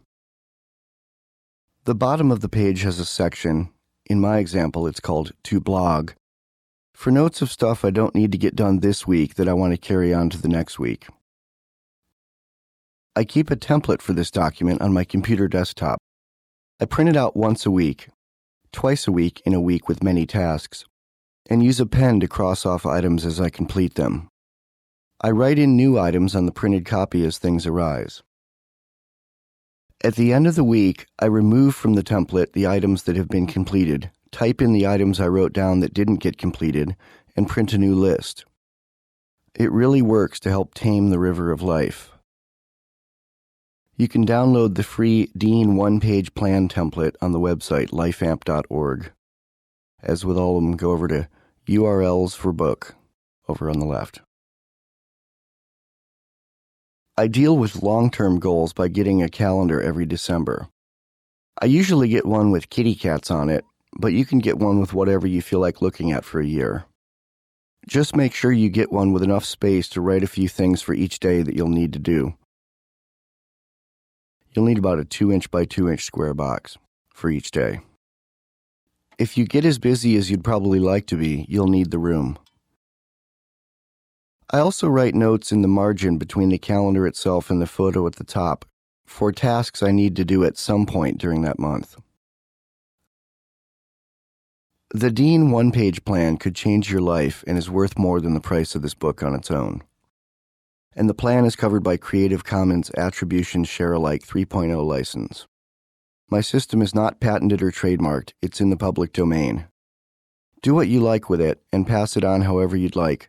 Just keep the name The Dean one-page plan in the attribution and link the website for this book, lifeamp.org.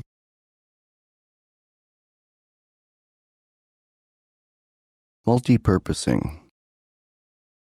I take a lot of care with writing emails. Sure, I do them lightning fast, but I also think lightning fast. I stop to read emails to myself out loud in my head to see whether they need any tweaking before I hit send. I am careful with all emails, whether it's trying to get a contract job that will finance all of the Nestlandia Institute's operational expenses for a year, or if it's simply a short thank you reply to a fan letter. In fact, I'm so careful writing emails that they're often so good I want to use them elsewhere. I feel it's my right to use my side of any email I write because it's mine. I never publish the other person's comments without permission, and I don't use anything of mine that is specific to any one person. But if I write something to someone else, it's my property to reuse without needing to ask that person. By doing this, I can often kill two birds with one stone in a way that is very effective time management. One of the reasons I don't like to post on any social networking sites is that their terms of service usually dictate that they own anything posted there. Learn to type fast. It goes without saying, but typing is basically the main way that information gets input into the matrix of the world these days. All business involves writing. Most art begins with writing. And dealing with problems as they arise is usually done via typing these days. I took a typing class when I was 14. Back then it was on typewriters. I didn't learn much then because I didn't practice. I was the only guy in the class and I was too busy staring at the older girls to work. I took another typing class when I was older and I got it. Everyone else in that class was doing it because they wanted to be a secretary. I did it because I wanted to be a writer, wanted to change the world, and knew I couldn't do that hunting and pecking. I type 110 words a minute with great accuracy. And I'm really quick with using a mouse and doing keyboard shortcuts to open, save, edit, and close documents. I'll generally spit out 1,000 words before breakfast, and they're usually pretty darn good. You don't need to type 110 words a minute to change the world, but you probably need to be able to accurately type at least 40 or 50 words a minute to keep up with the entry-level amount of work that you're going to need to do in order to really make a mark on the world. Internet addiction. I've heard a lot about internet addiction, basically starting about a year after the web existed. 2 of my computers are turned on about 18 hours a day, from the moment I wake up until the moment I go to sleep. Although I'm not on them all that time. I get up and do other stuff, nap, take walks, and make phone calls. I'm on computers a lot of that time, though, probably an average of 12 hours per day, 360 days a year. I have a third computer in another room that runs 24/7, but it's acting as a server, putting my info out into the world, because it's always time for someone to download somewhere in the world. It's like having a worldwide radio station in my home. I might be considered an internet addict by some, because if I get up in the middle of the night and go to the bathroom, I'll often go check my email before I go back to sleep. Although usually only if I'm expecting a crucial work-related email. I do business with people in Europe and Australia a lot. Their emails often come in the middle of the night and sometimes require a quick response if we're busy on a current project. Again, you don't have to answer every email immediately. I usually answer all emails promptly. As with amends, make them promptly, not immediately. That doesn't mean this minute. For me, it usually means within a day. And promptly also doesn't mean put it in a folder and forget about it for good. I've seen one specious time management program that basically told you to delete all your unread emails frequently. That's disrespectful to the world. I don't feel obligated to answer every email, but I don't delete them unanswered in bulk. For less prompt email replies, I create a folder called Answer Later, and I put emails of that category into the folder. I go through the folder once a week or so and see which one is ripe enough to need an answer. To be honest, I do this most often with fan mail, especially if it's very long and overly glowing and the person wants to really know me. Like beyond knowing me from my work, but wants to know me, and I don't know that I'll want to know them. If an email is from someone I know well and I'm doing ongoing exchanges with, like when Alan and I were writing the YouTube book, I'll often answer almost immediately because it's more of a conversation than a letter. I've been called an internet addict, but I don't think I am. Then again, many drug addicts don't believe they're drug addicts. The reason I don't think I'm an internet addict is because it doesn't interfere with other aspects of my life, and because I use the internet to get things done. This may be a personal bias, but I think that gaming online 18 hours a day is a waste of time. For that matter, I think being on YouTube 18 hours a day might be a waste of time, because you don't have a lot to show for it in the long run. With the games, I guess you produce something. You produce a high score if you're good, and maybe gain the respect of other gamers. And on YouTube, you might make people laugh or think, and maybe make a little money, but it's entirely dependent on a system that could disappear at any time. Any day of your YouTube life, you could turn on the computer in the morning and find that the site has been sold and is a different animal now. Or you could find it completely gone forever. Oh, since I wrote this part, YouTube has completely changed overnight, and they've gotten rid of the community, which was what a lot of people liked about it. All the community links are gone and replaced with videos by corporations that are paid to be there. Hell, even though I love computers, I may be old-fashioned in a way. I like books. Write a book if you can. Use YouTube and the rest of the internet, particularly Wikipedia. Wikipedia is a good jumping-off point for finding out what you need to research about a subject. Use the internet as a self-administered university to get smart and skilled and knowledgeable enough to write some books. I recommend my book, $30 Writing School, if you want to know how to get one published. Books are very archaic technology. They're stories smashed into ground-up pieces of dead trees. But books are one of the few common art forms these days that would exist if the internet, nay, the entire power grid, went black. If civilization failed, you could still read a book by the light of the sun, or even by a full moon, and get as much out of it as you could in a fully functioning, technologically advanced society. Hell, the Dean one-page plan could help you rebuild society, and that's in a book. You don't need a computer or even a pen to use that system. The 3-column Dean one-page plan will work with a sharpened stick and dirt. If you do find yourself rebuilding society in a post-thermonuclear war scenario, you might have to change the second column from buy to barter, and the third column from call to visit. Or perhaps change the third column to annihilate with rocks and sticks if history repeats itself, even in our last chance to start over. And I think history probably would.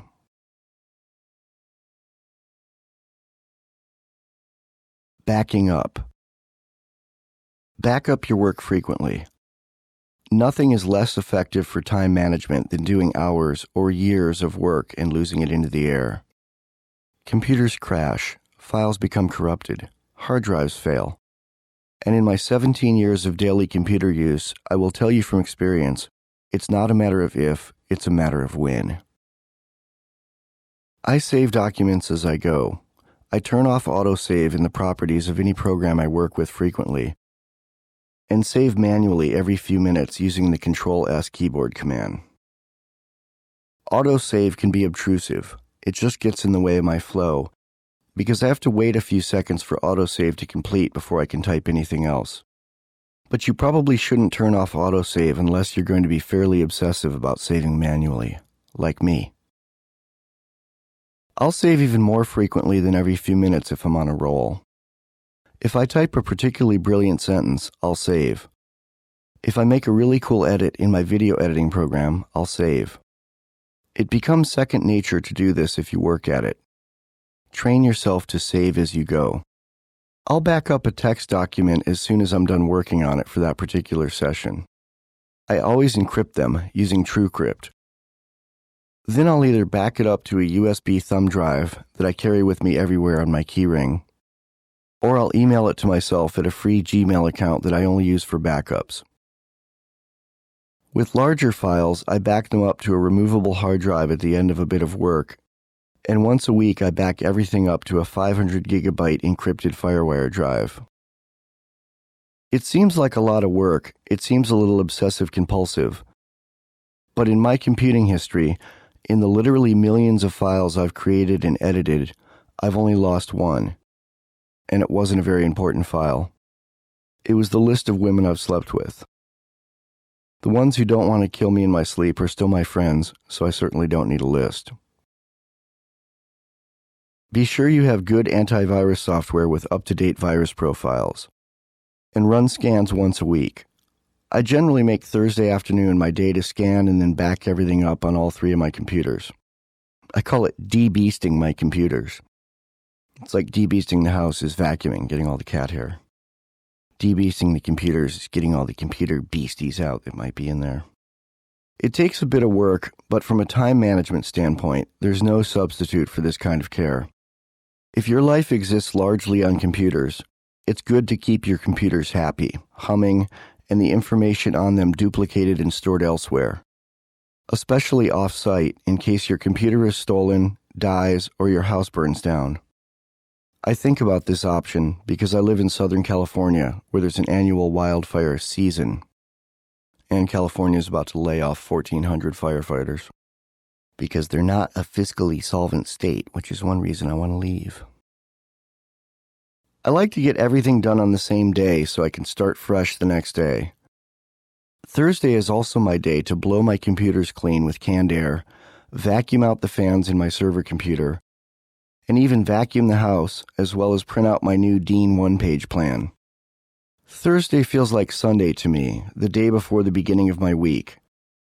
I don't know why, but that's the way my internal clock works. Keep on time managing on. I hope some of this gave you some ideas and inspiration, so you'll figure out your own day and do it your own way. I truly believe that some sort of time management system is needed to do the amazing amounts of steady work that are required to make a dent in the world these days. End of adapted section.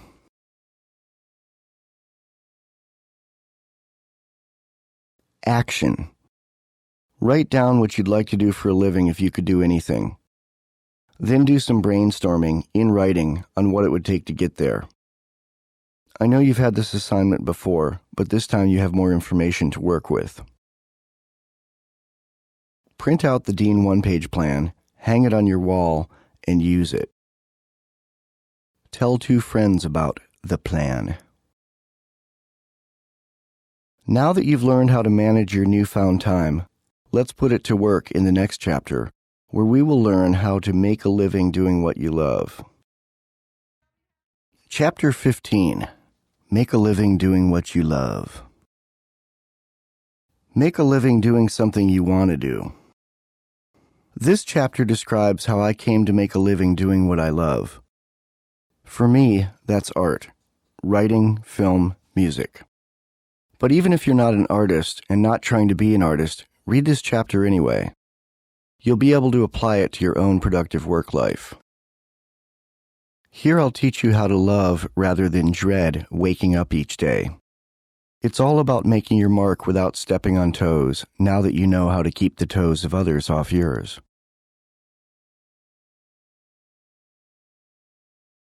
God. It takes real desire, dedication, and devotion to be your own boss. And for me, it helps to be a human being having a spiritual experience.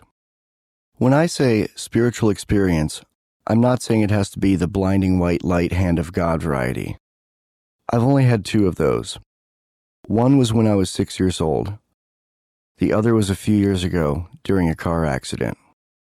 I'm talking more of the ongoing educational variety of spiritual experience whereby you commit, one day at a time, to seeking and improving yourself and interacting with people who have a positive manner about them. I feel God's presence in my life most often in the interactions I have with my fellow man and woman. By have a positive manner, I don't mean they speak softly and constantly smile. One of the most codependent and sick people I know speaks softly and constantly smiles. He's a serenity vampire, and I try to do what I can to minimize him in my life. Unfortunately, I'm forced by circumstance to have occasional dealings with him. I do know soft-spoken good people, but most of the good spiritual people I like tend to be a little more lively, not glum, yet humble, and do not smile constantly. I do not smile constantly. Worry. I have a few moments a month of unfounded worry, but less than I used to and more than I will one day. Life's a moving target, not a linear journey, not a straight line to a single set goal point. To me, life is a psychedelic, hypertextual, conocentrically parenthetical spiritual experience. Even though life's a moving target journey, having goals helps.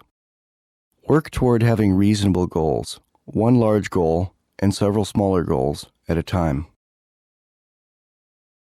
However, do not be tethered to those goals as absolutes. Modify as needed as you learn and grow. Adjustments in plans sometimes have to be made on the fly in reaction to life doing what it wants to do, in response to the agendas of others, in reply to chaos and statistics. Flick doubt off you, physically. It's a good motion to reinforce the self-defense against doubt. Best done alone, however, where people may think you're crazy. As a friend told me, with time and practice on a right path, doubt will disappear and turn into steely determination. Hope and change. Quitting the day job was an important goal for me. Here's how I did that. The Dean 10-point plan to freedom from the leash of tedious employment. Here for your dancing and dining pleasure, and to save your mortal soul, are the 10 consecrated, at least by me, points to make a living doing what you love. 1. Quit your day job. I did. You can do this immediately, slowly, or semi-quickly. You could go in tomorrow and say, "Thank you, but I'm done." I don't recommend doing it like that song, "Take This Job and Shove It." On the other hand, I don't recommend you plan for doing it many, many years in the future, because then it won't happen. I recommend quitting semi-slowly. Mark a date on your calendar, 1 to 2 years from now, and continuously plan for that date. If you don't own a multi-year calendar, get one and mark the date. Start Xing off days each night before you go to bed. Celebrate. Yeah, yay, another day efficiently working toward my freedom. Then you can go to bed happy, no matter what else happened that day. I am gainfully and blissfully employed, but my wife and I are currently applying these techniques to our solid dream of living somewhere more rural and having some land as a buffer between us and the world. You're now working toward the day when you'll give up your servitude and start full-time on your majestic plan. The 1 to 2 years of head start will allow you to tie up loose ends, save a little nest egg cushion, and even put in 2 or 3 weeks' notice at the end, just to be a nice person. But I recommend not planning your exodus past 2 years into the future, because in that amount of time you might change your mind, or lose focus. Too far away doesn't feel real. Don't tell your boss or your coworkers of your plan. The Hayajos love to have something juicy to tell around the water cooler.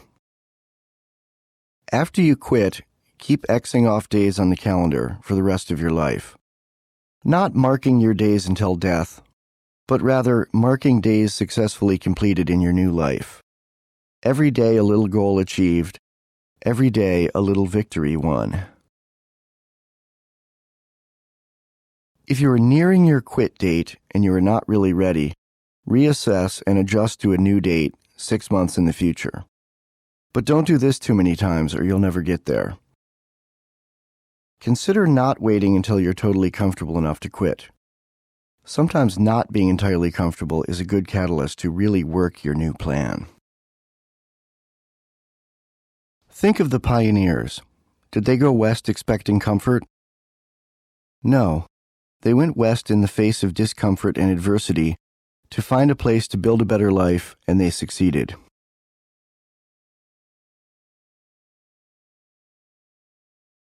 Two, work insatiably and determinedly.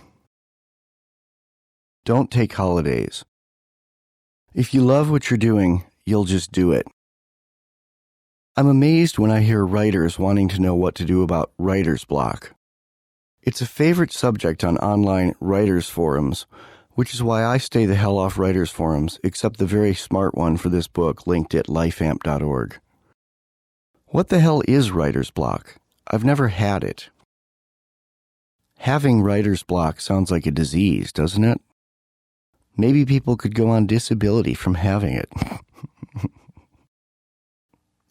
There is no writer's block. If you're a writer, you write. Worse yet are writers who are planning to write. If you're a writer, you've already started and write regularly. And you edit. That's as important, if not more important, than writing. In any endeavor. Writing is basically planning. Editing is the real work. I always see people with their laptops in cafes writing. I never see people in cafes editing.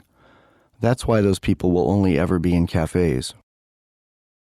Don't buy the beatnik lie that the first draft is the only pure draft.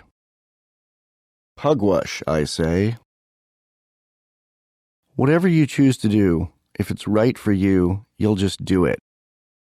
Insatiably and determinedly. Whether it's writing, starting your own business, or creating a powerful movement that catches on worldwide. And you'll need to continually assess yourself to ensure that you do it with a consistently high level of quality. Making a living doing something you love can take a long time. As professional author Jim Goad quipped while writing his first book at night while working a day job to pay the bills, the reason there aren't many great working-class writers is that the working class is too busy working to write.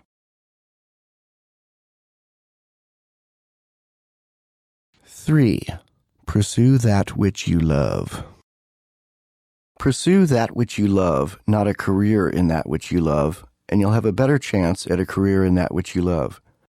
I've never pursued a career in anything, even art. My ADD and dyslexia have kept me from doing things in a way that adds up to what most people call a career. But I never really wanted a career. I like work, but not a career. Having a career implies that people have hard expectations that you will produce a particular type of output periodically.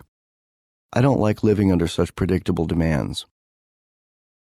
I prefer to be a jack of all trades and a master of some. When I finished making my first film, DIY or Die: How to Survive as an Independent Artist, it had a great buzz and a lot of people told me, you should get on the ball and make another movie now to capitalize on the momentum. But I didn't feel like making another film at that point. I wrote 4 books in 4 years instead, then made another film. The only filmmaking I did in that 4-year break was a very well-paid 6-week job editing a corporate video that was never seen outside of that corporation and did nothing to increase my resume as a director. I do what I like and I get paid in satisfaction. In addition, I often get paid in money. I work for myself and report directly to the universe. But I do look after myself to ensure I get what I need. 4. If you're not good at what you're doing, don't try to market it yet. Not everyone can be on the cutting edge. If everyone were a futurist, a visionary, a professional dreamer, garbage would pile high in the streets. If you're not cut out for changing the world, don't bother. Someone's got to keep the electricity on. Hobbies are nice to have, but dilettantes who think they're brilliant get in the way of real visionaries. Same thing's true with budding visionaries who think they're ready to have their work seen and sold, but aren't yet ready. Inventions, treatises, CDs, manuscripts, screenplays, and paintings by truly gifted people end up in slush piles sandwiched between all the hack crap. Dilettantes make it harder for genius to be heard, and the world needs more genius and less crap. Figure out early if you're good or not, but be cautious when listening to the opinions of others. Look objectively and frankly at the circumstance and the source. Early on when he was playing in clubs, some people thought that Jimi Hendrix sucked because he didn't sound like whatever came before. Smart people knew early on that Hendrix was great. Hendrix knew that Hendrix was great. A lot of people always knew I was great, even as my high school English teachers were telling me, "You'll never be a writer because you can't spell." This was before word processing and spell check. Some people in Virginia told me that my band Baby Opaque sucked, but the people saying it were beer-burping frat boys who liked cover bands and thought the Cars were punk rock. Baby Opaque was amazing, but not to someone who wanted to hear, "Kitty, get away from the mic stand." But not to someone who wanted to hear a human jukebox ensemble churn out top 40 hits or By the Numbers Roadhouse Blues, which is what clubs in Virginia usually featured back then.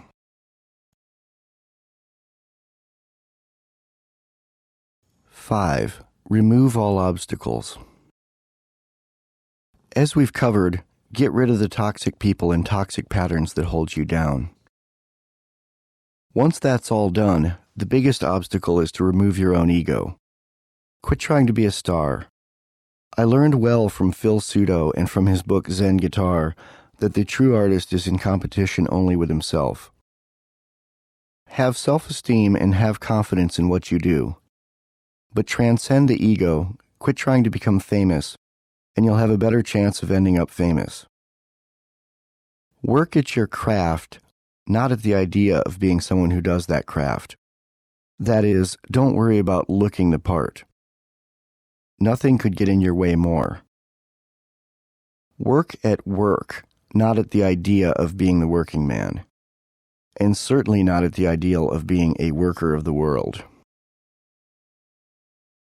Conversely, while too much ego is a detriment, some attitude is usually needed to have the gumption to get people to notice you in the first place. As I said earlier, AA probably wouldn't have spread if the guy who started it wasn't an ego-driven maniac during his early sobriety. The key is being self-aware enough to know when something stops helping you and starts hurting you.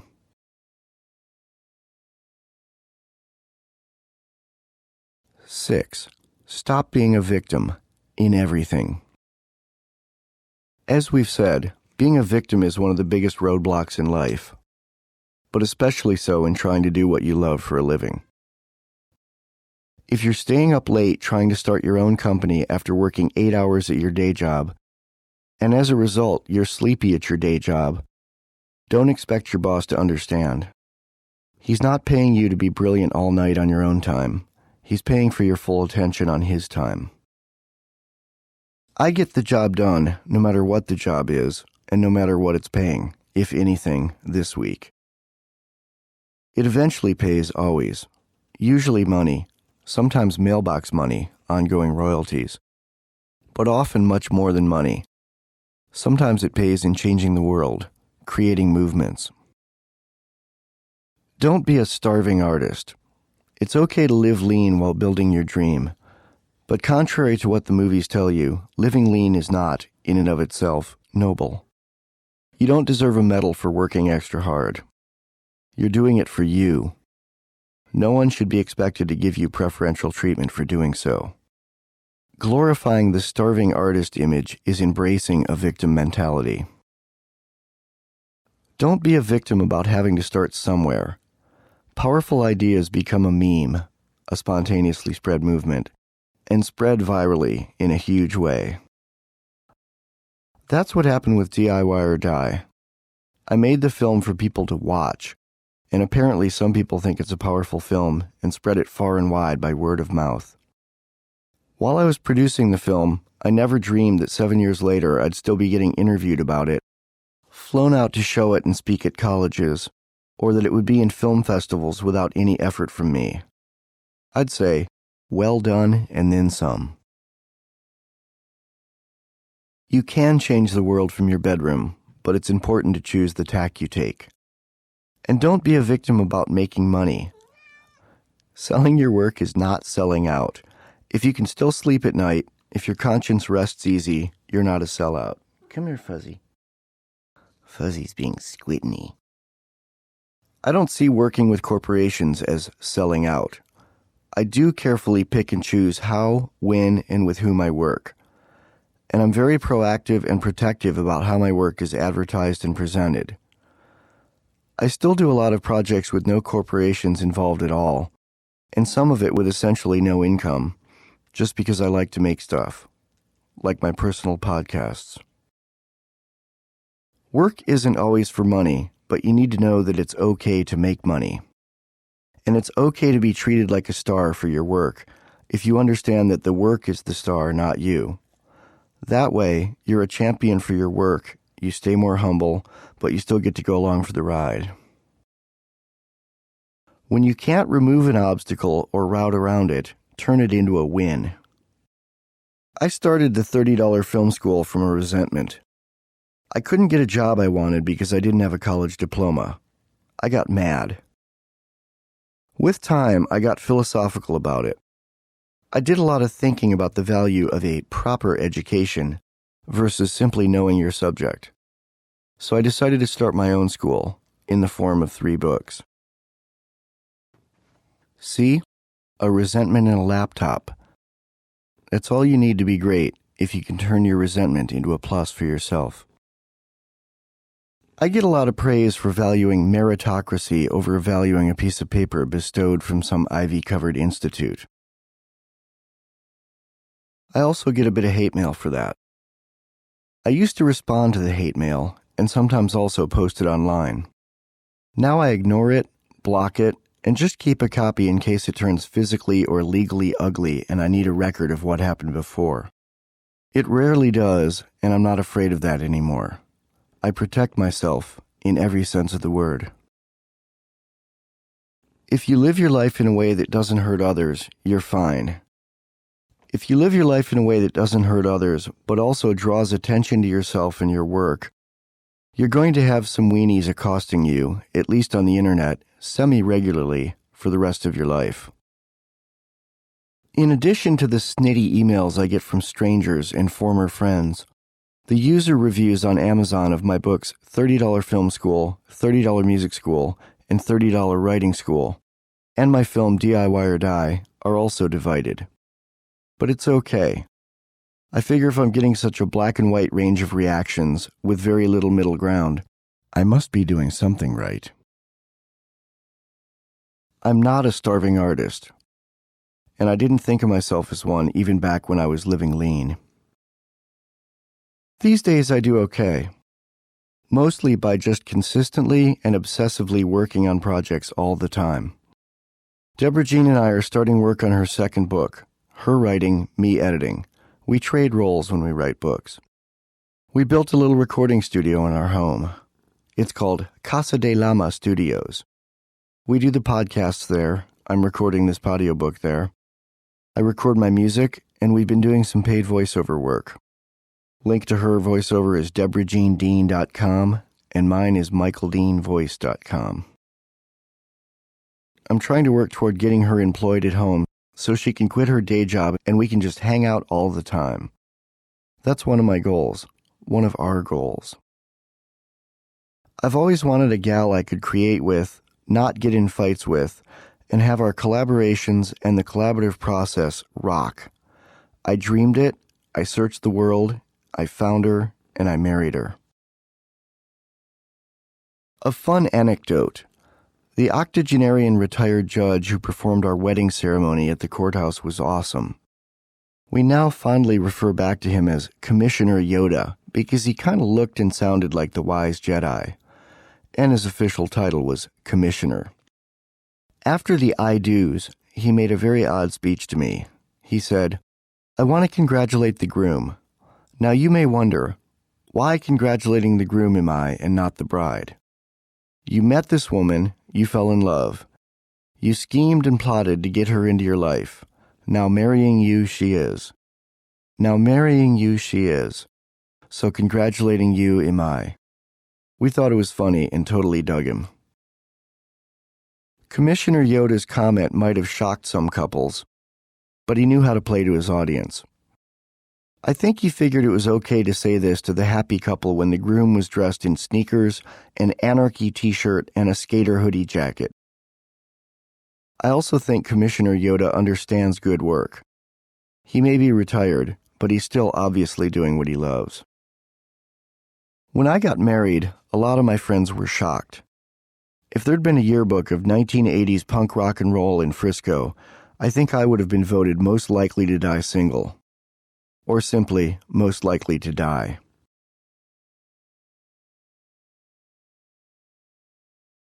Eight, stay off MySpace and Facebook.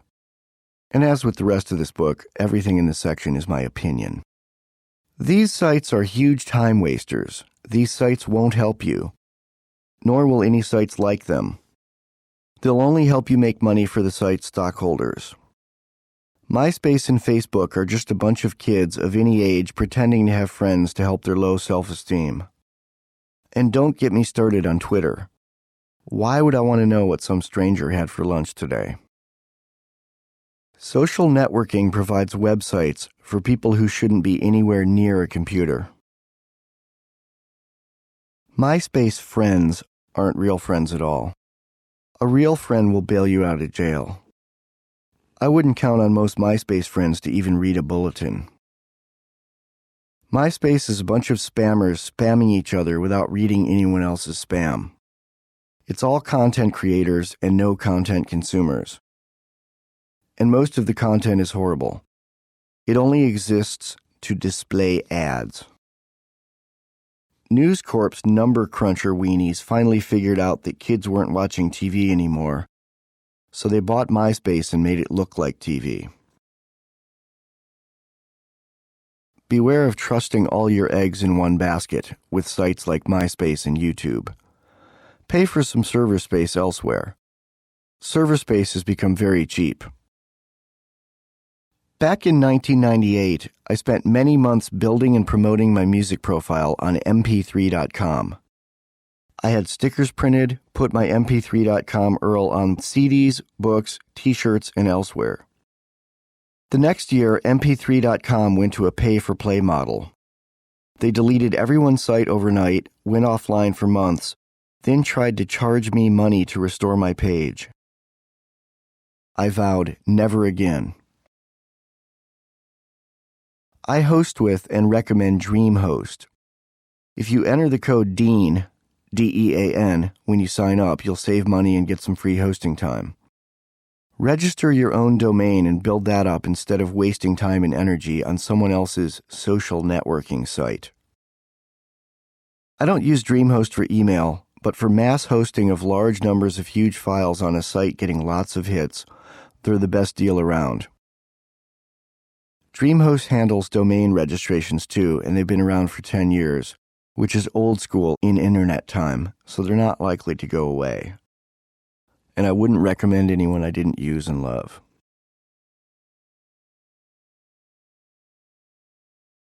9. Find people who only care about money and put them in charge of selling your work so you can stay focused on the work. Most advertising is basically highly trained people picking pockets by remote control, with the consent of the pocket owners. And the things most people think are important make me laugh. Some of the worst ads are those for diamond rings, which are big on MySpace as well as on TV. The ads make it look like you'll die cold and lonely if you don't spend 4 months' salary on a shiny, sparkly lump of dead, cold carbon. One of the many reasons I dig my wife is she agrees with me that diamond rings and the need for people to buy them to prove love are silly. I did give her a wedding ring, but it's a tiny diamond that belonged to my mother. The sentimentality is what's important to her. Deborah Jean says it makes her feel like my mother approves. I'm sure my mother does approve. I don't like to wear anything on my hands. Gets in the way when I type, so I didn't want Deborah Jean to buy me a ring. She bought me some really nice microphones instead, and I bought her more computer memory, and I gave her a beautiful rifle on our 2nd anniversary. Advertising experts are amazing at what they do. They sell and do it very well. Once you've grown your company or mission to the point that the selling and disseminating is getting in the way of the creating, try to outsource the marketing to pros. Just don't listen to anything they say that isn't about money. They'll be wrong. There is no longer any need to beg a big corporation to bless you by handling you end-to-end in the design, creation, and selling of your product or service. Start in your garage and make it great. Then hire companies who can mass-produce your design and hire marketing wizards to sell it. You'll keep more of the money that way too, and the control. Marketing gurus don't even have to like what they're selling, but that's okay. That's their art. They know how to sell anything, whether it's Bibles or bug spray, food or porn, Republican candidate or Democrat candidate.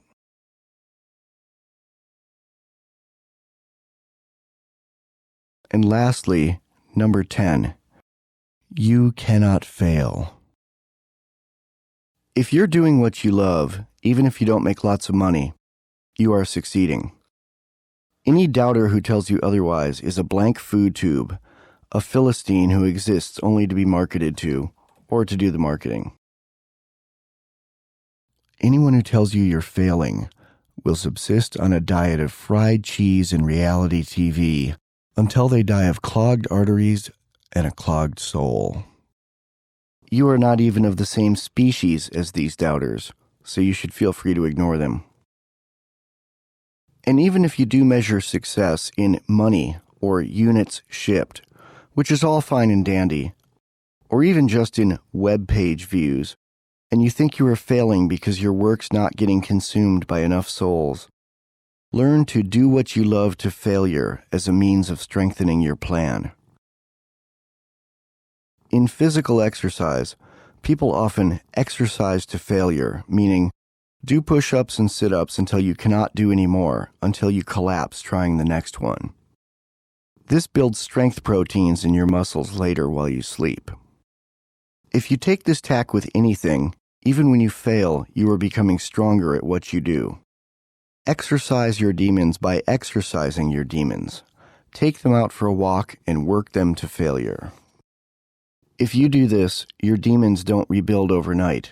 They die a little more each time you work toward your goals. Whatever doesn't kill you sometimes does make you stronger.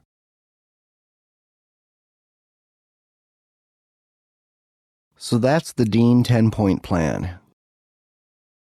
Now here's a little more fine-tuning and further festive encouragement. Publish or perish. DIY or die. Make your mark. Think about the thousands of years people have been accomplishing things. Think about the fact that in well less than 1 century, you will be dust in the ground.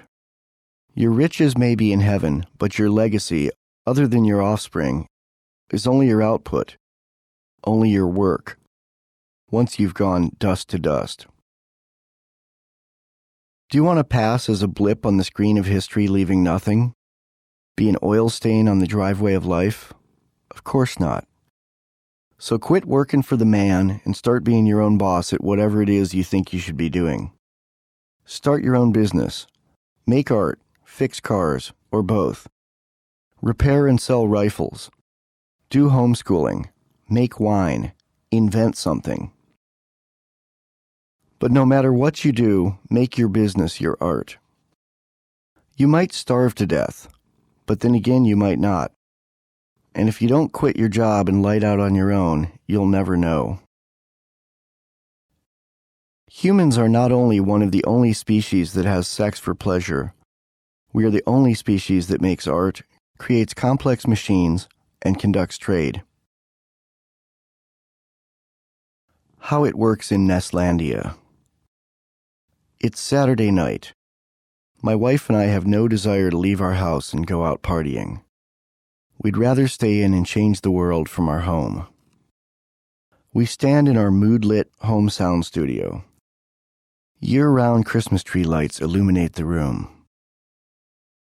I press record on the computer interface. My wife and I are cheek to cheek as we speak through the pop filter into the luxurious, decadent, and expensive condenser microphone. We speak. We riff. We have fun. We document our life.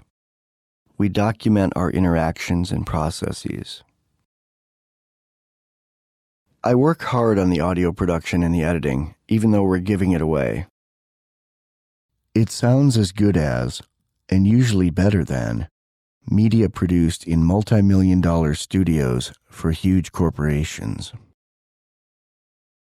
We give the audio away free on our podcast site. We do this about every other weekend. 2 months later, someone hears it, likes it, and hires us to do some paid voiceover recording. I'm able to rise to the occasion and we make money because I learned the techniques from giving away what I love to do. This is but one example. Everything I do transfers to everything else I do. Thank you, Mother. My mother had a fabric sampler hanging on her wall that read, "'Tis better to be rich and healthy than poor and sick." Hanging this on her wall was a little bit of her slightly dark sense of humor, which I've inherited and sublimated into something much solidly darker and occasionally as funny. And she did have a good long life. She ran her own business, a great antique store, and she often worked 80 hours a week. She was able to travel a lot and had a good time. I love her, miss her, and I thank her.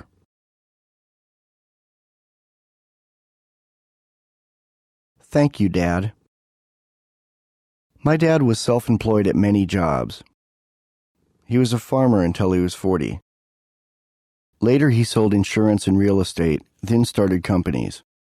He also worked 80 hours a week and made as much money as other people who worked 40, but he called his own shots and loved what he did. He still loves what he does. At 87 years old, he's still self-employed at a few jobs and still jumps out of bed in the morning because he does what he loves. Putting it in perspective. I'm more than halfway through my life, and I'm always busy.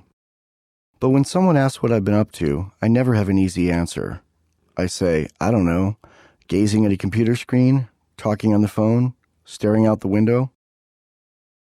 The most accurate answer would probably be the usual. But you'd have to sit next to me for a week to know what my usual is. I'm incredibly busy and incredibly productive, but I take lots of breaks and switch between many tasks in an hour. Every day brings new challenges, and it's up to you to meet them, and then some. So, to recap, the short form of the Dean 10-point plan is 1. Quit your day job. 2. Work insatiably and determinedly. 3. Pursue that which you love, not a career in that which you love, and you'll have a better chance at a career in that which you love. 4. If you're not good at what you're doing, don't try to market it yet. 5. Remove all obstacles. 6. Stop being a victim in everything. 7. When you can't remove an obstacle or route around it, turn it into a win. 8. Stay off MySpace and Facebook. 9. Find people who only care about money and put them in charge of selling your work so you can stay focused on the work. 10. You cannot fail.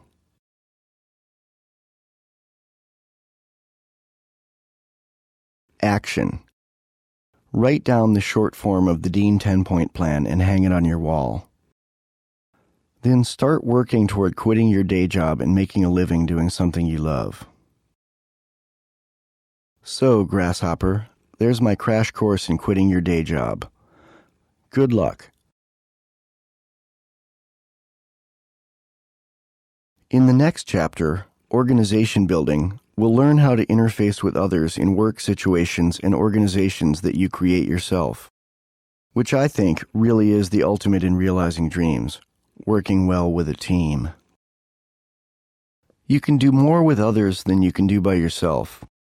That's the basis of society and of all civilization. But you don't need to accept the accepted society, you can invent your own. You can therefore avoid, to a large degree, the pitfalls of the established systems at large.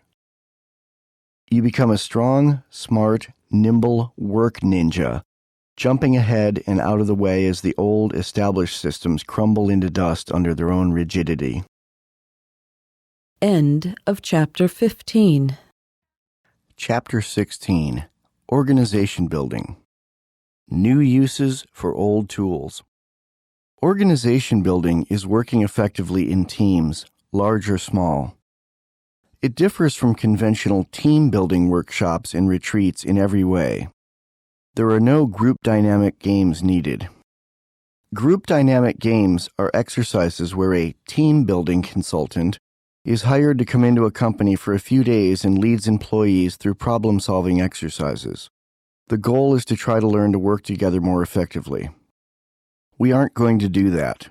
We aren't playing games here. This is the real deal. Organization building, which we also call org building, is more about working with simple voluntary bylaws from the beginning.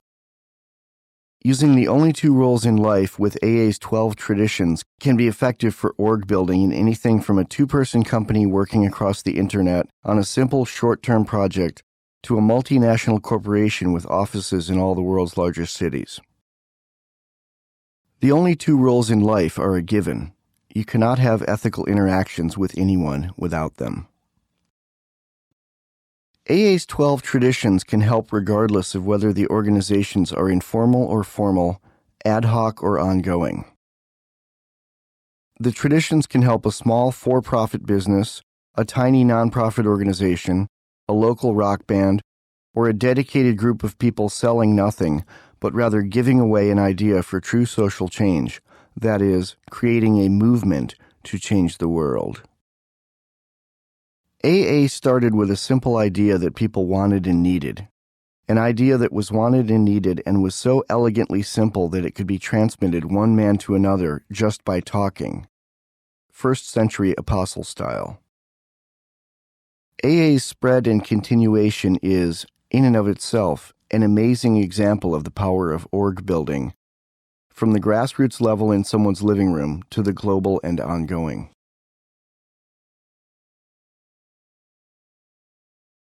Applying the 12 traditions of AA to any group, organization, or company. Most people have heard of AA's 12 steps, even if they're not in AA.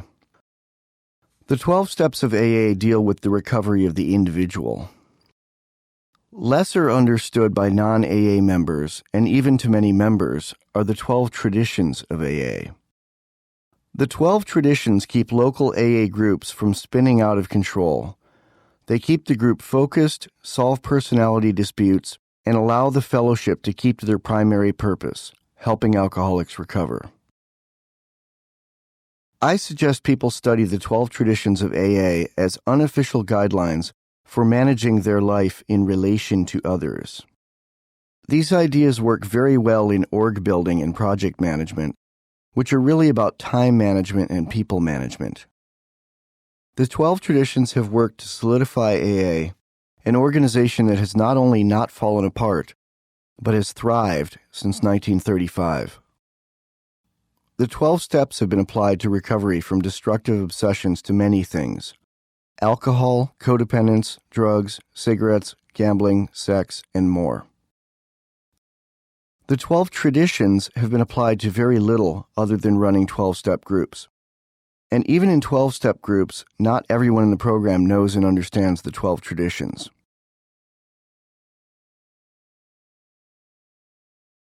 How this relates to making your mark in the world. I've studied these traditions extensively and have made them a part of my daily interactions with the world for 15 years. I pretty much have the 12 traditions ingrained on a cellular level by now. When confronted with an issue of team management or org building, I don't ask myself, what tradition applies here? Just as I usually cannot answer, what step are you on? I'm on all the steps and use all the traditions all the time. A lot of this stuff is just human nature if you have integrity.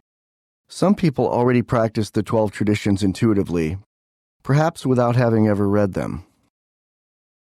The 12 traditions of AA are fundamentally an extrapolation of the natural law, of the only two rules in life. Again, they are: 1. Do not initiate or accept force. 2. Keep your word. Getting paid to do what you love requires interfacing on an ethical level with other people. We are here to interface. The 12 traditions of AA as applied to org building will help you to interface well, with focus and with results. Legal. Alcoholics Anonymous AA and the Big Book are registered trademarks of Alcoholics Anonymous World Services Incorporated. The 12 traditions of Alcoholics Anonymous are copyright Alcoholics Anonymous World Services Incorporated. The 12 traditions are quoted here and commented on extensively, without permission, as fair use under United States copyright law. Nothing here is endorsed by Alcoholics Anonymous, and there is no partnership with or approval by Alcoholics Anonymous, express or implied. This new and useful transformative work is the opinion of and commentary by Michael W. Dean. Nothing here is intended as trademark dilution or libel. Michael W. Dean is not against any 12-step programs, and he respects recovery in any form. Here are the 12 traditions of Alcoholics Anonymous. 1. Our common welfare should come first. Personal recovery depends upon AA unity. 2. For our group purpose there is but one ultimate authority, a loving God as he may express himself in our group conscience. Our leaders are but trusted servants. They do not govern. 3. The only requirement for AA membership is a desire to stop drinking. 4. Each group should be autonomous except in matters affecting other groups or AA as a whole. 5. Each group has but one primary purpose, to carry its message to the alcoholic who still suffers. 6. An AA group ought never endorse, finance, or lend the AA name to any related facility or outside enterprise, lest problems of money, property, and prestige divert us from our primary purpose. 7. Every AA group ought to be fully self-supporting, declining outside contributions. 8. Alcoholics Anonymous should remain forever non-professional, but our service centers may employ special workers. 9. AA as such ought never be organized, but we may create service boards or committees directly responsible to those they serve. 10. Alcoholics Anonymous has no opinion on outside issues. Hence, the AA name ought never be drawn into public controversy. 11. Our public relations policy is based on attraction rather than promotion. We need always maintain personal anonymity at the level of press, radio, and films. 12. Anonymity is the spiritual foundation of all our traditions, ever reminding us to place principles before personalities. How it works. Below are explanations of how I apply each of these traditions in the org building part of LifeAmp. 1. Our common welfare should come first. Personal recovery depends upon AA unity. This is very important, and overall it's pretty self-explanatory and covered well by most of what PESD does, with individuals and with a group. Deleting roadblocks is your first goal. Protecting yourself is your first goal. It's not selfish, it's life. Everything collapses if you don't take care of yourself first. In AA, putting the group first is not a submit to the will initiation of force. It's more, let's not sink this boat or we'll all drown. A common way I've heard this said is, if you have an AA bumper sticker on your car, don't drive like a jerk, because that bumper sticker makes you an emissary for us all, even though you're acting as an individual. For any organization or group, any known member acting alone reflects on the whole group. You're an ambassador or an embarrassment, depending on your behavior. Especially if you're wearing a company or group t-shirt or otherwise telling people that you represent the company or group. Many people will look at everything you do and say, I guess that's what your whole group does. As for unity in decisions, AA often doesn't even take a vote. They take a group conscience. The term originated in AA and is different from a group consensus. A group conscience involves discussion and sometimes even prayer. It's taking the pulse of the spiritual vote of the group rather than just a quick show of hands. Arrival at a group conscience is often opened with a prayer, then accomplished by a, usually, respectful debate combined with unofficially polling the jury until things work. It can take weeks or it can take a minute, and it is effective. Often much more so than democracy, where, as the saying goes, 51% can tyrannize 49%. Tradition 2. For our group purpose, there is but one ultimate authority, a loving God as he may express himself in our group conscience. Our leaders are but trusted servants, they do not govern. The God part doesn't have to enter into the corollaries I'm drawing with org building. It may or may not be relevant, as some members of your group may be religious, some agnostic, and some atheist.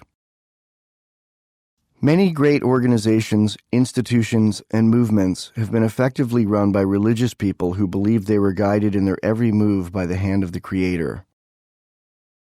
I'm all for it, until they run up against people and initiate force in the name of God, as does occasionally happen. The second part of Tradition 2 is crucial. Our leaders are but trusted servants, they do not govern. This helps avoid personality clashes and cults of personality. One thing AA does wisely is rotate leaders periodically. Usually, no one stays the leader of a particular meeting for more than 6 months, or sometimes a year. This prevents it from becoming my meeting to that person, which is good. It's not any one person's meeting, it's everyone's meeting, at all meetings. On the rare occasion where this tradition is ignored and it does become one person's meeting, that meeting quickly strays from really being AA. It becomes ego-driven, and the resulting chaos stops helping the new person who's just walking in the door. And the newcomer may think that this meeting represents all meetings and never go to a meeting again. Refer back to Tradition 1 for more on this. Any newly sober member of AA gets the same vote in the group as the person who's been sober in that meeting for 20 years. Although a group conscience may be more guided by the elder members. A strong idea is more important than the founder of that idea. People change and people die, but a strong enough idea is timeless and even potentially eternal. But it must be strong enough to survive any of its leaders leaving the organization, passing on, retiring, or being fired. An idea also does well to be strong enough to outlive its founders and leaders and carry on to the next generation. That is, unless it's an idea carried out by an ad hoc org that only has to survive for a short period until the goal is reached. I think that a problem with many org builders is that they use a one-size-fits-all mentality and apply typical corporate org goals to all orgs, such as leaders stay in for life, expand the org forever, etc. I find that different orgs require different power structures. You should consider all options and pick the structure that is best for the org you're working on at that moment. Sometimes a project has open membership based on merit, but has a team leader, sometimes jokingly called the designated benevolent despot. This team leader keeps things on track. Many open-source collaborative software efforts function like this. And sometimes their leaders are ousted by group consensus or group conscience, sometimes even when the team leader is the original creator of the software. When an idea ceases to be useful, or the people administering the idea become too bitter with infighting or become too corrupt, someone will come up with something else to replace it. The people in power in the old system will try to save their jobs. They'll fight the new thing and cling to the old while defending the principles, even though they're no longer even living the principles. They will either be defeated in self-defense by someone braver and bolder, or just get replaced when no one pays attention to their work anymore, which is generally far sadder for them because they don't get to go out as a martyr. Either way, it ain't pretty for them. Thomas Jefferson said, "God forbid we should ever be 20 years without such a rebellion." The only requirement for AA membership is a desire to stop drinking. People do this at meetings when they say, "My name is Michael and I'm an alcoholic." They don't all say Michael, but I did. Reducing the AA membership requirement to simply a desire to join has an interesting genesis. Before this rule, when AA started, each group had their own rules. Years after AA began, the national office in New York asked each group to mail in their rules. The New York office realized that if all the rules were implemented at every meeting, absolutely no one would be able to be a member anywhere. This is good to remember. I like the idea of groups and organizations where you're a member when you say you are. Innocent until proven guilty. If people have to jump through too many hoops, if someone is keeping a roster and writing down addresses and charging a fee, then you're going to have to turn away good people. It's often best to let people in based on merit, desire, and nothing else. Merit doesn't only extend to leadership. Every army needs privates, and every meeting needs someone to make coffee. Every organization needs typists, proofreaders, people to carry heavy objects, and to just generally take care of small but important day-to-day tasks. On the other hand, don't let an SV troll stick around in your group. If someone is seriously disruptive at an AA meeting, they're asked to leave. They are usually allowed to come back after a while, and this makes sense in an organization where the stated purpose is to save lives. If you ban them for life, it could be looked at as a death sentence. But I don't feel this idea of letting them come back need apply in an organization that is concerned with quality of life and that does not think you'll die if you don't embrace our way. Banning someone for undermining your org, banning a totally counterproductive SV, is not an initiation of force. It's self-defense. I'd ban them after they violate the first warning, period. Don't even wait to see the whites of their eyes a second time. Maybe even ban them at first infraction, depending on the severity and depending on whether they are really right for your group. I see far too many orgs letting destructive people stick around because no one wants to play cop. If you do plan on banning people who get in the way of carrying out your mission statement, it should probably be stated up front, as reflected in your charter or terms of service.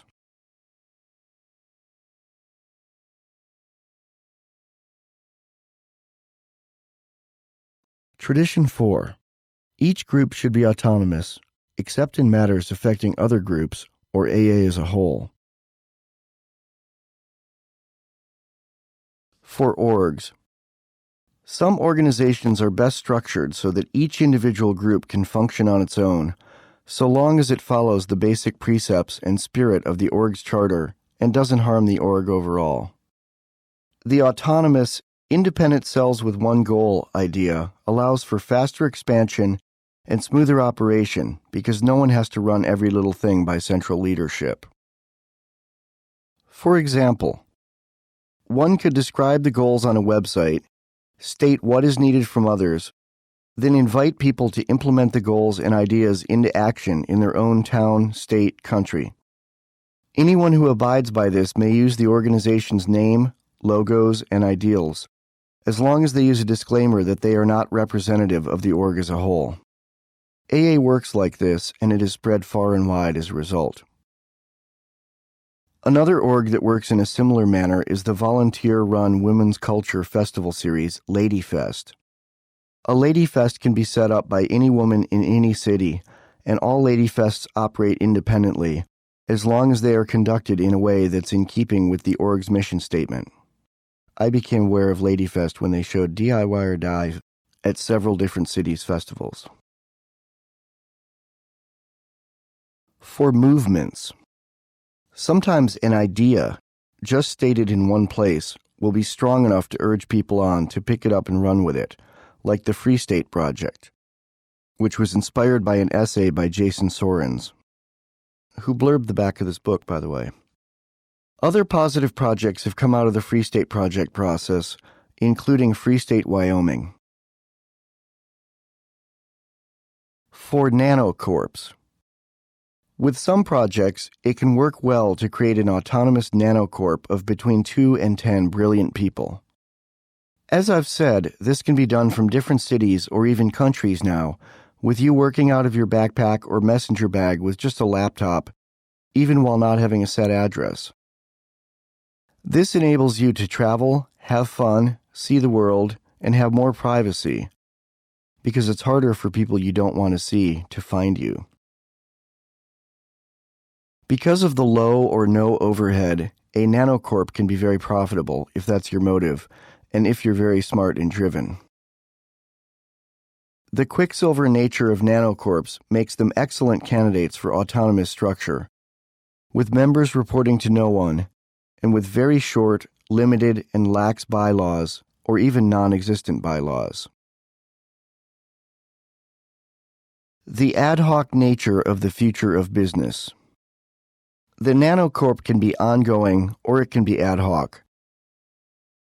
In an ad hoc capacity, the nanocorp works intensively on a project for 6 or 12 or 18 months, as long as necessary to accomplish all its goals, then dissolves and the people move on to other projects and companies. The film industry is usually comprised of companies too large in scale to be described as nanocorps, but the industry these days usually operates in an ad hoc way. Each Hollywood film is administered by a new corporation or LLC, even if the film is financed and distributed by a media giant. The corporation or LLC exists only to administer that one film. This ad hoc company employs different talented people who suit the needs of that project. Directors and producers often work with the same people, but usually no two films have exactly the same crew and actors. The choice of people on a given film is partially based on particular skills and based on good working relationships with the director or producer. Sometimes it's based on who's available, but merit and a track record are still going to be major considerations in that decision. When the film is done, it's sold to one of the big studios. After it's released, the ad hoc company usually stays in existence for a while, with a smaller staff, just to do things like hire accountants and administer royalties. But the creative minds of the endeavor are on to other projects administered by other LLCs. For companies. The day of the large factory is fading, at least in America, where factory work is more and more outsourced elsewhere. Now the successful businesses and world-changing movements are more often small, intelligent swarms of human brains. Highly mobile groups working across the world from laptops. Progress now is mostly about ideas. I believe that nanocorps and ad hoc companies are the future of business, from the smallest to the largest. It's more efficient to keep the brain separate from the brawn in the creation and execution equation, to keep the beast from growing too large and stupid and falling into the tar pits of history under its own lumbering weight.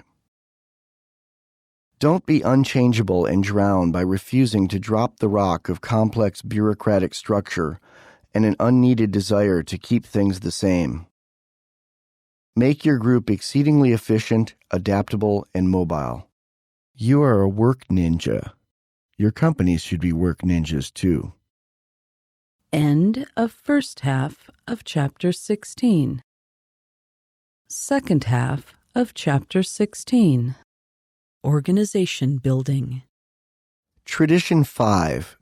Each group has but one primary purpose, to carry its message to the alcoholic who still suffers. This doesn't mean you should be a drone who only thinks of the group, but it does mean that you need to think of the group. Do things with purpose. Don't get distracted and dilute your plans. And often, the group doesn't exist as an end, it exists as a means. It's just the bus to get you there. Keep your primary purpose primary. If your org's needs expand beyond the scope of your charter, you don't always have to expand your charter. You can start another org. 6. An AA group ought never endorse, finance, or lend the AA name to any related facility or outside enterprise, lest problems of money, property, and prestige divert us from our primary purpose. Lending your org's good name can be problematic, as can having someone lend your org their name. When you endorse something or someone, you become associated with that person or entity. If it later comes out that they committed massive fraud or their CEO was a pedophile and/or a murderer, no one is going to want to do business with you. A lot of times there seems to be an upside to attaching your org to a more prominent name, but think of possible downsides. Don't fall prey to the apparent catch-22 that no one will notice you until you're big, and you won't be big until people notice you. Because a good idea is a good idea is a good idea, and if presented well, people will want to spread it for you. It's like that old shampoo commercial. You tell two friends, and they tell two friends, and they tell two friends, and they tell two friends.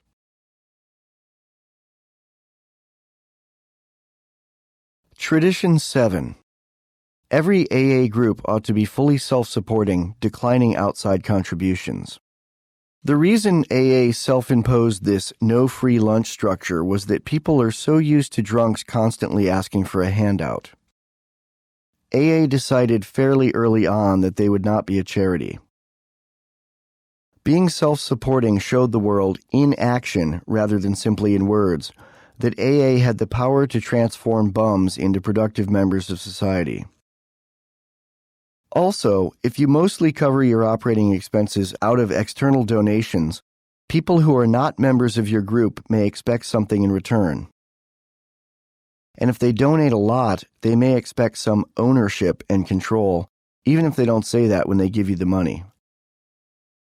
The best startup companies now require very little money.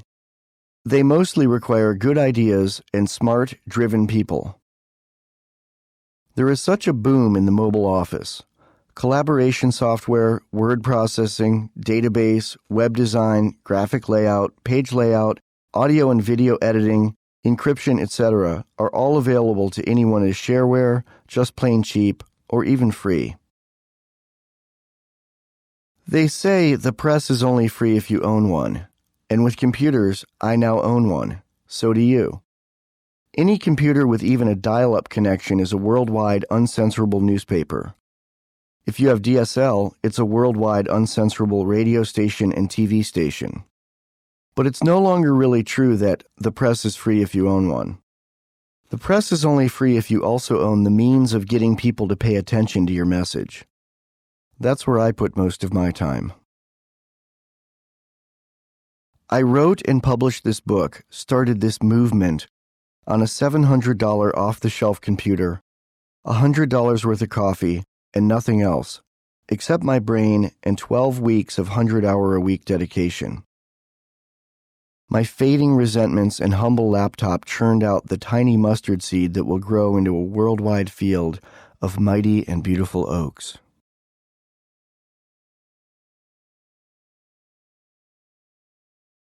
Brilliance, not money. Starting something new is often done easiest if it's not about money, but rather about important ideas. Money will come later if you need it, and if your idea is something that people need. And if you need something physical created for your ideas, CDs, books, t-shirts, etc., that sort of thing can now be produced on demand, printed with each order and shipped from uploaded files, like this book was. Manufacturing of machines, parts, or final products can be done locally in your neighborhood or outsourced to China and India. Though keep in mind that people in China may pirate it. And I've heard tell that a lot of identity theft originates with tech support call centers in Bangalore, India. Sometimes outsourcing of call center work is also done to felons in American prisons. It's 11 p.m. Do you know where your credit card info is?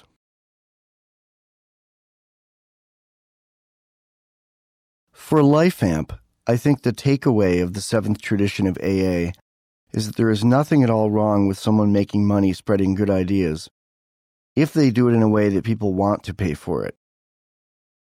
Thinking you should get paid just for trying would be communist, socialist, or make you a bum. The idea of getting paid just for making an effort, rather than for actually earning money, reminds me of the mind of any 15-year-old hippie who thinks, everything should be free, man, but has never worked a day in his life to earn his own food. No one should expect the government, or anyone, to pay them to sit around and create. I know that some countries subsidize art, and government-funded social outreach programs are currently all the rage in America, but it's unethical. It's an initiation of force. Representatives deciding that my taxes should help the less fortunate, or as with the current bailouts, the more fortunate, is an initiation of force against me. Even if a majority of voters decide that my taxes should go to anything other than the military, defensive, not offensive, honest police, and very basic infrastructure, it's still an initiation of force. That's not what the United States was set up to do. Nothing you have planned, no matter how helpful to society you think it is, deserves to have my money taken from my pocket without my consent. Without my consent, it's stealing. As for the price of admission to AA, there is none. Membership is open to all. This isn't the best bet for all or even most orgs, but should not be dismissed outright, because it can work well for some orgs. Again, avoid a one-size-fits-all mentality and find the best structure for your org. As for the literal price of admission, they do pass a basket at meetings, and everyone who can afford it puts in $1 or $2. This pays for the room rental, the snacks, and the coffee. Any leftover is mailed in every few months to the World Services Office for operating expenses, after taking out a prudent reserve, usually $100 or $200, for any unplanned costs for that meeting, like, say, if an angry drunk breaks a window and won't pay for it. The prudent reserve idea predates AA. Many of AA's ideas predate AA, but were put together in AA in new and useful ways. The whole AA structure seems to be an excellent system for running organizations with low overhead and important ideas to spread. By the way, newcomers to AA are not expected to put money in the basket, as it's understood that people just getting sober usually have their finances in disarray.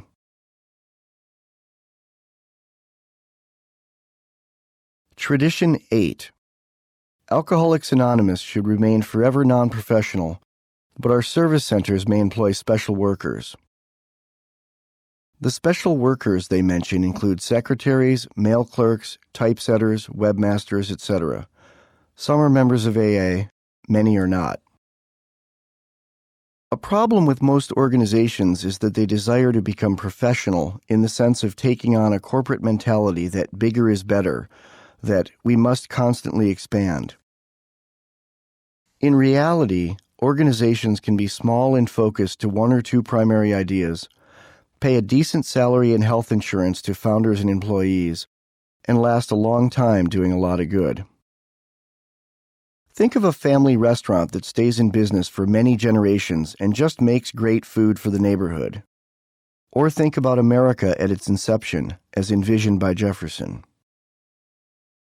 It's when organizations think they must expand and conquer the world that the most problems arise, both for the organizations and for the world. I'm not anti-corporate anymore, but people having some success often think they need to grow their org to be huge, when sometimes smaller is better. Tradition 9. AA as such ought never be organized, but we may create service boards or committees directly responsible to those they serve. AA's board of directors is made up partially of recovering alcoholics and partially of non-alcoholics. They created this system of checks and balances in case the drunks all relapsed and started acting like drunks tend to act, which could kill the whole thing. If this happened, the non-drunks on the board could vote the drunks off the board for the sake of the whole organization. There were several recovering alcoholic lawyers involved in the setup of the AA power structure and the wording of the bylaws. This may also be why AA's steps and traditions are written so precisely. They are practically poetry over legalese. There were some former captains of industry in early AA who'd lost everything to drink. These movers and shakers contributed to the way AA does things, and as a result, the system allows for any contingency at any level, and it works. AA's checks and balances idea of non-alcoholics and alcoholics is reminiscent of the way the three branches of the United States government are supposed to work. But due to the United States government's ongoing expansion, there is now an unending federal climate of, "The sky is falling. Everything's in an exigent circumstance. Rights will have to be temporarily suspended. Indefinitely." Our system is grinding to a stoppage as a result. But AA still works. See, they didn't let their checks and balances spin out of control, so their government still functions, and functions well.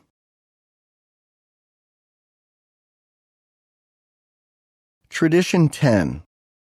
Alcoholics Anonymous has no opinion on outside issues, hence the AA name ought never be drawn into public controversy. AA would never make political statements like I did in the previous section. But unlike AA, my primary purpose is not singular.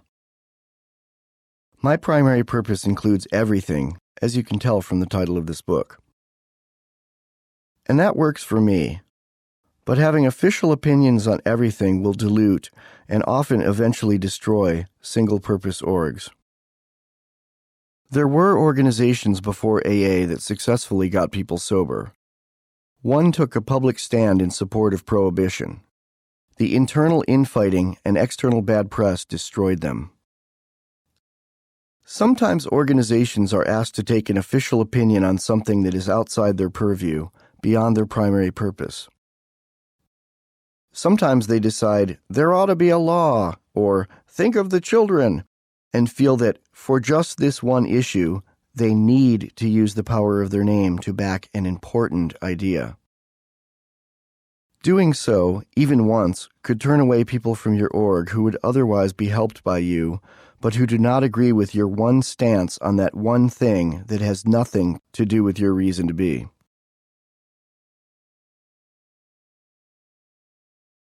Tradition 11. Our public relations policy is based on attraction rather than promotion. We need always maintain personal anonymity at the level of press, radio, and films.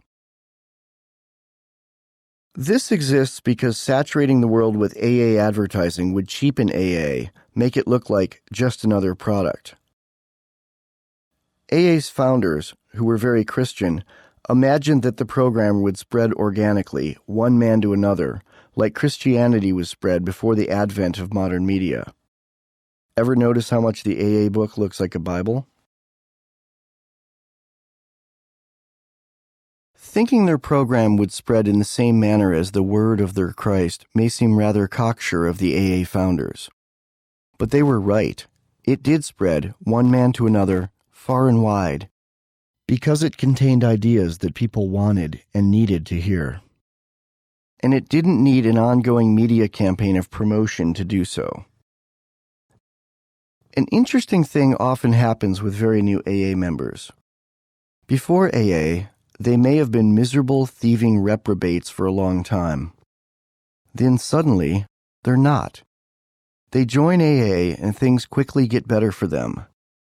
So they feel that the transformative power of AA is something that every last soul on the earth needs, often regardless of whether every last soul is a drunk or not. Newcomers will often appoint themselves as one-person public relations agencies and bother everyone they know, and even people they don't know, about AA. I'll admit that I certainly did this in my very early sobriety. I was a self-appointed one-man AA mouthpiece, practically waving the banner in the streets to promote AA to the world. Though very soon after I thought, I think I could do this better, or at least take it in a different, useful direction. This idea fermented in my mind for 15 years and contributed to the creation of the book you're reading. Waving the banner in the streets doesn't help AA. It's actually a little embarrassing to AA. But it certainly cannot destroy AA because AA is too strong, and also because every member is autonomous and really only represents himself. So most members who've been around a long time see the jubilant newcomer trying to sign up the world and just lovingly laugh at him a little because the old-timers often acted like this at first themselves. Eventually, sobriety quits being new. The member gains a little more life-on-life's terms recovery, as opposed to just being a dry drunk. With time, the newcomer stops embarrassing AA with his heavy-handed promoting. He morphs into a living, breathing advertisement, inviting people to look into the program by attraction, just by changing his actions on an ongoing basis. He becomes a useful member of society, demonstrating by example that he has changed for the better. This living conversion is obvious to everyone who knew how he behaved drunk, so he doesn't have to preach ever again. If someone says, "You used to be a drunk and a creep, now you're neither. What happened?" he'll tell them. But he doesn't have to use a megaphone or soapbox to share his experience. And he remains a good example of AA working for anyone he meets going forth. It is his attractive qualities that bring in new people. And this attraction works much better than promotion. There's a saying I like, "Don't tell him you're sober, show him you're sober," which means say it by living it. I think the takeaway for LifeAmp is that it's often better to show people your org's work in action in your members' and clients' lives, rather than trumpeting your greatness from the rooftops and expecting people to take you at your word. A spirited treatise on integrity can be a delightful read, but demonstrating those principles by living with integrity is worth far more. Tradition 12. Anonymity is the spiritual foundation of all our traditions, ever reminding us to place principles before personalities. This one exists in AA for two reasons. First, being a celebrity is counterproductive to recovery. Excessive ego combined with low self-esteem is part of the many reasons people become drunks to begin with. Secondly, if a person is a spokesperson for AA, then relapses, especially if they do so in a particularly public and embarrassing way, it does hurt the image of AA as a whole. People will think, that stuff doesn't work. For instance, I can think of one rock star who made herself a spokesperson for AA in print, then relapsed, and pulled a shotgun on some cops when they just came by her house to ask her to turn down the music. It made the papers and wasn't helpful to her or AA. The takeaway is this. Being a spokesperson for an organization that doesn't need spokespeople can lead to ego problems and misery and harming the group. Unless you're perfect. Here, let me check your wrists. Remember that Al-Anon thing. Don't just do something, stand there. It's great advice for people who've spent their whole lives jumping to try to please an unappeasable drunk. They've tuned their souls to be a Pavlov's dog for the initiation of mental force from their drunken loved one. For them, don't just do something, stand there, makes sense. Though, don't just do something, stand there, may seem like death to a codependent because codependents constantly need to be doing something to try to fix every situation. And don't just do something, stand there, can seem like death to a power-driven business type. These folks constantly need to be doing something to try to optimize and streamline every organization. And their need to do so is often subconsciously, or even consciously, driven by a need to not be anonymous, a need to get their own name and face to go along for the ride. And they'll do this while saying they're selflessly promoting the organization and its mission statement. But there may be times when don't just do something, stand there might be the best advice a power-driven business type could hear. Remember this when you or someone in your org feels a need to take the wheel in a power drive to spread the good news. And in business, as with amends, sometimes promptly is better than immediately. And there are times when do nothing at all works better than we better do something. Look for this and learn to tell the difference.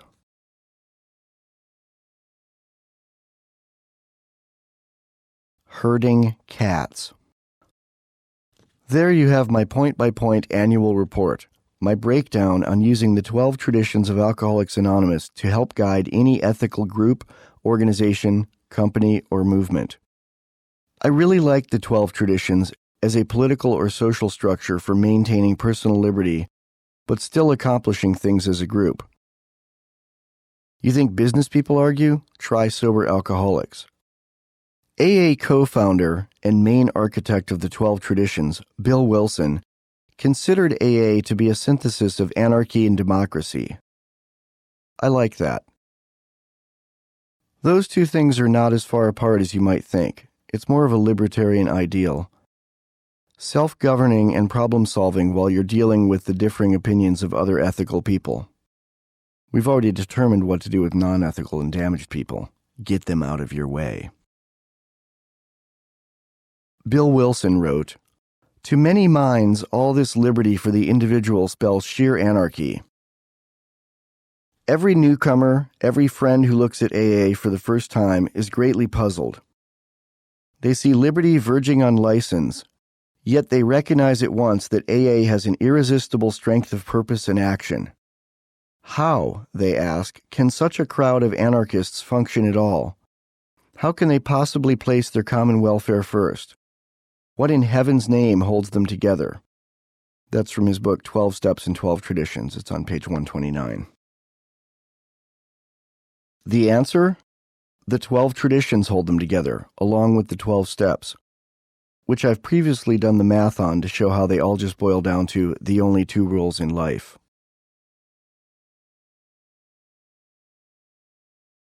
Action. Think of ways to use the techniques in this chapter in any groups, organizations, or companies you're involved with. Present this chapter to people in those groups, and if they're willing, try practicing these principles with them. If they're not willing, take your resentment and your laptop elsewhere and start your own group. And this one's extra credit. If you want, do the written math on how each of the 12 traditions relates to one or both of the only two rules in life.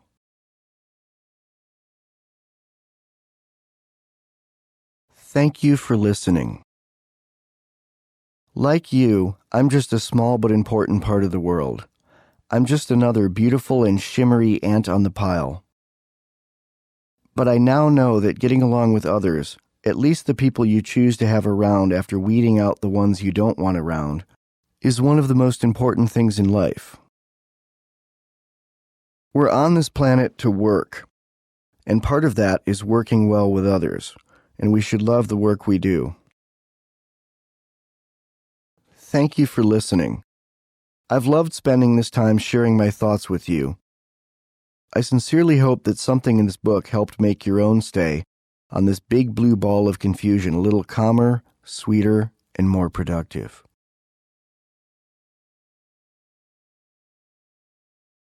On priorities. During the writing of the book you're listening to, this chapter was followed by two very long, rather heated chapters where I enumerated everything that I thought was wrong with the world and what I think people should do to fix it. The writing in those chapters was really good. The ideas were solid, but after spending a lot of time on it and making the words sing on the page, then letting some friends read them, I decided it wasn't the proper way to end this book. And I had to work that hard to get it to the point where it really sang, really jumped off the page, so I could honestly evaluate whether or not it all worked in context. I finally threw away those two long chapters and wrote one much shorter chapter that's much more compassionate, without being puppies and rainbows, at all. I'm really pleased with how it turned out. There was a time in my life where there would have been no way I could have thrown out that much and started over. I would have clung to the rock of, I worked too hard to start over. But I'm learning more and more with experience and age. I now know that sometimes you have to cut out the great guitar solo to better serve the song. Bravely and sweetly into the future. The chapter you're about to hear is such a distant journey from where this book began. But it also shows how I got to where I'm at and even a little on where I'm going with what I've learned. My hope is that it may inspire you to think a little about where you're headed too. This last chapter is the final takeaway. It ties the circle in a pretty blue ribbon and boxes it up for you to take home. Okay, let's read Letter to a Young Me. Chapter 17, Letter to a Young Me. I was 21 but couldn't figure out which party to vote against. Robert Heinlein from Glory Road. Dear Michael Dean, good morning, young me. I've decided to sit down and write you a letter from the future. I'm 44. You're 22. It's late 1986. You just moved to San Francisco from Virginia. The move is a big change for you. You've never lived in a city. You're sleeping on your friend's couch in Berkeley while you look for a place in San Francisco that you can afford. Any place. You might even end up living in someone's garage for a year. But you'll like it, because you'll feel free. You're trying to start a rock band, to carve out your place in the world, make a name for yourself. You're excited, and a little bit worried about the future. The reason I'm writing you is to reassure you a bit about the future. I'm not going to talk down to you because you're too smart for that. I probably have reason to talk down to you because I'm much smarter than you. Sure, we both have the same IQ, but you still think you know all there is to know. I know much more than you, including knowing that I do not know all there is to know. You're probably drunk or high right now, at least hungover. Maybe you're still drunk from last night. When you get this letter, you'll probably think you wrote it, but you won't remember writing it. You'll think about it for a day or two, decide you did write it, and show it to a few of your new friends. They'll think you're clever. You are clever. But you didn't write it, even though I'm you. But since I'm you later, I was you, but you are not yet me. Confused? Rise and shine, sunshine, wake and bake. Do a bong hit and relax. Clear your head. Okay, good. Ready? I really like you, but I gotta say, there are things you do that make me want to smack you in the head. With love, of course. But there's also a lot you do that I still think is really cool, even today. Then there are other things you do that make me sad, make me want to hug you, like an older brother, or a father. If I had life to do over, I wouldn't do a lot differently, despite the fact that I'm probably going to tell you some things that you should do differently. Doesn't matter anyway. You don't listen to old people, so you won't listen to me. You don't really listen to anyone, so you certainly won't listen to any of the things I'm telling you. You're headstrong. This will actually work in your favor later, once you temper it with a bit of humility. But you won't get any humility until you get your ass kicked by life a bit. And being headstrong is part of what will get your ass kicked by life. So I suppose it's all good. You worry. A lot. You mainly worry about, will I be okay when I'm older? You don't tell people that you worry about this because you want people to think you're fearless. And most of the time you pull that off. You convince yourself that you're fearless because you want to believe it so badly. Convincing yourself it's true is what lets you know you're not lying when you say it to others. You tell people, I'll be dead and famous by age 30. You say this so often that you actually believe it. But deep down, you probably don't believe it. Or at least you don't want to believe it. You tell people that the reason you plan to be dead by 30 is because so many of your heroes died before they turned 30. But the real reason you plan to be dead by 30 is because taking care of yourself longer than that seems impossible. Being secretly afraid of the future is about the only thing you're really ashamed of. You aren't really known for your sense of shame. But that's okay, too. Well, I'm here to tell you not to worry, little brother. You will be okay when you're older. You'll be much happier, and you won't starve to death like you're worried you might. You won't get hit by a car and killed in that bike messenger job you'll get next week and have for 2 years. And when you're older, you'll still be creative, even more so, and productive, much more so. And you'll still even be able to have lots of sex. I only mention that because I know that any discussion that doesn't include sex is a discussion you probably don't want to have.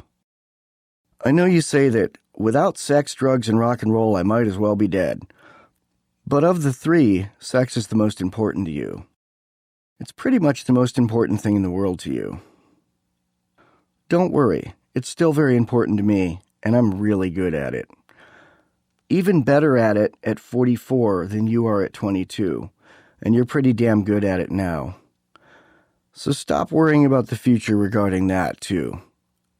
I do know you worry about that. And please know that life without the drugs and without the daily rock and roll isn't like being dead. At all. Part of your idea of being okay later in life means being a rock star. Well, that ain't gonna happen. I would tell you something I've learned from that experience, that rock and roll ain't everything, but you'd argue with me. And I don't want to argue with you. You will start a great band, though, and soon. Next month, in fact. A lot of people will love your music. A lot of people still love your music. Strangers often write me and tell me how much they like that band, even though it broke up 18 years ago.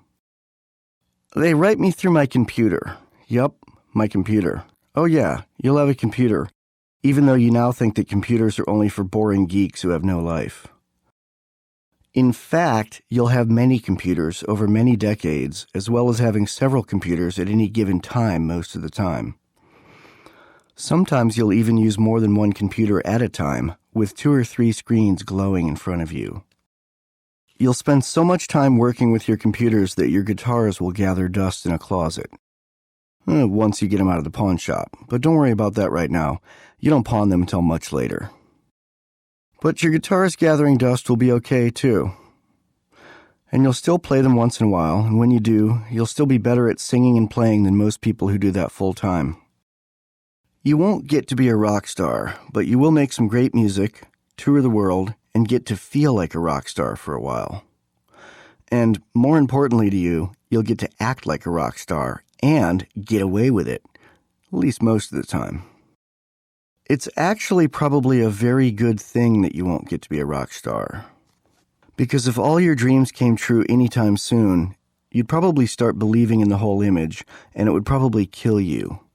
Literally. Let's see, I'm not sure there's a lot you need to do differently. Well, you do come close to dying a bunch of times, and sometimes you aren't even aware of it. You put yourself in a lot of very dangerous situations. But you are also living proof of that old saying, God looks after fools, drunks, and little children. You are at least 2 of those things. And I say that with all the love in the world. You should learn to type. As I recall, you don't do that until you're 32. Yeah, you do live to be 30 and then some. You should probably learn to type now, but you won't. And, oh yeah, don't make fun of people who use computers, but I've already covered that. You should probably stop making fun of people in AA. That's all I'm going to say about that for now. I hope I'm not upsetting you. Do another bong hit, and pop open a beer. It's 10 a.m. What are you waiting for? You should probably stop laughing at fat people. I know you only do it under your breath. You're not mean, but seriously, stop it. You weigh 125 now, but you won't always. Though you'll stay in pretty good shape and still be able to do a full split when you're me, and will always have tons of energy. Let's see, what else? That friend whose couch you're currently sleeping on, well, he later goes to Harvard and he's now a high-end attorney. He's very happy. Eventually, you will also be very happy, even though you drop out of college. If you can call community college, college. It's more like high school with ashtrays. And the high-end attorney's little sister, the gal that you gave bass lessons to before you moved to California, she'll write a series of best-selling books for young adults that get made into blockbuster movies. Your daughter will really like those movies. Well, at least the first one of the series. Your daughter is 3 years old. She's a great kid, and I can tell you that she does grow up to be a great adult. Here's my advice. Spend more time with her. I'm not going to say any more about it, just spend more time with her. You'll be glad you did, and she'll appreciate it too. Okay, what else? Politics. Yeah, politics. You're going to love this part. Okay, I'm being a bit passive-aggressive, and I promised I wouldn't talk down to you, so I'll be truthful. You're going to hate this part, but I'm going to love telling you about it. You've always dismissed your Republican dad for being so politically conservative, but I actually think he's too liberal. Confused? Here's a hint. His views don't change. You remember those people at the card table in the student union at your college? You thought they were marijuana activists, but you didn't like them, even though you like marijuana. You didn't like them because they seemed like they were on such a mission, and you're afraid of anyone on a mission. Well, they weren't really marijuana activists. They were libertarians.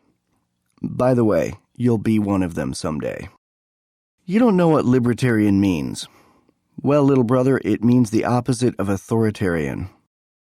Sci-fi writer John Scalzi says of libertarians, the whole of their political philosophy boils down to, get off my property. John Scalzi is basically correct, because libertarians tend to consider our bodies, our minds, our privacy, as well as our land to be part of our property. I'll give you the quick version. Libertarians are kind of like your dad if your dad wanted even less government, but if he also thought drugs should be legal, and knew that anything that people do in their own homes that doesn't hurt anyone else is not the government's business. I almost want to suggest to you, go find some libertarians. Go find them and listen. Don't argue, just listen. There are even a few in San Francisco, though not many. But you're smart, so you'll be able to find them. But you won't go find them because they can't help you become a rock star. You won't listen to any of this because people have free will and you like to exercise yours more than most. That will get you in trouble for a while, but go ahead and do it anyway. It's good to exercise your free will so it doesn't get out of shape and flabby. Having well-toned free will is going to come in handy later on when you learn about the true nature of liberty. You always sort of liked those stories in school about the Founding Fathers, but I've actually read what they have to say, rather than letting some teacher tell me what they had to say. When you become me, you'll come to love Thomas Jefferson, but dislike George Washington. You'll hate Alexander Hamilton, but that's okay, you don't know who he is now. Because you skipped class that day to go hang out in the library and read, so you could actually learn something. But when you become me, you'll be very interested in all of this. And you'll also have a lot more to talk about with your dad than you do now. By the way, Dad and I get along really well now. And not just because our politics are closer, by far, than they used to be back when I was your age. I know. When someone says, when I was your age, you stop listening. Please don't. I haven't gotten to the best parts yet. I call myself a minarchist libertarian. Even though you have a huge vocabulary, you don't know what that means. It kind of sounds like anarchist to you. Well, that's pretty close. But it's got nothing to do with that anarchy symbol you have on the back of your leather jacket. You just have that because it looks cool. You don't really know what anarchy means. You think it means chaos, but it doesn't. Being an anarchist simply means answering to the natural law rather than answering to man's laws.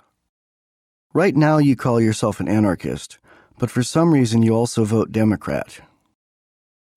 You do this even though Democrats are in favor of much more government.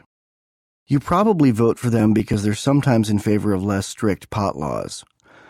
And since you don't have any money, you don't really care about or even understand fiscal conservatism. But one day, one of your favorite sayings will be, "I'm open-minded. Some of my best friends are liberals." And remember when Dad told us that our great-great-great-great-great-great-grandfather, Joseph Cornish, died in battle in the Revolutionary War? Dad told us that, but you didn't care. You don't understand the idea of someone dying for a cause. But mainly, you thought it was square to care about old dead people history junk, because it won't help you become a rock star. Well, eventually, you'll care a lot. And you'll feel that Joseph Cornish is the coolest thing associated with you that you didn't actually do yourself. You'll come to call yourself patriotic. That word scares you now, I know. Sorry. But the thing that will allow you to become patriotic is this. You'll finally figure out that your government is not your country. You think they're the same thing right now. They're not. I love my country, but distrust the government far more than you do. Michael, you say you're very into freedom, but you don't really know what freedom is. You just hate being told what to do. You're not really into freedom. I know this because you think the government should pay you to be an artist. You think the government should take care of everything. I'd say that makes you and the government codependent. Though you don't yet know what that word means either. It's not in your vocabulary because it would worry you if you knew what it meant. And your current idea of freedom has you feeling justified in doing things that often infringe on the rights of others. You say you're into freedom, and yet you currently think there should be more laws. I've heard you. You sometimes say, "There ought to be a law," and sometimes you mean it. But later in life, whenever anyone says, "There ought to be a law," you'll likely reply, "Get off my property." When someone says, "But think of the children," you'll say, "You think about your children, and I'll think about mine. Thank you." Let's see, what else? Okay, guns. You currently hate guns. You're very scared of guns and think they should be banished from the face of the earth. Except you think police should still have them to protect you from the bad guys who will still have guns. You're going to love this part, too. Okay, I'll be honest, you're going to hate it. I now own 5 guns, and I plan on buying more. I've been born again from the barrel of a gun. And I'm getting to be a pretty good shot. Someday you'll learn that guns, in the hands of the honest, save lives. Protect the home, prevent misery, oppose tyranny, and feed the hungry. And you'll one day become so upset by the fact that you can't legally carry a gun in California that you'll move to Wyoming. Oh yeah, did I mention you're going to move to Wyoming? You'll live out in the country, on a farm. You moved to San Francisco from Virginia because you thought Virginia was boring. The place you'll end up in Wyoming looks like Virginia, except with few trees and far fewer people. If a sideshow fortune teller told you you'll live in Wyoming someday, you'd say, "Yeah, right, on a farm, never gonna happen. You're a swindler. There ought to be a law. But I guess you can keep my dollar. You earned it, because you're making me laugh pretty damn hard right now." Michael, you currently hate the idea of money. You hate the idea of business. You think all corporations are evil, and you're very suspicious of people who have steady jobs. And you'll hate money for a long time. Eventually, you'll love the idea of commerce. You'll change your mind right about the time you start making some money. Let's see, what else? We've covered sex, drugs, rock and roll, covered money, politics, patriotism, freedom, fatherhood. Do I have any other advice for you? Okay, here's one. Don't smoke tobacco. Quit now. You don't want to be hooked on that stuff. All right, you got me. I admit it. I'm just telling you that because I'm still hooked on smokes and I'm out of them at the moment. If you'd quit back then and stayed quit, I wouldn't be jonesing for a cigarette right now. I guess overall, if I could tell you one thing you might actually hear, I'd say, be a little kinder to yourself in everything. You're pretty tough on your body and your mind. I might also say, don't hang out with all those broken women who say they love you then later want to stab you in your sleep. But I won't tell you that, because if you don't go through that over and over and over while expecting different results each time, there's a book you won't be able to write. Oh yeah, you're going to write books. A lot of them. And they'll be read by far more people than will ever hear your music. Don't worry about all those crazy girls you're currently sleeping with. Some of them are cute, and besides, they all tell good stories. Some of them are good stories. Consider those gals practice for eventually learning to successfully block crazy people out of your life. And those gals are also for you to practice on so you can learn to make love better and better. By the way, you're wrong about marriage. Marriage isn't for squares. You'll be married one day and you'll love it. My wife is wonderful. She's pretty, sexy, loving, kind, great cook, gives great back rubs, and she's as smart as me, maybe even a little bit smarter. Some guys have a midlife crisis where they have an affair, leave the wife, and run off to California with some other woman. My midlife change has been discovering liberty with my wife, loving her even more as we grow together, and running off from California with her. Future you and the wife will be a nation of two. You'll talk about everything under the sun, all day and all night, all the time. You'll be really sweet to each other, and you won't need to go out and party because you two alone on a Saturday night or any night is a party. You'll never again think that marriage is for squares. It's like hanging out with your best friend all the time, except you get to sleep with your best friend. She's a good artist. You like women who are artists. But she's a great editor. And if you need one thing, it's a great editor. You do have a way with words, but you use too many of them. You need to get better at saying what you really mean, rather than simply loving the sound of your own voice. Unlike many people, you'll actually really dig your mother-in-law and father-in-law. And your father-in-law will be a big influence on you politically when you ask him, "What are your politics?" And he replies, "Depends on the issue. If it's abortion, I'm to the left of Nancy Pelosi. If it's social welfare, I'm to the right of Genghis Khan." That will have you scratching your head for weeks, until you decide to do further research, which you'll do on your computer. Trust me on this. One can now do global research from a small portable computer the size of a book. This research helps start you down the road of change that leads you to calling yourself a recovering liberal, and leads you to move to Wyoming. By the way, your father-in-law votes Republican, but you'll eventually figure out that he's probably more libertarian than many people who call themselves libertarians. Let's see, anything else? Well, I'd recommend that you spend less money on drugs and booze and spend some of that money on gold. Bury it somewhere. But don't bury it while you're drunk. You tend to not remember things you do while drunk. But yeah, buy gold. I know you don't like money, but gold ain't a bad thing. I guess I'll close with a letter I just got from Future Us, from when we're 60. You never thought you'd live to be 30, let alone 60. But I'll share this letter with you anyway. Dear me at 44.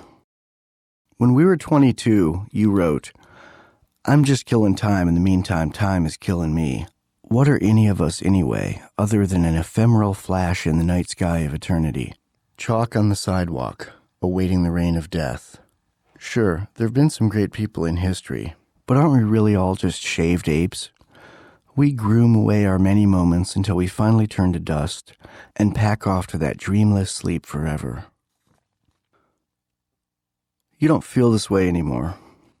Working out the demons, growing older with joy, finding true love, and now learning more about real freedom and liberty have all helped to create this change.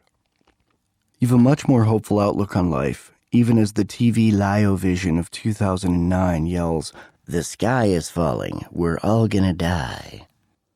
Another catalyst that leads you to your more positive outlook was surviving the car accident you were in when we were 37, 7 years after you'd originally planned to be dead.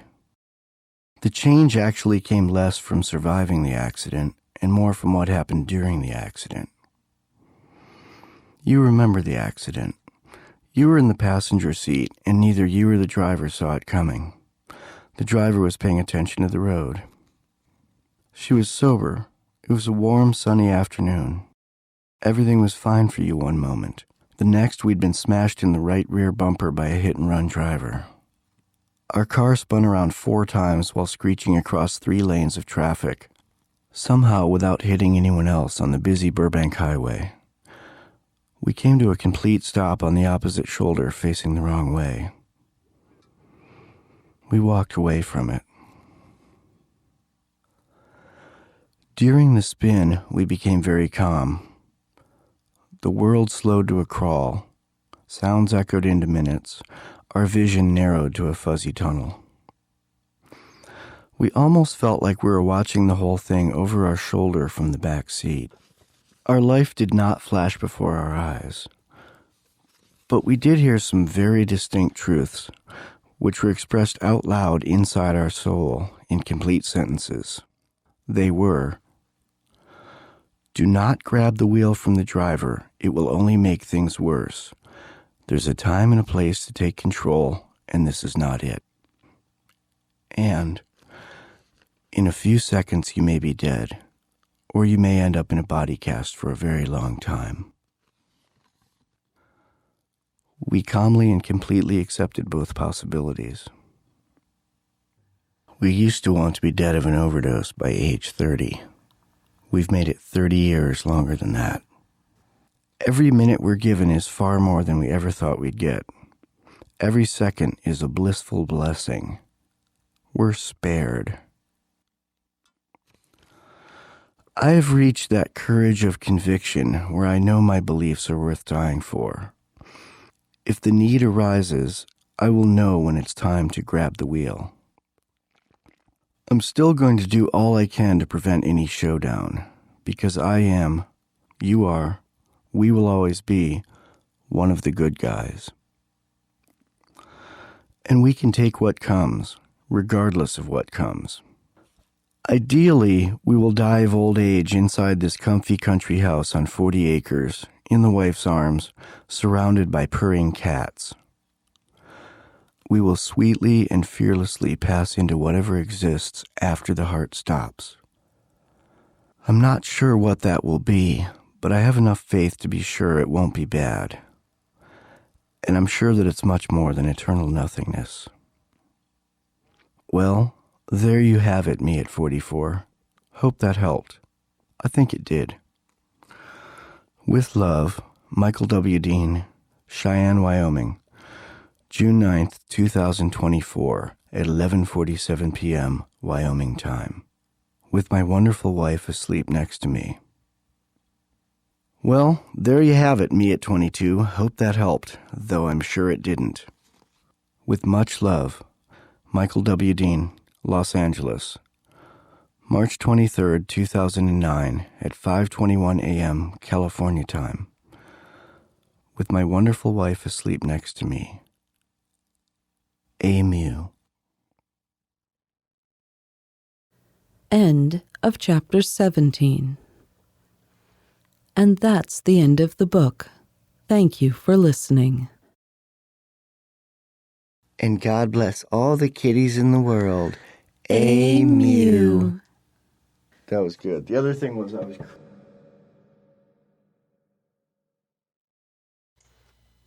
Okay, baby. Let's go in there. So, hi, baby. Hi, Daddy. Love you. I love you too, Mr. Wyoming. So this is the postscript to the book. This is after.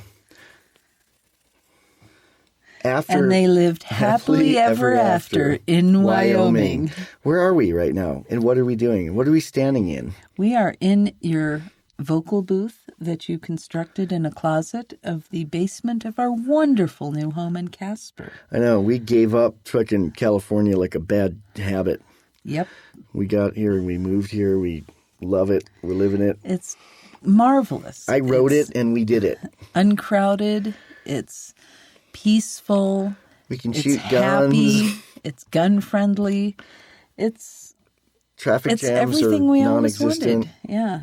People are friendly.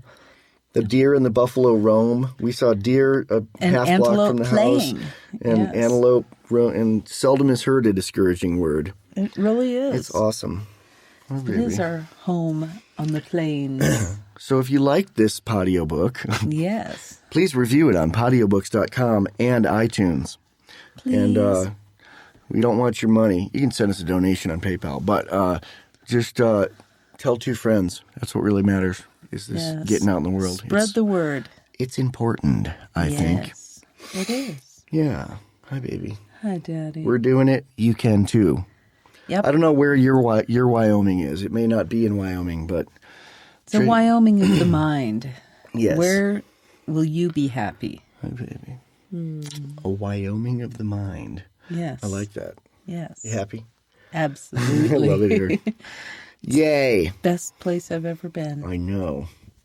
And we're together. Yep. Best but place with the best man. We're not in Cheyenne. The book ended with us in the future in Cheyenne. We didn't like Cheyenne. It was too flat. Yeah, Casper's Cheyenne's okay. Cheyenne's okay, but Casper is what spoke to us. Beautiful. It said, Deans, come here, play with the antelope. Hello.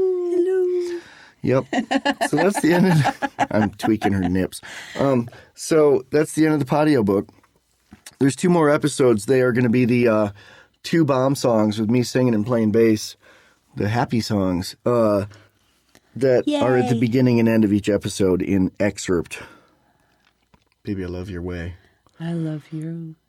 Maybe? I love you. I'm looking at you and I just lose all conscious thought. And all the kitties in the world. Mew. Love you. Love you. Love you. Love you.